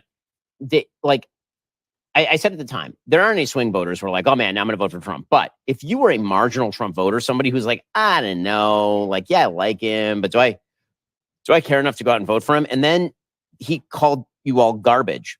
Yeah, that's right. But guess and all your friends garbage and all your family garbage. It was like, again, just keep hitting us, and we're gonna hit you back. Yeah. We're gonna hit you back. They're the passive aggressive person in your life who just pokes at you and pokes at you and pokes at you and pokes at you for years, and eventually they're just gonna get clocked. I mean, you can't do that over and over to the American people. You know how gaps matter when they're real. Yeah. Gaps matter when they're real. That was a Kinsey gap. I mean, he meant it. And consider that the American people waited for their opportunity to hit back in a nonviolent electoral fashion. Always a beautiful thing. You know, when Trump was shot and he stood up, he proved that he was actually the courageous guy that he'd been telling you that he was. Yes. With this victory, yes, Donald Trump has proved that he is the world historic figure that he has been telling you he is for 40 years. 100%. He is that guy now. He is demonstrably that guy. He is the global man for the time. He's a great man of history. Yeah. There's no other way to put it. He is a great man of history, you know, on par with all the people who he was mocked for comparing himself to. Yeah. Yes. Because that's what he is. When Yes. you become a non-consecutive term holder in the United States and you radically reshape how politics is done in the United States, and by the way, how global politics actually occurs, you are now in a small coterie of people who have shaped the fate of the planet itself. Yes. As the president of the United States. I mean, you're like, when he mentioned, everybody laughs like, oh, like Lincoln. Okay, here's the thing though. Here's the thing. Kind of though. Okay, not you know, what Lincoln had to face down in slavery and Civil War, different thing. But he's a different time. Again, don't compare different people at different times. Yeah. Compare them to the time that they have.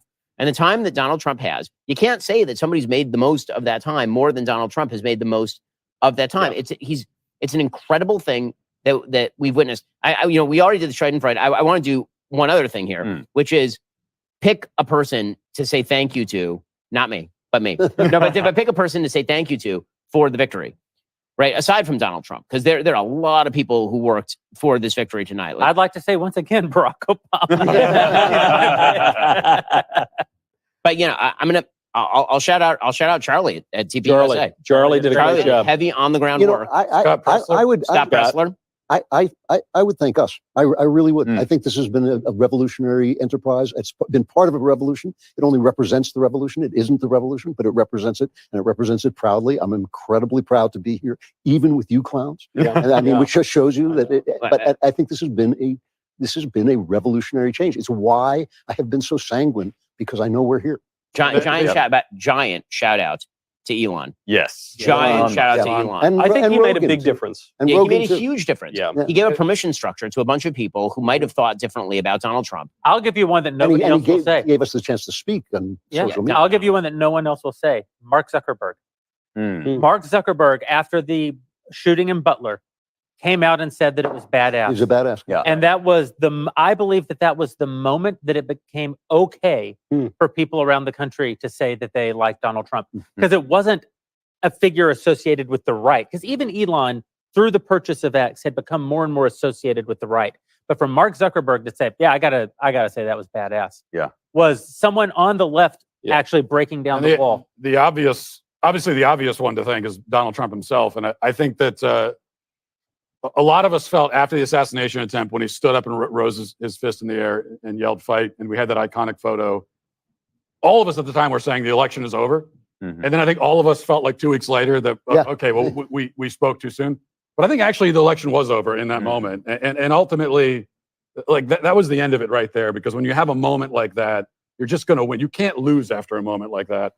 And to your point with Mark Zuckerberg, I think that changed the tide in many ways. And every iconic moment in this campaign was Trump's. I mean, the McDonald's, the garbage truck, and certainly that one more than any other. But like, it's just been, what did Kamala do? It just sticks in your mind. Besides and also, I don't mean this in any glib way. When that guy pulled up at McDonald's and he said, I'm an ordinary guy, and Trump said there are no ordinary guys, but whatever is meant by the ordinary guy really did reassert himself here. The ordinary men and the ordinary women, they reasserted themselves. We were told 2020 was the normie and it wasn't the normie revolution. The Trump movement in so many ways is the normie revolution. 100%. It's okay. It's okay to be a normal guy. We're not bad. We're not deplorable. We're not garbage. We're not irredeemable. Right. We're good. We're good old American stock, man, and it's okay. We're just like Trump. We're a little crass. We care too much about money. When they called JD weird, they meant it. They meant it. Because it's not that they were that it was a misnomer and that they just were like trying to do a thing that they didn't. They believe that JD Vance is weird, and they believe that he's weird because he's from Ohio, and because he is married, and because he has children, and because he goes to church. These are all things that are weird to them, and to us, that's normie. So when they say normie revolution, they mean like Sam Brinton stealing luggage while wearing a dog mask. And when we say normal, we mean, kind of like all the people everybody here and like JD and like normal humans, like normal actual humans. That was great about Megyn Kelly's speech, where she turned to the guys in back of her, with all in the hard hats and all the stuff. Said, we like you. Women like you. We have husbands. We have sons. We have brothers. Beautiful. JD Vance is another one to thank for the. JD did a great job. He did a great job. He did a great job in this campaign. And he gives me. And by the way, I mean, I think underratedly great job in this campaign. He did a great job of explaining Trump's ideas. Yes. So I was showing this. I was showing this to Klavan last night. Actually, I was showing him because we were talking about Trump's debate performance, which was not good against Kamala Harris, and I was showing him how in Nate Silver's estimate of how the election was going, basically the race went like this: Trump is leading Biden. Kamala comes in and they flip. Suddenly, Kamala is leading Trump in his estimate. Trump starts to climb. And he climbs above Kamala. You remember early on, she started to kind of fall apart. By the time they did the debate, Trump was the favorite in the race. They do the debate. He does not perform. He starts to decline. She starts to rise. At the low ebb of that is the debate between JD and Walsh. And right as that happens, Trump starts to rise again because it stabilized the ship. It reminded people that, like Trump says things that are weird, but his agenda is actually really normal. And normal people hold this agenda too. This on the normal point, it reminds me of that monologue from a friend of some of us, John Milius, The Wind and the Lion. You know the grizzly bear monologue here? It's in the mouth of Teddy Roosevelt. It just makes me think of Trump and all the people who vote for Trump. The monologue is, the American grizzly is a symbol of the American character. Strength, intelligence, ferocity. Maybe a little blind and reckless at times, but courageous beyond all doubt. And one other trait that goes with all previous, loneliness. The American grizzly lives out his life alone, indomitable, unconquered, but always alone. He has no real allies, only enemies, but none of them as great as he. The world will never love us. They respect us. They might even grow to fear us. They'll never love us, for we have too much audacity, and we're a bit blind and reckless at times too. The American grizzly embodies the spirit of America. He should be our symbol, not that ridiculous eagle. He's nothing more than a dandified vulture. Another big winner, I think it's already been said, are podcasts are a big winner. Yeah, baby. Podcasts are a big winner. Podcast election. I mean, Yeah, that was a strategy that Trump adopted sort of midway through the Kamala stage of the race, that people weren't sure whether it was going to work, whether these guys that listen to these podcasts are actually going to come out. But that is actually indicative of something important about Trump that's been true of him since 2016, which is that he's living in the future world of the media landscape, right? I mean, we all feel the oppressive weight of institutions like the New York Times and the Washington Post, and we think, how can people still be falling for this garbage? NPR, they tune in. We all know people who listen to NPR and take that as gospel. And Trump trusted that era is passing away. And by trusting it, he actually enabled that to come into being. The fact that he went on Rogan, the fact that he, believed that those people were actually going to get mobilized. So, the podcast bros, and of course also Peanut the squirrel. You know who I'd like to give credit to also, and I can't believe this name has not come up once on this show. Moo Dang, the hippopotamus. The hippo. Moo Dang, the hippopotamus, today was offered 2 cakes, one Kamala, one Trump, and Mr. or Miss Dang endorsed the Trump cake. Yes. That was hours before his victory. Yeah. Is that a coincidence? Oh, yeah. Yes. And you know what? Yeah, I'm just asking a question. Oh, Yeah. the pro hippo propaganda is very dangerous. Hippos are dangerous animals, so that's a whole other thing. But I have to say, Peanut did not die in vain. He did not. He lives on in our hearts. That was not irrelevant. It was not irrelevant, the Peanut thing. It was not like Harambe or something like that. It was fun. Hey, watch what you say about Harambe. It was funny, but what the Just hell? because Harambe had information on who to- But what the hell is our bureaucracy It was doing? pretty irrelevant. We're less than an hour into the Trump victory. Probably We're already didn't matter at all for the election. No, in terms of numbers, but it wasn't meaningless. Like, No. when If Bush hadn't died, Trump would have lost. Jill Stein would be president today. By the way, credit to Mark Cuban, who already congratulated Trump. Did he? Did he really? Yeah, he said, congrats to Donald Trump. You won fair and square. Congrats to Elon Musk as well. # Godspeed. Yeah. Good for him. Yeah, good for him. Good for him. Need more of that, actually. I can be gracious to those who acknowledge they've been vanquished. Another important player is Barron Trump for telling. Yeah. He's the one telling Trump Saying what go podcast on to these. go on. He absolutely Yes, is. yeah. He absolutely is. And I mean, of course, it's been said a million times already, but the mainstream media just being relegated to total irrelevance. Yes. Their ability to set the narrative has been completely destroyed. Destroyed. Yes. Utterly It's destroyed. totally Yeah. impotent, Yeah. ineffectual now. Big win for Liz Cheney, by the way. She was going to be the CIA director, according to what Worse than a rock for Liz She'll Cheney. get a job This on was MSNBC. Actually, though, this is a personal bullet that it's personal for us, but it's public for the conservative movement. When the Times came out with their piece, putting all the podcasters up there, and I was, I got, a little, it was not lost on me that the Times put my picture there because they just want to take my podcast like all these other podcasts. They didn't even mention you. They didn't even mention me, but they just don't like my podcast. And so had Kamala won, had the Democrats, had the Senate, or we'll see how they do in the House, like there was a very, very good chance that the conservative media landscape was going to get pummeled into the ground by these platforms. 100% chance. And now that will not happen, at least for 2 to 4 years. That cannot happen. And we've been talking about, the pro-life fight and abortion all night. The other thing that would have happened if Kamala would have won is that they've already been going after the pro-life movement, throwing people in federal prison. This is This is happening. This has been happening right now. I know. I know. And if Kamala Harris, who did that as AG in California, and if she had been, that was one of my top worries of a Kamala Harris administration, is her just going to war against the pro-life movement, and that's not going to happen now. I actually thought, though, that trying to take down social media and podcasts and that, I think we would have won that fight. I mean, I didn't want to be in it. I thought it would have been terrible, but I think we would have won. It's not for nothing that Kamala Harris slurred her speech for 3 straight months on the national stage as the candidate, except when she talked about killing babies. Yeah, and right. then she was suddenly incredibly prescient. She's incredible. Yeah, she has Incredibly clear thoughts articulate. about that. Yes, among, she does. Yeah, alone among all issues. She really knows what she thinks. And it's interesting, we haven't yet mentioned the Supreme Court, which is not a political actor. So we don't want to name them as having, won this election. But in fact, the opposite is true. This Supreme Court, which, we owe in no small part to Trump's first term. 3 judges. Steered through perhaps the most treacherous territory for justices in American history. I mean, death threats, leaks, really serious danger that these guys faced. And what they did not do was win the election for Trump or decide every point in Trump's favor,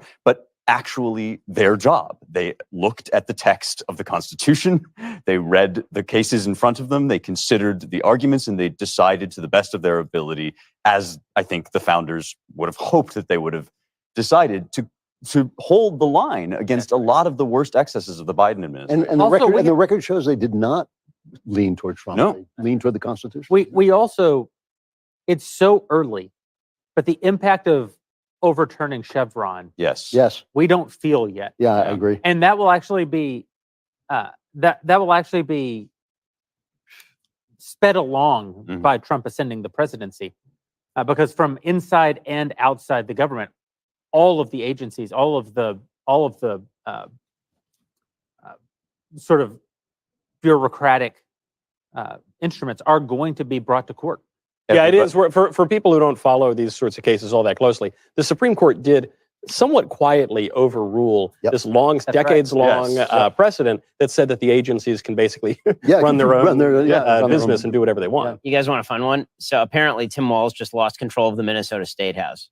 The Republicans are currently leading in the Minnesota State House. That's tasty. The other thing, too, is that this delay between Trump's terms. I've always thought that Trump has actually learned stuff, and the way he's talked, for instance, about staffing, which was the big problem in his first administration, and that it's all about the people. It's all about the people. Yeah. He's a smarter guy than he was before. Yes, and he will, I think, be a smarter politician in office. Yeah. I mean, he certainly won't make the mistakes he made right at the beginning. Yeah. Right. You remember that his early staffing decisions was terrible. were really bad. And then Well, had as to he shift said, all those And out. also, he didn't staff enough. I mean, And then he fired everybody, and then you got a bunch of better people. Yeah. And so I think that a lot of those people, again, I think he's going to have a lot of holdovers and a lot of people who come back. Like, people focus on the people that he fired, but the reality is there were a lot of people at the end, particularly in the foreign policy realm, but even the domestic policy realm, that were really, really excellent good, people. and they're coming back. Like, I think, listen, I wouldn't be surprised. I'd mentioned, possible secretaries of state. I think there's possibility that that's Pompeo again or Rubio. I think there's possibility he goes for Rick Grinnell. I wouldn't be shocked if Grinnell comes up in that The conversation. lights just went down at Trump HQ. They're getting ready to shine a spotlight. Oh boy. Whoa. All right. Will we get some audio? Team Harris, Not by the only- way, has confirmed that the vice president will speak tomorrow. No concessions We all tonight. get second chances in this life. Rarely do we get a second chance as big as this one. And I have got to believe the man that I know and that Kaylee worked with is going to work with a certain alacrity and energy to get things done very quickly. What he can do through executive order, what he could do with the Congress, bringing in the governors. Nobody gets a second chance this big in their lives and just puts it on the shelf like it's a trophy or a gold star. He's going to use that as a platform for good and undo some of these bad policies, and I think do even better. These celebrities, these athletes, he's got job creators and innovators. He's got Elon Musk and Dana. He's got people who make stuff, who people say, wow, there's an American success story, and he's going to bring them aboard. So Vice President Harris has now encountered what is known as the Van Buren curse.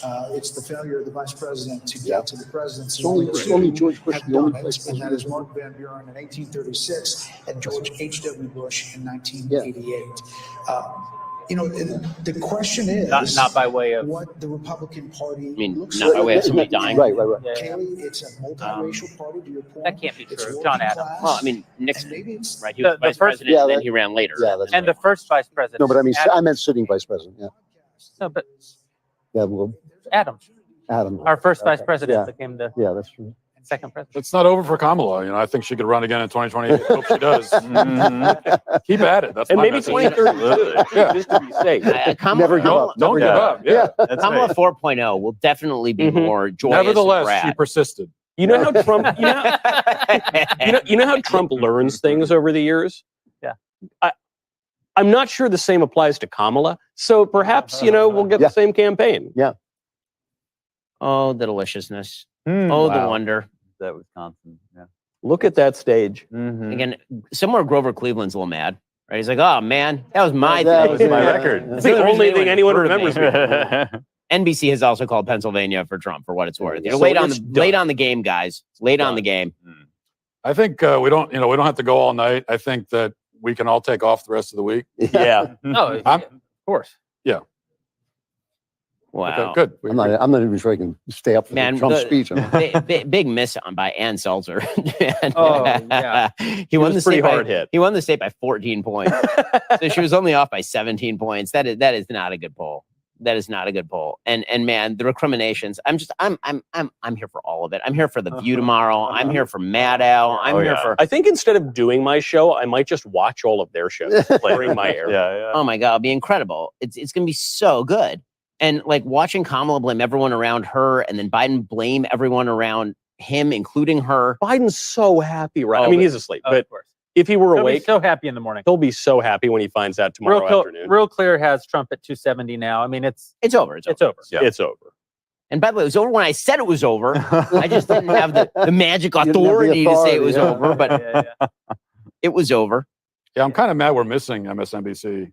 That's true. Right? You know, This is the peak moment. I'm glad people are watching us, but like I wouldn't Right. be watching us. NBC is I'd now be floating watching- the idea that Democrats were not smart to swap out Joe Biden for Kamala Harris. Oh, No, you hate to see Who it. said it? Who said NBC is upset that they swapped out Biden for Harris. Donald Trump is in the room at the convention center. Our own Mary Margaret Olohan has been there all night. She sees Donald Trump in the venue. So we'll be hearing from the president soon. I have an idea. It's kind of crazy. You guys want to hear it? Sure. My idea is that when Donald Trump starts walking in, everybody starts clapping and the room goes crazy. I'm going to stand up Mhm. and I'm going to walk into the party that's taking place in the next room where we have so much of our Daily Wire staff who made this show Yeah. possible and make our Yes. work possible. So many of our friends and family from around Middle Tennessee and influencers who came in to spend the evening with us. Tim Pool. I think we should just actually go in there and watch this thing on the big screen. What do you guys I'm think? with you. sounds great I'm to with me. you. Yeah. And camera drink that can Tim Pool's follow us. Pappy Van Winkle. And Most drink importantly, yeah. Tim Pool's Pappy Van. Okay. And then are we coming back, or is that?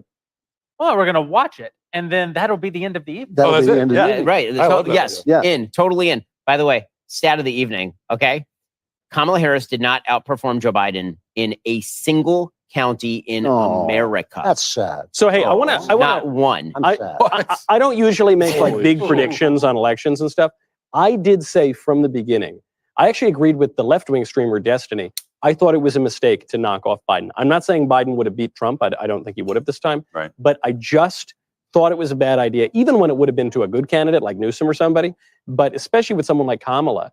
And that you are seeing the payoff of that. It's so disruptive to the ticket. It's such a vote of no confidence. Right. And there was no reason to believe that woman could win anything more than a dog catcher race. Even making Kamala Harris the VP in the first That was a so mistake. cynical. so cynical. Yeah. So cynical. Yeah. I mean, we have probably witnessed the most consequential presidential debate, Yes. certainly in our lifetime. I also hope we've witnessed. And the most fun. It was really. Yeah. It was delightful. And I also hope we've witnessed the last presidential debate of any significance in that format. I think Yeah. that the long form podcast interview It's way better. will come out of this as a major development. Yeah. just By the let way, them we were come speaking out of and like talk. people who are impactful. Points to Joe Rogan, man. Joe Yeah. Rogan. Without This is my friend question. Joe. Yeah. Without question. Yeah. I mean, Rogan has been one of the most consequential voices in America for some years now. Yes. But he cemented it. And his courage to endorse, and which carried risk. Oh, it must be terrible over at CNN. CNN called Pennsylvania for Trumps. They must just be like beside themselves over there. Yeah, I'm seeing 280 on this. Did they call Wisconsin? Yeah. Okay. He's going to take Michigan and Nevada too, and Arizona. Decision Desk HQ calling Wisconsin. Hey, remember, so Trump got one thing wrong. He said it would be a bloodbath if Kamala won, but I'm looking at these numbers over here. It's kind of looks a little bit like a bloodbath. I got to be honest with you, I'm not tired of winning. I am not tired of winning. Yeah, he lied. He lied. He told me I would be tired of winning. I am not tired of winning. I can't believe him. What? Could someone please pass my Bucky's Bic? So I can relight my cigar. That was really It's gone. It's underneath the confetti. No, it's here somewhere. Yeah, there it is. Thanks. This is it's very There are people surreal. who are going out on the stage to prep the stage for him right now. So, wow. Just amazing. Donald Trump, the 47th president of the United States. Fucking believable. If you're just tuning in, because you maybe watched the NFL trades this afternoon. That's took a bit of a nap. You're waking up for the night shift. Yeah, Donald Trump, 47th president. Yeah, and we'll be playing defense for the Giants, I think, as well. That's right. And to quote George W. Bush, for whom I still have great affection, it is indeed some weird shit. It is indeed. You know what I'm most excited for about President Trump's second term? His third term. That's what I'm really looking forward to, baby. You heard me, Media Matters. Cat's out of the bag. I'm so happy that, I mean, truly, I said it early in the evening. Barack Obama effectively got a third term. Yes. And I'm so glad he's not getting a fourth. And as I said, the Democrats will now have to run a real candidate in 2028, which means not a puppet for Barack Obama, somebody who has their own ideas. And they'll get Obama up there at their convention, and they'll take his phone calls, and they won't give to what he actually thinks. There are fun things happening all over the country. So over in LA, where things are trash. So the district attorney over there is a Soros guy named George Gaskin. He's just awful. He's awful. He got defeated today. Yeah, that's great. That's excellent. Like That's serious. Even some of the lefties are finding reason. At this point. Yeah. Oh, the return of reason. Oh, how we have long awaited you. I didn't realize Gascon was even on the ballot this year. I just wasn't paying attention to the race. You guys ever seen that? He's already calling for scrapping the Electoral College. Of course. Is he going to scrap the popular vote? I mean, what about elections? Yes, there will. What they didn't say is that if Trump won, there would be no more elections because the left canceled the rest of them. Right. The left was like, we can't do this shit anymore. Like, we're done. There's no more elections here. When Elon said this could have been the last election if Kamala won, I thought I didn't think of him meaning that literally, like there would have been an election day next time. I think the point he was making was because of mass migration and mass amnesty, that you as a citizen, your vote just wouldn't really matter at all. Become irrelevant. Yes. And so to me, it seemed like this election, as much as it was about Trump and Kamala, it was a question of whether or not, we were talking earlier, Dr. Klavan, about the cycle of regimes. Regimes change. We've tried to stave off the change, but they change over time. And I felt it was a referendum on, do we still live in a regime that is vaguely similar to the one we had at the founding of our country? Yeah. And I think the answer today, in the year of our Lord 2024, is a resounding yes. Exactly. It hasn't changed yet. You bastards. Yeah, no, I mean, I think, not to get too portentous about it, but we did just kind of live through a major stress test of the American experiment. It's not that we haven't had others, but the whole idea of the country in the deep sense is that we're supposed to be able to weather the kinds of catastrophes that other regimes have capitulated to, have fallen under and transformed, including the Roman Republic. I mean, a lot of the things that we've been facing are very similar to what the Roman Republic was facing at the end of its life. And we are supposed to be able to move peacefully through those crises into something new. And I think we just proved that, in fact, this is not that day. By the way, 75% of the vote is in Michigan, and Trump is up 52-46. Okay. Yeah. He's just going to sweep the whole rest. Decision Desk currently has Republicans with a 2-1 advantage win chance in the House, too. Yeah. Wow. So triumvirate is very much on the table. Let's And we have the Supreme Court, even though the thing is, the libs say, well, it's a conservative court because it's appointed by Trump, and they've given us some good decisions. Yeah. Also, Neil Gorsuch, appointed by Trump, gave us Bostock, which wrote transgenderism into civil rights law. So that really isn't dispositive, but in as much as you can map it, this means that conservatives have totally unified government at the federal level, with the exception of the bureaucracy, which is set up for a fall like we have not seen in any of our lifetimes. No excuse to not push forward the agenda. Absolutely. Right. No excuse. Right. Now, we don't need to focus on that tonight, but no excuse. I have a new answer from Mary Margaret Olohan on what we do in a post-Roe world. Okay. We just passed a national abortion ban. Let's go. You heard me, Media Matters. By the way, I would. I just want you guys to know. I know that I'm saying that we should be incremental in our approach. I am an absolute abolitionist. Well, you're incremental, meaning you would at least take a small victory. You would also take a large victory. Also take And can we be honest now? Project 2025 is Trump's agenda. It's being implemented as we speak. Let us hope so. By the way, hardest hit tonight, Matt Drudge. What a fall that guy. He is nuts. You know, you told me to start reading because I had stopped. He's insane. Yeah, he lost it. So here's what happened.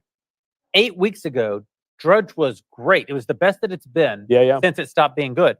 6 weeks ago, he went to the left. I mean, truly to the left of MSNBC. Yes. Yeah. It was divorced from reality. It was divorced from reality. He gave Nick Fuentes like 8 above the fold links over the last 6 weeks. I began to worry about you because you told me to start looking at it. You must have told me right at the change. I told you right at the it was pretty good a few months ago. What is Jeremy seeing? Oh, it's still Matt Drudge. God, listen to this lead from the AP. What trash they are. Truly, you want to talk about who's garbage? The legacy media. Those are the garbage. You don't hate that. Take out that bag of shit. Listen to this.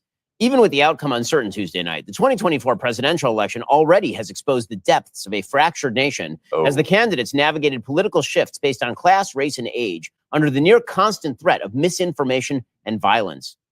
That's their lead.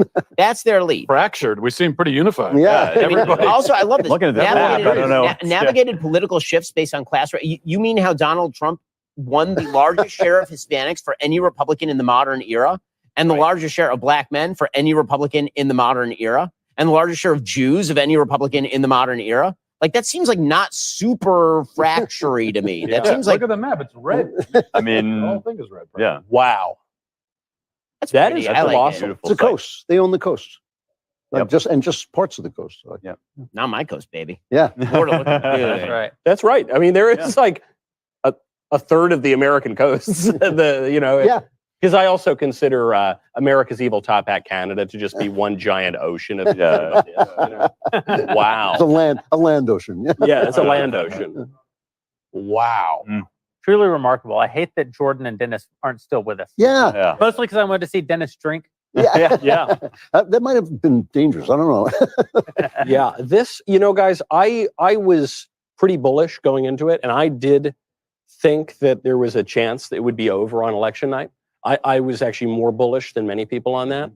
I did not think it would be like this. No. I thought this vindicates vibes. Yeah. Yes. Totally on vibes. I thought this is what would happen. But see, the vibes weren't based on nothing. They were actually based on, for me, they were based on cultural observation. Well, also, I Just mean, different, can we be real about something? The polls weren't that off. Meaning that if you look at the state polls, look at Real Clear Politics polling average. Okay, Atlas, first of all, nailed it. So Atlas Intel hit every single state. Atlas nailed it within like very small margins in every single state. And if you look at those final Real Clear Politics polling averages in the states, the Real Clear Politics polling averages in the states were not very far off. They had Trump plus 1.3 in Georgia, Trump plus 1.2 in North Carolina. They had a slight advantage for Trump in Pennsylvania. They had Harris plus 0.5 and plus 0.4 in Michigan. That's like within 2 points. Yeah. Okay, these are not wildly off polls. This is why, again, not to pat myself on the back, I literally said there's going to be a polling error in Trump's favor because you can't poll the Trump voter properly. And if that polling error is real, he is going to real everywhere. All of these states. Yeah. But to go back to the vibes. Let's get back to the vibes. Because we were saying Kamala Harris ran a vibes-based campaign. She did. It was But really it turns bad. out Donald Trump was brat. He was, they were bad vibes. Really Can we bad get a vibes from that community note on when Charlie XOXO, whatever that girl, she said Kamala is brat? I want a community note. She is not brat. She's This is actually proof not that brat. she's not brat. Decidedly not brat. Yes. Well, it was interesting that whole stage for a campaign, which really was the opening, that was their opening gambit, was that we're just going to coast on like coconut milk, basically. Yeah. That whole thing was actually borrowed Trump strategy. Yeah, I mean, yeah. that was really just an astroturfed version of Trump's greatest strength, which was what you saw ultimately at McDonald's, was that he's got this enormous kind of fellow feeling for the American people and ease with the actual human being. I mean, it was all an attempt to just like suck the juice out of the Trump campaign and attribute it to Kamala. And in fact, it was that is his best self. It has always been his best self. It's just He's so good. There was- instinctive love of. There was a video of him that went viral several weeks ago. It was just a quick clip of him just working through a room and talking to people. Yeah, he's great. I don't know where it was from, but it was just like, it's masterful. Yeah. You know. Yes. I spoke to Trump's head of security, Keith Schiller, who's been with him for a quarter century or so, and became a very significant Oval Office. He was director of Oval Office operations. And I said, hey, look, I know everything about Trump politically. I've followed the guy. I'm a New Yorker. I've followed the guy since I was like 3. I've literally been aware of Trump for my entire life. I said, tell me about the guy personally. What's it like being around him? We've heard he's bad to people and he has bad character, whatever. He said, this guy, people love him. Like they're loyal to him. Yeah. He has a good family. His family loves him and reveres him. And you can't, it's not, obviously he's had tough relations with certain staffers and stuff in the White House, but I don't know. He's got a decades-long track record of really connecting with people and establishing good relationships. It is amazing that a guy with his marital history has kids who are actually operational, and some of them actually quite successful. Quite successful. And decent people. And some of them are, You know what this really comes down to? The Washington Post not endorsing Kamala. That's true. Only they endorsed Kamala. Yeah, that would have turned the tide. Would have changed everything. That's how I make my decision. Yeah. Right. I would have supported her if they only endorsed her. Yeah. Yeah. I was waiting on. I know it. What a failure to lead. A failure in their solemn responsibility to take sides in a political to tell us what to do. Yeah. Yeah. Democracy dies in garbage. That's good. I like it. Excellent. Yeah. Wow. So we're looking at the scene. Yeah, I think we should move into the other room. Well, I mean, once he starts to come out, right? Or yeah. Is that Nigel Farage in the crowd? I thought probably like Nigel Farage. Nigel does show up in Palm Beach. I have noticed. Well, this is. I mean, we have not talked about this at all because it's not the headline, but the global element of this is also really important. I mean, America was the last bastion of Western freedom in this election. There are developments in the UK. In Canada, forget about it. But there is all over the West, this same set of issues is being adjudicated. We were the only one. There's something also, Americans don't appreciate this sufficiently. I remember I was traveling around a lot of the world in 2016, actually right before I started Daily Wire. Yeah. And I was in the Middle East. I was traveling around there a lot. I went to India for a little bit. I was just kind of like a little joy trip with my friends. And the thing that really shocked me about it was, because the election was going on, everyone is tuned into the American election because we're the global hegemon, we're the global empire. Yep. So we think of this as the election for our nation.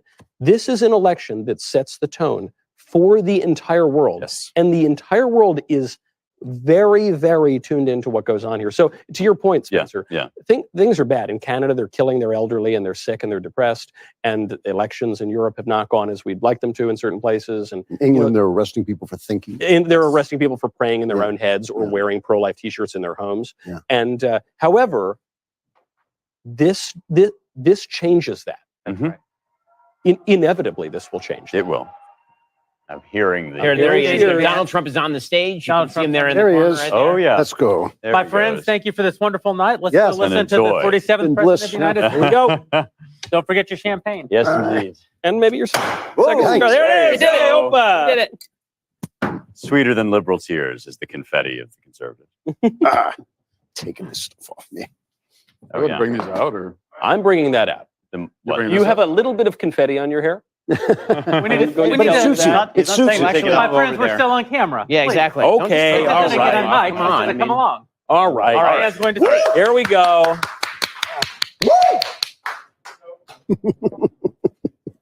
Wow. Hey. All right. There it is. There's a point.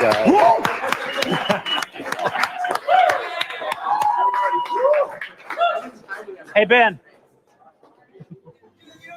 We're literally going to be on camera the whole time. You gotta say that again. Pride in every American heart, and it's time we stand and say,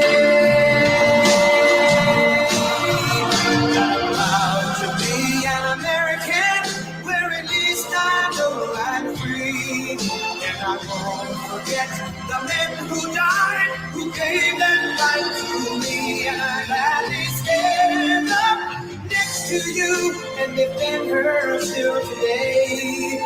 Cause there ain't no doubt I love this land. God bless the USA.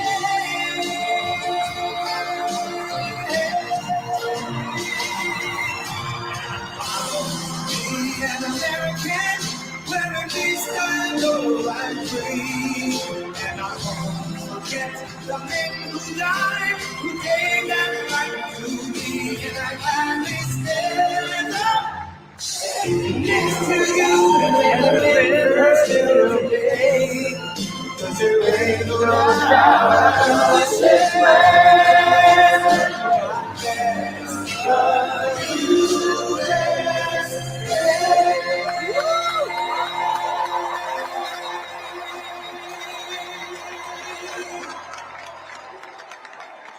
Thank you very much. Wow.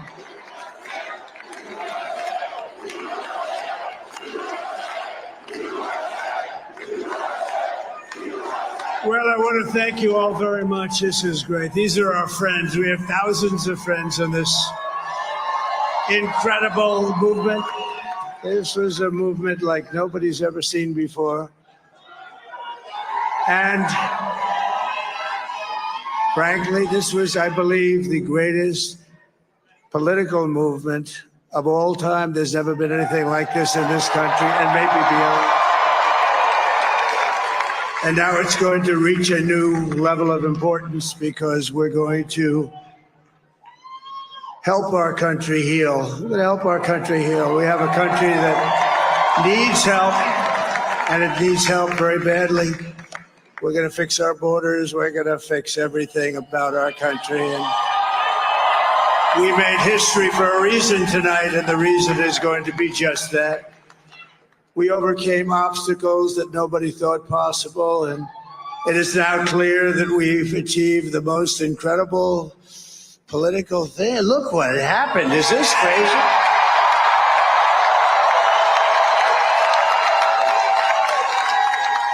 But it's a political victory that our country has never seen before, nothing like this. I want to thank the American people for the extraordinary honor of being elected your 47th president and your 45th president. And every citizen, I will fight for you, for your family, and your future. Every single day, I will be fighting for you, and with every breath in my body, I will not rest until we have delivered the strong, safe, and prosperous America that our children deserve and that you deserve. This will truly be the golden age of America. That's what we have to have. This is a magnificent victory for the American people that will allow us to make America great again. And in addition to having won the battleground states of North Carolina, I love these places, Georgia, Pennsylvania, and Wisconsin.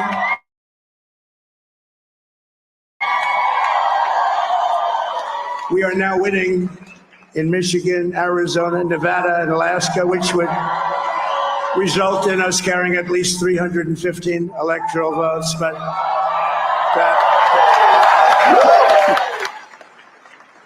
it's much easier doing what the networks did or whoever called it, because there was no other path. There was no other path to victory. We also have won the popular vote. That was great. Very proud of that.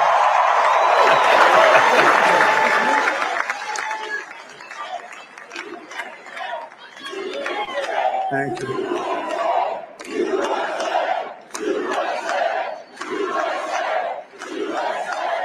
Thank you very much. Thank you. Winning the popular vote was very nice, very nice, I will tell you.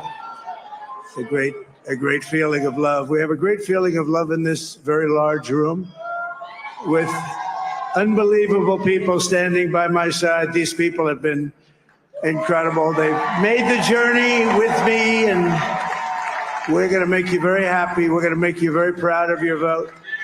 I hope that you're going to be looking back someday and say that was one of the truly important moments of my life when I voted for this group of people beyond the president, this group of great people.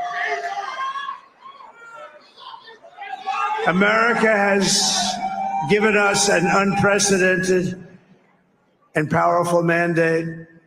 We have taken back control of the Senate. Wow, that's good. And the Senate races in Montana, Nevada, Texas, Ohio, Michigan, Wisconsin, the great Commonwealth of Pennsylvania, were all won by the MAGA movement. They helped so much. And in those cases, every one of them, we worked with the senators. They were tough races. And I mean, the number of victories in the Senate was absolutely incredible. And we did tele-rallies. We did tele-rallies with each one of them. And sometimes we did 2 or 3 and it was amazing to look at all of those victories. Nobody expected that, nobody. So I just wanted to thank you very much for that. And you have some great senators and some great new senators. And it also looks like we'll be keeping control of the House of Representatives.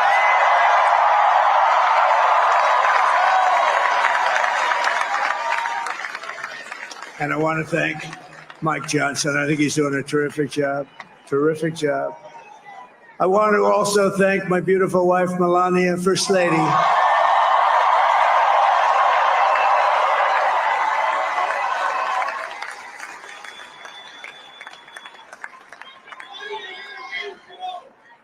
Who has the #1 best-selling book in the country. Can you believe that?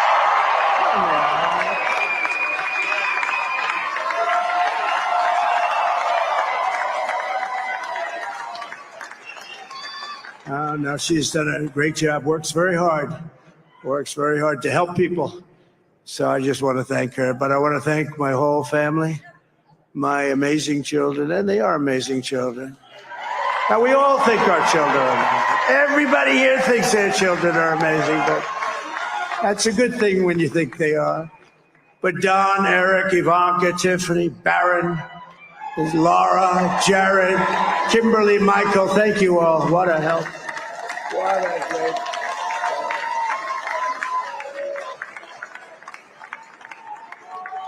My father-in-law, Victor, is tremendous.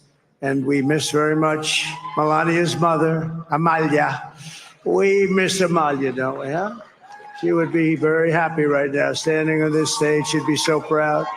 She was a great woman, that one. Beautiful inside and out. She was a great woman. I want to be the first to congratulate our great, now I can say, Vice President-elect of the United States, J.D. Vance.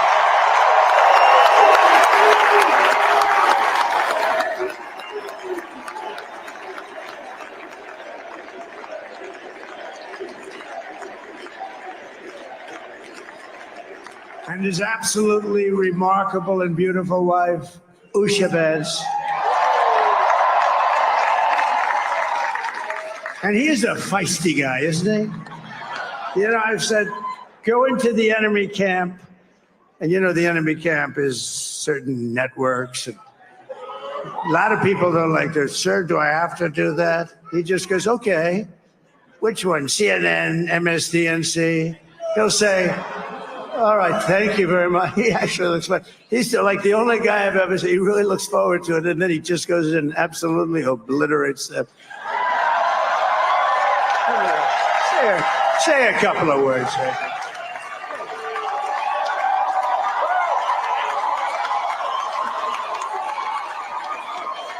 Wild.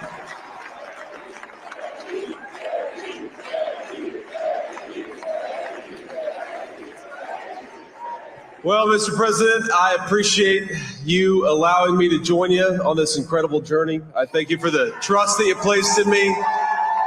And I think that we just witnessed the greatest political comeback in the history of the United States of America.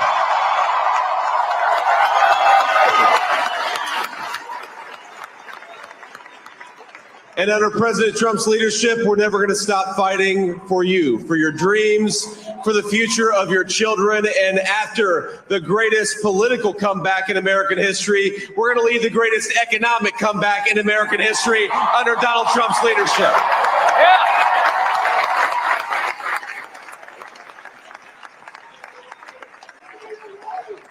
Thank you very much. He's turned out to be a good choice.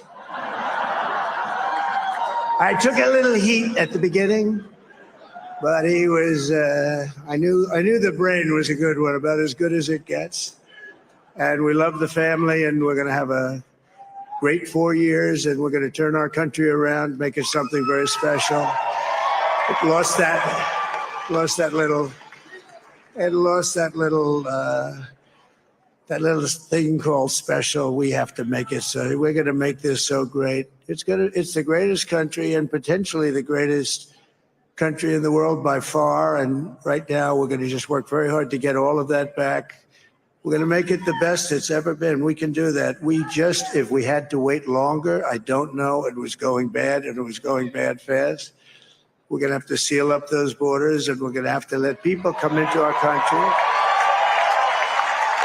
We want people to come back in, but we have to let them come back in, but they have to come in legally. They have to come in legally. Let me also express my tremendous appreciation for Susie and Chris, the job you did. Susie, come here. Come here, Susie. Chris, come here, Chris. Susie likes to stay sort of in the back, let me tell you. The ice baby, we call her the ice baby. Come here, Chris. Come here, Chris. Susie likes to stay in the background. She's not in the background. Come here, Susie. This wasn't expected, but I just want to thank, obviously, President Trump for this journey. It was a great one, and he's a hell of a candidate. He's going to be a hell of a great 47th president. And this team that we had, the best team, and of course, even my boss, Susie Walsh, the best. Thank you. Thank you, and thank you, Susie. Look at her, she's shy. I've never seen her be shy before. Susie, they're great. Everybody up here is great. Everybody up here is very special. But the Trump, who did you say? Oh, let me tell you, we have a new star. A star is born, Elon. Now he is. Now he's an amazing guy. We were sitting together tonight. You know, he spent 2 weeks in Philadelphia and different parts of Pennsylvania campaigning. You know, he sent the rocket up 2 weeks ago. And I saw that rocket, and I saw it coming down. I saw it. It was, when it left, it was beautiful, shiny white. When it came down, it didn't look so pretty. It was going 10,000 miles an hour, and it was burning like hell. I said, what happened to your paint job? He said, we've never made a paint that could withstand that kind of heat. And but I saw it come down and turn around. And it was, you know, it's like 22 stories tall, by the way. It looks a little smaller than that, but it's big. And it came down, and you saw that fire burning. And I'm saying, only Elon can do this. It must be an Elon. And I tell the story. I told it last night. I had a man on the phone. I had the screen muted, no sound. I was talking to a very important man, happens to be here. And that very important guy, one of the most important people in, I would say, the country, actually. But, you know, I was president, and now it looks like I was going to be maybe president again, so I figured I could ask him to hold. So I asked him to hold. And especially because you're going to be president again, they hold. So I took the phone down, and I'm looking at the screen. I'm seeing this crazy thing that's going around and coming down. It looks like it's going to crash into the gantry. And I said, oh, no. And I said, do me a favor. Do you mind holding for a couple of minutes? I want to see this. I thought it was a space age movie or something. I put the phone down. Bad part, I didn't pick it up for 45 minutes, and he was holding. But this spaceship came down, and I saw those engines firing, and it looked like it was over. It was going to smash. And then I saw the fire pour out from the left side, and it put it straight. And it came down so gently, and then it wrapped those arms around it, and it held it. And just like you hold your baby at night, your little baby. And it was a beautiful thing to see. And I called Elon. I said, Elon, was that you? He said, yes, it was. I said, who else can do that? Can Russia do it? No. Can China do it? No. Can the United States do it other than you? No, nobody can do that. I said, that's why I love you, Elon. That's great. And you know, when we had the tragic Hurricane Helene, and it hit North Carolina, they were really devastated, the water. This was a big water, as big as we've ever seen, water hurricane. It built lakes out of nothing. Fields became lakes, and the danger was unbelievable. And the people from North Carolina came to me and they said, would it be possible, at all possible, for you to speak to Elon Musk? We need Starlink. I said, what's Starlink? It's a form of communication. So I called Elon, and I'll tell you what, he had, and it was very dangerous. People would die. They had no communication. All the wires were down. I called Elon Musk. I said, Elon, you have something called Starlink. Is that right? Yes, I do. What the hell is it? He said, it's a communication system that's very good. I said, Elon, they need it really, really badly in North Carolina.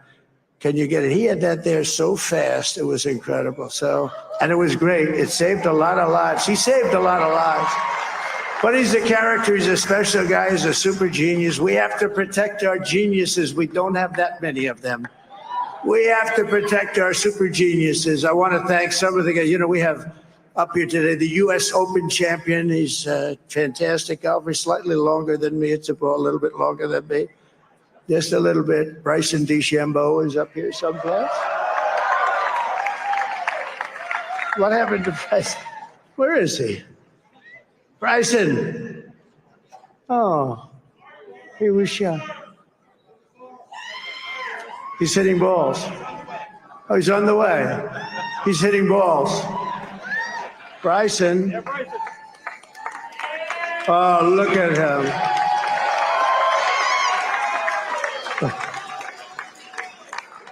He's got a great career going. Great U.S. Open, Bryson. That's a fantastic job. And we also have a man, Dana White, who has done some job. He's a tough guy.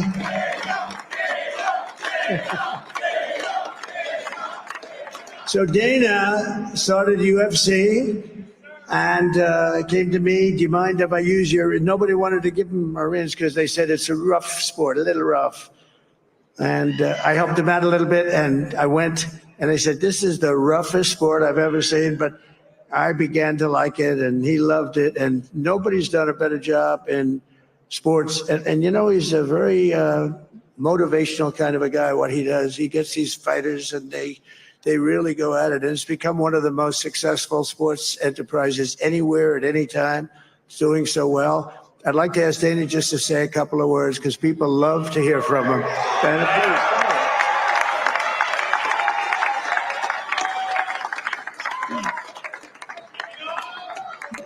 Nobody deserves this more than him, and nobody deserves this more than his family does. This is what happens when the machine comes after you. What you've seen over the last several years, this is what it looks like. Couldn't stop him. He keeps going forward. He doesn't quit. He's the most resilient, hardworking man I've ever met in my life. His family are incredible people. This is karma, ladies and gentlemen. He deserves this. They deserve it as a family. I want to thank some people real quick. I want to thank the Knelt boys, Aiden Ross, Theo Vaughn, Bustle with the Boys, and last but not least, the mighty and powerful Joe Rogan. And thank you, America. Thank you. Have a good night.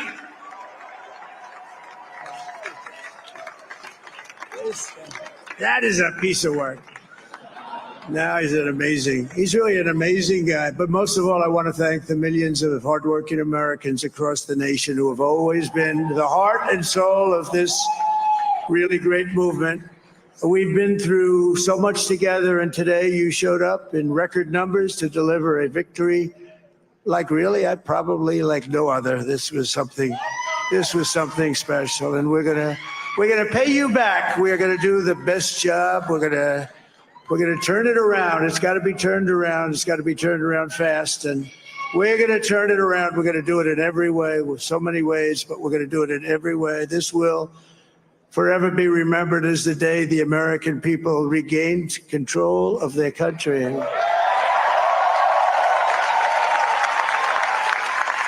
So I just want to say that on behalf of this great group of people, these are hardworking people. These are fantastic people, and we can add a few names like Robert F. Kennedy Jr. He came in,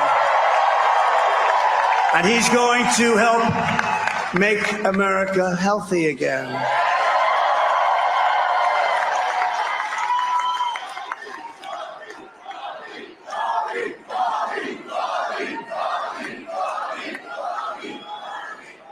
And now he's a great guy, and he really means it. He wants to do some things, and we're going to let him go to it.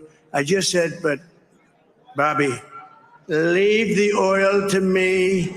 We have more liquid gold, oil and gas. We have more liquid gold than any country in the world, more than Saudi Arabia. We have more than Russia. Bobby, stay away from the liquid gold. Other than that, go have a good time, Bobby. We're going to be paying down debt. We're going to be reducing taxes. We can do things that nobody else can do. Nobody else is going to be able to do it. China doesn't have what we have. Nobody has what we have. But we have the greatest people also. Maybe that's the most important thing. This campaign has been so historic in so many ways. We've built the biggest, the broadest, the most unified coalition. They've never seen anything like it in all of American history. They've never seen it. Young and old, men and women, rural and urban. And we had them all helping us tonight. When you think, I mean, I was looking at it, I was watching it. They had some great analysis of the people that voted for us. Nobody's ever seen anything like that. They came from all corners, union, non-union, African American, Hispanic American, Asian American, Arab American, Muslim American. We had everybody, and it was beautiful. It was a historic realignment, uniting citizens of all backgrounds around a common core of common sense. You know, we're the party of common sense. We want to have borders. We want to have security. We want to have things be good, safe. We want great education. We want a strong and powerful military, and ideally we don't have to use it. You know, we had no wars. 4 years we had no wars, except we defeated ISIS. We defeated ISIS in record time, but we had no wars. They said, he will start a war. I'm not going to start a war. I'm going to stop wars. But this is also a massive victory for democracy and for freedom. Together, we're going to unlock America's glorious destiny. We're going to achieve the most incredible future for our people. Yesterday, as I stood at my last stop on the campaign trail, I'll never be doing a rally again. Can you believe it? I think we've done 900 rallies approximately from them. Can you imagine? 901 something, a lot of rallies. And it was sad. Everybody was sad. Many people, I said, this is our last rally. But now we're going on to something that's far more important, because the rallies were used for us to be put in this position where we can really help our country. That's what we're going to do. We're going to make our country better than it ever has been. And I said that many people have told me that God spared my life for a reason.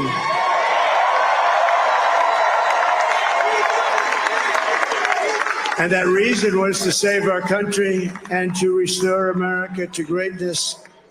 And now we are going to fulfill that mission together. We're going to fulfill that mission.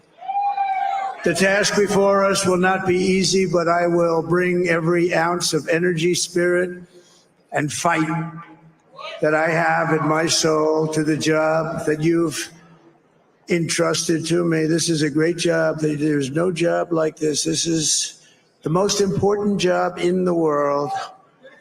Just as I did in my first term, we had a great first term, a great first term. I will govern by a simple motto: promises made, promises kept. We're going to keep our promises. Nothing will stop me from keeping my word to you, the people. We will make America safe, strong, prosperous, powerful, and free again. And I'm asking every citizen all across our land to join me in this noble and righteous endeavor. That's what it is. It's time to put the divisions of the past 4 years behind us. It's time to unite.